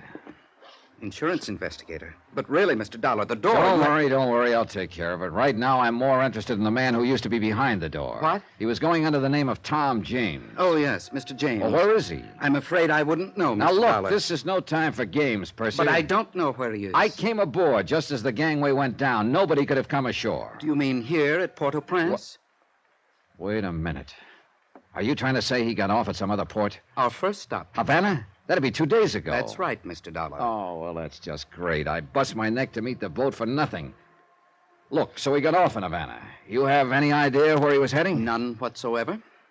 Well, that just about does it. He did ask me where the airlines office in Havana was. Airlines office. Thanks.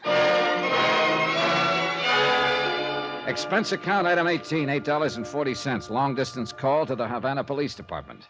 They put me through to a Lieutenant Escobar. Si, Senor Dollar? Hey, look, Lieutenant Escobar. I'm an insurance investigator from the United States. The United States? But the operator said you are in Haiti. Well, yeah, that's right. You see, well, let that go for a moment. I'm after a fugitive, an embezzler named Tom Chase, also known as Tom James. Chase? James? Yes, I wonder if you'd check the airlines at Havana and see where he bought a ticket to, then call me collect. I thought he was going to Trinidad, so I came as far as Haiti, where I found out here he got off in Havana. Trinidad? Haiti, Havana? Senor, if you will permit me, you sound a little confused. If I do, senor, it's because I am. There was nothing I could do after that except sit in Port-au-Prince and twiddle my thumbs. I wasn't at all sure I'd be hearing from Lieutenant Escobar again, or if I did, whether he'd have a lead for me. But 2 hours later, he called back, and he did. About your friend, Senor James, or Senor Chase, I'm not sure which. Let's not start that routine again, Lieutenant. James will do. See, 2 days ago, the Senor James bought a plane ticket here in Havana. Where to? Barbados. Barbados? See, the British West Indies. Yeah, I know where it is. Oh, brother, he really gets around. Now, let me see if I have this thing straight, Senor. You thought he was going to Trinidad, so you went to Haiti. Well... But instead he came to Havana, so he went to Barbados. Well, you see... No, Senor, I am sorry, but it still does not make sense. Don't worry about it, Lieutenant Escobar. It does to me. Just accept my thanks for the lead. Someday I'll sit down and write you a letter about it. Item 19, $143. Transportation and incidentals from Haiti to Barbados. From the air, it looked like a beautiful spot. Pastel-colored houses with pink roofs, clean, sandy beaches, gentle waves. Yeah, I could see Chase's point in coming here. A good place to get away from it all, particularly with $120,000 to keep you company. And more particularly when what you're trying to get away from is a couple of assorted charges, like embezzlement and murder. But if I thought that finding Tom Chase, alias Tom James, would be a cinch once I got to Barbados, I was sadly mistaken. It was a bigger island than I'd realized, about 170 square miles. And Bridgetown was quite a fair-sized city. I checked into the hotel, then made the rounds of all the others, inquiring about Chase. But I got nowhere. Item 20, $1, 2 drinks, while I brooded in the hotel bar over the fact the trail had gotten cold again. But by the time I got that through my head, I saw the prettiest sight I'd encountered all day. A girl. And unless I was very much mistaken, she was heading for my table. You're Johnny Dollar? Sure am. I'd like to talk to you. Sit down. Thank you. Cigarette? Please.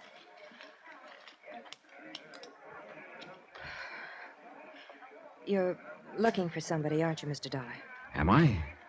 Anybody in particular? Yes. Let's call him Tom James. Oh? What about him? I know where he is. Who are you? Connie. Connie who? Connie's enough. So you're the one, huh? What do you mean? Well, I knew Chase wasn't traveling alone. Yeah, I'm the one. One thing I don't get. What? Why you're doing this, if you're Chase's girlfriend. You want out, maybe? Yeah, I want out. So you'll deliver Chase to me. What do you want for it? Money enough to get back to the States? That might be arranged. Just one thing. What is it? The last person who tried to turn Chase over to me got himself killed back in New Orleans. You better be real careful. I will. Now, look. There's a bar down near the waterfront called the Trade Winds. Know it? I can find it. Be there about 10 tonight. Chase will be with me. Okay. 2 things, Mr. Dollar. What are they? Don't let on to him how you found him. Okay, what else? Bring the money. Connie left, and I sat there basking in the welcome warmth of a trail that had suddenly heated up again.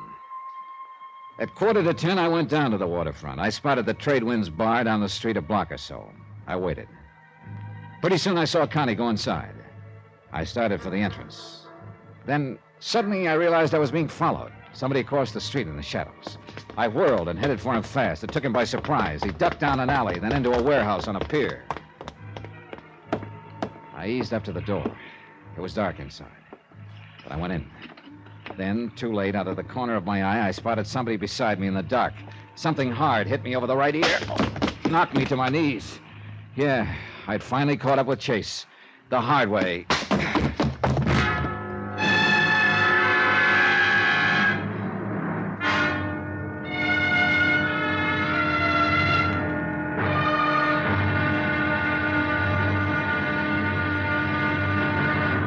Now, here's our star to tell you about the next exciting episode of this story. Next, a small fishing boat, a deserted island, and a man waiting there for me.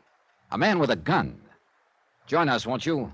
Yours truly, Johnny Dollar.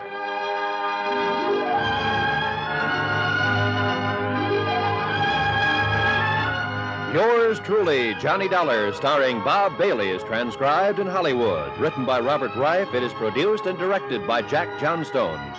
Heard in our cast were Virginia Gregg, Michael Ann Barrett, Lawrence Dobkin, Forrest Lewis, Peter Leeds, Barney Phillips, Tony Barrett, and Victor Perrin. Musical supervision by Amerigo Marino. Be sure to join us on Monday night for another exciting episode of this story on Yours truly, Johnny Dollar. Roy Rowan speaking.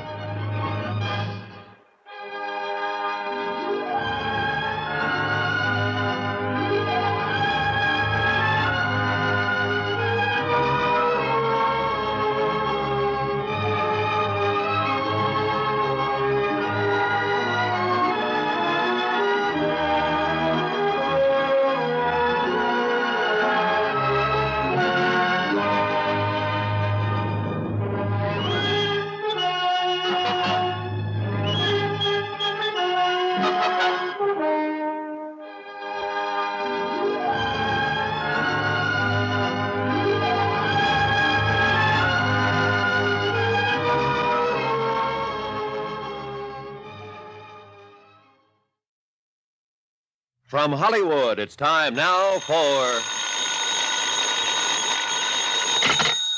Johnny Dollar. This is Connie, Mr. Dollar. Well, you're about the last person in the world I thought I'd be hearing from. What do you mean? I waited for you last night at the Trade Winds Bar, but you didn't show up. No, I got delayed on the way by a hit over the head in a warehouse on a pier. What? No, don't tell me that surprises you. Of course it does. Look, that whole routine of yours yesterday about telling me where Tom Chase is hiding was just a decoy so he could get me down there and try to finish me off. If that night watchman hadn't come along when he did, I'd still... I don't know what you're talking about. Want to prove that? Yes, but how? By opening up and telling me what this is all about. Where are you now? Downstairs in the lobby. I'll be right down.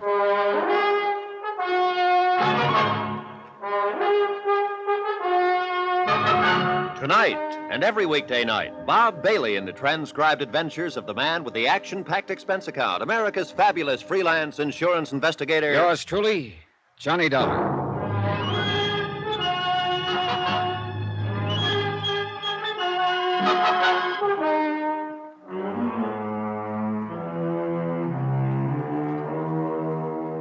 From Special Investigator Johnny Dollar, location Barbados, British West Indies. To the Home Office, Universal Adjustment Bureau, Hartford, Connecticut. Assignment, the Phantom Chase matter. Expense account continued.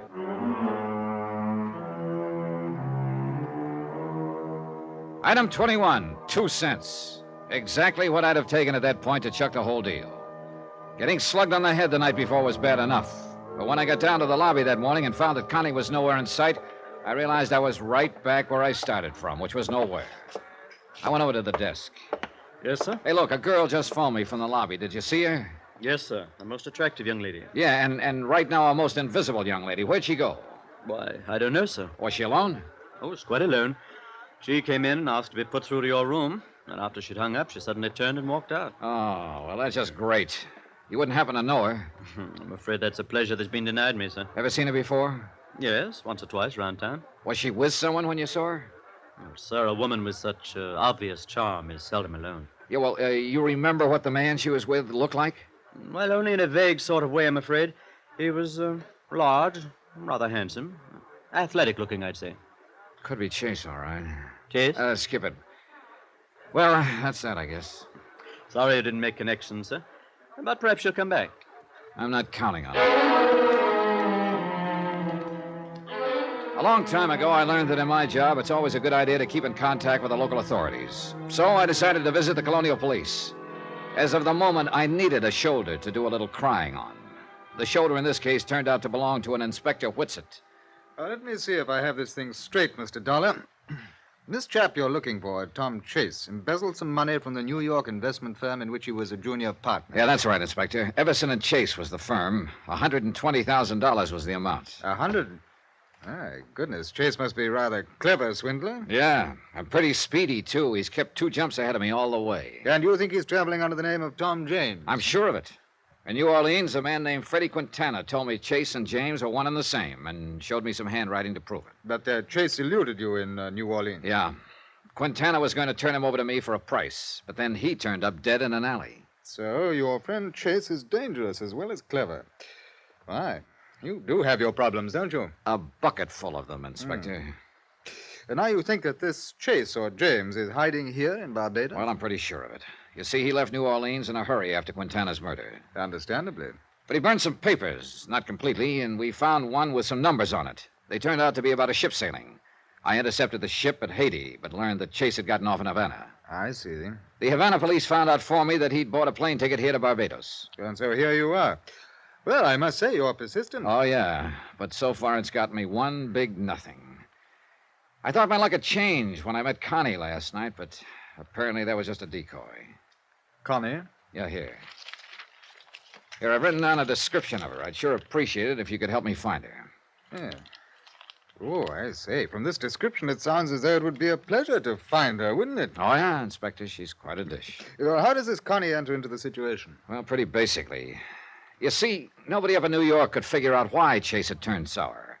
His senior partner, George Everson, was mystified, and so was Chase's wife, Lola. But I guess the reason was pretty obvious right from the start, except nobody wanted to face up to it. I take it you refer to perhaps the classic reason, another woman. Right. I found out that Chase's New Orleans hideout had been arranged for him by a woman. Then last night, Connie told me she knew where Chase was, and for enough money to get back to the States, she'd tell me. Well, then this Connie would appear to be the other woman, huh? Yeah. She said she wanted out, but it turned out to be a trap. Oh?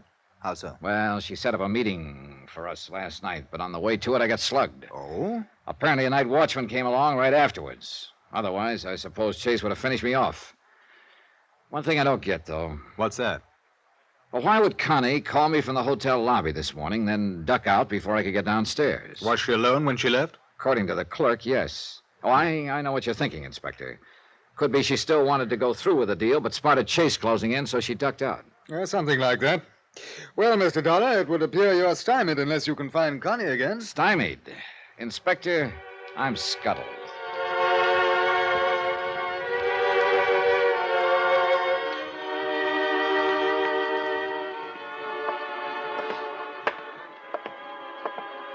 Good afternoon, Mr. Dollar. Clerk, has that girl been back? The one you called, Connie? Yeah. No, sir. I've been keeping an eye out for her here in the lobby, but I've seen no sign of her. No calls or messages for me, huh? No, sir. If I see her, of course, I'll get in touch with you immediately. You'll be in your room? No, I'll be at the Trade Winds bar. The Trade Winds? Well, that's one of the waterfront bars, isn't it, Mr. Dollar? That's right. It's none of my business, sir, but I would be just a bit careful if I were you. Now, what's that supposed to mean? Well, that part of town, sir, it's not the best. Oh, you're telling me. I got hit over the head down in that part of town last night. And now you're going back there? Real glutton for punishment, huh?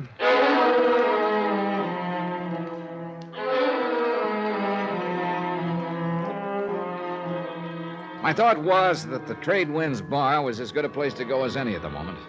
Connie had wanted me to meet her there last night. If she really was on the up and up, she might try to contact me there again.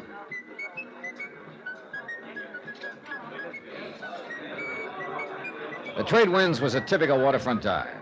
Through the swirling smoke, I could make out sailors, fishermen, West Indians, and tourists all rubbing elbows.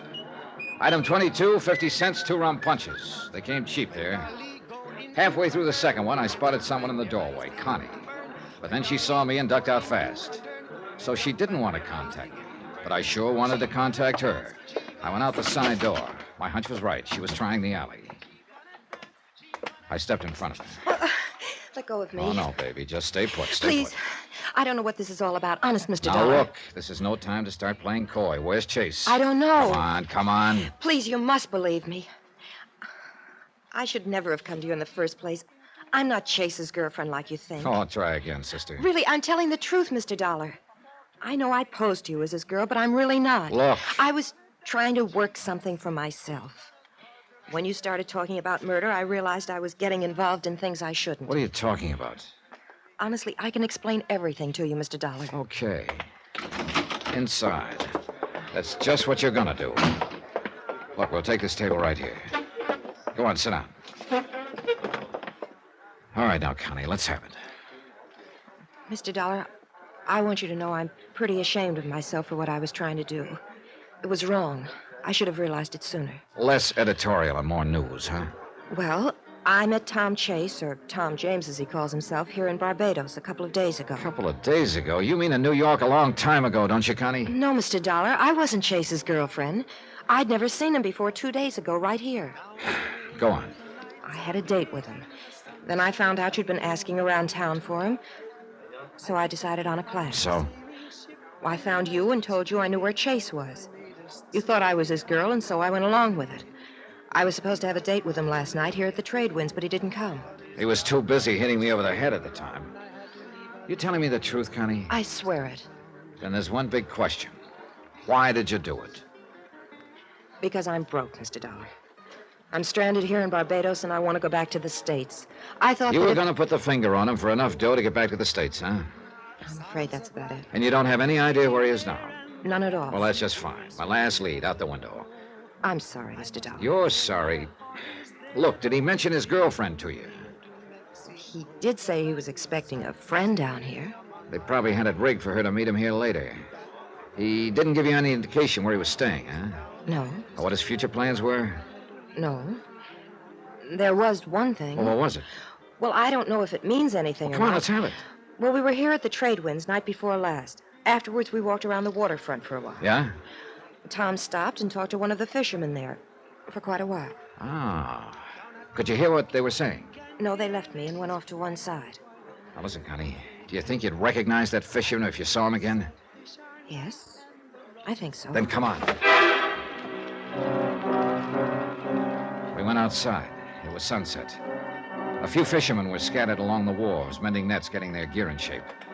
We gave each one of them the once-over, then kept going. Suddenly, Connie stopped. There he is, Johnny. The one who's yawning. Okay, thanks. You stay here. Good evening. Good evening. You don't sound very convinced. Oh, sure, it's a good evening.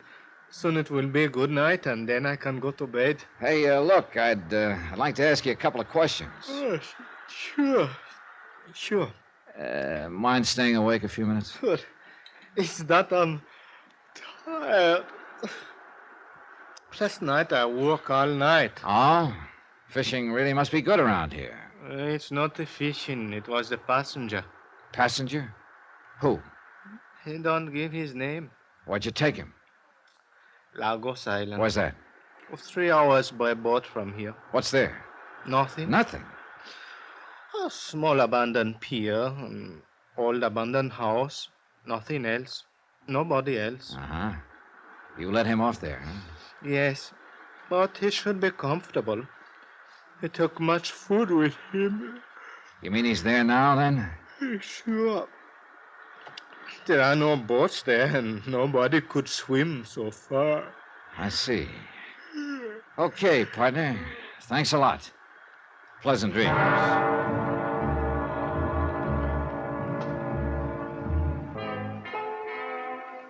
At this point, it looked real easy.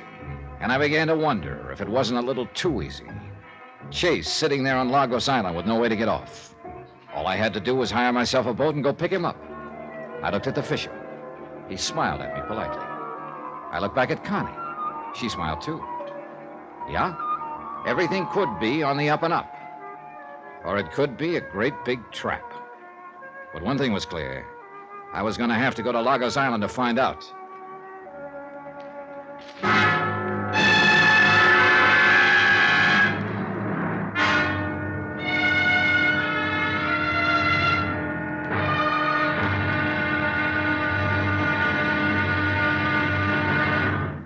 Now, here's our star to tell you about the next exciting episode of this story. Getting to the island of Lagos? Easy. But getting away from it in one piece, that's a different story. Join us, won't you? Yours truly, Johnny Dollar.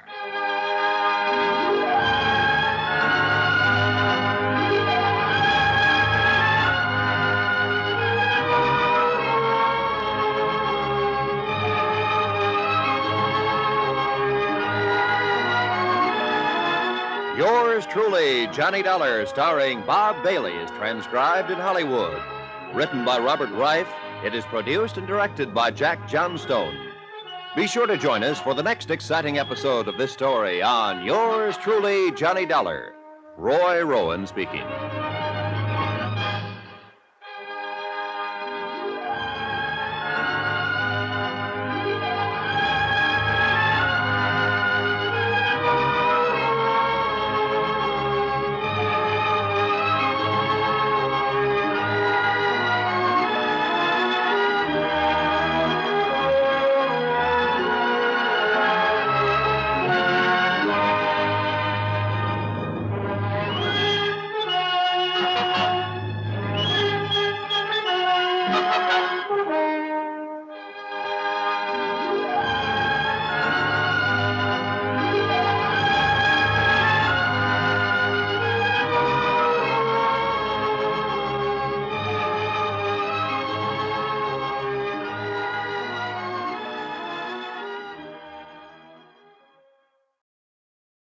From Hollywood, it's time now for Johnny Dollar. This is Lola Chase, Johnny. Lola, where are you? At a hotel over at Mirasol Beach. Mirasol Beach. You're here in Barbados? Yes, Look, when I left you in New Orleans, you promised to go back home to New York. I know. But I just couldn't stay there. Look, it's my husband you're after, Johnny. He's an embezzler, and according to you, he's even a murderer. But he's still my husband. If there's anything I can do to help him... Lola, the best you can do is to stay away. I'm sorry, I just can't, Johnny. Please don't try to make me. Lola, I'm coming over to see you.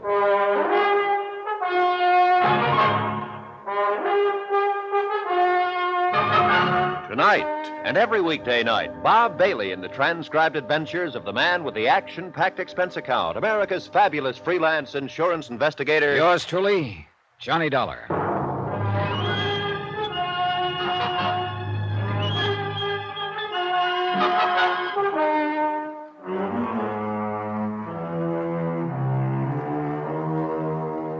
From Special Investigator Johnny Dollar, location Barbados, British West Indies. To the Home Office, Universal Adjustment Bureau, Hartford, Connecticut. Assignment, the Phantom Chase matter. Expense account continued.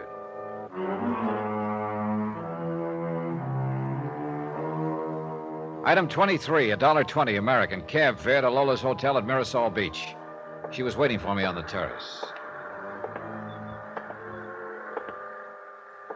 Please don't be mad at me, Johnny. Oh, I'm not mad, Lola. It's just that I hate to see you keep leading with your chin.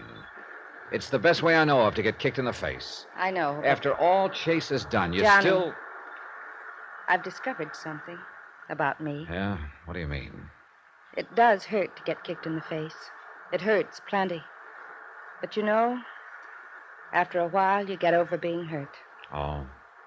When you found out it was a woman who arranged Tom's hideout in New Orleans, I thought, well, it seemed like the end of the world for me. Up to that point, I kept trying to tell myself that the reason Tom had embezzled the money was because he was in trouble of some kind. And I could help him. But I guess down deep I knew, right from the start, it had to be another woman. And that's why I wanted you to go back to New York, Lola. I don't want to see you get hurt anymore. I know. But, Johnny, I don't think I can be hurt anymore. Yeah, well, I wouldn't count on it. I mean it. When I found out there was another... It ended a lot of things for me. And one of them was the way I used to feel about Tom. You're over it now? Well, not completely, of course, but things are different with me now. Then I still don't get why you came down here. I still want to help Tom if it's humanly possible, don't you see? Let's say I feel obligated to because of the way things used to be. Does that make sense, Johnny? Yeah, I guess so. Well, I gotta be going now, Lola. It looks like your husband is holed up on an island about 3 hours from here. Is he all right? I wouldn't know. I haven't been close enough to find out. Except once. And that once got me a lump on the head. What do you mean? Oh, I ran into a girl named Connie. Thought she was Tom's friend. She offered to locate him for me. I guess he was following and caught up with me down at the waterfront. He attacked you? Yeah. Then it turned out the girl was only trying to promote herself a trip back to the States. She knew I was looking for Chase. She'd had a date or two with him, so she saw a chance to make some money. But how did you find out where Tom's hiding? The girl heard him talking to a fisherman. She pointed him out to me. He told me he'd taken Chase to Lagos Island. Now, if that fisherman's on the level, it looks like the case is just about wound up. And if he isn't? It could be another trap. But with luck, I should be back by dark with your husband. I'll be waiting, John.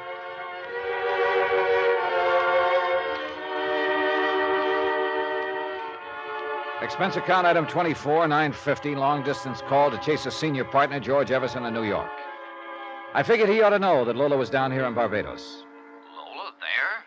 Why, Mr. Dollar, I thought she was right here at home in New York. No, she just arrived this morning. But this is no good having her there. It just means more pain for her. She says she's over that part of it. You don't know Lola. I don't think she'll ever be over Tom Chase. Mr. Dollar, I'm going to take the first plane to Barbados and bring Lola back to New York with me. Yeah, I think that's a good idea, Mr. Everson.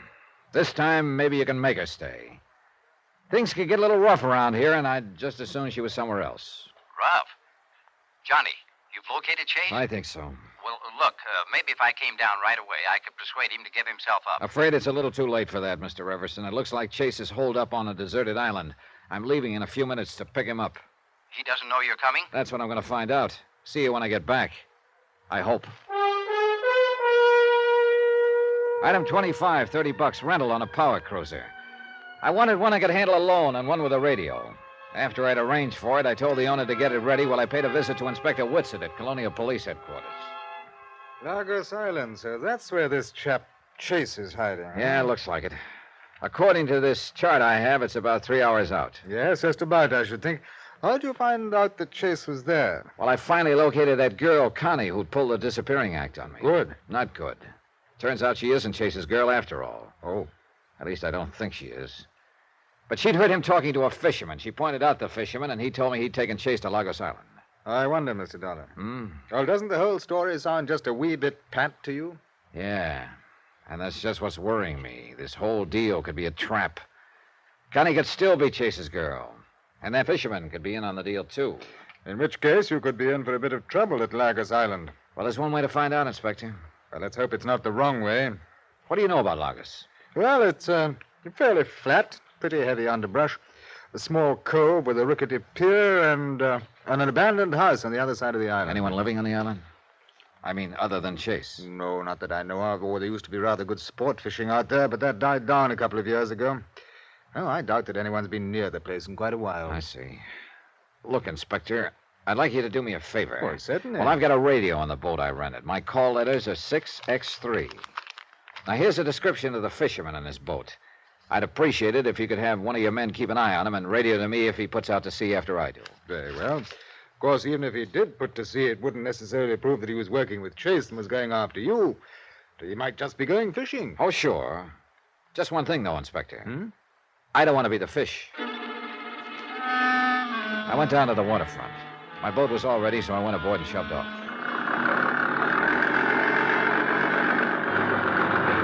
Once out of the harbor, I set my course for Lagos Island. The boat was equipped with a rig for lashing the wheel in position, sort of an automatic pilot. So I snapped it in place and started down into the cabin. And then I saw the cabin was occupied.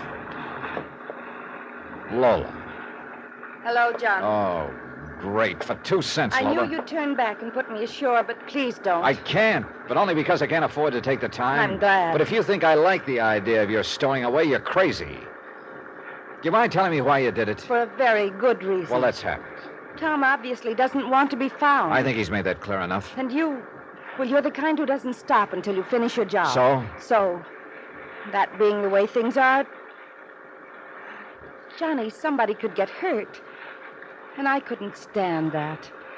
I thought that maybe if I came, there wouldn't be any violence. Oh, look, Lola, Chase isn't going to get hurt if you'll just be sensible. I wasn't only thinking of Tom. I wouldn't want you to get hurt either, Johnny. Oh? I've thought about you a lot.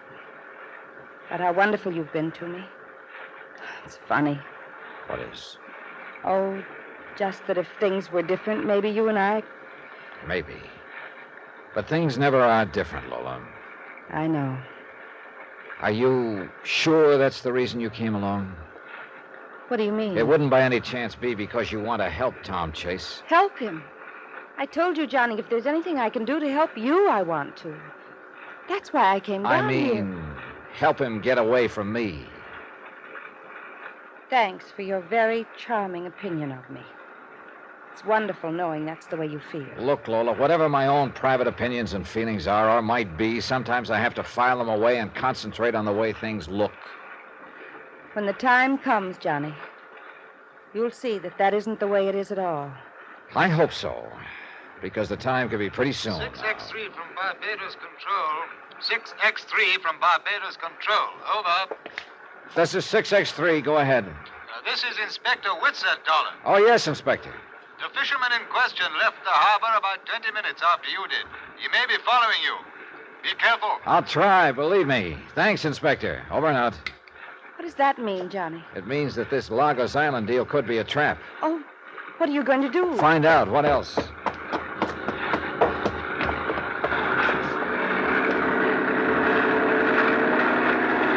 kept going. A couple of hours later, we sighted the island. There was no sign of life, and I headed for the rickety pier. There was nobody in sight, so we went ashore. Inspector Whitsett had said the house was on the other side of the island, so we started through the underbrush. It's awfully dense in here. Yeah, it sure is. How far is it across the island, Johnny? Oh, about a mile, I think. Is there anything over there? A deserted house. Although it's probably not deserted now. Easy through here. This stuff is pretty rough going. Look, if Tom won't give himself up, will you let me talk to him? Oh, I don't know. I'm not going to take any chances with you, Lola. You mean you still think I might try to help him escape? I mean, he could be pretty dangerous right now. Oh, he'd never turn on me, Johnny. Don't count on it.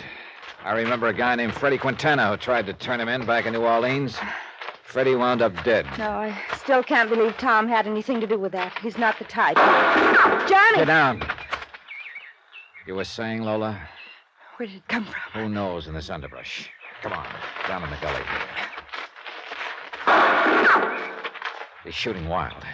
He mustn't be able to see us. What do we do? Work our way along the gully and keep as quiet as possible. Maybe we can spot him from the other end. Careful now. Johnny, your gun. You're not going to try to shoot him. You think he's trying to shake hands with us? Oh, but... Be quiet, will you? It's thick in here. Can you see anything at all? No, nothing. Hold it a minute. What's the matter? Shh. Not a sound. Now, look, you'd better stay right here, Lola. This is a fairly sheltered spot. You'll be safe. What are you going to do? Track him down. Johnny, how do you know it's Tom out there? I don't. But whoever it is sure not hanging the welcome mat out for us. I'm funny that way, Lola. I don't like getting shot at. Now, you stay here. But, Johnny, do as I say. Still wild. That came from a different direction, it sounded like. Yeah, from behind us. Toward the beach. Well, they must have circled around us. Hey. What's the matter? The beach. Oh, brother, is this a sucker play? What do you mean? He's heading for our boat. Come on. We took off through the underbrush, heading for the beach. It was slow going. Vines kept grabbing our legs. The footing was bad. Then we finally came out into the opening. I saw my hunch was right. He'd started the boat and was pulling away. By the time we got to the pier, he was heading out to sea, out of range. He turned and looked back at us over his shoulder. Johnny, it's Tom. It is Tom.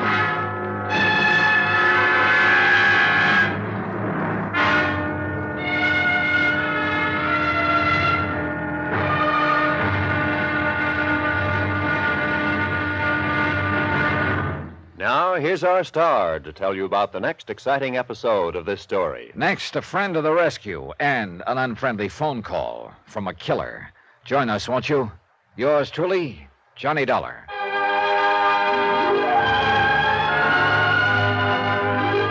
Yours truly, Johnny Dollar, starring Bob Bailey, is transcribed in Hollywood. Written by Robert Reif, it is produced and directed by Jack Johnstone.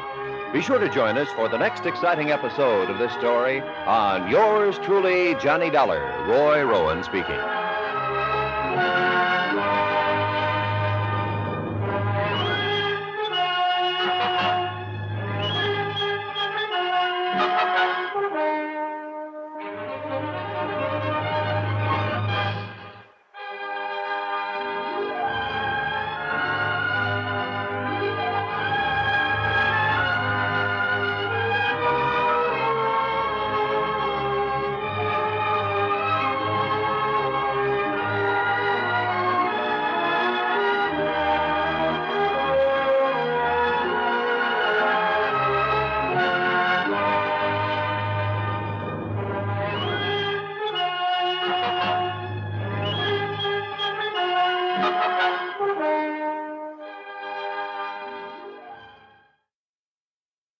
From Hollywood, it's time now for Johnny Dollar, boy genius. Oh, look, Johnny, don't blame yourself. We come here to Lagos Island to pick up Tom Chase. So what happens? He circles around behind us, grabs a boat, and takes off. But how could you help it? I should have figured what he was up to. He was all alone here on the island, no way to get off. So we obligingly show up in a boat. He pins us down in the underbrush with a few wild shots while he works his way around to the boat. Well, one thing I got to admit, Lola, your husband's no dummy. Please, Johnny, I'd just as soon not be reminded of Tom's cleverness.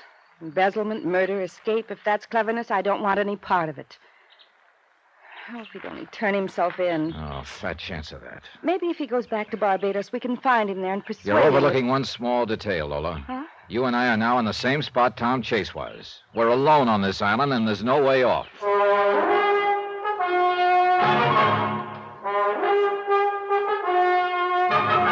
Tonight and every weekday night, Bob Bailey in the transcribed adventures of the man with the action-packed expense account, America's fabulous freelance insurance investigator. Yours truly, Johnny Dollar.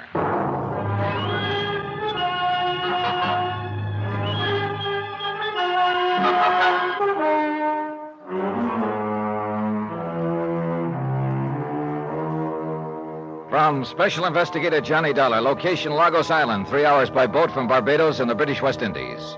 To the Home Office, Universal Adjustment Bureau, Hartford, Connecticut. Assignment, the Phantom Chase matter. Expense account continued.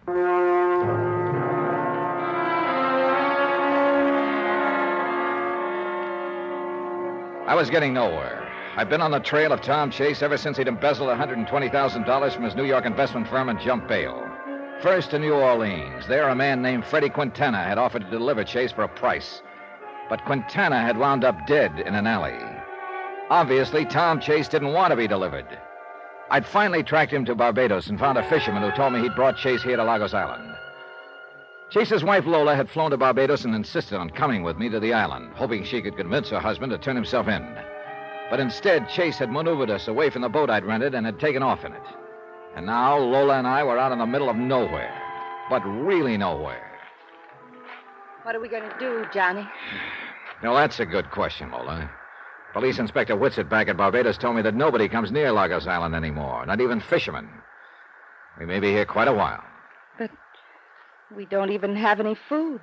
Well, that abandoned house across the island where your husband was hiding, could be there's food in it that he brought. Would you do me a favor, Johnny? And what is it? I'd just as soon you didn't keep calling Tom my husband. He is, isn't he? Legally, yes. When I found out he wasn't traveling alone, that it was a woman who arranged his hiding place in New Orleans, I guess I just quit thinking of him as my husband. Oh? How do you think of him now? As a confused animal on the run. He doesn't seem very confused to me. One thing I don't get, though. What's that? Well, that night in Barbados, before you arrived, when Chase slugged me over the head in that waterfront warehouse, why didn't he finish me off then? He had a chance to take me off his trail for keeps. And today, here on the island, those shots of his were plenty wild. Johnny, I keep telling you, Tom is no killer. Look, why don't you... I know he's an embezzler running away from the law, but I can't believe he killed that man Quintana in New Orleans. Can't believe or won't believe. Won't believe, I guess. Yeah. Well, I'm going to build a fire here on the beach. It's just possible a boat might pass near enough to the island to see it. Funny. Hmm? The way things work out. Oh? The timing's always so bad. What do you mean? Oh, you and me here. Under other circumstances, I don't really think I'd mind being here with you at all, Johnny. I think I'd better start building that fire. We collected a pile of driftwood and brush and touched a match to it. Then we went across the island to the house where Chase had been hiding out. It was a pretty rickety affair, but he left some food. After we'd eaten, we went back and built the fire higher. Then we waited. The hours dragged by, and I was sure Chase was getting farther and farther from me all the time. But there was nothing I could do about it. Finally, I guess I dozed off. Johnny. What is it? What? Look, coming around the point out there. Huh? A boat? Come on. Let's get out where they can see Not us. so fast, Laura. What's the matter? That could be the fisherman who brought Chase here. If he's working with Chase, maybe he's coming here to try and finish us off. Johnny, do you Oh, think... hey, wait. That's a police boat. Yeah, it's Inspector Whitson. Oh, thank heaven. Come on.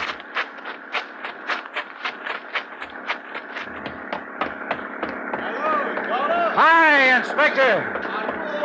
Yes, Inspector, yes. Yeah, aside from getting shot at a couple of times. Had a bit of a go, eh? Pretty one-sided go. Oh, Inspector, you're the most beautiful sight we've seen all day. Oh, well, thanks, old man. When I couldn't raise you by radio, I decided to come and have a look-see. Where's Trace? Who knows? He pinned us down in the underbrush with a few shots while he circled around behind us and took off on the boat. I see. I wonder. What? About halfway here, I saw a boat in the distance. It was too far away for me to see who was in it. Which way was it heading? Back towards Barbados. Then let's get this boat cranked up, Inspector. Maybe we've got a chance after all.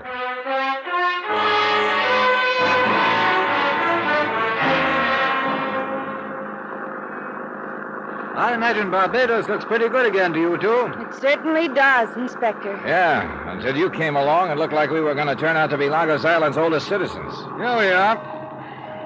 Incidentally, Mr. Dollar, do you know a chap named George Everson? Yeah, sure. He's the senior partner of the firm Chase embezzled the money from in New York. He's an old friend, Inspector. Why? Well, he dropped in on me just before I shoved off. What? Said he'd wait for you at your hotel. George here in Barbados? Well, I phoned him earlier, and he said he was going to catch the first plane he could and come down here. But why? Mainly to take you back to New York. Now, Johnny, we've been all over that. Yes, and I still think you ought to... Hey, hold it. What's the matter? That boat on the other side of the pier, tied up there. It's the boat we went to the island in. Yeah, sure. So Chase did come back to Barbados. Good. I'll have the airlines and steamships watched, and I'll get word to the fishing and charter boats. If Chase is there, I think we can keep him bottled up.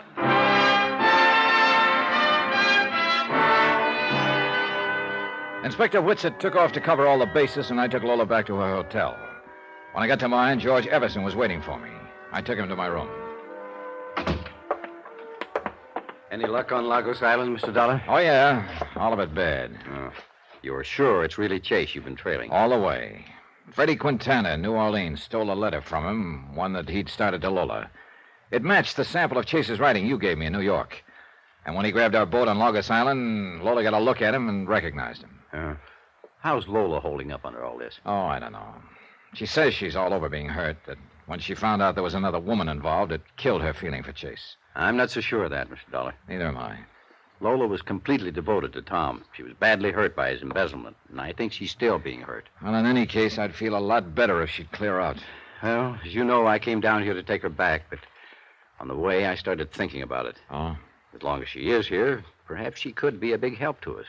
How so? Well, I still think Tom Chase would listen to Lola, even if he wouldn't listen to anyone else. Nobody could change that much. I wouldn't count on that, Mr. Everson. Yeah, well, still, it's worth a try. Now, if it could only work out so that Lola could talk to Tom, or better yet, if Lola and I both could talk to him. Well, what would you say to him? I don't know what Lola would say, but for me, I'd put it to him that his only hope of straightening himself out is to turn himself in and turn over whatever the embezzled money is left. Oh, look, Why, this man... I'd even go so far as to guarantee eventual restitution to our investors of whatever amount he's already spent. I know it'll take time. Well, that's pretty generous of you, Mr. Everson, but I'm afraid you're a little too late. Why? In the first place, Tom Chase obviously is not going to turn himself in. He's had plenty of chances to up to now, and he hasn't exactly jumped at them. But if I tell think it's... Well, I think he's got a good reason for not turning himself in. It's better than an even chance he's the one who knocked off Freddie Quintana in New Orleans. The man who offered to turn Tom over to you for a price? That's the one. Oh, no, Mr. Everson. At this point, it looks like there's only one way for me to get Tom Chase, and that's to track him down and drag him in. Expense account, item 27, $1.20 American. Cab fare from my hotel to Colonial Police Headquarters. To check with Inspector Whitsett, who, fortunately for me, was being most cooperative.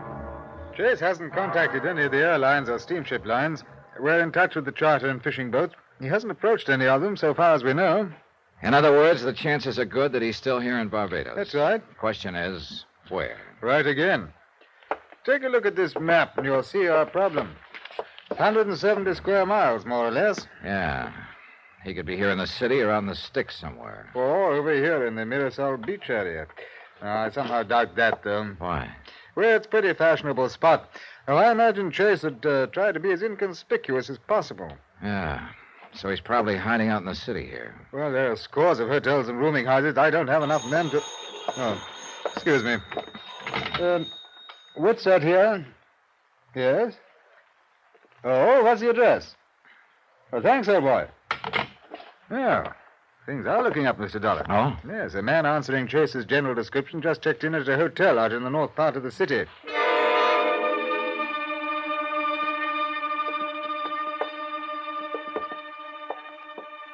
That's the room at the end of the hall, Mr. Dollar. Okay. Let's not be polite, Inspector. Let's use the passkey the clerk gave us and barge right in. Right. Okay. Ah. Empty. How about that closet? Nothing. Window's open and there's a fire escape. Well, he apparently left in a hurry. You see there? There's clothes on the chair. Yeah, that jacket. It looks like the one he was wearing when he swiped my boat on Logos Island. Pity we just missed him. Inspector, I've been just missing him for the last 10 days, and believe me, I'm geting tired of it. Probably only by a few minutes, too. Sure, just a few minutes. But it might as well be a year. I went back to my hotel. I was beat. Being always one jump behind Tom Chase was getting on my nerves. Sure, he was still in Barbados, but where? At the rate I was going, catching him was turning into a full-time career. A career I was getting fed up with. Then, as I entered my room, I heard a slight movement behind me, and I realized all of a sudden that I wasn't alone. Don't turn around, Dollar. What? Hold it very still. Okay. Look, I can save you some time. If it's my gun you're looking for, it's in the shoulder holster left side. Thanks. You know, I just had a real wild idea. I said don't turn around and keep your hands in sight. Okay. My wild idea is that you're Tom Chase. Yeah. Yeah, I'm Tom Chase. Mind if I ask you a couple of questions? Why not? Why did you do it? The embezzlement. Was it because of a woman? It was a woman. Was? It turned sour. Oh, where is she? That doesn't matter anymore. And where's the money? That doesn't matter either. You won't get it. I see. Next question. Why did you come here to my room, Chase? I've tried every trick I know to shake you, Dollar. None of them's worked. You've kept on coming. I can't stand it anymore. I'm sick of running. Give yourself up, Chase. It's too late for that.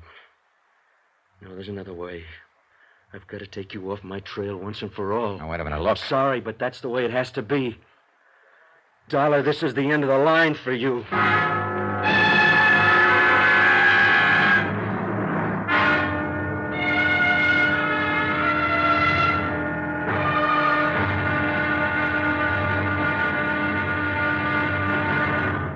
Now, here's our star to tell you about the final episode of this story. Tomorrow, the payoff. But who gets paid off, and how, and why?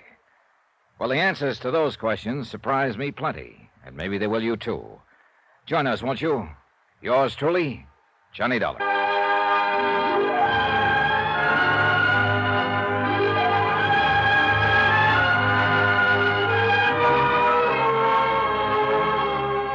Yours truly, Johnny Dollar, starring Bob Bailey, is transcribed in Hollywood.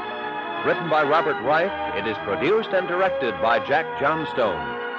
Be sure to join us for the final episode of this story on Yours truly, Johnny Dollar. Roy Rowan speaking.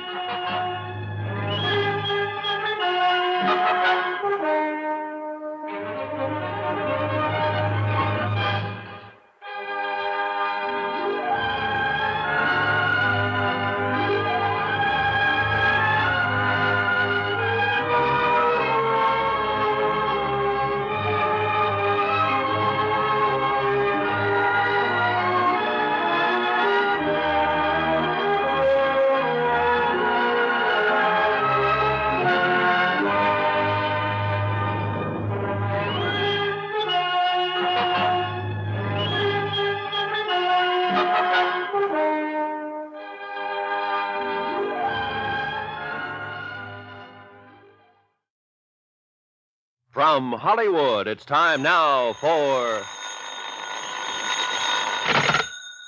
Johnny Dollar. It's Lola Chase, Johnny. Hang up, Dollar. Johnny? Are you there? Yeah, I'm here, but right now I can think of a lot of places I'd rather be. I said hang up. Johnny, there's someone there with you. Look, Dollar. Is it Tom? It is Tom, isn't it? I'm coming over. No, don't do it. I'm coming Stay over. away, Lola. He has a gun and he means business.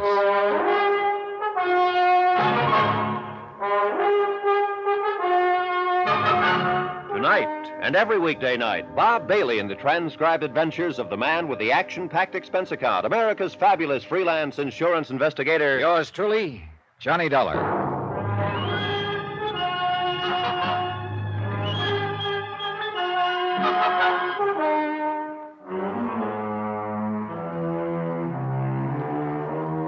From Special Investigator Johnny Dollar, location Barbados, British West Indies. To the Home Office, Universal Adjustment Bureau, Hartford, Connecticut. Assignment, the Phantom Chase matter. Expense account continued. Item 28. Well, along about then, I figured this item would be around $200, burial expenses for me. Tom Chase was desperate, tired of running, and ready to take me off his trail for keeps. But Lola Chase's phone call to me seemed to have a strange effect on him. That was my wife, wasn't it? Yeah, that was Lola. Why'd you drag her into this, Dollar? I didn't, Chase. She insisted on coming here to Barbados herself. Why couldn't she stay out of it? I suppose because she's your wife. That's all over. Yeah, I figured that when I found out it was a woman who arranged your hideout in New Orleans. That's all over, too. Turned sour, huh? Real sour. There's nothing left for me. Wait a minute. Look, Chase. There's only one thing for you to do. Turn yourself in. Turn over what's left of the money, It's and you'll too late for that, Dollar. There's only one thing left. Wait a minute. Killing me's not going to do any good, Chase. Somebody else will take over and keep after you until they get you. And they will get you sooner or later. You can count on it. I know.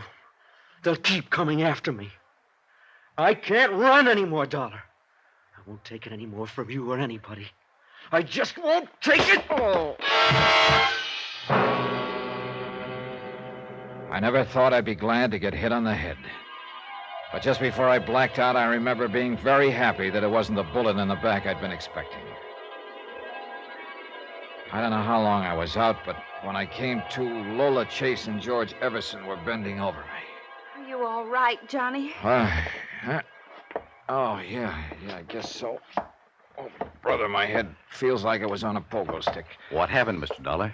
Chase was waiting for me here in my hotel room with a gun. Why did he come here? For a very good reason. To take me off his trail for keeps. Oh, no. Oh, yes. But when you phoned, Lola, it seemed to tie him up in knots to learn that you were here in Barbados. He started talking wildly. Mr. Dollar, Lola and I'd still like to try the plan I mentioned to you earlier. Oh, look, Mr. No, Everson. no, hear me out. If we could just You'd talk be to Tom. wasting your breath, Everson. Tom Chase is not about to turn himself in now or ever. I still don't get it, though. Get what? Why he didn't kill me just now. And why he didn't kill me before in the waterfront warehouse or on Lagos Island. He had plenty of chances. It's almost as if... Yes? I'll skip it. Everson, suppose you take Lola back to her hotel. I'm going to check with Police Inspector Whitsett.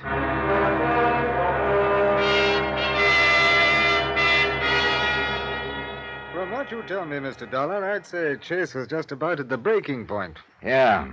That's why we've got to track him down fast before he loses his head completely. Well, we're continuing our check of hotels and rooming houses. I don't think there's anything else we can do for the moment. Excuse me. What's that here? Yes, just a moment. For you, Mr. Donner. Oh, thanks. Hello? It's Lola, Johnny. He was just here. Chase, where? Here at my hotel cottage. Please come quickly, Johnny. I'll be there in 10 minutes. I made it in 8. Lola was still trembling. Oh, it was horrible. He was talking wild, crazy. You see which way he went? Yes. I got to the window in time to see him drive off toward the mountain. Johnny, we've got to find him. He's out of his mind. We piled into the car and took off after Chase up a twisting, steep mountain road. Tell me what happened, Lola. What'd he say? I've never seen him like that before, Johnny. He's sick. The things he said. Like what? That it was all over. There was nothing left for him. That he just wanted to see me once more before... Before what? He didn't say, but... Oh, hurry, Johnny. We can't take these turns any faster. I begged him to turn himself in. He said he wished he could, for my sake.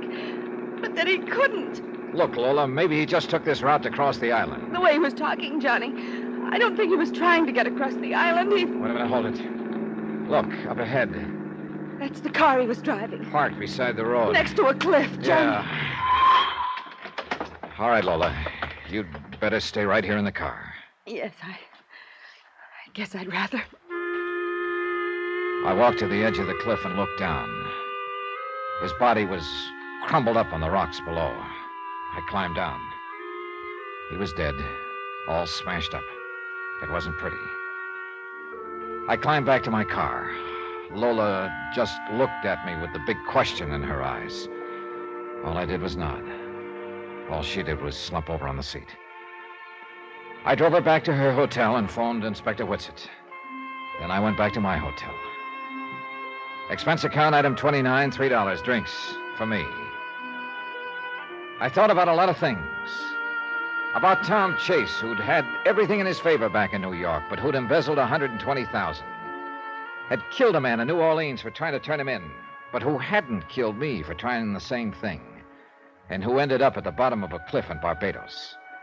I thought about Lola, who'd come a long way for nothing, except the final heartache. And I thought about me, who'd also come a long way for nothing, period. The next day, I dropped in on Inspector Whitsett at police headquarters. Well, Dollar, I've missed you.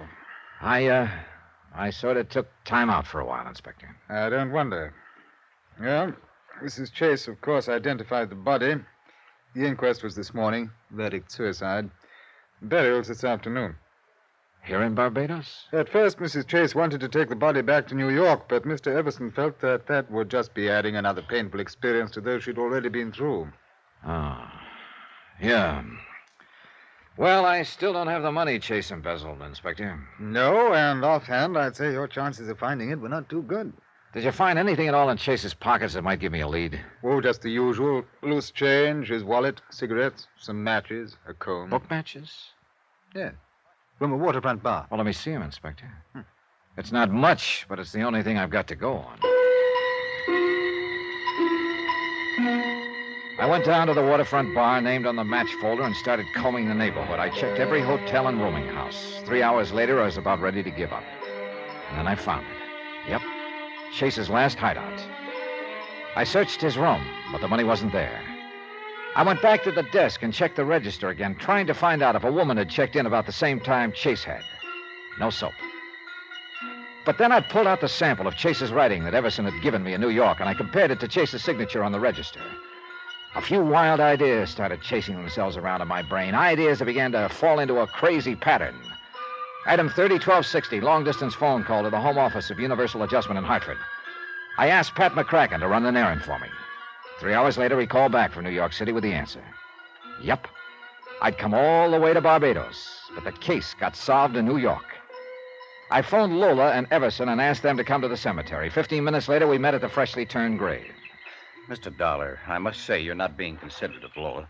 I'm sure you realize that coming back to Tom's grave here is a most painful experience for her. I'm sure you had a good reason, Johnny. Yeah, I did. I wanted both of you to know what a jerk I've been in this investigation. Oh, don't say that. You've done everything that could be done, and I appreciate it. Well, thanks, Lola.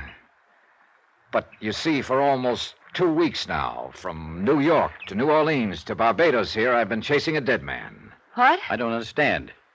I think you understand real well. Now, look here. If this is some kind of a joke, it's in very poor taste. It's no joke.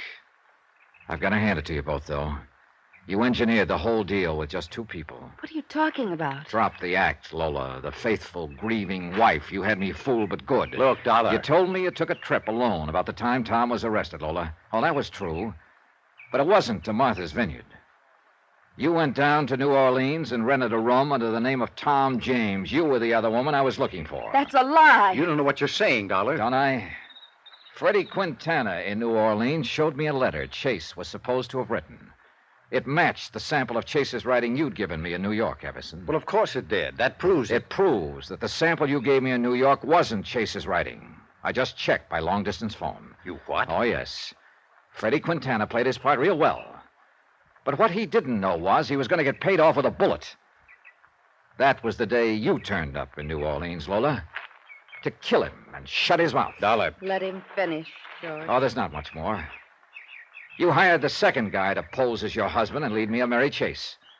That explains why he didn't kill me and why I was always able to pick up his trail again. I was supposed to. That's the way you were playing it. And all the time, the real Tom Chase was dead. You probably killed him back in New York when he was supposed to have jumped bail and disappeared. Are you through, Dollar? Almost. Except for the money. You are the embezzler, Everson. It was you who juggled the accounts. And after I ran into a dead end down here with a fake Chase's death, you and Lola could live happily ever afterward with the dough. Go on. Of course, the fellow you hired to pose as Chase didn't realize he was going to get paid off the same way Quintana was. What are you talking about? The way you helped him over that cliff, Everson, to make it look like suicide. How did you know? I probably wouldn't have tumbled to it if I hadn't checked his handwriting. Of course, you can't prove any of this. Like to exhume the body, ship it back to New York, and prove that it isn't the real Tom Chase? The body stays where it is, Dollar. Oh, put that gun down, Everson. They already know most of the story in New York. You're bluffing. Then why don't you call the bluff and find out? I think he's telling the truth, George. In that case, Yes. We'd better take care of him. not we, Lola. Not anymore. What do you mean? I think we'd better just dissolve the partnership. Don't try anything like that, George. This was our idea together, and you're in it as deep as I am. And that's why I'm leaving, Lola. I wish it had worked out. But as long as it didn't... You can't do that.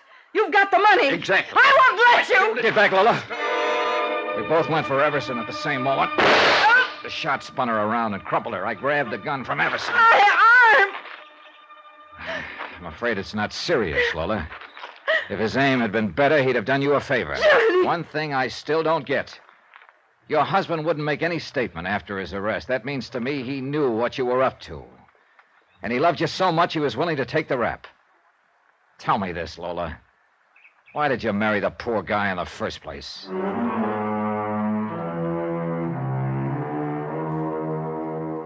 Expense account total $1,723. Lola and Everson were turned over to the authorities, and Everson gave up the key to a safe deposit box in New York where the embezzled money had been all the time. It also showed us the deserted spot on Long Island where he and Lola had hidden the body of the real Tom Chase. Remarks? Dear Pat, next time you call me for an assignment like this one, I hope you get a busy signal. Yours truly, Johnny Dollar.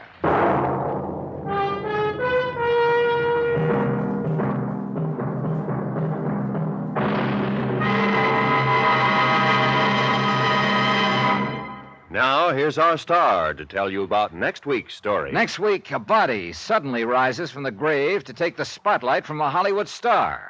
Join us, won't you? Yours truly, Johnny Dollar.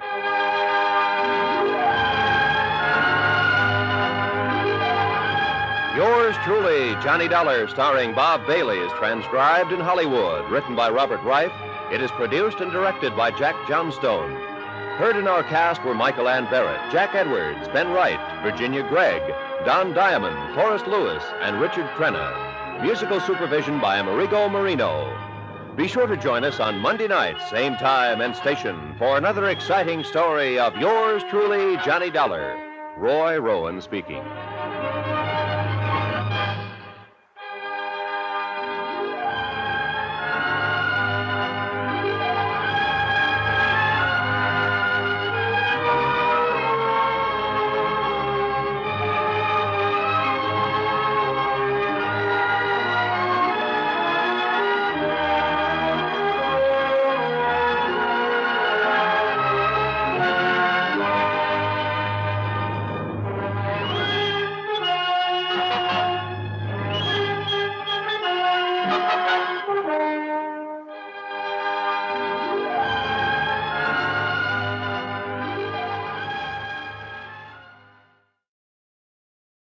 From Hollywood, it's time now for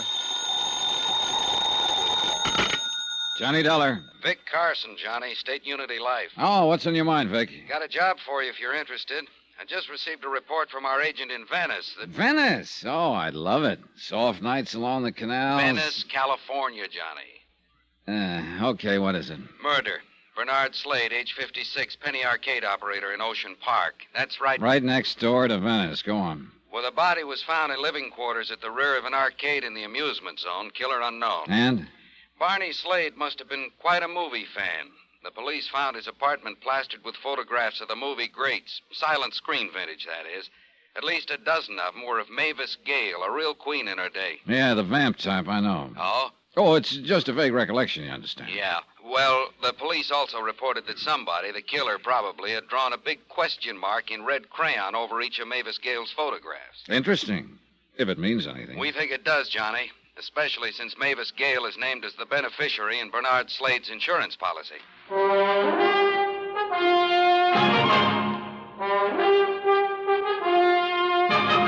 Tonight and every weekday night, Bob Bailey in the transcribed adventures of the man with the action-packed expense account, America's fabulous freelance insurance investigator. Yours truly, Johnny Dollar.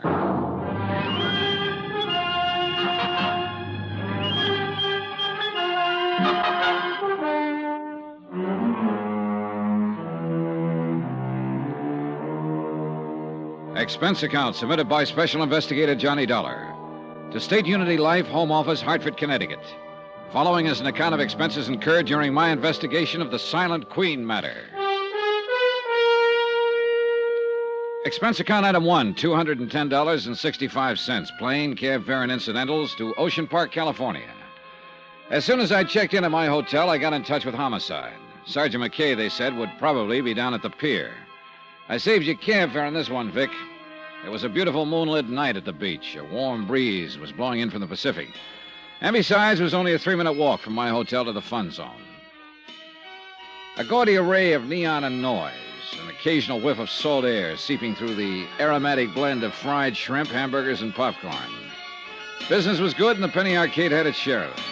I headed straight for the blonde sitting in the change booth. She looked tired, faded. Hi, let me have a dime's worth of pennies, will you? Real plunger, huh? Oh, money means nothing to me. Well, here you are. Don't spend them all in one place. Well, you know, I might at that. This machine here looks mighty interesting. Lola the farmer's daughter. Oh, it's kind of racy. How's your blood pressure? Fine. Then try that row along the wall over there. That wouldn't do. How could we carry on a conversation if I was on the other side of the room? Who wants conversation? I do. You don't look like the lonely type. Never can tell, though, can you?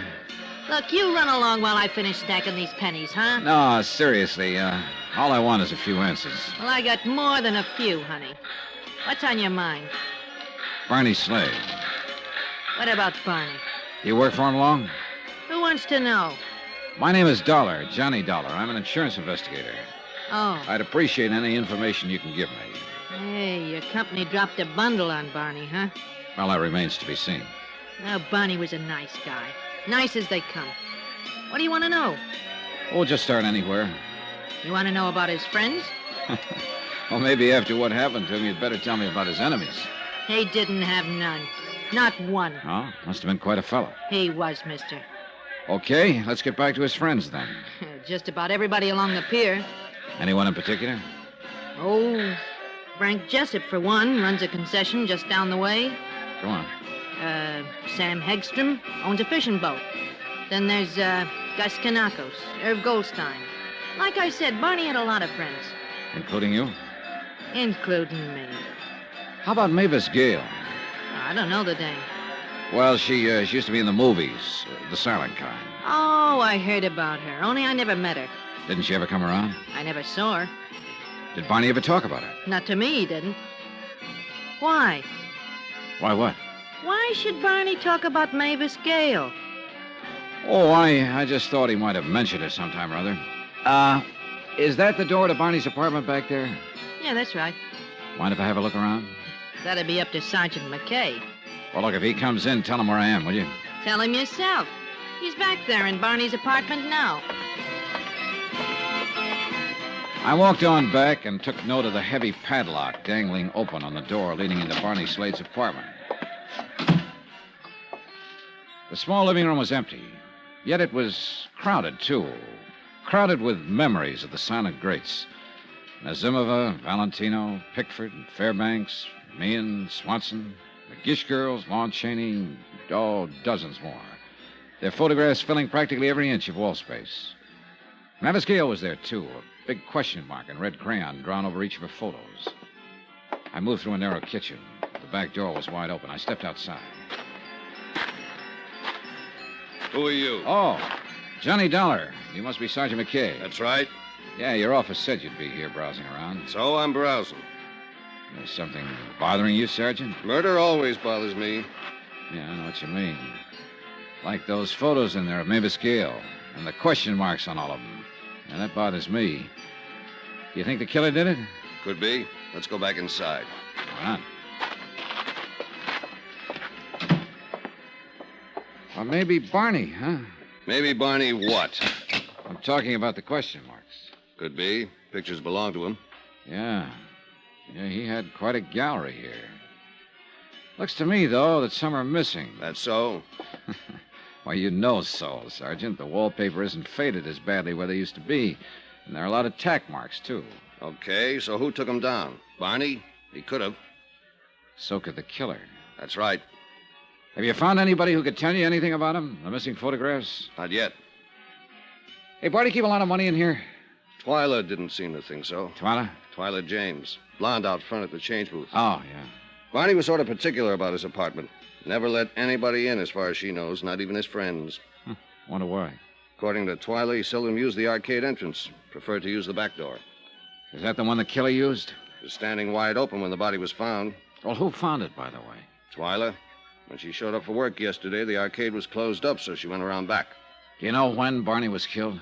Doc figures around 3 a.m. 2 slugs from a .38. One would have been enough. Any signs of a struggle? Yeah. Lamp over there was on the floor. That chair was turned over, and this table had been upset. Pipes, medicine bottles, pill boxes scattered around. Uh-huh. Heavy bolt and chain on the inside of both doors. Barney didn't have to let a visitor in unless he wanted to. That's right. Of course, he could have run into the killer outside somewhere. Sure he could. Only you don't think so. Unless Barney was in the habit of walking in his sleep. Oh? When we came in and found Barney, he was in pajamas and bathrobe. The wall bed over there had been pulled out and was mussed up. So it figures he was probably asleep when the killer tapped on his door. He got up and let him in. Yet according to Twyla... The place was off limits, even to his friends. But she wasn't around all the time and didn't know all his friends. He found some others? I'd like to find one of them in particular. A man Barney referred to as the preacher. Just the preacher? No name? No. At least Sam Hegstrom couldn't remember. And this preacher, was he allowed into Barney's inner sanctum? Sam's pretty sure he saw the two of them come out the back door one night, a little more than a week ago. Other times, he spotted them taking a late evening stroll along the oceanfront walk. Mm-hmm. Did Sam ever talk with this preacher? No. But he got curious after a while, asked Barney about it. Barney said the man was a very old and dear friend. Let it go at that. And you haven't been able to find out anything more about him, huh? I'm still checking. Well, it would sure be a break if you could locate this preacher. He might be able to tell us something about those missing photographs, what they were. Might also explain why the killer took them. Have you seen enough in here, Dollar? Oh, yeah, sure, I guess so, Sergeant. Hey, tell me, what does Mavis Gale have to say about all this? I only got to talk with her just a couple hours ago when she returned from Palm Springs. She was pretty upset when I told her about the crayon marks on her photographs. Oh, but naturally, she couldn't offer any explanation. None? How did she react to the news of Slade's death? Tears and such? She's supposed to weep about it? Why not? Barney Slade must have been a pretty good friend of hers. After all, he named her as the beneficiary in his insurance policy. Oh? That's interesting. What? When I talked with Mavis Gale, she told me she never heard of Barney Slade. Expense account item 2 and 3, $1.10, phone call and cab fare. The call was to Mavis Gale's home in Bel Air. The butler said if it was important, I could find her at McCartney's mortuary in Venice. cab fare to Venice via what is laughingly called the Speedway, a one-way alley lined with backyards and garbage cans. It took us less than a minute to cross over into Venice, a boom that had busted. A melancholy mixture of old broken-down buildings and the sound of the sea. Crumbling bridges, moss-covered canals, of paved streets wandering disconsolately into sand dunes and ending where the money gave out. A dream that had kind of died of a broken heart. Good evening, sir. Oh, Bernard Slade, please. Oh, yes. Mr. Slade is in the slumber room at the end of the hall. Is anyone with him? Oh, indeed. Quite a number of his friends. Would you know Mavis Gale if you saw her? The silent screen star? Well, indeed, I would. At least I think I would. She was one of my favorites. She hasn't shown yet? No, You mean she's expected? So I understand. Well, that's nice. Oh, that is nice. I didn't know she was a friend of Mr. Slade's. Oh, you know most of Barney's friends, huh? I know most of the people along the pier, and they were all his friends. Well, how about one called the Preacher? The Preacher? Mm-hmm. Well, naturally, I'm very well acquainted with many men of the cloth. And if you could tell me his name... I don't know it. Oh. Look, you have a visitor's register here, don't you? In each of the slumber rooms, yes. Just inside the door. Oh, thanks. Where did you say Mr. Slade was? Down the hall. Last room on the left.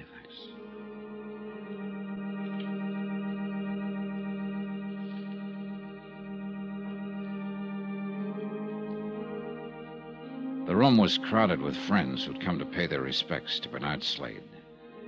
I eased over to the visitor's register and gave it a fast rundown. There was nothing to indicate that a minister was among the mourners present. Then I heard the hall door creak open.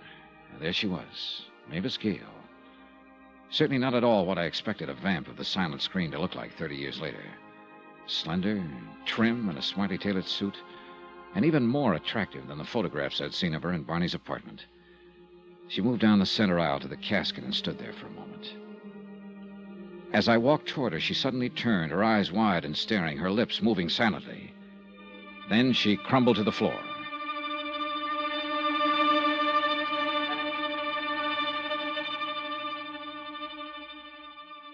I understand you've been trying to reach me, Dollar. That's right, Sergeant. Okay, what's up? I got some news for you. Mavis Gale was once married to a small-time movie actor named Tom Sanford. Seems he was murdered during a hunting trip in the Sierras some 27 years ago. So?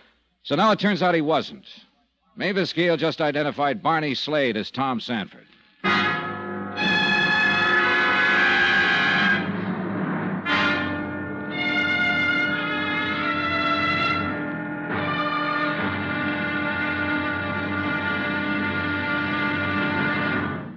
Now, here's our star to tell you about tomorrow's episode of this week's story. Tomorrow, a stagecoach ride.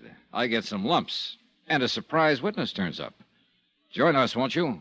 Yours truly, Johnny Dollar.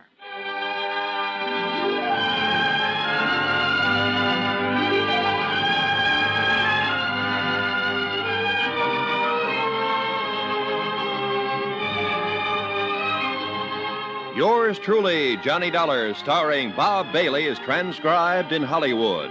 Written by Adrian Jondeau, it is produced and directed by Jack Johnstone. Be sure to join us tomorrow night, same time and station, for the next exciting episode of Yours truly, Johnny Dollar. Roy Rowan speaking.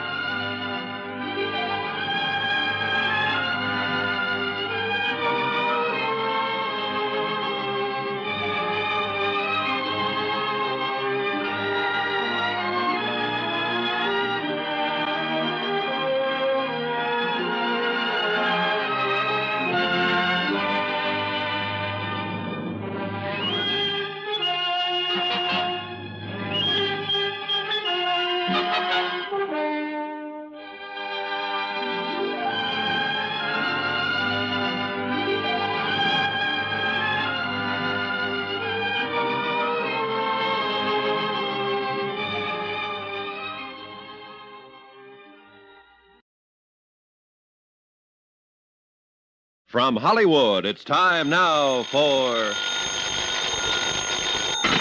Johnny Dollar. I understand you've been trying to get in touch with me, Dollar. That's right. Okay, what's up? I got some news for you, Sergeant. Mavis Gale was once married to a small-time movie actor named Tom Sanford. Seems he was murdered during a hunting trip in the Sierras some 27 years ago. So? Mavis Gale just identified Barney Slade as Tom Sanford. What? Same man, Sergeant. She's still at the mortuary? Yeah, the manager's office. I'll be over in 5 minutes.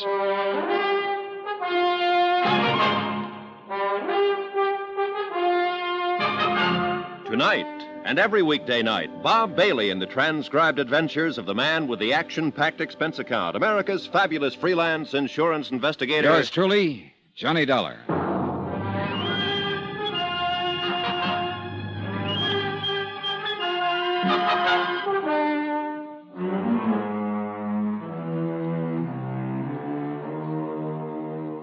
Expense account submitted by Special Investigator Johnny Dollar, location Ocean Park, California, to State Unity Life, Home Office, Hartford, Connecticut.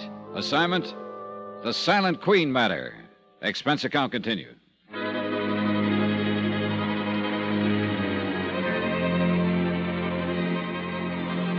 Item 4, 10 cents, a cup of black coffee for Mavis Gale, Queen of the Silent Flickers.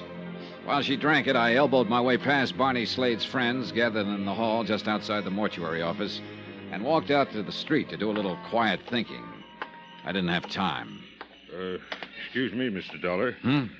Oh, Is it a fact about Mavis Gale? I mean, she was Barney's wife? Where'd you pick that up? Well, Mort thought he heard her say so. Mort? A manager of the funeral parlor. You were in his office, helped carry Miss Gale there. Is it a fact, Mr. Dollar? How do you know my name? I was gabbing with Twyla earlier tonight. She's the girl at the change desk in the Penny Arcade. I know. Then I seen you and Sergeant McKay come out of Barney's apartment. Who are you? Frank Jessup. I run the mermaid bit over on the pier. You know, 3 baseballs for a quarter and you... You tried to dunk the doll in the water tank, yeah. I figure Mort heard right that Mavis Gale used to be Barney's wife. Well, that's what the lady said. Oh, how do you like that? Old Barney married all this time into that Mavis Gale, old-time movie star. Never breathed a word of it to any of us. Sure can't get over it. And him being a picture player in the old days, too. Yeah. Do you recall ever seeing her around the arcade, Mr. Jessup? Nope. Think I would have recognized her tonight when she came in the mortuary. Real handsome woman. Can you think of anyone Barney might have told about his past? I don't think any of his friends knew Mr. Dollar. Including Twyla James? Why'd you ask that? Has she been with him long? Close to 5 years. What are you driving at, Mr. Dollar? Barney was still a pretty good-looking guy. She liked him a lot. And vice versa? Barney never talked it over with me. What did he talk about? Well, fishing mostly, and pinochle. He was crazy about pinochle. Best I ever played with. You play often? Average couple times a week. In Barney's apartment? Barney was kind of funny about that. None of us ever set foot in his place. Most of the time we played over at my bungalow or on Sam's boat. I see. Say, you being an insurance investigator and all, I was wondering, was Mavis Gale... Oh, excuse me, Mr. Jessup. This is Sergeant McKay. Well, you said 5 minutes, Sergeant. You made it to 3. She's still in there, Dollar? Yeah. Nice turnout of Barney's friends. Only they're all out in the hall. Well, things got sort of frantic when Mavis took her nosedive. They wanted to find out why, I guess. Did they? Mm-hmm. Mort nosed it around. She in the office with her? And her chauffeur. His name's Ronald. I'll send them both out. I want to talk to Mavis Gale alone. I don't think you get much out of her. She really fell apart at the seams. As it turned out, I was right. At least about McKay not getting much out of Mavis Gale. She came out of the office a minute or so later with McKay and the chauffeur on either side, and I went along with the mourners into the street. They helped her inside the big blue Cadillac, and she slumped down as far as she could get in the back seat, covered her face with a handkerchief. Then she was gone. Okay, you people, break it up. You came here to see Barney, remember? Sergeant. What is it, Dollar? Would you happen to remember Mavis Gale from the old days? When she was a star, I mean. Yeah, I guess so. Was she a pretty good actress? I'd say she was. Do you think she still is? If you're referring to that fainting spell, Dollar, you tell me. You saw it. It looked pretty genuine. So? I just wondered is all. Just wondered.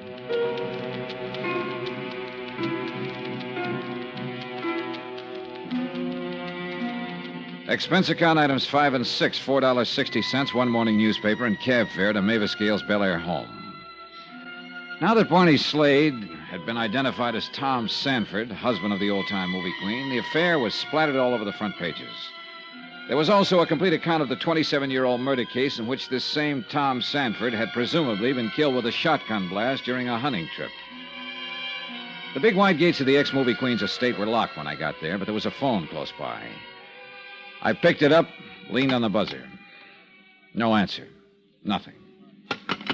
Then I saw the car coming down the drive. I recognized Sergeant McKay at the wheel. Morning, Dollar. Hi. You have a special pass to this place? If you're figuring on having a talk with Mavis Gale, you better put it off. Doctor's orders. Still suffering from shock, huh? Yeah, and I figure she's leveling. According to the newspaper, she and Tom had a pretty stormy time of it during their brief marriage. She was a star and he wasn't. Maybe that had something to do with it. She was also pretty popular in the film colony. Oh, Tom had a few buddies, too. At least 4. The men who went on that hunting trip with him. The case was investigated pretty thoroughly. They came out of it clean. You know, it'd be interesting to find out who wanted Tom Sanford dead, though, wouldn't it? The fellow hunter who got his face blown off by a shotgun blast wanted Sanford dead. Only apparently Sanford beat him to the draw, right? Do you think somebody might have hired that would-be killer who instead became the victim? What are you getting at? So the person who did the hiring thought the mission accomplished, but then recently learned that Tom Sanford was still alive, posing as Barney Slade. You really have an imagination. So this time he does the job himself. Or herself. It's possible. Look, I know Mavis Gale stands to collect $25,000 insurance. Unless. Oh, sure, unless you can hang it on her. 2 attempts on hubby Tom Sanford. I'm not trying to hang this on anybody, Sergeant. The insurance company hired me to turn in a report, and they'll pay off according to that report. I just want to be sure, that's all. Okay, relax. If you're going back to the beach, get in. Oh, thanks.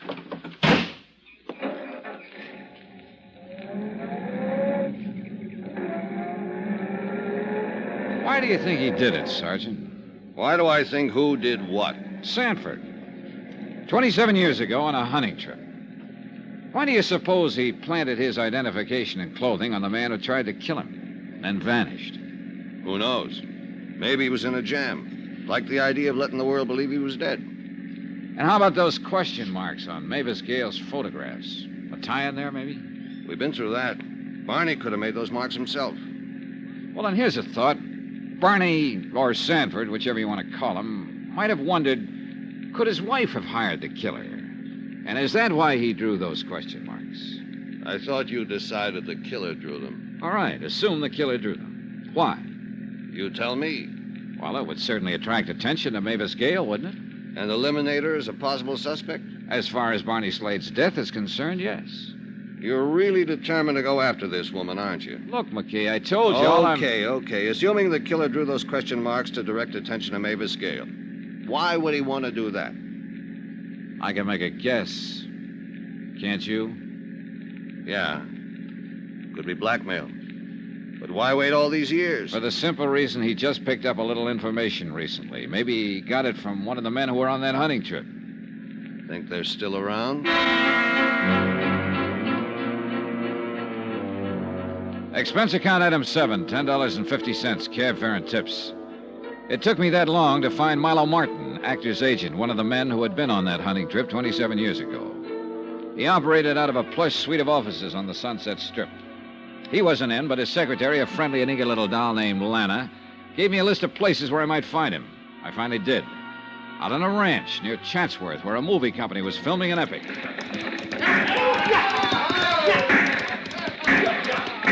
Yep, a Western. What else? Milo Martin was short and round. He wore cowboy boots, dungarees, no shirt. He was sitting on a wide, flat rock, sunning himself. Oh, yes, Mr. Dollar. I read about it in the morning paper. It came as a tremendous shock.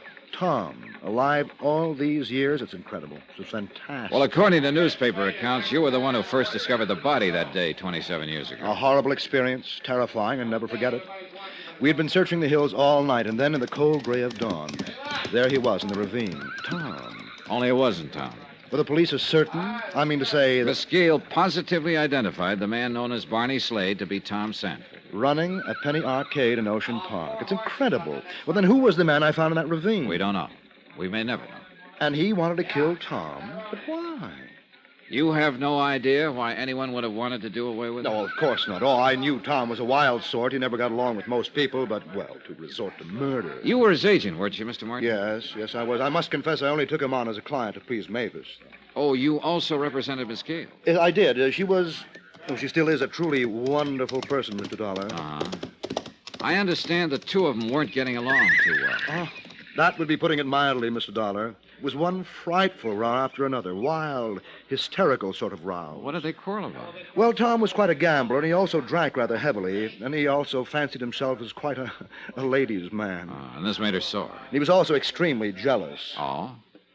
Mavis ever give him good cause to be? No, of course not. Oh, he was always imagining all sorts of fantastic things about her. Actually, she was very much in love with him.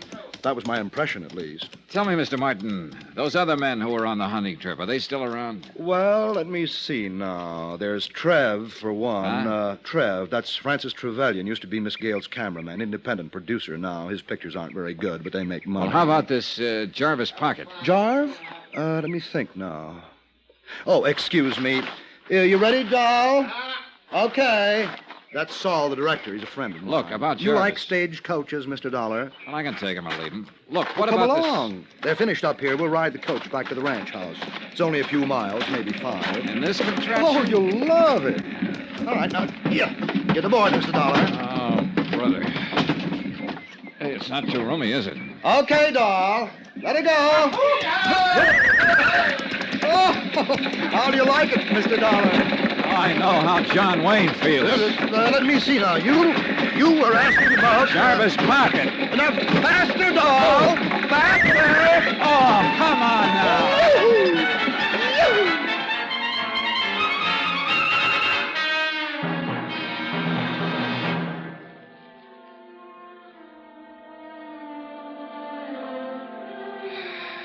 Expense account. Item 8, 81 cents. 1 bottle of rubbing alcohol. It was late that afternoon when I got back to my hotel, but before I could use the alcohol on my aching bones, the phone rang. Johnny Dollar. McKay here. This time I got news for you, Dollar. You ought to be real pleased. Wait till I sit down. Oh, on second thought, maybe I won't.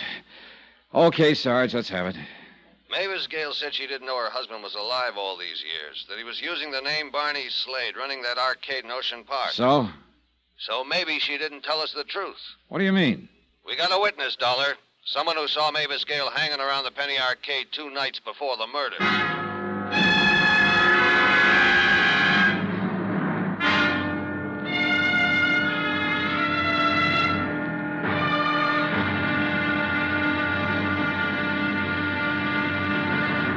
Now, here's our star to tell you about tomorrow's episode of this week's story. Tomorrow, a bowl of lentil soup, and I almost wind up in a cemetery. Join us, won't you? Yours truly, Johnny Dollar.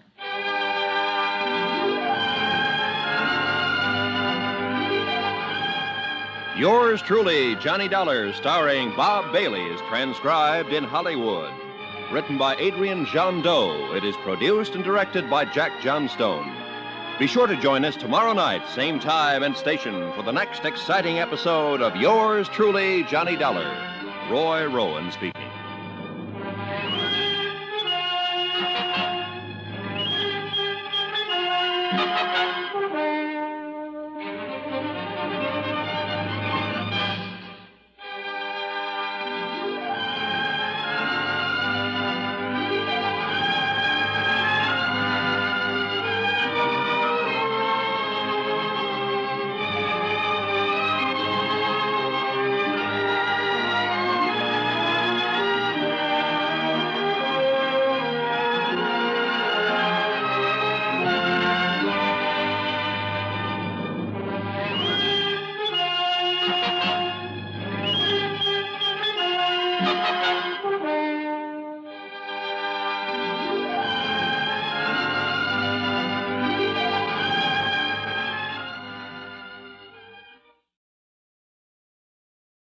from Hollywood, it's time now for...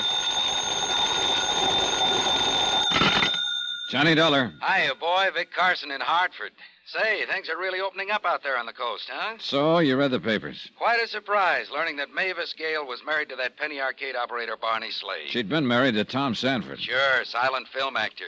Only it turns out he and Slade are the same man. Really something, isn't it? Yeah, well... Here, Sanford's supposed to be dead for 27 years, and all the time he's living down there in Ocean Park, and she didn't know about it. So she said. Only somebody saw her hanging around the arcade 2 nights before Slade's murder, Vic. What? Well, what does she have to say about that? She wasn't around when the police went out to her place a little while ago. No one knows where she is. Look, have you been able to get an angle on those photographs of hers in Slade's apartment? Why the killer drew those question marks over them? No. And we haven't found out why the killer copped a half a dozen of the photos either. Photographs of who? How should I know? They're gone. Well, maybe they're important. No. Look, I'm on the trail of a character called the Preacher. If I find him, I may find some answers. Well, according to the papers, Johnny, are you sore about something? Yeah, Vic, I'm sore. Better read my report.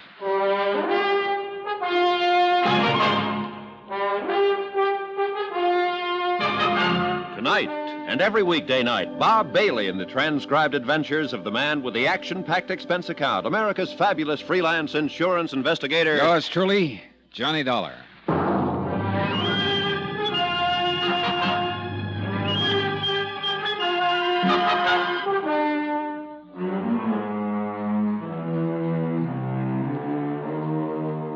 Expense account submitted by Special Investigator Johnny Dollar, location Ocean Park, California. To State Unity Life, Home Office, Hartford, Connecticut. Assignment, the Silent Queen matter. Expense account continued.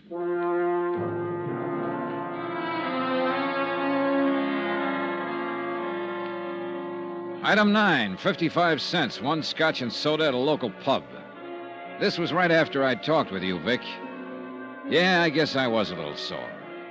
Maybe it was because of that phone call earlier from Sergeant McKay, when he told me that old-time screen star Mavis Gale had been seen hanging around the arcade where Slade was murdered. Okay, so Mavis Gale was in line to receive $25,000 as the beneficiary of Slade's insurance policy. I suppose he figured I was itching to get something on her so the insurance company wouldn't have to pay off. I downed the rest of my drink and walked over to the penny arcade in the Ocean Park amusement zone. You back again? Yeah, I'm back again, Twyla. If you're looking for Sergeant McKay, he's... You sure about what you told him? That you saw Mavis Gale in here several nights ago? I'm sure. Recognize her picture in the morning paper. Well, you didn't volunteer this information to McKay until this afternoon. I sleep late. Okay. So Tuesday night, Mavis Gale showed up. Around 8, you said. Well, I couldn't swear to the time. It was around then. Well, exactly what did she do? I told the sergeant. Well, tell me. When I first noticed her, she was standing just inside the front door, like maybe she was waiting for somebody. Was Barney here in the arcade at the time? No, Barney was back there at that test your strength machine. It was busted. And I was helping fix it. Oh, hiya, Mr. Jessup. Evening, Mr. Dollar. Evening, Twyla. Hi. Yeah, Mr. Dollar, Frank here's pretty good with electrical stuff. So? So I helped Barney fix the machine. Look, Twyla, I mean, what happened then? What did Mavis do? Well, she waited around another 10 minutes maybe and then beat it.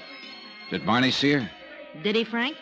You mean Mavis Gale was in here the night he was fixing the machine? So Twyla says. Do you think he noticed her, Mr. Jessup? Kind of hard for me to say, Mr. Dollar. We was both pretty busy fooling with that machine. I didn't notice her, that's for sure. Look, Mr. Dollar, don't you believe I saw this Gale dame here? You need half a dozen witnesses. Oh, okay, Twyla, don't get excited. Twyla, what I come in for, me and Gus are going to drive over to the mortuary, spend a little time with Barney. I know you were there. Oh, yeah, sure. Sure, I'd like to go again, Frank. I'll get one of the boys to take over the change booth for an hour or so. Thanks. Be around 8. Well, I'll see you around. Just a minute, Mr. Jessup. I'd like to ask the two of you something. Sure, go ahead. I've got a list of names here. Barney may have mentioned any one of them to you. Now, stop me if he did. Milo Martin, George Sheldon, Jarvis Pocket. Stop. Huh? Yeah, Sergeant McKay already asked us about that fella called the Preacher, too. We've never heard of him. Okay, thanks.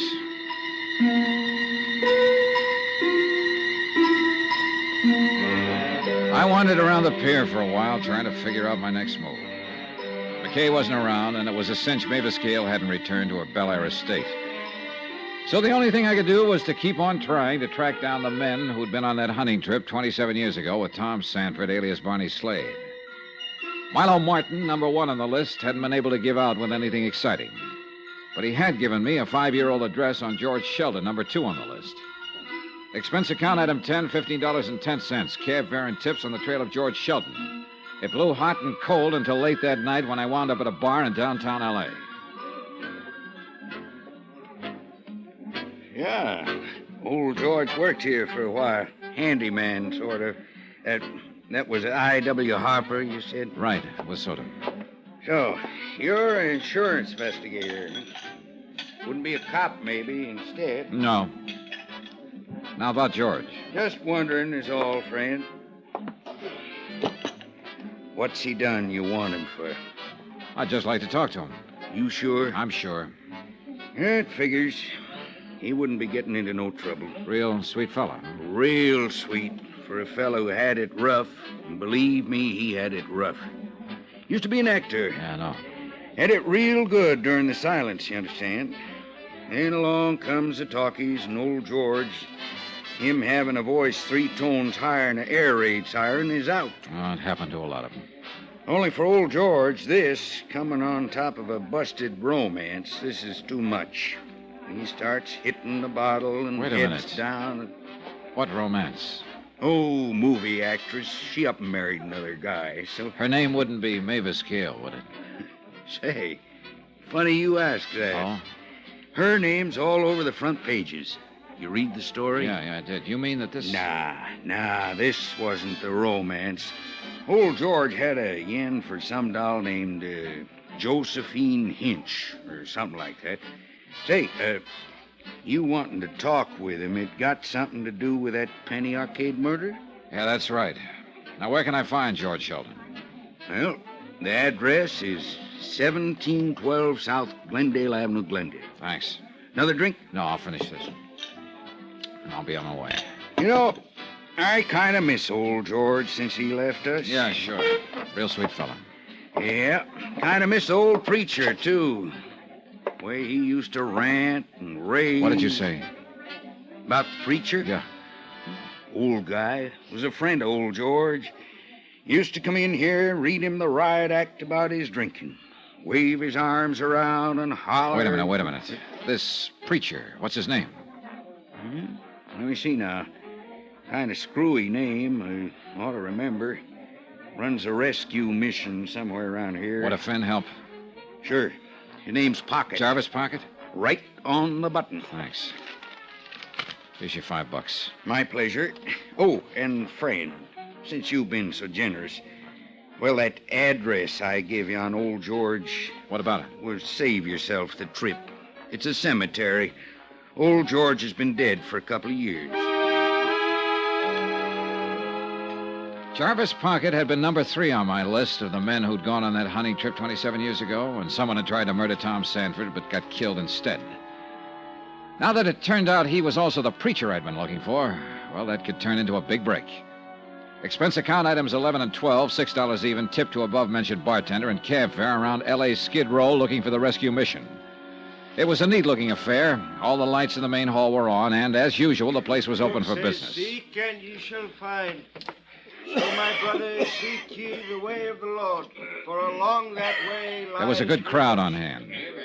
I eased into a seat alongside a bleary-eyed pilgrim who reeked of bad sherry. Let his light show I looked you around. the way, O my brothers. The bottom of the barrel was here. Repent your sins and put down that bottle. The brothers were listening to the good man up front, but they weren't really tuned in. They were just waiting for a bowl of soup and a place to flop. Peace, my brothers. In him alone is your salvation and your hope of everlasting life. Open your hearts to eternal joy, and the glory shall be yours. We will now sing hymn number 32. When the singing was over, I got caught in the crush, and the next thing I knew, I was holding a bowl of lentil soup in my hand, and I realized I hadn't eaten all day.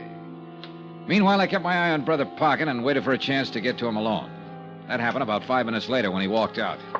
I followed him down a long, dark corridor and into his office. Please sit down, young man. Thanks. My name is Johnny Dollar, Brother Pocket. I'm an insurance investigator. Oh. Frankly, I thought you were a policeman when I saw you out there seated with my flock. Been expecting the law? Yes. Excuse me. I knew they'd be coming around sooner or later regarding that long friendship of mine with Barney Slade. Yeah. Goes all the way back to the days he was known as Tom Sanford when you directed silent films. Check? Check. How long have you known Tom was alive, using the name of Slade? Oh, Mr. Dollar, I was witness to that horrible affair that took place during that hunting trip 27 years ago. Oh? Somehow, during the course of that day's hunt, I became separated from the others. Then suddenly I came upon Tom struggling with a man in a deep ravine. The would-be killer? The man with the shotgun? The other man fell, the gun went off, and he was killed instead of Tom. Go on, Brother Pocket. Well, immediately I told Tom we should find the others, tell them what had happened, that he would have none of it. Is that when he told you he preferred to let the world believe he was dead? And I suddenly realized it probably would be best for all concerned. In what way? Well, Mr. Dollar, Tom was constantly involved in trouble of some kind, drinking too much, gambling, women, brawling. He knew what it was all doing to Mavis, but he couldn't help himself. Believe me, Mr. Dollar, he loved her passionately. Made her life miserable, and his own as well. I see. Brother Pocket, about the would-be killer. I know what you're going to ask. The name of the man that tried to kill Tom. Yeah, you know him? Oh, yes. So did Tom. Only the two of us knew his identity. You're forgetting someone else. Huh? The person who hired him. Hired? Oh, Mr. Dollar, what makes you think he was hired? So maybe I'm wrong. Am I? I was never quite certain myself. Did Tom think he was? Oh, no, definitely no. At least as far as Mavis Gale was concerned. Yeah, quite right. Did you share his opinion, Brother Pocket? Yeah, as I said before, I could never quite make up my mind. Oh, why not? Did you think Mavis Gale incapable of doing such a thing? Hiring someone to kill off Tom? No, I'd rather not say. Okay. So who was the man who tried to murder Tom? What was his name? I'm afraid it'll mean little to you, Mr. Dollar. His name was Joe Fallon. Well, you're right. It means nothing. Well, this fact, however, might prove interesting to you. Joe Fallon, at one time, had been Mavis Gale's personal chauffeur.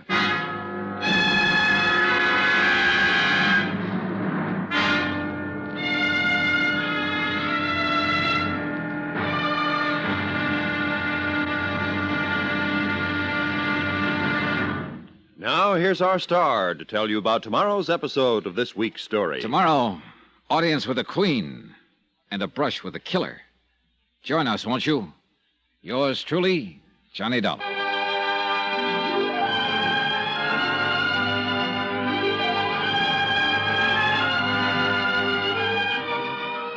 Yours truly, Johnny Dollar, starring Bob Bailey, is transcribed in Hollywood. Written by Adrian Jean Doe. It is produced and directed by Jack Johnstone. Be sure to join us tomorrow night, same time and station, for the next exciting episode of Yours truly, Johnny Dollar. Roy Rowan speaking.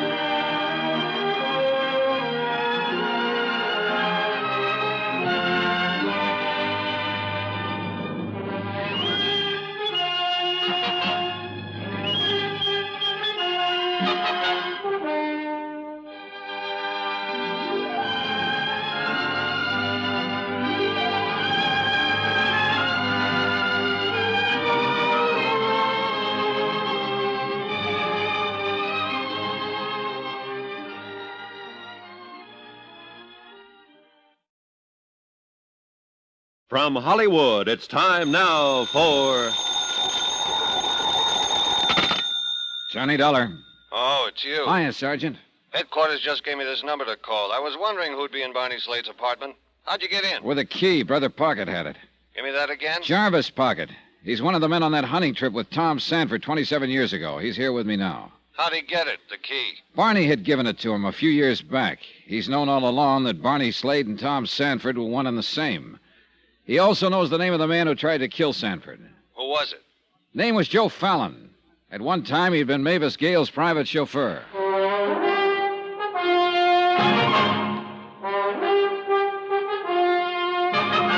Tonight and every weekday night, Bob Bailey in the transcribed adventures of the man with the action-packed expense account, America's fabulous freelance insurance investigator. Yours truly, Johnny Dollar.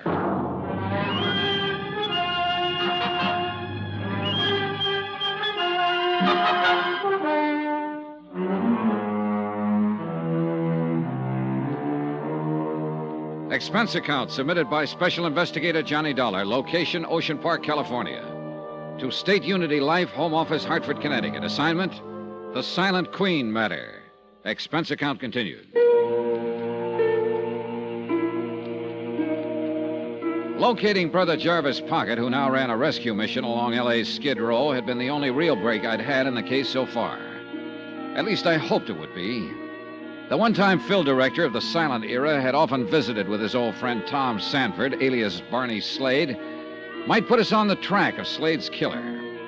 I watched Brother Pocket as he paced back and forth across the small room, scratching his chin thoughtfully, glancing up at the blank spaces on the wall where the photographs had been. He was still pacing the room when Sergeant McKay arrived. How about it, Mr. Pocket? As I told Mr. Dollar, Sergeant, I'm positive that this entire wall was covered with photographs. Uh-huh. And now there are several missing. Were they photographs of some particular star? Oh, no. Action shots made during the filming of a picture that I directed for Miss Gale. Let me see, what was the title of that one? Oh, maybe that isn't important, Brother Pocket. Oh, Wait a moment. Yes, it was called Dangerous Lovers. Yeah. That George Sheldon starred with Mavis in that one. Was Tom Sanford in it, too? Tom, yes. Best role he ever had. Well, how about the next row of pictures? Yes, well, a photograph of Mavis and Tom, I believe. I can't recall the title of that film. A dreadful thing. Francis Trevelyan talked them into it and directed it, too. He should have stayed behind the camera where he belonged. And the bottom row, were they photographs of Tom Sanford and Mavis Gale? Yes, I'm certain of it. That picture was... Brother Pocket, would you say that Tom had changed much since those photographs were made? Not too much, no. He put on a bit of weight. His hair turned gray, of course, thinning on top. He'd grown a small mustache, too. How about it, Sergeant? You'll notice there isn't another photograph of Tom Sanford left on that wall. Okay, so assuming the killer took these away because they might identify Barney as Tom Sanford... And link him with Mavis Gale? Yes. Yet the killer went to the trouble of drawing red question marks over the other photographs of Mavis Gale. To deliberately draw attention to her. Why? Mavis Gale would have been involved anyway to a certain extent. After all, she is the beneficiary of Slade's insurance policy. Sure. But suppose the killer wasn't aware of that. $25,000, I believe, is the amount. Yeah, that's right. And you're wondering why he did it? Oh, I can make a guess. You said he'd been pretty reckless, tossed a lot of Mavis Gale's money around in the old days. May have amounted to something close to $25,000. Possibly. This may have been his way of squaring the account. $25,000 and a king-size shot. He could hardly be expected to guess that his death would come about under these circumstances, Mr. Dollar. No, but he could have passed away calmly in his sleep some night and wouldn't have changed a thing, Brother Pocket. Mavis Gale would still have been curious about a man named Barney Slade. Yes, I suppose, yes. He must have been pretty sure she'd recognize him, that it would make a nice big splash in all the papers. Was he that much of a ham? Tom, I'm afraid so. He couldn't have loved Mavis Gale very much. Mr. Dollar, right to the last, yes. Still, he couldn't resist the magnificent gesture, the big payoff, returning her $25,000. You know something, Dollar? Now you sound like you're on her side. Yeah. Well, gentlemen, if that's all that you want me for, I think I'd best be getting back to my quarters at the mission. The flock may be getting a little restless, huh? You know how it is. There are times that one of the brothers will sneak a bottle of sherry into the dormitory, and things become quite gay. Sure, Mr. Pocket. You can run along, and thanks. Well, good night, gentlemen. Good night. Well, Sergeant, what's the next move? What about this Joe Fallon? You said he'd been Mavis Gale's chauffeur at one time. Yeah. Pocket saw the whole thing. The attempt to kill Tom Sanford 27 years ago. Fallon and Sanford were struggling. The shot went off, and Fallon got it full in the face. Sanford then decided to play dead. Yep. But ever since then, Sanford was hiding out down here under the name of Barney Slade. That is, until somebody caught up to him, caught on to it 3 nights ago, and killed him. Big question still remains, who? Come on, let's get out of here. I'll get it. Yeah? Uh-huh. Right, I got it. That was headquarters. They just got a call from Francis Trevelyan. Trevelyan? He was one of the men on that hunting trip, along with Pocket and the others. Yeah. Seems Mavis Gale just heard we've been wanting to ask her some questions. She wants us to come right over. She's at Trevelyan's beach house in Malibu. The beach house turned out to be one of those super modern jobs, low, sprawling with a lot of glass and flagstone. The butler allowed us through the front door, and after a nice little stroll, we finally arrived at the den, a 50-footer at least with a bar at one end. Mavis and a tall, distinguished-looking gentleman were at the other. Evening, Miss Gale. Good evening, Sergeant. I'm terribly sorry about all this. I didn't know you wanted to talk with me. I should have left word at the house, I suppose, but I was so upset, anxious to get away. I understand. Oh, this is Francis Trevelyan, Sergeant McKay, and Mr. Dollar. We met at the funeral home. Oh, yes, I remember. Do sit down, gentlemen. May I offer you a drink? No, thanks, Mr. Trevelyan. Now, Miss Gale. Yes. When I first informed you of Barney Slade's death at the Penny Arcade at Ocean Park, you told me you never met the man. That's right. I had no way of knowing it was Tom. Not until last night when I went to the mortuary. Had you ever been in or near the Penny Arcade at any time, Miss Gale, previous to the murder? Yes. 2 nights before. Why didn't you mention this to me when I spoke with you before? I don't know. I was frightened.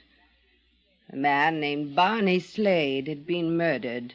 The killer had drawn question marks on my photographs in the dead man's apartment. Were you afraid to tell me because it would involve you deeper? Yes. I think that was the purpose of the phone call, Sergeant. What phone call?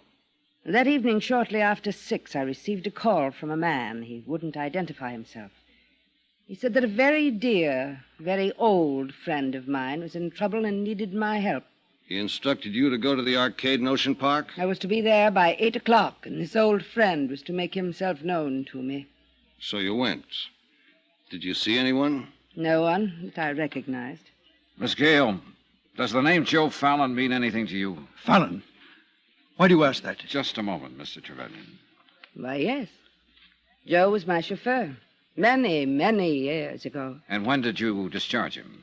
Shortly after my marriage to Tom. Did he tell you to get rid of Fallon? Yes. Yes, he didn't like Joe. Mr. Dollar, may I ask you why you're questioning Miss Gale about Joe Fallon? Because we just found out he's the man who tried to murder Tom Sanford 27 years ago. What? You mean he was the man killed? The man we all thought was Tom. That's right.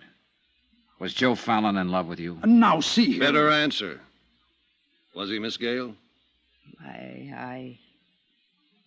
I don't know. What are you two driving at, Sergeant? I insist on knowing. And I'd like to know why you jumped when I first mentioned Joe Fallon's name, Mr. Trevelyan. All right, I'll tell you. You see, I'd quite forgotten about him. It was only when you asked Miss Gale that it suddenly dawned on me who he was, and it startled me, because his name had been brought to my attention only some 24 hours ago. Oh? A phone call.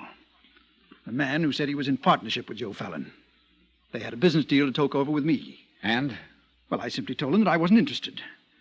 I was in the midst of my most important production, and I just couldn't be bothered. Did you receive a similar call, Miss Gale? I know. You know, Sergeant, I'll give you odds it's the same one who called Miss Gale before the murder to get her down to the Penny Arcade. But I don't understand. Why? Who is the man? When we find that out, Miss Gale, we'll have the killer.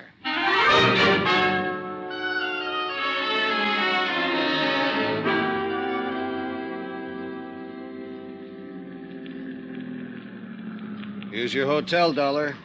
Oh, yeah, right, thanks. Been a long day, hasn't it? Sure has. And we haven't made much progress. At least Brother Pocket was some help. Uh-huh. Cigarette? Yeah, thanks. Yeah, Pocket gave us a couple of answers. We could sure use a lot more. Thanks. You know, Sergeant, that bit about the photographs still bothers me. Why would the killer first try to hide the link between Mavis Gale and Tom Sanford, and then deliberately draw attention to her? You think someone beside the killer could have made those question marks on her photographs? Could be. Okay. For instance, Who discovered the body? Twyla James. Okay. You mean she walks in, discovers the body, picks up red crayon, does the art job? Why? Well, look, I just make these things up. I don't explain them. You're off the beam on this one, Johnny. When we got to Barney's place, she was shaking like a ship without a rudder. Nah, she was scared silly. Uh-huh. I'd still like to ask her about it, though. Better get some sleep, Dollar. I guess. Thanks for the lift, Sergeant. Night. Yeah, the sergeant was probably right about Twyla. But I sauntered on down to the amusement zone anyway. It was late and the place was folding up. There was a nice warm breeze blowing in from the sea and the night was calm. So I continued along the ocean front, crossed over into Venice, and kept right on going. The old canals and the bridges looked more sad and forlorn than ever in the pale moonlight, with the sea in the background adding its lonely rhythm of sound. The shot had come from somewhere over by the canals. Then I saw the man on the bridge, staggering, weaving like a drunk. I headed toward him on the double, but before I could reach him, he stumbled and fell on his face. Here. Let's see how... Pocket. There. Back there. Pocket, this is Dollar. Johnny Dollar. There. Over there. He kept pointing across the canal, and then I saw the figure slinking away. I took after him. I scrambled across the bridge, and then along the canal. And then I lost him. I pulled up on the bank of the canal, looking around. Listen. Nothing. Then, suddenly, something. Footsteps behind me. But I heard them a second too late. Oh!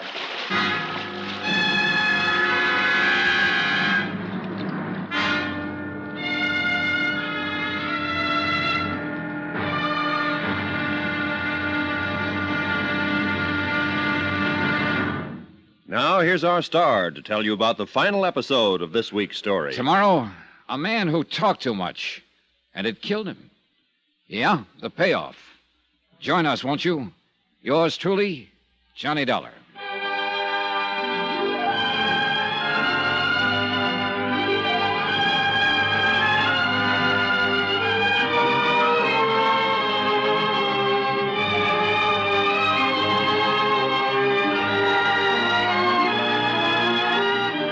Yours truly, Johnny Dollar, starring Bob Bailey, is transcribed in Hollywood.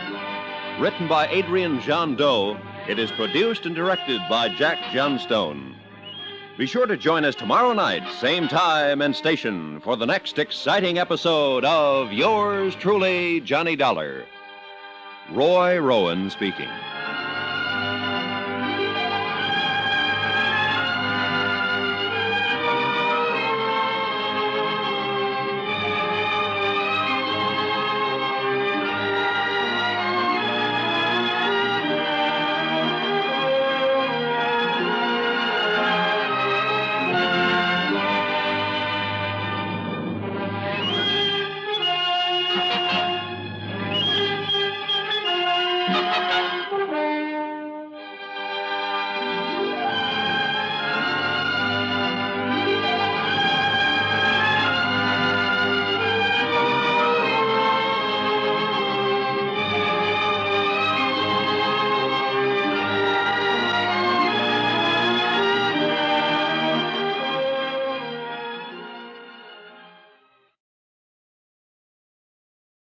From Hollywood, it's time now for...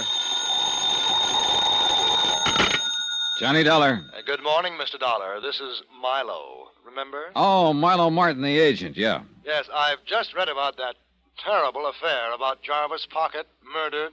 Oh, it's a terrible thing. Yeah, he didn't even make it to the hospital. And you, Mr. Dollar, the killer tried to do away with you, too, huh? All I got was a nice crack on the head and a not-so-nice dunking in the canal. You were fortunate, Mr. Dollar. Extremely fortunate. Yeah. Anything else you wanted to talk about, Milo? Oh, yes. I'm sorry I wasn't at the office when you called earlier. Well, your secretary gave me part of the information I was after. She remembered a man had phoned your office yesterday. Yes, she said he was a business associate of someone named Joseph Fallon.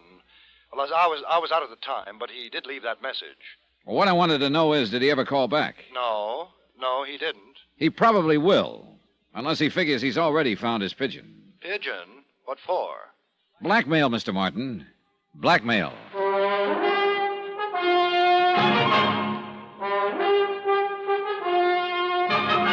Tonight, and every weekday night, Bob Bailey in the transcribed adventures of the man with the action-packed expense account, America's fabulous freelance insurance investigator. Yours truly, Johnny Dollar.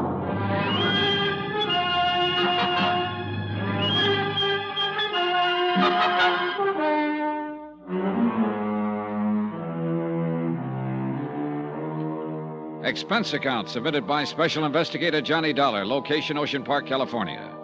To State Unity Life, Home Office, Hartford, Connecticut. Assignment, The Silent Queen Matter. Expense account, final page. 27 years ago, somebody had hired one Joe Fallon to murder Tom Sanford, the husband of silent movie star Mavis Gale. But Joe had muffed the job. Now that somebody had turned killer himself. His first victim, Tom Sanford, who'd been going under the name of Barney Slade and running a penny arcade in Ocean Park. The second, Jarvis Pocket, who could have helped us spot the killer. The only two others who might help us were actor Francis Trevelyan and actor's agent Milo Martin. And both had received phone calls from the killer. The reason? Blackmail, obviously.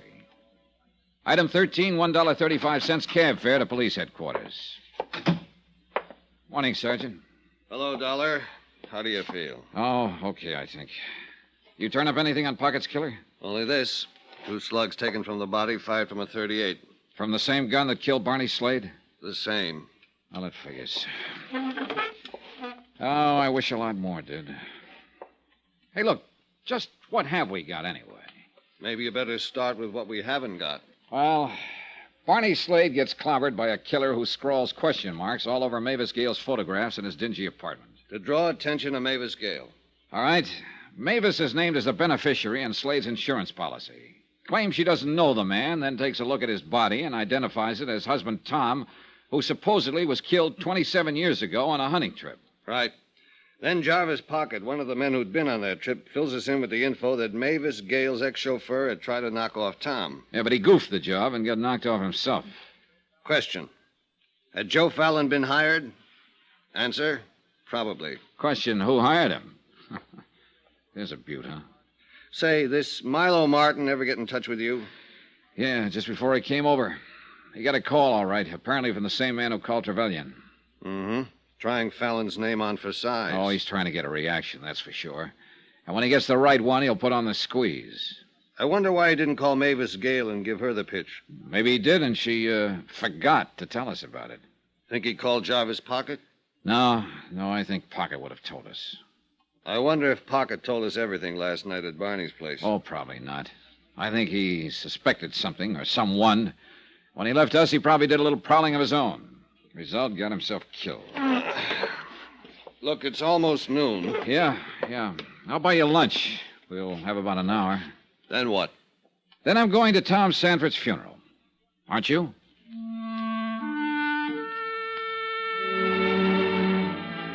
They buried Tom Sanford, alias Barney Slade, that afternoon under cold gray skies that made it look like it would rain any minute. But that didn't keep the crowd away. All Barney's friends from the pier were there, including Frank Jessup, who ran the mermaid bit, and Twyla James, who pushed pennies at the arcade. Mavis Gale, of course, was there, along with Francis Trevelyan and Milo Martin. And there were the usual spectators who came out of curiosity. When it was all over, the sergeant and I started down the hill. Hello there, Sergeant. Mr. Dollar. Oh, hiya, Frank. Mr. Jessup? Sure was a nice ceremony, wasn't it? Yeah, very nice. Pier was practically closed down. Everybody here for the funeral. We're all going to miss old Barney. Somehow I just can't bring myself around to calling him Tom. Won't seem to fit somehow. Sure. Well, I got to get back to Twyla. She's taking this kind of hard. Oh, yeah, sure. Was kind of surprised the way Miss Gale stood up. Real brave she was. No tears at all. Yeah, I noticed that. Sergeant? Maybe she was all cried out, Dollar. It happens, you know. Uh-huh. It happens.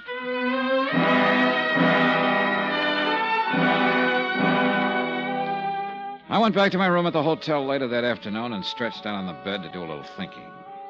Sleep, something I hadn't had much of in the past 24 hours, finally caught up. When I awoke, it was dark outside. After a shower and shave, I wandered on down to the amusement pier again. No particular reason. Then I remembered I still had the key to Barney's apartment.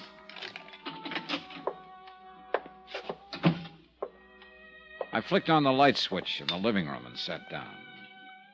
Then as I reached around for an ashtray on the small table close by, my sleeve brushed several medicine bottles to the floor. I was picking them up when somebody came in through the back door.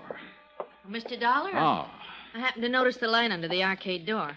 What are you doing back here? Well, nothing in particular, Twyla. I'm afraid I accidentally knocked these off the table. Oh, no harm, I guess. Poor Barney won't be needing them anymore. Well, he had quite an array here. Medicine, pills. Yeah. Virus of some kind. Hit him like a ton of bricks a month or so ago. Oh? Did he go to the hospital? No, not Barney. He wouldn't hear of it. Well, who took care of him? Oh, Frank Jessup, myself. Between the two of us, we did the cooking and saw to it he got his medicine and all. Wait a minute. I thought you said you'd never been in Barney's apartment. Yeah, that's right. First time was when I found the body. Well, look, if you and Frank took care of him while he was sick... Well, it was over at Frank's place in Venice.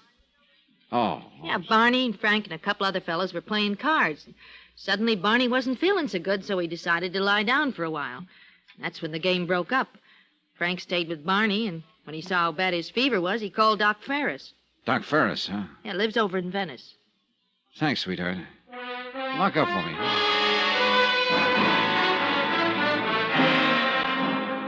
Expense account item 14, $1.50, cab fare and tip to Doc Ferris's place in Venice. Barney, he told me, had been a pretty sick man, high fever, delirious at times. But Frank Jessup had stayed by his bedside during the crisis and had done a good job of nursing him through the night. Expense account item 15, $1.50, same cab, back to the amusement zone. The attendant at the Mermaid bit told me that Frank Jessup had gone home early. Expense account item 16, 75 cents, cab fare to Frank's bungalow in Venice. The place was dark. No answer. You looking for Mr. Jessup? Oh, yes, ma'am. He just left a few minutes ago. Out for a walk, I guess. Oh, that's so? Do you know which way you headed? Down the street. That way. Good, thanks. I finally caught sight of him a couple of blocks later. He was headed south along a back street. I trailed him all the way out to 47th Avenue. Sand dunes, oil wells, a scattering of houses. Then I saw him duck into some shadows, so I waited. About 10 minutes later, a big Cadillac came along, cruising slowly. As it reached the corner, someone inside flicked out a package, and then the car disappeared into the night. Frank Jessup suddenly darted out of the shadows, scooped up the package, and came running straight toward me. Hold it, Frank. What? I said, hold it. Let go. Let go. What are you doing here? I don't have to ask you that question, do I, Frank? And I don't have to guess what's in that package. Let go. Not a chance. All right. Look, Dollar. We get a good thing here, maybe. We have. Sure, why not? 50-50. That the deal you offered to your old friend, Barney Slade? Look, I didn't want to kill him, only when I went there the other night and told him what I had in mind, he got sore. Started pushing me around. How did you find out about Barney's past? That time he was sick, delirious, fever make him do a lot of talking? That's right. So Barney spilled the whole thing without knowing it. Come on, Dollar, let's get out of here. Pocket guessed you were behind it all, didn't he? Figured that's exactly how you found out, so you had to get rid of him, too. Look, Dollar. Hold still, little pal. Now, who tossed out that package of money? Come on, Jessup. You called somebody on the phone and got a nice, fat reaction when you mentioned the name of Joe Fallon. Now, who is that somebody? I am, Mr. Dollar. Easy there. I'm a good shot. Well. The actor's friend and agent, Milo Martin. Thank you for holding our little friend here, Mr. Dollar. It makes things a lot easier. Huh? Your little friend was running a bluff on you, Martin. I don't think he's got the proof that you hired Joe Fallon 27 years ago. Oh, really? Perhaps not, but I couldn't risk it. Now, could I? So you thought you could make a little time with Mavis Gale if husband Tom was out of the way, that it? Yes, but I was wrong. Didn't even give you a tumble. Too bad, Milo. A stupid woman, really. Is quite stupid. And now, little man... Look, Mr. Martin, we can forget all this. Don't be ridiculous. We can't.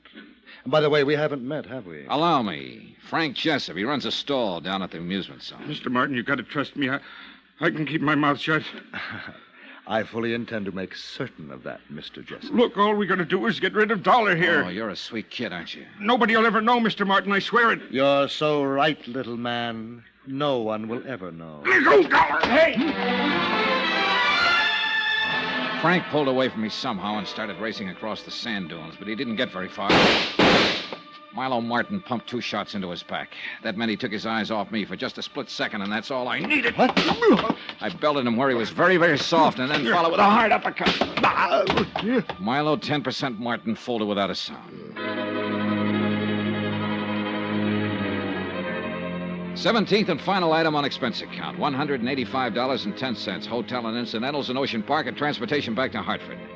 Expense account total, $436.25. End of account.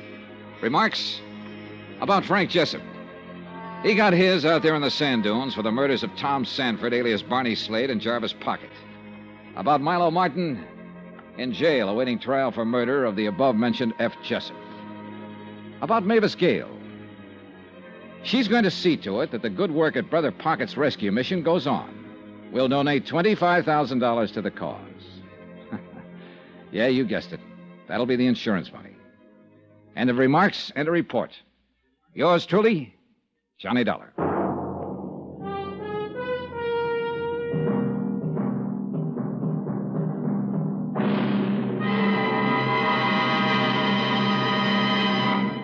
Now, here's our star with a special announcement. Yes. I think you'll be glad to know that beginning Sunday, instead of 5 times a week, we'll be on the air only once a week, but with a complete half-hour story. Remember, that's beginning this coming Sunday. So join us, won't you? Yours truly, Johnny Dollar.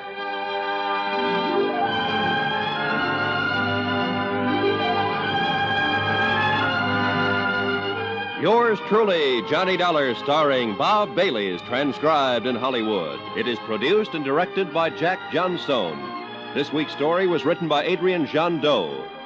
Heard in the cast were Paula Winslow, Virginia Gregg, Victor Perrin, Paul Dubov, Frank Gerstle, John Daner, Lawrence Dobkin, and Chet Stratton. Musical supervision by Amerigo Marino. Remember, we'll now be on the air on Sunday nights. The time will be listed in your newspaper with more exciting stories of yours truly, Johnny Dollar. Roy Rowan speaking.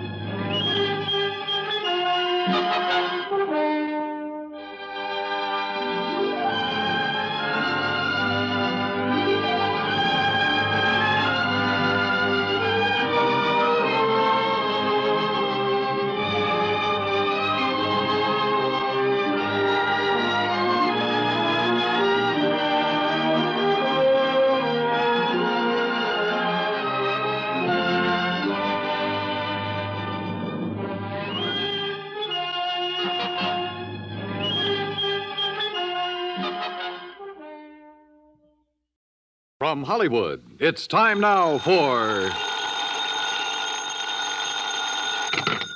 Johnny Dollar. Joe McNabb, Northeast Indemnity, Johnny. Oh, hi, Joe. What's up? At the moment, my blood pressure. Too much work? No. Prospect of having to pay off on a $100,000 life insurance policy. Uh-oh. Fella I think you know, Johnny. Art Wesley. Oh, sure. Been a pal of mine for years. Reporter. Yeah. Apparently he's working on a story right now that somebody doesn't want him to report. What do you mean? Night before last, he got beat up in an alley. Yesterday, a car made a pass at him at high speed. What about today? It's early yet, Johnny. Oh, yeah, sure. But let's hope it's not too late.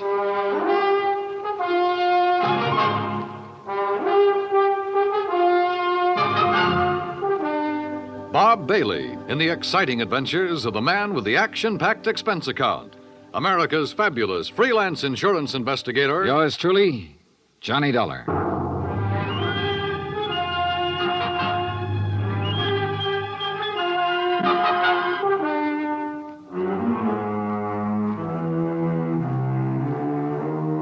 From Special Investigator Johnny Dollar to the Home Office, Northeast Indemnity Affiliates, Hartford, Connecticut. The following is an accounting of expenditures during my investigation of the Big Scoop matter. Expense account item 1, $18.40, transportation and incidentals to New York City. I called Art Wesley's paper. He wasn't in, and nobody seemed to know where he was. Then I remembered a small bar called Tony's over on 3rd Avenue. I took a cab, that's item 2, $1.25, and found him in a corner booth. Sorry, Johnny, no bodyguard. The informants I'm working with will take off fast till they spotted one. No informants, no story. That insurance policy your paper took out on you, who's the beneficiary?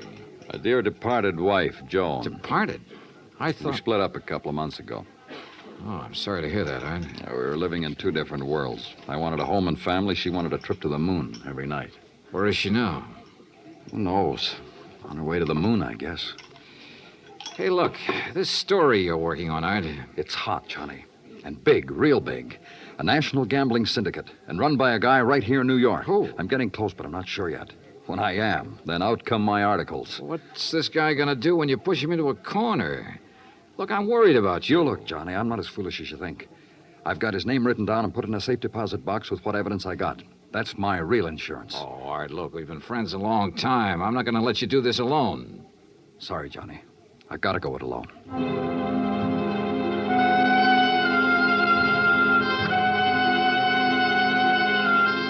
Since I'd gotten nowhere with Art, I decided to try his wife, Joan, even though they were separated. I found her in an apartment on East 68th, but she was hardly what you'd call cooperative. Look, Mr. Dollar, so you're a friend of Art's. At the moment, I'm not. Mrs. Wesley, your marriage with Art is none of my business. But that insurance policy his paper took out on him is. And incidentally, you're still the beneficiary. So? So he could be in danger, those articles he's writing. Why doesn't he drop it? Oh, look, you know Art better than that. Then what am I supposed to do about it? That story is his business. How I feel about things is my business. And come to think of it, I can't see that either of those things is your business. Item 3, $1.80 cab fare to police headquarters in the office of my old friend, Detective Lieutenant Rostelli. Sure. I know about those attempts on Art's life. So I talked to him and got nowhere. He told me the stories about a national gambling syndicate. It's more than he told me. Supposedly the big boss is here in New York. Now, what are you going to do about it? Look, the minute Art quits thinking he's got to hit the jackpot all by himself and lets us in on it, we'll give him all the protection he... Lieutenant Rostelli. Yeah, just a minute. It's for you, Johnny. Oh, thanks. Hello? Art Wesley, Johnny. They told me at your hotel where to reach you. Anything new, Art? I'm leaving town for a few hours. This could be it, Johnny. Tonight could be the jackpot. Well, listen, let me go with you. Sorry, I gotta go alone. It's part of the deal. Art, it could be a trap. I can take care of myself. Call you when I get back. Wish me luck. Well, look, wait. Art! Art!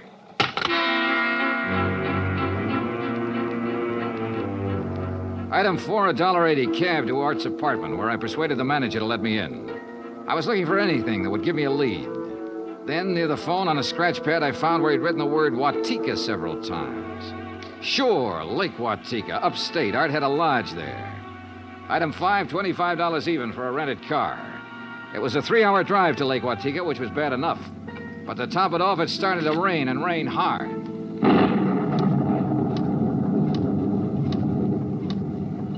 When I finally got to the highway turnoff, the side road to the lake was a mass of mud. Then I got 2 quick breaks. It stopped raining, and I spotted the 6-mile road into Art's place. Half an hour further on, I saw a light.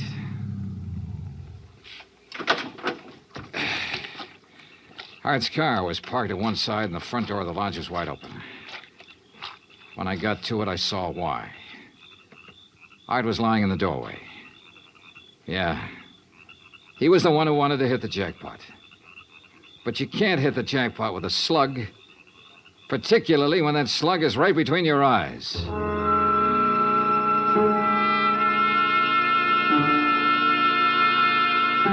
I drove to the sheriff's office and reported it. Sheriff Tompkins and his boys took over. But in the darkness and the mud, they could only make a routine check. He asked me to meet him at the lodge the next morning, so I did. Buddy was right here in the doorway, huh, son? Yeah, Sheriff, I didn't move it. And Wesley probably got shot when he answered the door by somebody standing out there on the ground. Because of that bullet hole in the roof? Yeah. Right over that shelf that's stocked with canned goods, sugar, salt, and the like. Apparently, he used this place regular. Yeah, he used to do some of his writing here. Were you able to determine time of death? Coroner says between 10:30 and 11 last night. What time did you arrive? About half an hour after the rain stopped. I'd say 11:45. Means it was still raining a good half hour after the killing. No wonder we found no tracks. Hey, look, Sheriff. Art was working on a hot story about a national gambling syndicate. Could be that he found out who the boss was last night, the hard way. Oh? Then you think the killer was from out of town? Maybe New York? Yeah. Now, where would he stay? Is there a hotel around here? Lake Watika Inn, just outside the village, about 6 miles from here. Sheriff, I'll check it out. Guests here at the inn, Mr. Dollar? Well, we have only 2 who checked in yesterday. It's the off-season, of course. Yeah, clerk, who are they? Well, Mr. Cooper yesterday afternoon and a Mr. Buckley around dark. Uh-huh. They still here? Mr. Cooper is sitting right out there on the terrace, but Mr. Buckley paid in advance and left quite early this morning. I see. Did Buckley give any reason for stopping here? He said he was a traveling man and didn't like to drive in the rain. Okay. I'd like you to write down a description of him. I'll pick it up on the way out. Oh, I'll be glad to, sir.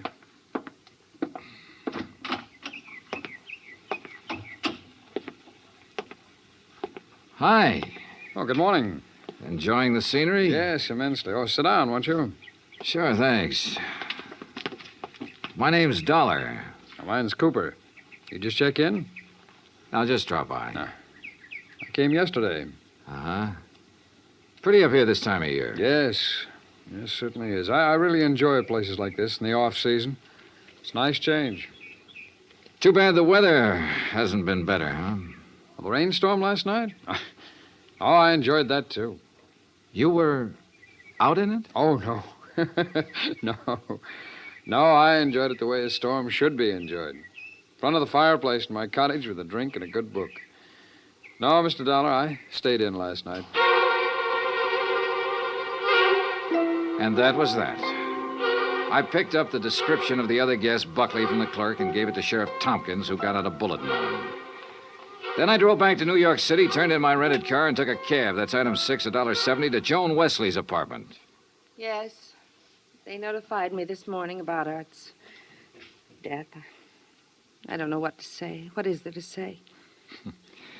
Good question, Mrs. Wesley. If only he hadn't been so stubborn. If only he'd given up that story about the gambling syndicate or whatever it was. Yeah. You figure somebody in the syndicate killed him? Why, of course.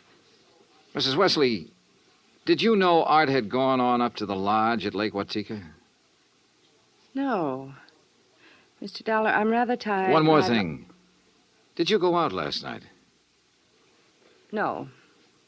It was raining. I stayed here in the apartment. All evening? All evening. I see.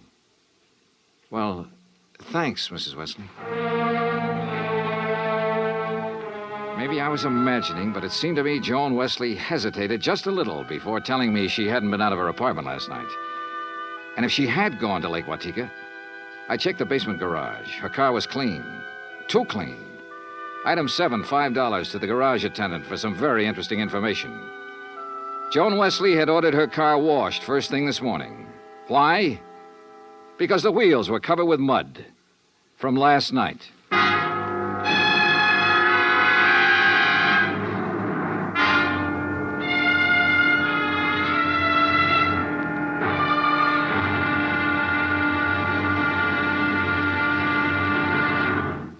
Act Two of yours truly, Johnny Dollar, in just a moment. Better schools mean better citizens, better neighbors, better families. But we can't expect our children to respond, to learn and grow, if we ourselves are indifferent to their school environment.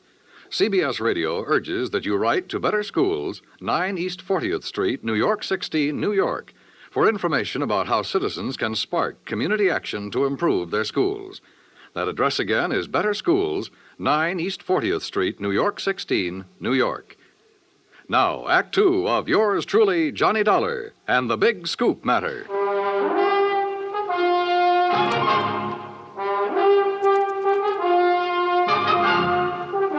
I tell you, I didn't leave this apartment last night. Your car says differently, Joan. Car? You had it washed today because it was all muddy. And the reason it was muddy was because you had it out in the rain last night. Look, Another thing. You told me you didn't know Art had gone to the lodge. You hadn't heard from him. But the switchboard operator told me you had a call from him yesterday. Now, why else would he call you except to tell you where he was going? Well, how about it, Joan? All right. Art did call me yesterday and told me he was going to Lake Watika. And how about last night? Yes. I went out, but not to Lake Watika. Art wouldn't give you a divorce. By killing him, you get your freedom and $100,000. I didn't kill Art. I didn't go up there last night. And where did you go? Might as well know. The reason I wanted a divorce from Art was because I'd found someone else. Oh? That's where I went for a few minutes last evening. Why did you lie about the phone call from Art yesterday? I don't know. I was confused. I was afraid it would look bad for me if it came out that I knew Art had gone up there. It doesn't look good for you this way, believe me. Oh, Johnny, I'm telling the truth. Who is this fella you're interested in? I don't see why he Who has is he?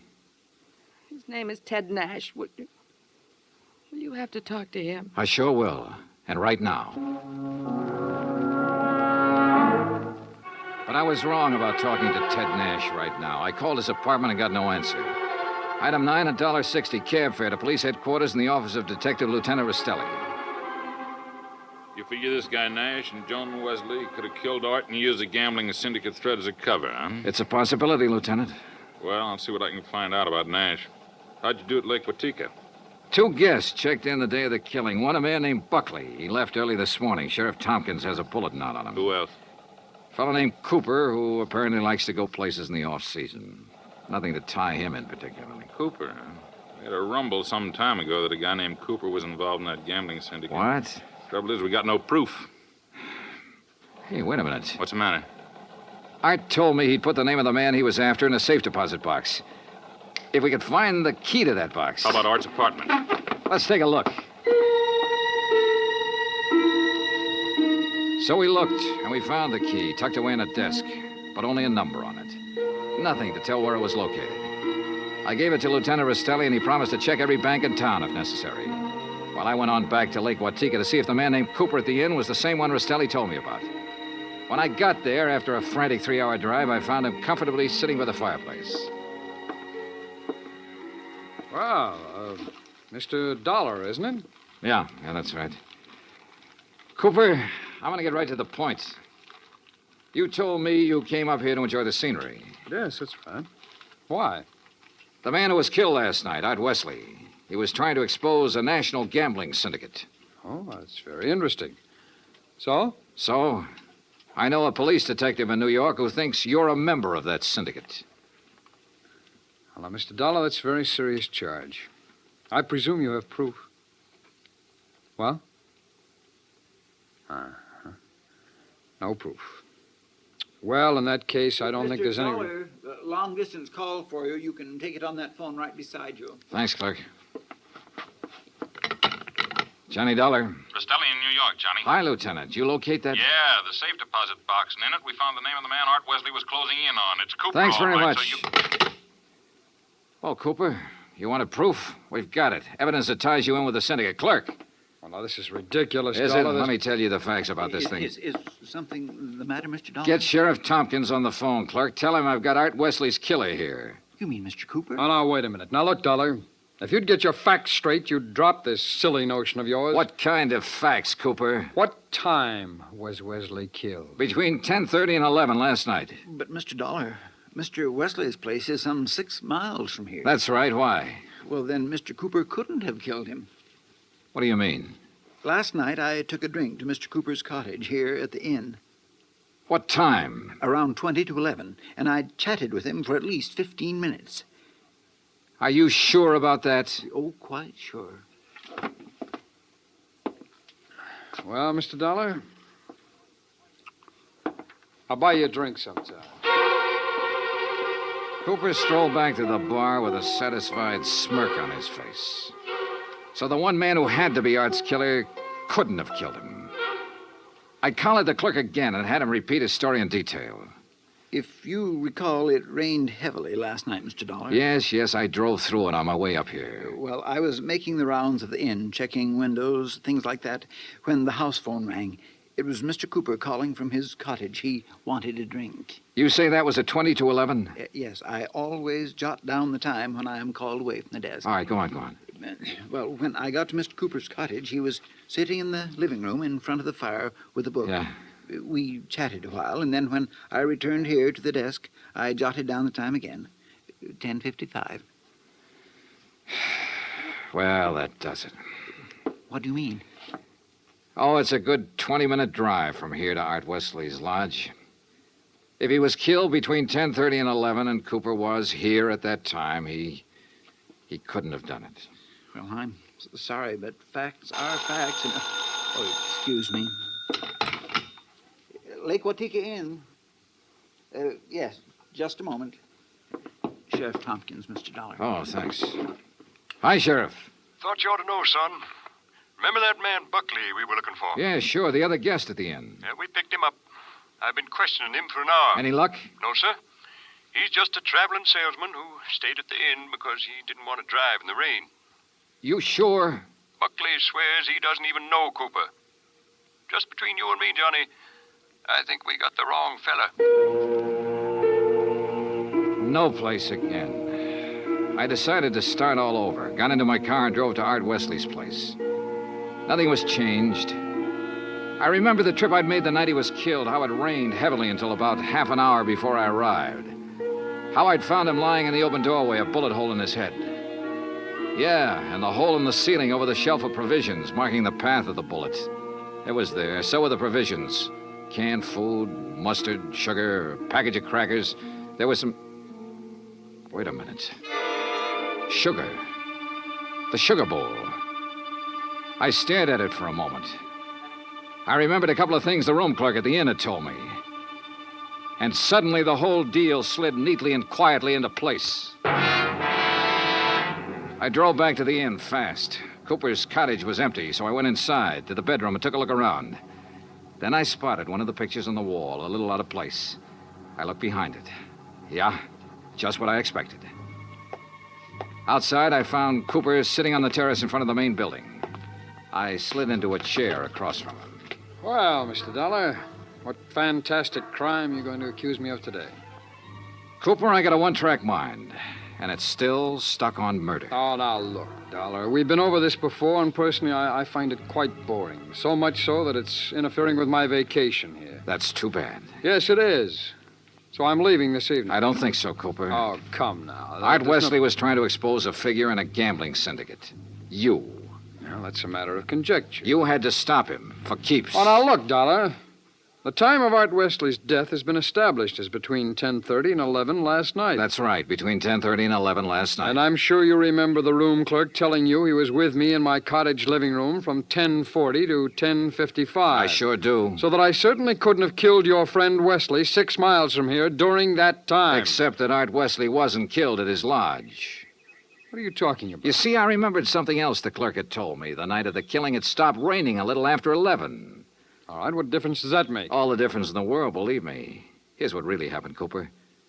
You killed Art Wesley in the bedroom of your cottage here at the inn. Oh, don't be ridiculous. You immediately called the room clerk over and chatted with him in your living room for about 15 minutes. He didn't know there was a corpse in the next room. Oh, really? After he left, you took Wesley's body the 6 miles to his place and planted it in the doorway. Oh, now, look, Dollar... Your problem was to make it look like he'd been killed there. Then you remembered. The slug that had killed him hit the wall in your bedroom. That gave you an idea. You figured out the right angle at the lodge and fired a shot upwards from the outside the door. It went through the ceiling at the back. All right, Dollar, I've had enough of your half-baked theories with no proof whatsoever to back them up. Correction, Cooper. This time I've got proof. There was a shelf of food under the bullet hole and a bowl of sugar directly under it. A bowl of... So what? When sugar gets wet, it gets crusty, and it stays that way. But the sugar in that bowl was dry. Now, if the killing was between 10:30 and 11, and it rained heavily until after 11, then some rain would have dropped through the bullet hole into the sugar. I see. But, Cooper, the sugar was dry. So the bullet hole was made after the time of the murder, when you planted Wesley's body there. Just a little detail, Cooper, but it nails you. That, and of course, the fact I found the slug that really killed Wesley just a couple of minutes ago. Oh? Buried in the wall of your bedroom behind a picture you'd moved slightly to cover it. Well, Dollar, I may as well tell you that I saw you come out of my cottage a few minutes ago. I figured you knew. So ever since you sat down here, I've been holding a gun on you under the table.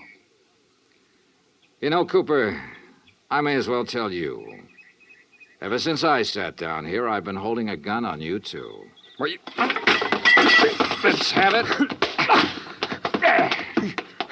Well, you didn't have any gun. A big-time gambler, bluffed right out of the game. Cooper, you're slipping.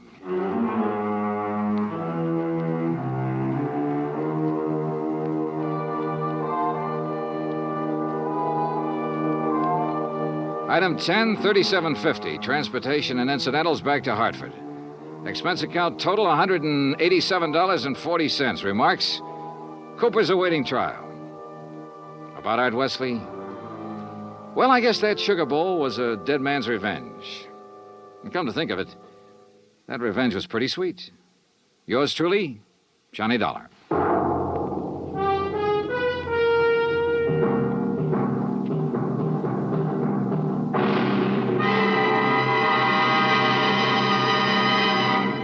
Our star will return in just a moment. In days long since gone by, one had to go out in search of daring do. But in a fast-moving world, exciting things are happening right around the clock. Things you can be in on no matter what else you're doing, as long as your radio is nearby. With CBS newsmen on the job, you can make CBS Radio your listening post for world events. Stay tuned now for 5 minutes of CBS News, to be followed over most of these same stations by the FBI in peace and war. Now, here is our star to tell you about next week's story. Next week, colorful New Orleans, from nightlife in the Latin Quarter to the dismal, deadly swamps. Join us, won't you? Yours truly, Johnny Dollar. Yours truly, Johnny Dollar, starring Bob Bailey, originates in Hollywood. Written by Robert Reif, it is produced and directed by Jack Johnstone. Heard in tonight's cast were Virginia Gregg, Russell Thorson, Barney Phillips, Stacey Harris, Larry Thor, Parley Bear, and Les Tremaine. Musical supervision is by Amerigo Marino. Be sure to join us next week, same time and station, for another exciting story of yours truly, Johnny Dollar. Dan Coverly speaking.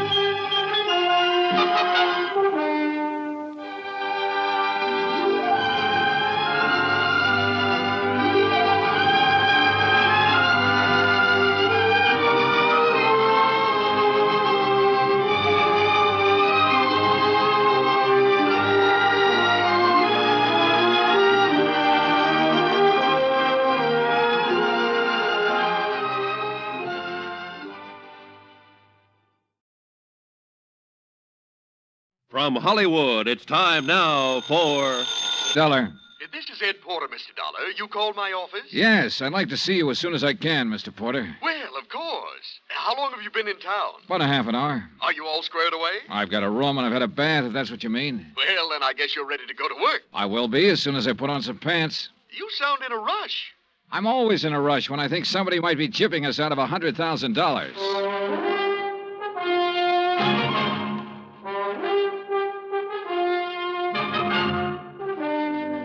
Bob Bailey in the transcribed adventures of the man with the action-packed expense account, America's fabulous freelance insurance investigator. Yours truly, Johnny Dollar.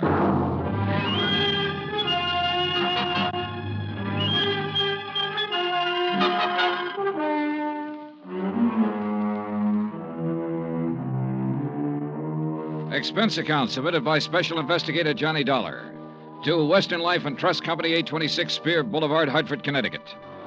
The following is an account of expenses incurred during my investigation of the Markham matter. Expense account item 1, $143.69, air transportation from Hartford to San Francisco. Item 2, $17 for incidentals along the way, including transportation from the airport to the St. Francis Hotel. I walked the 8 blocks to the Commodore building where Ed Porter had his office on the 4th floor. He was a short, thin insurance broker with a face like a tight drum. He apologized for the clammy weather as though it were his fault. He asked me how things were out on the East Coast, invited me to sit down, and looked as uncomfortable as he was. I got the telegram you were coming last night. Investigator. I've never met one in all my years in the business. Must be very interesting work. Yeah. Look, I don't want to take up too much of your time, Mr. Porter, but I would like to get some information from you. Oh, certainly, Mr. Dollar. What can you tell me about a man named Floyd Markham? Markham? Well, he's the husband of a client of mine. I've met him, but I really can't tell you too much about him. My dealings have always been with Mrs. Markham. She's my customer. Then tell me about Mrs. Markham. Oh, certainly. I'm not going to ask why. I'm sure you have a good reason for coming all the way to San Francisco. The Home Office thinks I have an excellent reason. Yes. Mrs. Markham. Well, I've known her for 20 years as a customer. She's wealthy, always has been, and she handles her money well, and she lives rather well. Mrs. Markham's the one who has the money, huh? Mr. Markham is a salaried man, an industrial engineer. Frankly, I think he depends on Mrs. Markham for his livelihood. Ah, yeah. These 2 checks were issued to Mrs. Markham this year. Recognize them? Yes. Full payments on 2 endowment policies, $50,000 apiece. And they've cleared the bank. Anything wrong with them? Nothing wrong with the checks. On payoffs like this, I always take it in person. It's a custom, of course, to call and make an appointment and deliver the check to the client. Mm-hmm. And try to sell a little more insurance in the bargain. Well, that's about the idea, yes. Yeah. Anything strange about Mrs. Markham when you delivered either one of these checks? No. Before I left Hartford, I looked up her insurance records. Her premiums are always paid right on the button. Mrs. Markham doesn't have a business office or a business manager handling her affairs. The checks are always personal checks on her personal account. Now, can you explain why someone like that might forget a 3rd endowment policy? Why, no. Well, there is a 3rd endowment policy. It matured this month. I have the check with me for $50,000. Well, yes, but this business of forgetting... Floyd Markham called Hartford and spoke to the head of the endowment division.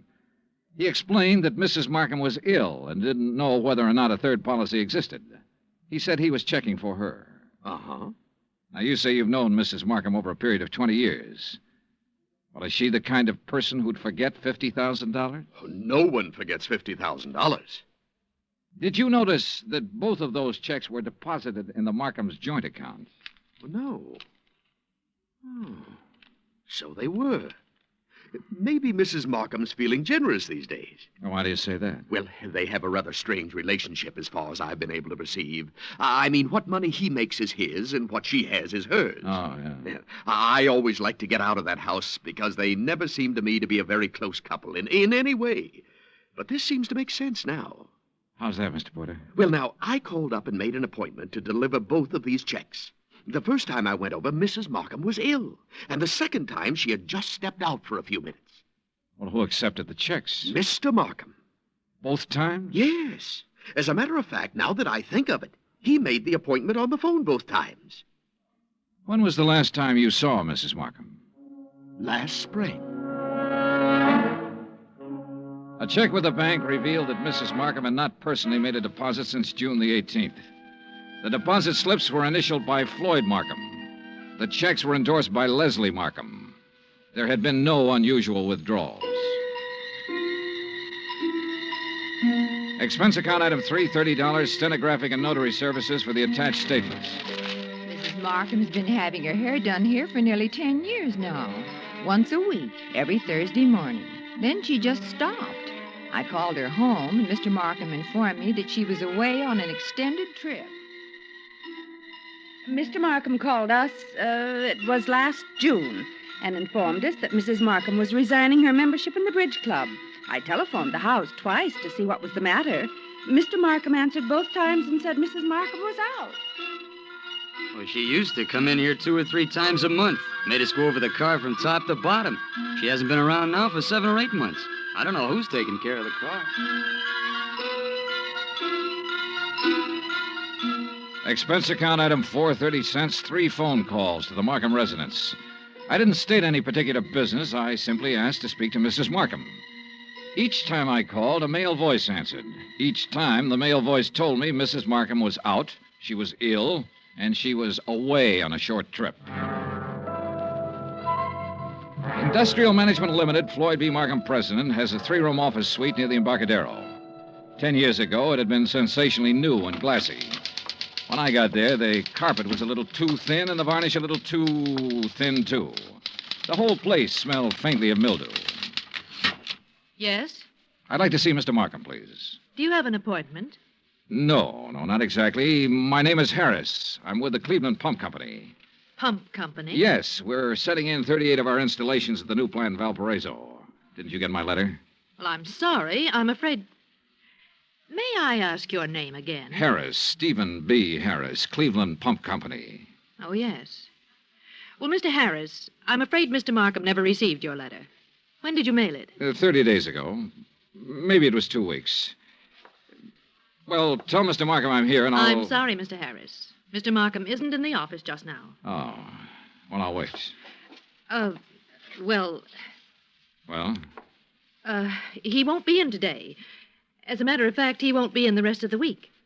Where can I call him? Well, I'm afraid that's impossible. Can't I call him at home? No. Now, look, is he in business or isn't he? Mr. Harris, Mr. Markham hasn't been in the office for 6 months or more.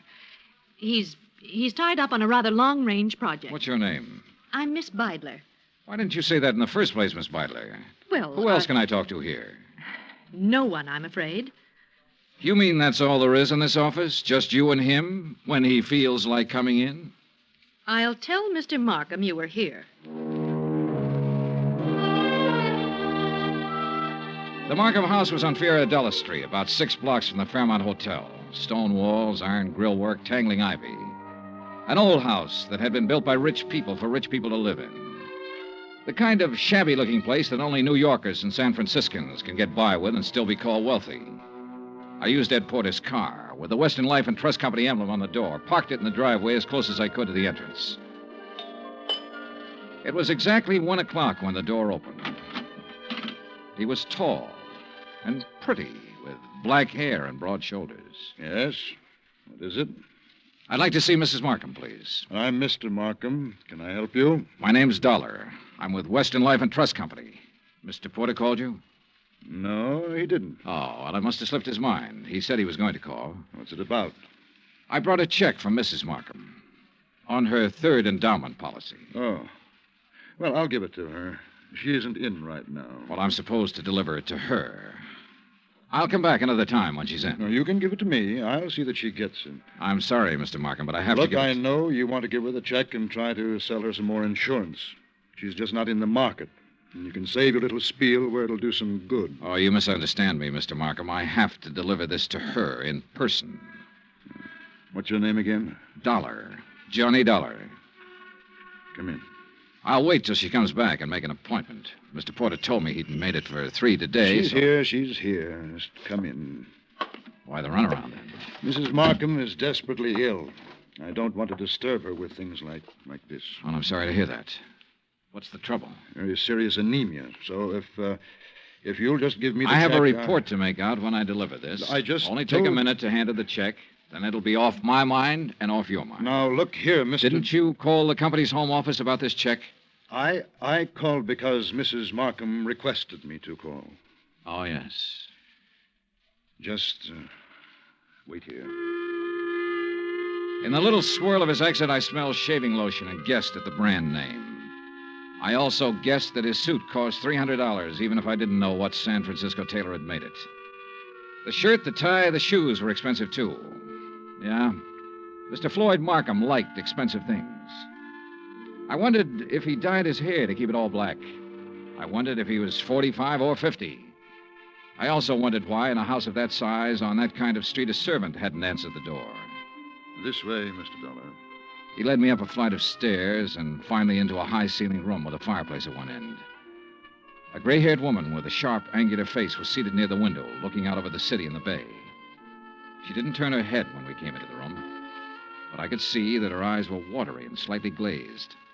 Please don't take too long and don't upset her. Leslie. Leslie, dear. Yes, Floyd. This is Mr. Dollar from the insurance company. He has something for you. Be a good girl, Leslie, and speak to Mr. Dollar. How do you do? And ask him... Yes. How is Mr. Porter? Oh, he's fine, Mrs. Markham, fine. He'll be sorry to hear that you've been ill. I really would rather that you didn't tell Mr. Porter. Oh. I'm satisfied to make my own slow recovery and not worry any of my friends. We'd like some sherry, Floyd. Now, you know what the doctor said, Leslie. Mr. Dollar, you'd like some sherry, wouldn't you? Why, yes, I'd like that very much. Floyd? No, I'm sorry, Mr. Dollar. It's absolutely forbidden, and you know that, dear. Do you have the check, Mr. Dollar? Yes, right here. Here you are, Mrs. Markham. Thank you. Is there anything else, Mr. Dollar? Well, Mr. Dollar? Now, Leslie... Yes? What is it, Mrs. Markham? I'm very tired. Excuse me if I seem impolite. Good day. Good day, Mrs. Markham. Expense account item 5, 10 cents. Phone call to Ed Porter at his office. Yes, Mr. Dollar? Look, Mrs. Markham's 5'5", about 120, black hair, gray streak to the right of the part, blue eyes, looks about 40 years old, a good 40. Why, yes, that sounds like her. You mean you've seen her? I've seen what's left of her, Mr. Porter. Oh, good Lord, she's not dead. Almost. What? He's killing her, Mr. Porter. My guess is he's been at it for about 6 months.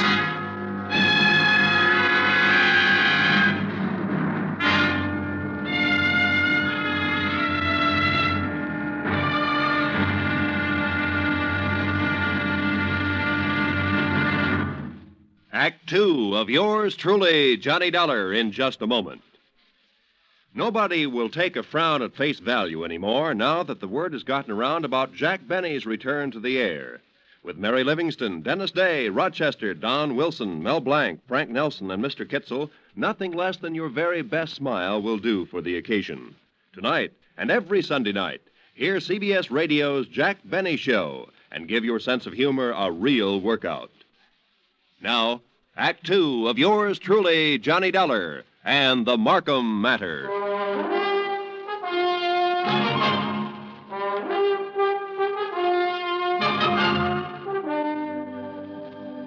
Take a rich old house on a rich old street in San Francisco. Walk in with a legitimate insurance check for $50,000 and tell a man named Floyd Markham you want to deliver it to his wife. Tell him this when you know that no one has seen or heard from his wife in 6 months. Just tell him you want to see her. Insist that you see her. Then stand around and listen to him lie a couple of times. Then let him take you to her. Give her the check. Say goodbye. 20 minutes after I walked out of the Markham's house and picked up Ed Porter, we drove back to the house and parked 100 feet from the entrance. This is the darndest thing I ever heard of, Mr. Dollar. I'm not sure it's all clear to me. What's our position? Oh, I wouldn't know that, Mr. Porter. That's up to the legal department. This much I'm sure of right now. Markham's already deposited $100,000 of her insurance money into a joint account. If I'm not mistaken, this last check will go into that account, too. Right now, while we're sitting here, she's probably endorsing that check. Well, then I don't see where it's any of our He's business. making her endorse the check. He's making her stay in that house, in that room, away from everybody. Well, how? What way? He said she was ill. You said she appeared ill. I I don't know how he's doing it, but I'm going to find out.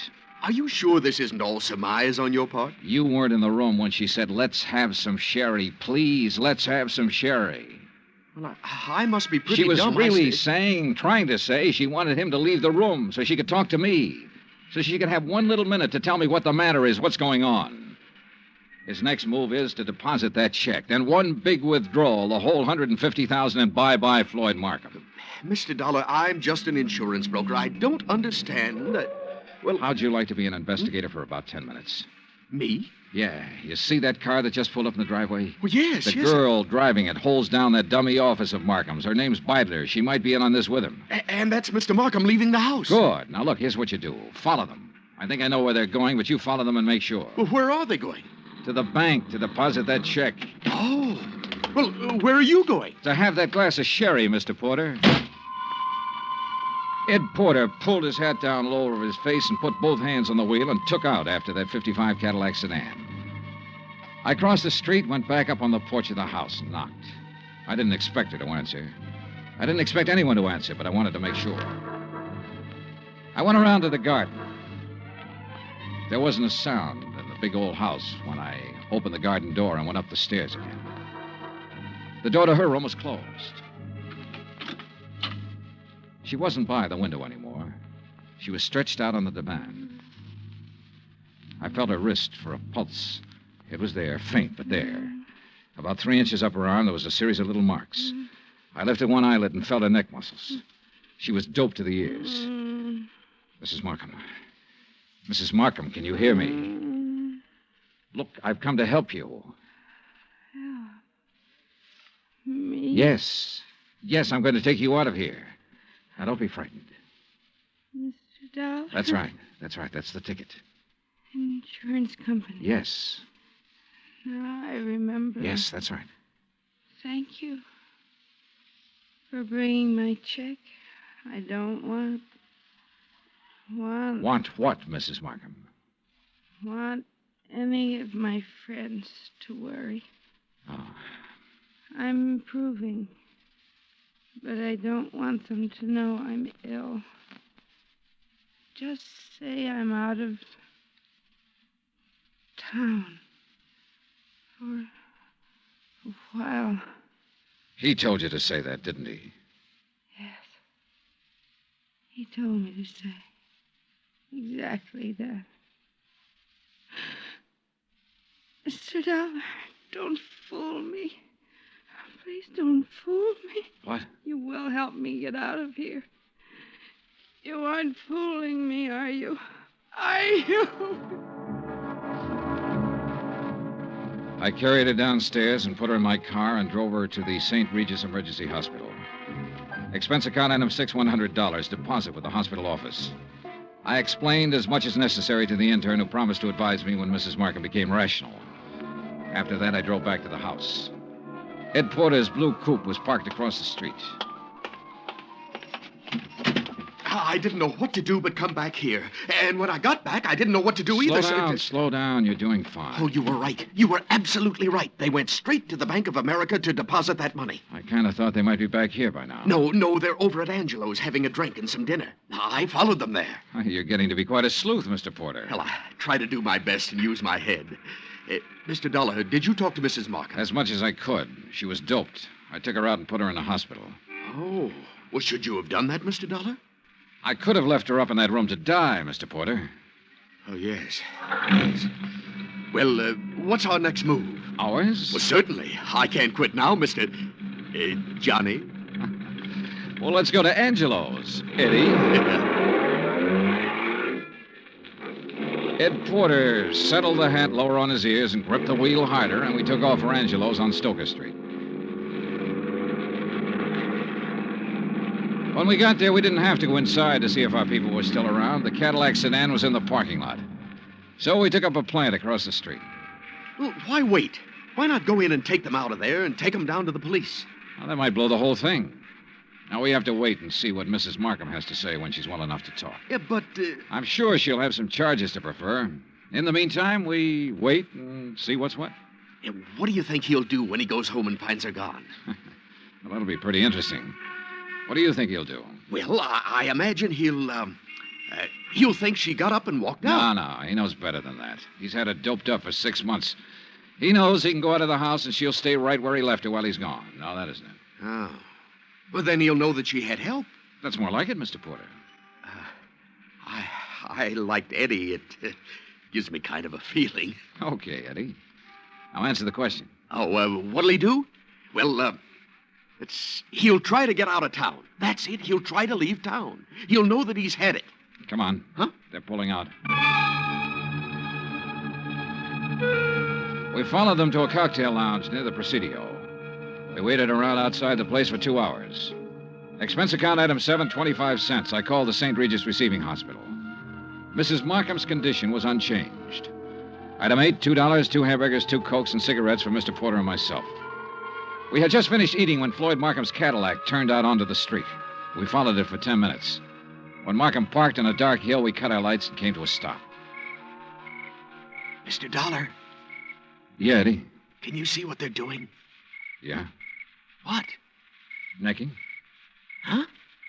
Necking. You know. I should have telephoned my wife. At 12:10, Floyd Markham turned the car around and drove back into town. We followed once more. We saw him double park outside a 4-story apartment house on a steep hill, let the woman out, then drive on. Eddie? Yeah, Johnny? Think you can handle something else alone? Oh, I'd love to. Women sometimes talk a lot easier than men. You keep on him. When he finds his wife absent, I want to know where he goes. Wherever it is, I'll let you know. You gonna shake her down? Something like that. Get going.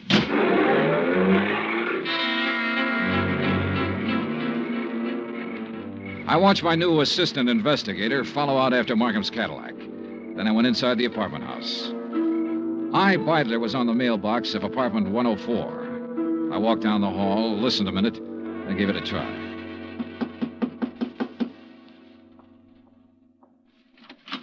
Yes? Well, what on earth are you doing? I'm here to see you, Miss Beidler. It's important. You're, Mr. Harris. I'm Mr. Dollar, Johnny Dollar. I'm an insurance investigator. Oh. There was something about you today. I wasn't sure. Now you're sure. Oh, what are you doing? Right now, I'm working for Western Life and Trust Company. You better sit down. Well, I don't know that I'd better do anything, Mr. Dollar. You're rather rude. Then you can stand.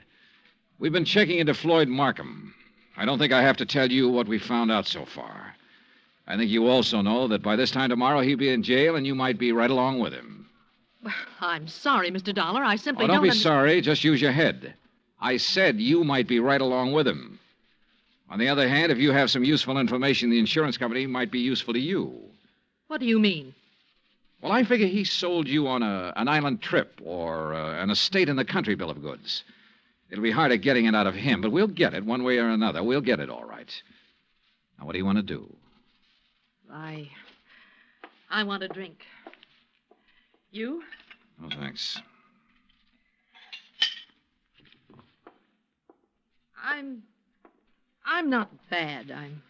I'm not a criminal. I've never been in trouble. You are now. Why? Because I fell in love with him? Because you were helping him kill her. What are you talking about? Mrs. Markham. She's in a hospital right now.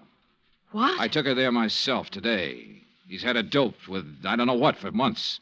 Having her sign checks, endorse deposit slips. Funny. Is it? He told me that Mrs. Markham was out of town, divorcing him. I wondered how. You were right. It was a country estate. In England. A genteel life, he said. The London theater, walks in the country, little harmless things that most people can never do. He said we could do them as soon as he cleaned up his affairs. By tonight, he said we could start packing.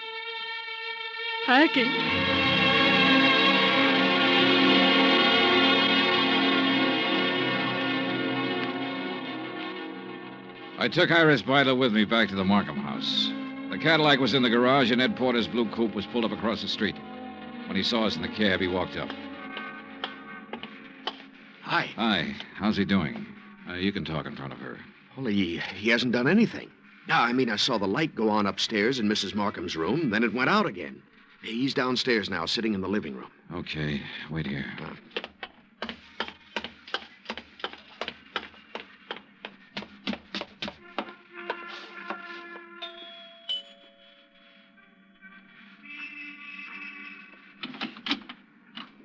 Hello, Markham.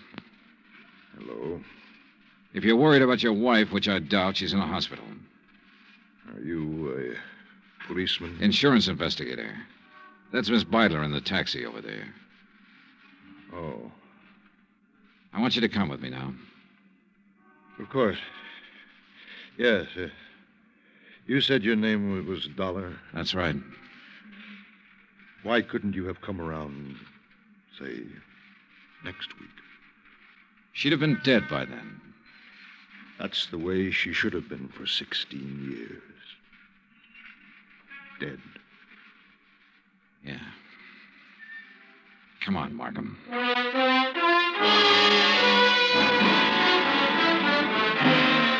Expense account, item 9, $102, hotel and board in San Francisco. Item 10, $116, airfare back to Hartford. Item 11, $42.16 miscellaneous. Remarks? This one will wind up in court. Mrs. Markham's charges will include attempted homicide, attempt to defraud, attempt to... In the end, it was his attempt to run away, and it didn't work. It never works. Even if you get away, you find something new to run from. Total expenses, $968.20. Yours truly, Johnny Dollar.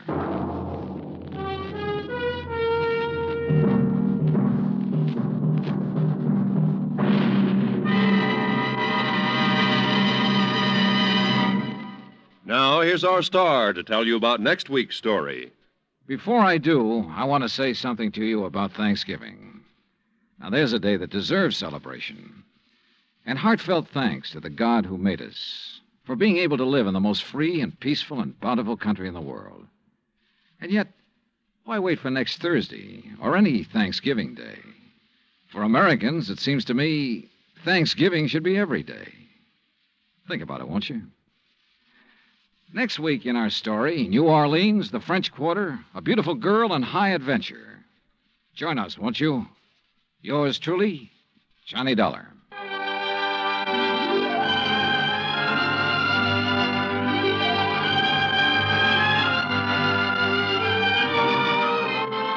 Yours truly, Johnny Dollar, starring Bob Bailey, is transcribed in Hollywood.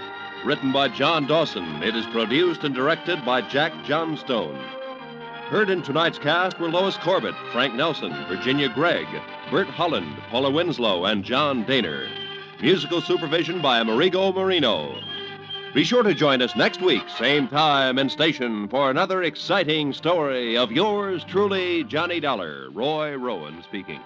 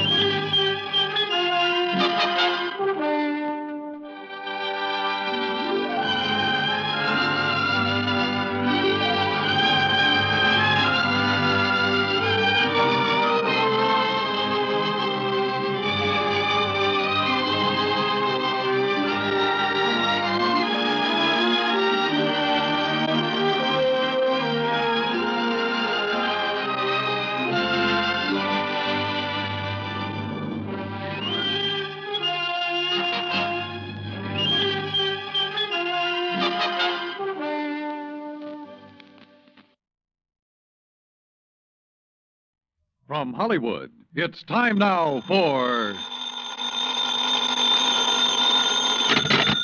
Johnny Dollar. Oh, hi, man. How's your stomach, Johnny? What? Rich food give you any trouble? Who is this? Why, your old buddy, Angie Orsatti. Oh, hi, Angie. Glad you got my message. Yeah. How about dinner tonight at Antoine's, Johnny? Shrimp gumbo, oysters, Rockefeller. Yeah, sounds fine. Only I've got to do some work first. Man, I thought you was here in New Orleans on vacation. Nope. Little matter of fire insurance and the company's check for $16,000. Somebody trying to cheat him out of it, huh? You won't believe this, Angie. Somebody turned it down. What?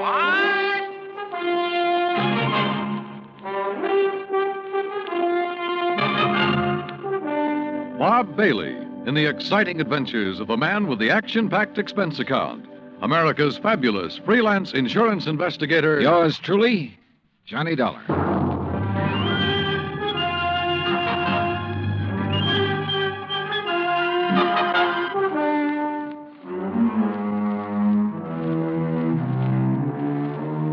Expense account submitted by Special Investigator Johnny Dollar to Providential Fire and Marine, 787 Greenleaf Avenue, Hartford, Connecticut. The following is an account of expenses incurred during my investigation of the Royal Street matter.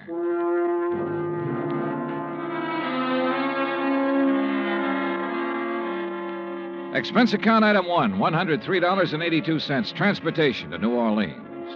Item 2, $4.20, cab from the airport to the Roosevelt Hotel. After unpacking, I put in the call to my old friend Angie Orsatti. Nobody knows the French Quarter or the people living there like Angie does. For 3 months of the winter, he stays in the swamp trapping muskrats. The rest of the year, he lives with his mother near the Cabildo. Angie wasn't in, but his mother said she knew where to reach him, and 5 minutes later, he returned my call. We arranged to meet for dinner, then I phoned the agent who had sold the policy in question. His name's Binford, and naturally, he was anxious to see me. C.D. Binford's office is on the 3rd floor of the Hibernia Bank building. He's a stocky, red-faced man, probably in his late 50s. Come in, Mr. Dollar. Come in. Thanks. Help yourself to the chair. Say, you fellas sure don't waste any time, do you? We try not to, Mr. Binford. C.D., boy. What? You call me C.D. like all the other folks do. Oh, okay, C.D. Yeah. Now, like I was saying, you boys sure don't waste any time at all. Why, I didn't even call the home office till day before yesterday. I know. When was the fire? Last week on Thursday night. What'd they tell you about it? Well, not very much. Figured I'd get all the information from you. Well, it's a doozy. First time I've ever run across a policyholder who wasn't yelling for us to pay him yesterday for his loss today. You know what I mean? Yeah. Who is the insured, Mr. C.D.? Man named Dupas, Henry Dupas. Took out a policy for $48,000. That's full coverage on his antique shop down on Royal Street. How long ago? August, just 3 months back. I've been after him for, maybe 5-6 months to buy some protection, but he kept saying didn't have the money. Didn't have the money? And one day I dropped in to see him about his car insurance, and right off he told me to write a policy giving him full fire coverage on the shop. Well, how do you arrange to pay it? Cash, in full, the day I delivered the policy. He tell you why he changed his mind? Yeah, not exactly. Bet he mentioned something about times being better. I reckon there must have been. Why'd he say that? Well, a few days later, he had the back part of his shop all painted and fixed up. And that's the part that burned. And he hired himself a girl to work in the office. A real good looker, too. Well, what caused the fire? You know? I sure do. Antique kerosene lamp got knocked over accidental. According to what Dupas told the fireman, he was in the back of the shop with a customer showing him the lamp. Uh-huh. When it fell, the fire started. The two of them tried to put it out. Reckon that's why they didn't call the fire department right off. Uh-huh. And did Dupas tell you the same thing? Dupas? He didn't tell me nothing. Well, he reported the fire to you, didn't he? He did not. And that's what's got me so riled up. I wouldn't know about it now if I hadn't dropped in there the other day. Was Dupas there when you stopped in? Yes, sirree. And when I saw how the place looked, the whole back of the store gutted out and a slew of his antiques destroyed, I let him have both barrels, I tell you. Oh, what'd he say to that? Well, nothing too much. Just acted like he wasn't interested in whether we paid for it or not. Didn't even ask for a claim for him. That's funny. Sure is. I thought maybe he was so upset over losing some of his valuable antiques, he didn't know what he was doing. So, after I checked with the fire department, got a copy of their report, I typed up a claim for him. You figured the damage at $16,000, right? Mm-hmm. I knew how much he spent fixing up the back. When I'd issued the policy, I'd gotten an estimate on most of the antiques. So what happened when you gave him the claim? He signed it? He did not. Said to forget about the fire. Huh? And when I kept after him, he called me a busybody and told me to get out of his shop and stay out. What do you think, C.D.? You have any idea why he didn't report it or sign that claim? If I had, boy, I wouldn't have sent for you. I left Binford's office and walked over to Canal Street. The sun had gone down and a cool breeze was coming in off the river, bringing with it the smell of coffee beans and fruit from the banana boats. I crossed Canal and turned onto Royal, heading into the French Quarter. When I reached Henry Dupin's antique shop, I stopped. There are a lot of antique shops on Royal. All of them look pretty much the same. The buildings as old as the fine rosewood and mahogany pieces they shelter. There was nothing different about this one, at least from the outside. The fire had started and finished in the rear of the building. I tried the front door, but it was locked.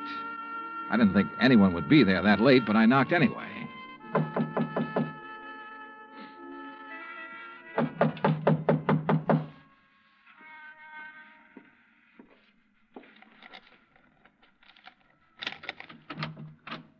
Yes, who is it? Mr. Dupin? Who is it? My name's Dollar, Mr. Dupin. I represent the Providential Fire and Marine.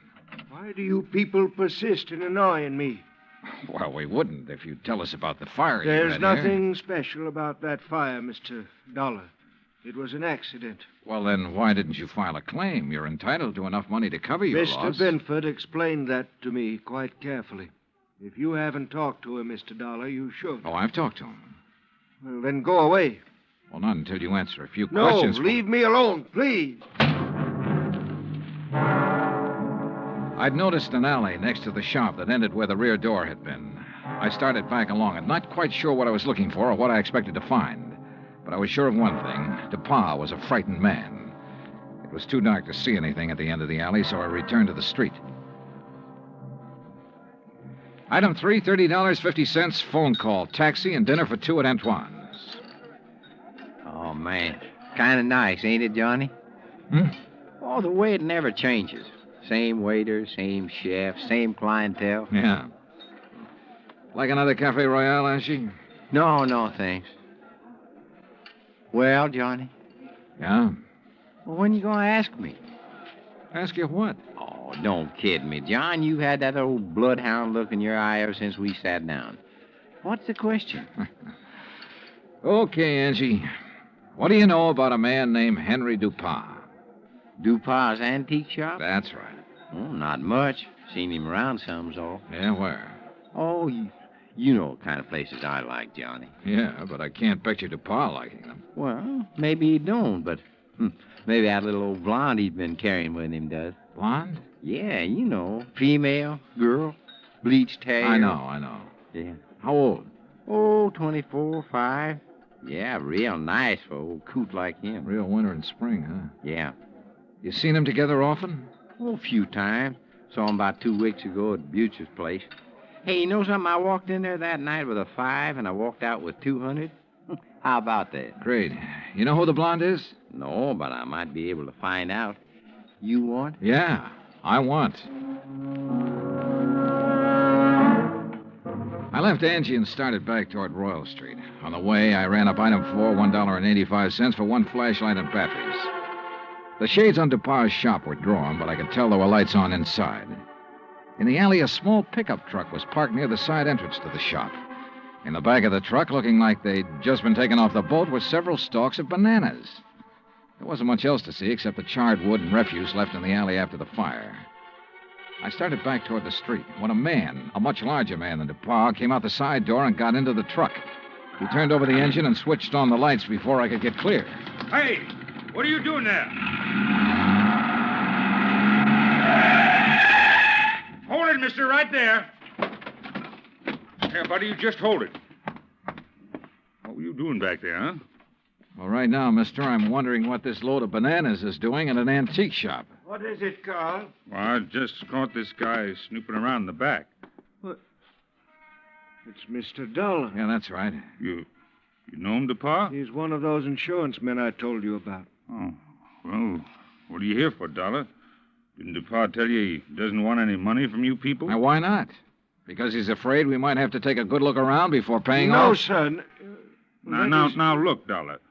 Mr. DuPont has been okay with you people, so you got no reason to come snooping around. Especially after he's told you he don't want you around. So now maybe Mr. DuPont will have to do something to keep you away. Ain't that right, Mr. DuPont? You know what I mean. Yes. Yes, all right, I'll do it, Carl. And he'll never bother us again. Go on, Dollar. Get out of here. At the time, I had no idea what they meant to do, so it wasn't easy to turn my back on them. But I did. And nothing happened. I went back to my hotel and hit the sack, and I must confess I slept later than usual the next morning. I was still in bed when the phone rang.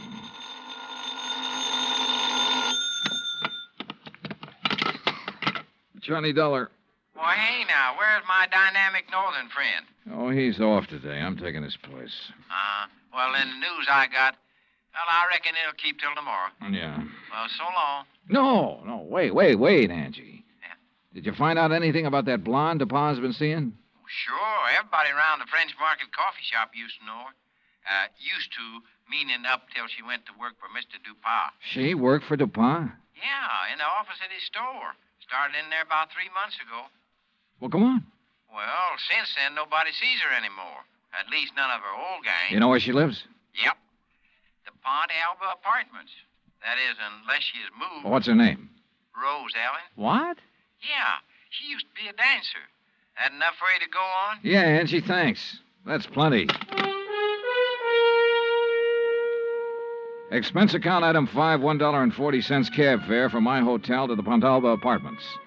The list of names on the register near the manager's office told me Rose Ellen's apartment was number 215. But when I got up there, the girl who opened the door wasn't a blonde. Yes? Oh, I'm looking for Miss Rose Ellen. She isn't in. Oh, she at work? Who are you? I mean, are you a friend of hers? My name's Dollar, Johnny Dollar. I'm an insurance investigator. Well, she hasn't done anything, has she? Well, not that I know of. Look, Miss... Garbo. Garbo? May Garbo. You're a dancer, aren't you? How'd you guess? Oh, I'm good at recognizing talent. Oh? Would you like to come in? I've got some coffee on. Well, that'll be just fine. Say, you've certainly got a nice view of the square from here. I suppose. Don't you think so? Oh, sure, if you like that sort of thing. Me, I just think the square's kind of square. Oh, oh, that's good. That's very I brought good. it up the day we moved here. You and Rose move in here together? Uh-huh. Oh, sit down, Johnny. Make yourself at home. Well, thanks. Gee, you're so polite. You wait to be asked. Yeah. Look, tell me, what time do you think Rose will be home? Oh, I couldn't say. May, this is important. What time does she usually get home? Well, I don't know. I mean, after all, she's got her own life to live, you know, and I'm not her keeper. Okay. Sometimes she doesn't get home for days. Oh, I better get the coffee. She ever say anything to you about the fire? Yeah? What fire? The fire down at the antique shop. No, you want cream and sugar? No, thanks, just black. Good. When was that? The fire? Last Thursday night. That's funny. What's funny? That was the last time I saw her. What? Yeah. Rose went to work last Thursday, but she never came home.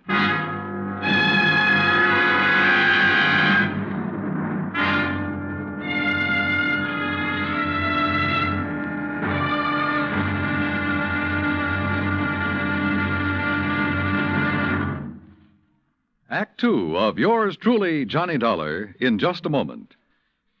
You don't have to be a special investigator to know that Americans don't take their civic responsibilities lightly. The Election Day turnout proved that beyond any shadow of doubt. So now it's time for you to face up to another responsibility to the nation in just as straightforward a way. Our Ground Observer Corps needs volunteers. We at CBS Radio urge you to write or telephone your nearest Civil Defense Center to learn how you can help in this vast program that patrols our skies. Now, Act Two of yours truly, Johnny Dollar, and the Royal Street Matter.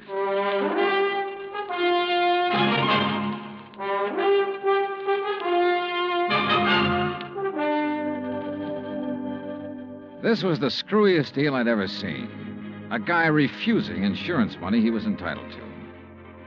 Rose Ellen was my one lead, so I continued questioning May, her roommate.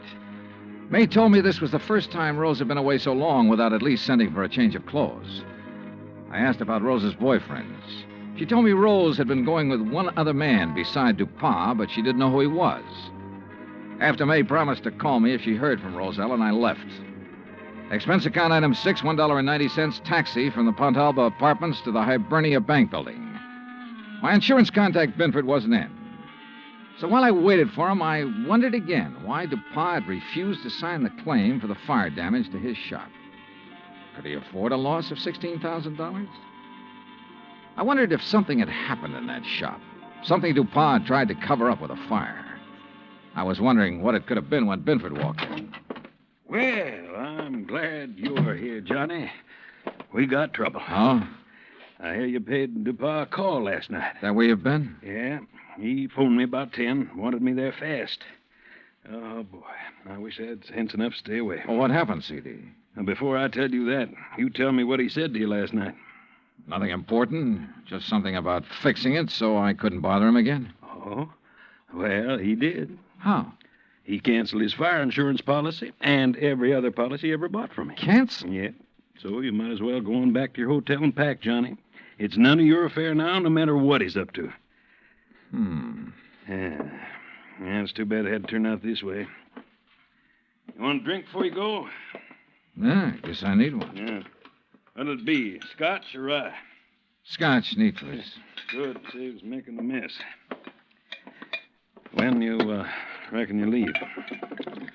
Oh, I don't know. I'll check with the airline when I get back to the hotel. Mm-hmm.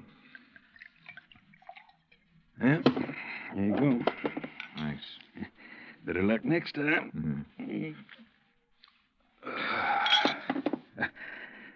Well, that's that. C.D. Hmm? What about the policy? Policy? Did he return the policy to you? No, he said do it tomorrow. But he's covered until he does return it. Does he know that? Why, no. I don't reckon he does. Good. He might get careless. And as long as that policy is in force, I can bother him as much as I want. Oh, I don't see what's the use, Johnny. He'll have it here by tomorrow evening. That still gives me 24 hours to get lucky. C.D., you said something about a customer being with him when that kerosene lamp was knocked over. Mm-hmm. According to what he told the fire department, there was. You had that person's name? Well, I should have. I took it from the fire department report, and I've got that right here. Yeah, here it is. Now, let's see. Mm-hmm. The name's Andrew W. DeLong. Address 1515 West Claiborne.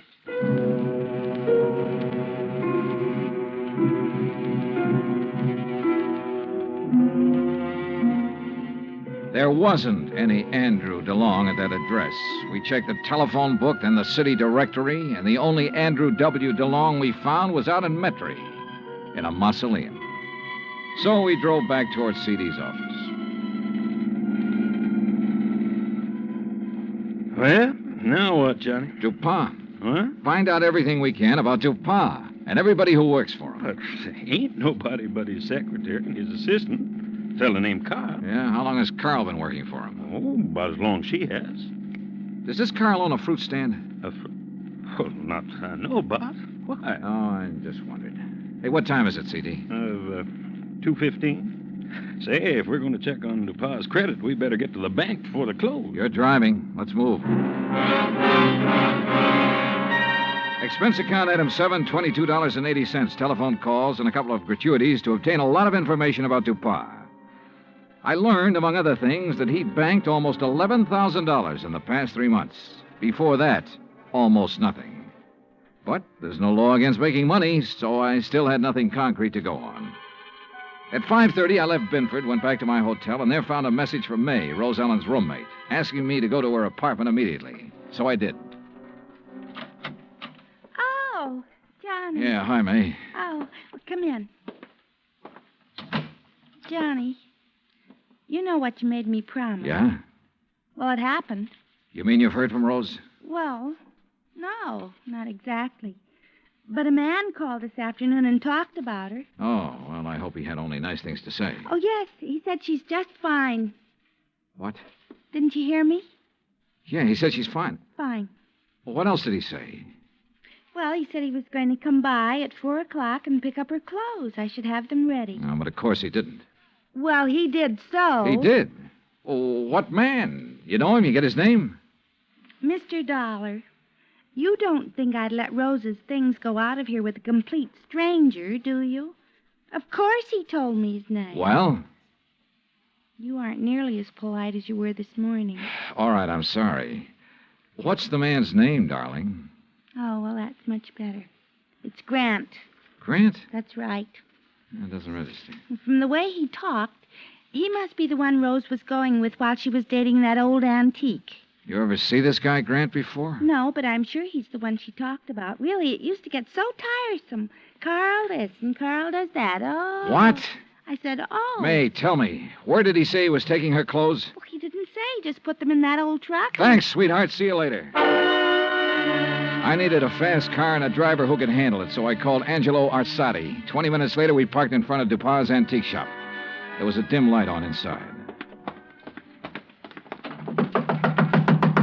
Now, look, brother, there's really no reason for you to get mixed up in this thing. Oh, you kidding, son?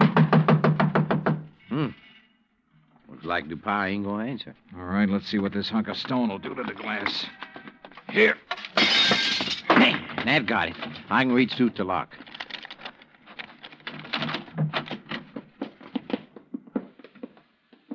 Looks like nobody here. Well. Hey, wait a minute. Yeah, I see him. Carl, what happened to you? Dollar. Angie, call an ambulance. Tell him a man's been stabbed here. Yeah, right, Johnny. Dollar. Get to her before he can. Dupas? Gonna kill Rose. You got to help her. Dupas wants to kill her? Why? She found out. Smuggling. Is that what Dupas been up to? Smuggling in banana shipments. Rose found out. Where is she? He thought I'd killed her, but I love her. Yeah, well, look, tell me. You gotta get to her before he does. Where is she? Old Spanish fortress. Yeah? Out on Bayou Slidell. Old Spanish fortress on the Bayou Slidell. Yeah. You know where that is, Angie? Oh, sure. An old ruin out in the swamps north of town near the highway bridge that goes over to the Gulf Coast. Carl, how long ago did Dupas leave? 10 or 15 minutes. Yeah, well, we could beat him, Johnny, by cutting across the swamps. That is, if you could take it. What do you mean by that? Well, it's rugged. Like what? Johnny, did you ever ride a swamp buggy?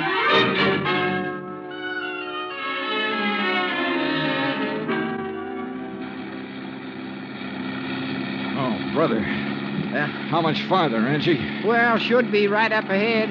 How can you tell? All I can see is swamp and marsh grass. Yeah, well, I done a lot of trapping out here. I know the channel. Think we'll make the old ruins before Dupas? Well, we got to, don't we? Hey, there it is. That old wreck is called a fortress? Man, that's it. Well, get us up as close to it as you can.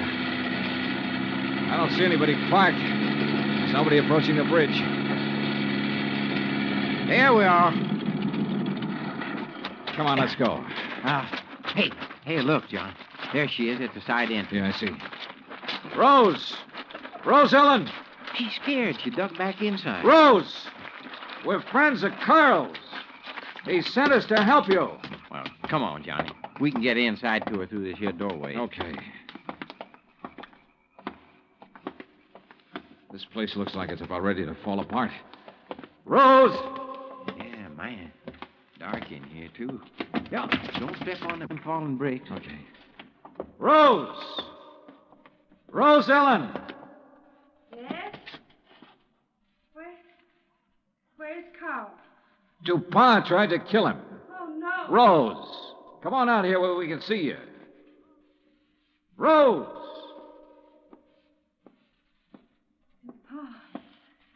found out that Carl didn't kill me. Is that it? Yeah. But Carl's all right now. Look, Rose, I want you to tell me all you know about the fire at DuPa's shop. Were you there? Yes. Well, what happened? Pa had me tied up. Told Carl I'd found out what they were doing. The smuggling, I mean. He told Carl to kill me. He didn't know Carl and I was going to be married. Go on, go on. Carl argued with him. That's when the lamp got knocked over. They didn't stop arguing until DuPas said he'd kill us both. So finally, Carl told DuPas he'd take care of me. Well, he had to, or DuPas would have killed us. But instead, Carl brought you here. Yes. Oh, come on, Johnny. Let's get out of this dark Wait a minute, Angie. Rose, do you know why DuPas was afraid to report his fire to the insurance company? Some of the things he smuggled in was lost in the fire. If anybody come poking around, they might have found out what he's doing. What was he smuggling, do you know? Little tiny boxes filled with white powder, hidden in the bananas. Johnny, narcotics. Yeah, sure. No wonder he banks so much money so fast. I bank much more after I get rid of you, Dollar. Look at that. There he is in the door. Yeah, watch it. See, I ain't fooling, Dollar. He can't see us. No, but what a target he makes in that doorway against the light. No gun, Johnny? No. We can try one of these bricks. Yeah, man, but if you miss... Dollar. Wish me luck. Dollar. Right here to pop. Come on. Oh, man, dear. You could qualify for the New York Yankees, Johnny. All right, Pa. On your feet. Let's get out of here.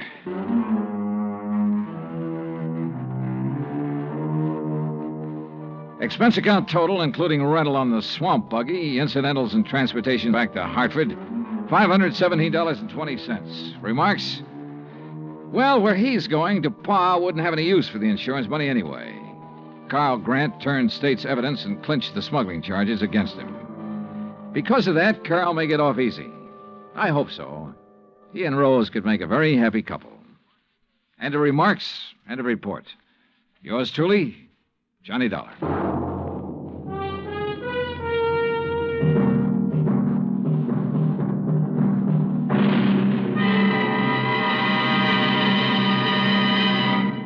Our star will return in just a moment.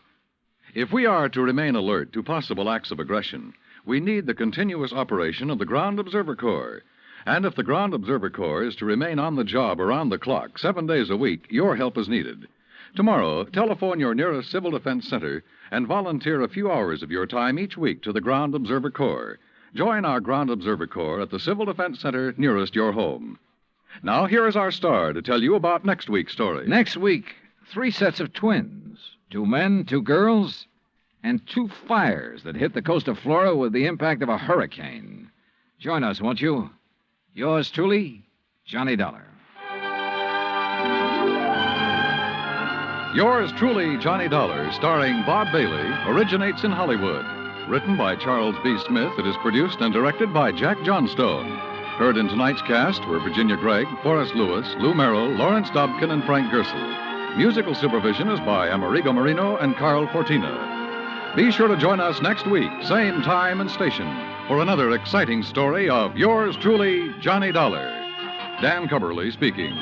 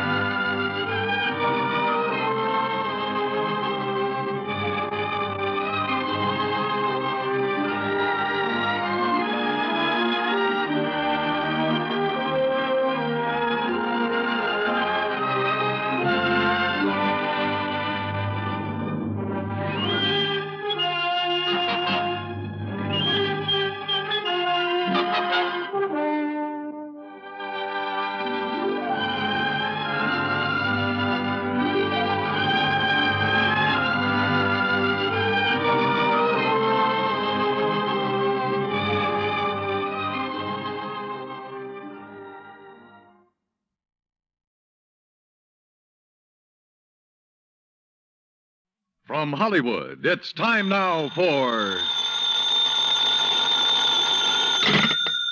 Johnny Dollar. Earl Poorman here. Poorman? Tri-State Life and Casualty. I'm the branch office manager down here. Oh, sorry, Mr. Poorman, but the answer is no. Well, this is an arson case, Dollar, and we're already having to make one payoff on I'm it. sorry, but it'll have to wait. I'm going to get as far away from this New England winter as I can. Well, for that, I don't blame you, but there's no reason you shouldn't come Look, down. I've had a rough year of it. I'm tired and I'm cold. And unless I can get down to where the warm, balmy breezes waft in... Dollar, I have got to have you on this case. There's a lot at stake. Now, my office is down here... No, sir, I'm sorry. You down see... here in Sarasota. I just can't do it, Mr. Poorman. I've already made a plane reservation for Sarasota, Florida. And this is one time I'm going to... Where did you say your branch office is? Sarasota, Florida.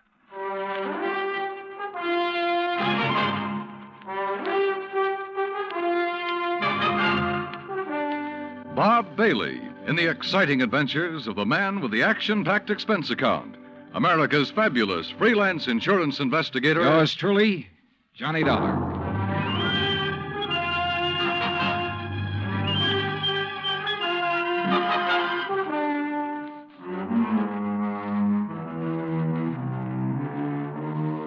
Expense account submitted by Special Investigator Johnny Dollar to the Tri-State Life and Casualty Insurance Company, Home Office, Hartford, Connecticut. Following is an account of expenses incurred during my investigation of the burning car matter. Expense account item 1, which I'd thought I was going to have to absorb myself. $129, transportation and incidentals to Sarasota, Florida. It was nearly 5 p.m. when I got there, so instead of checking into a hotel, I taxied, that's item 2, $1 even. I taxied to Earl Poorman's office in the Conroy building. He turned out to be a tall, lanky, easygoing fellow with clear blue eyes and a ready smile. Sit in an office and talk business this time of day? You're in Florida now, Johnny. Well, I thought from your call this was a pretty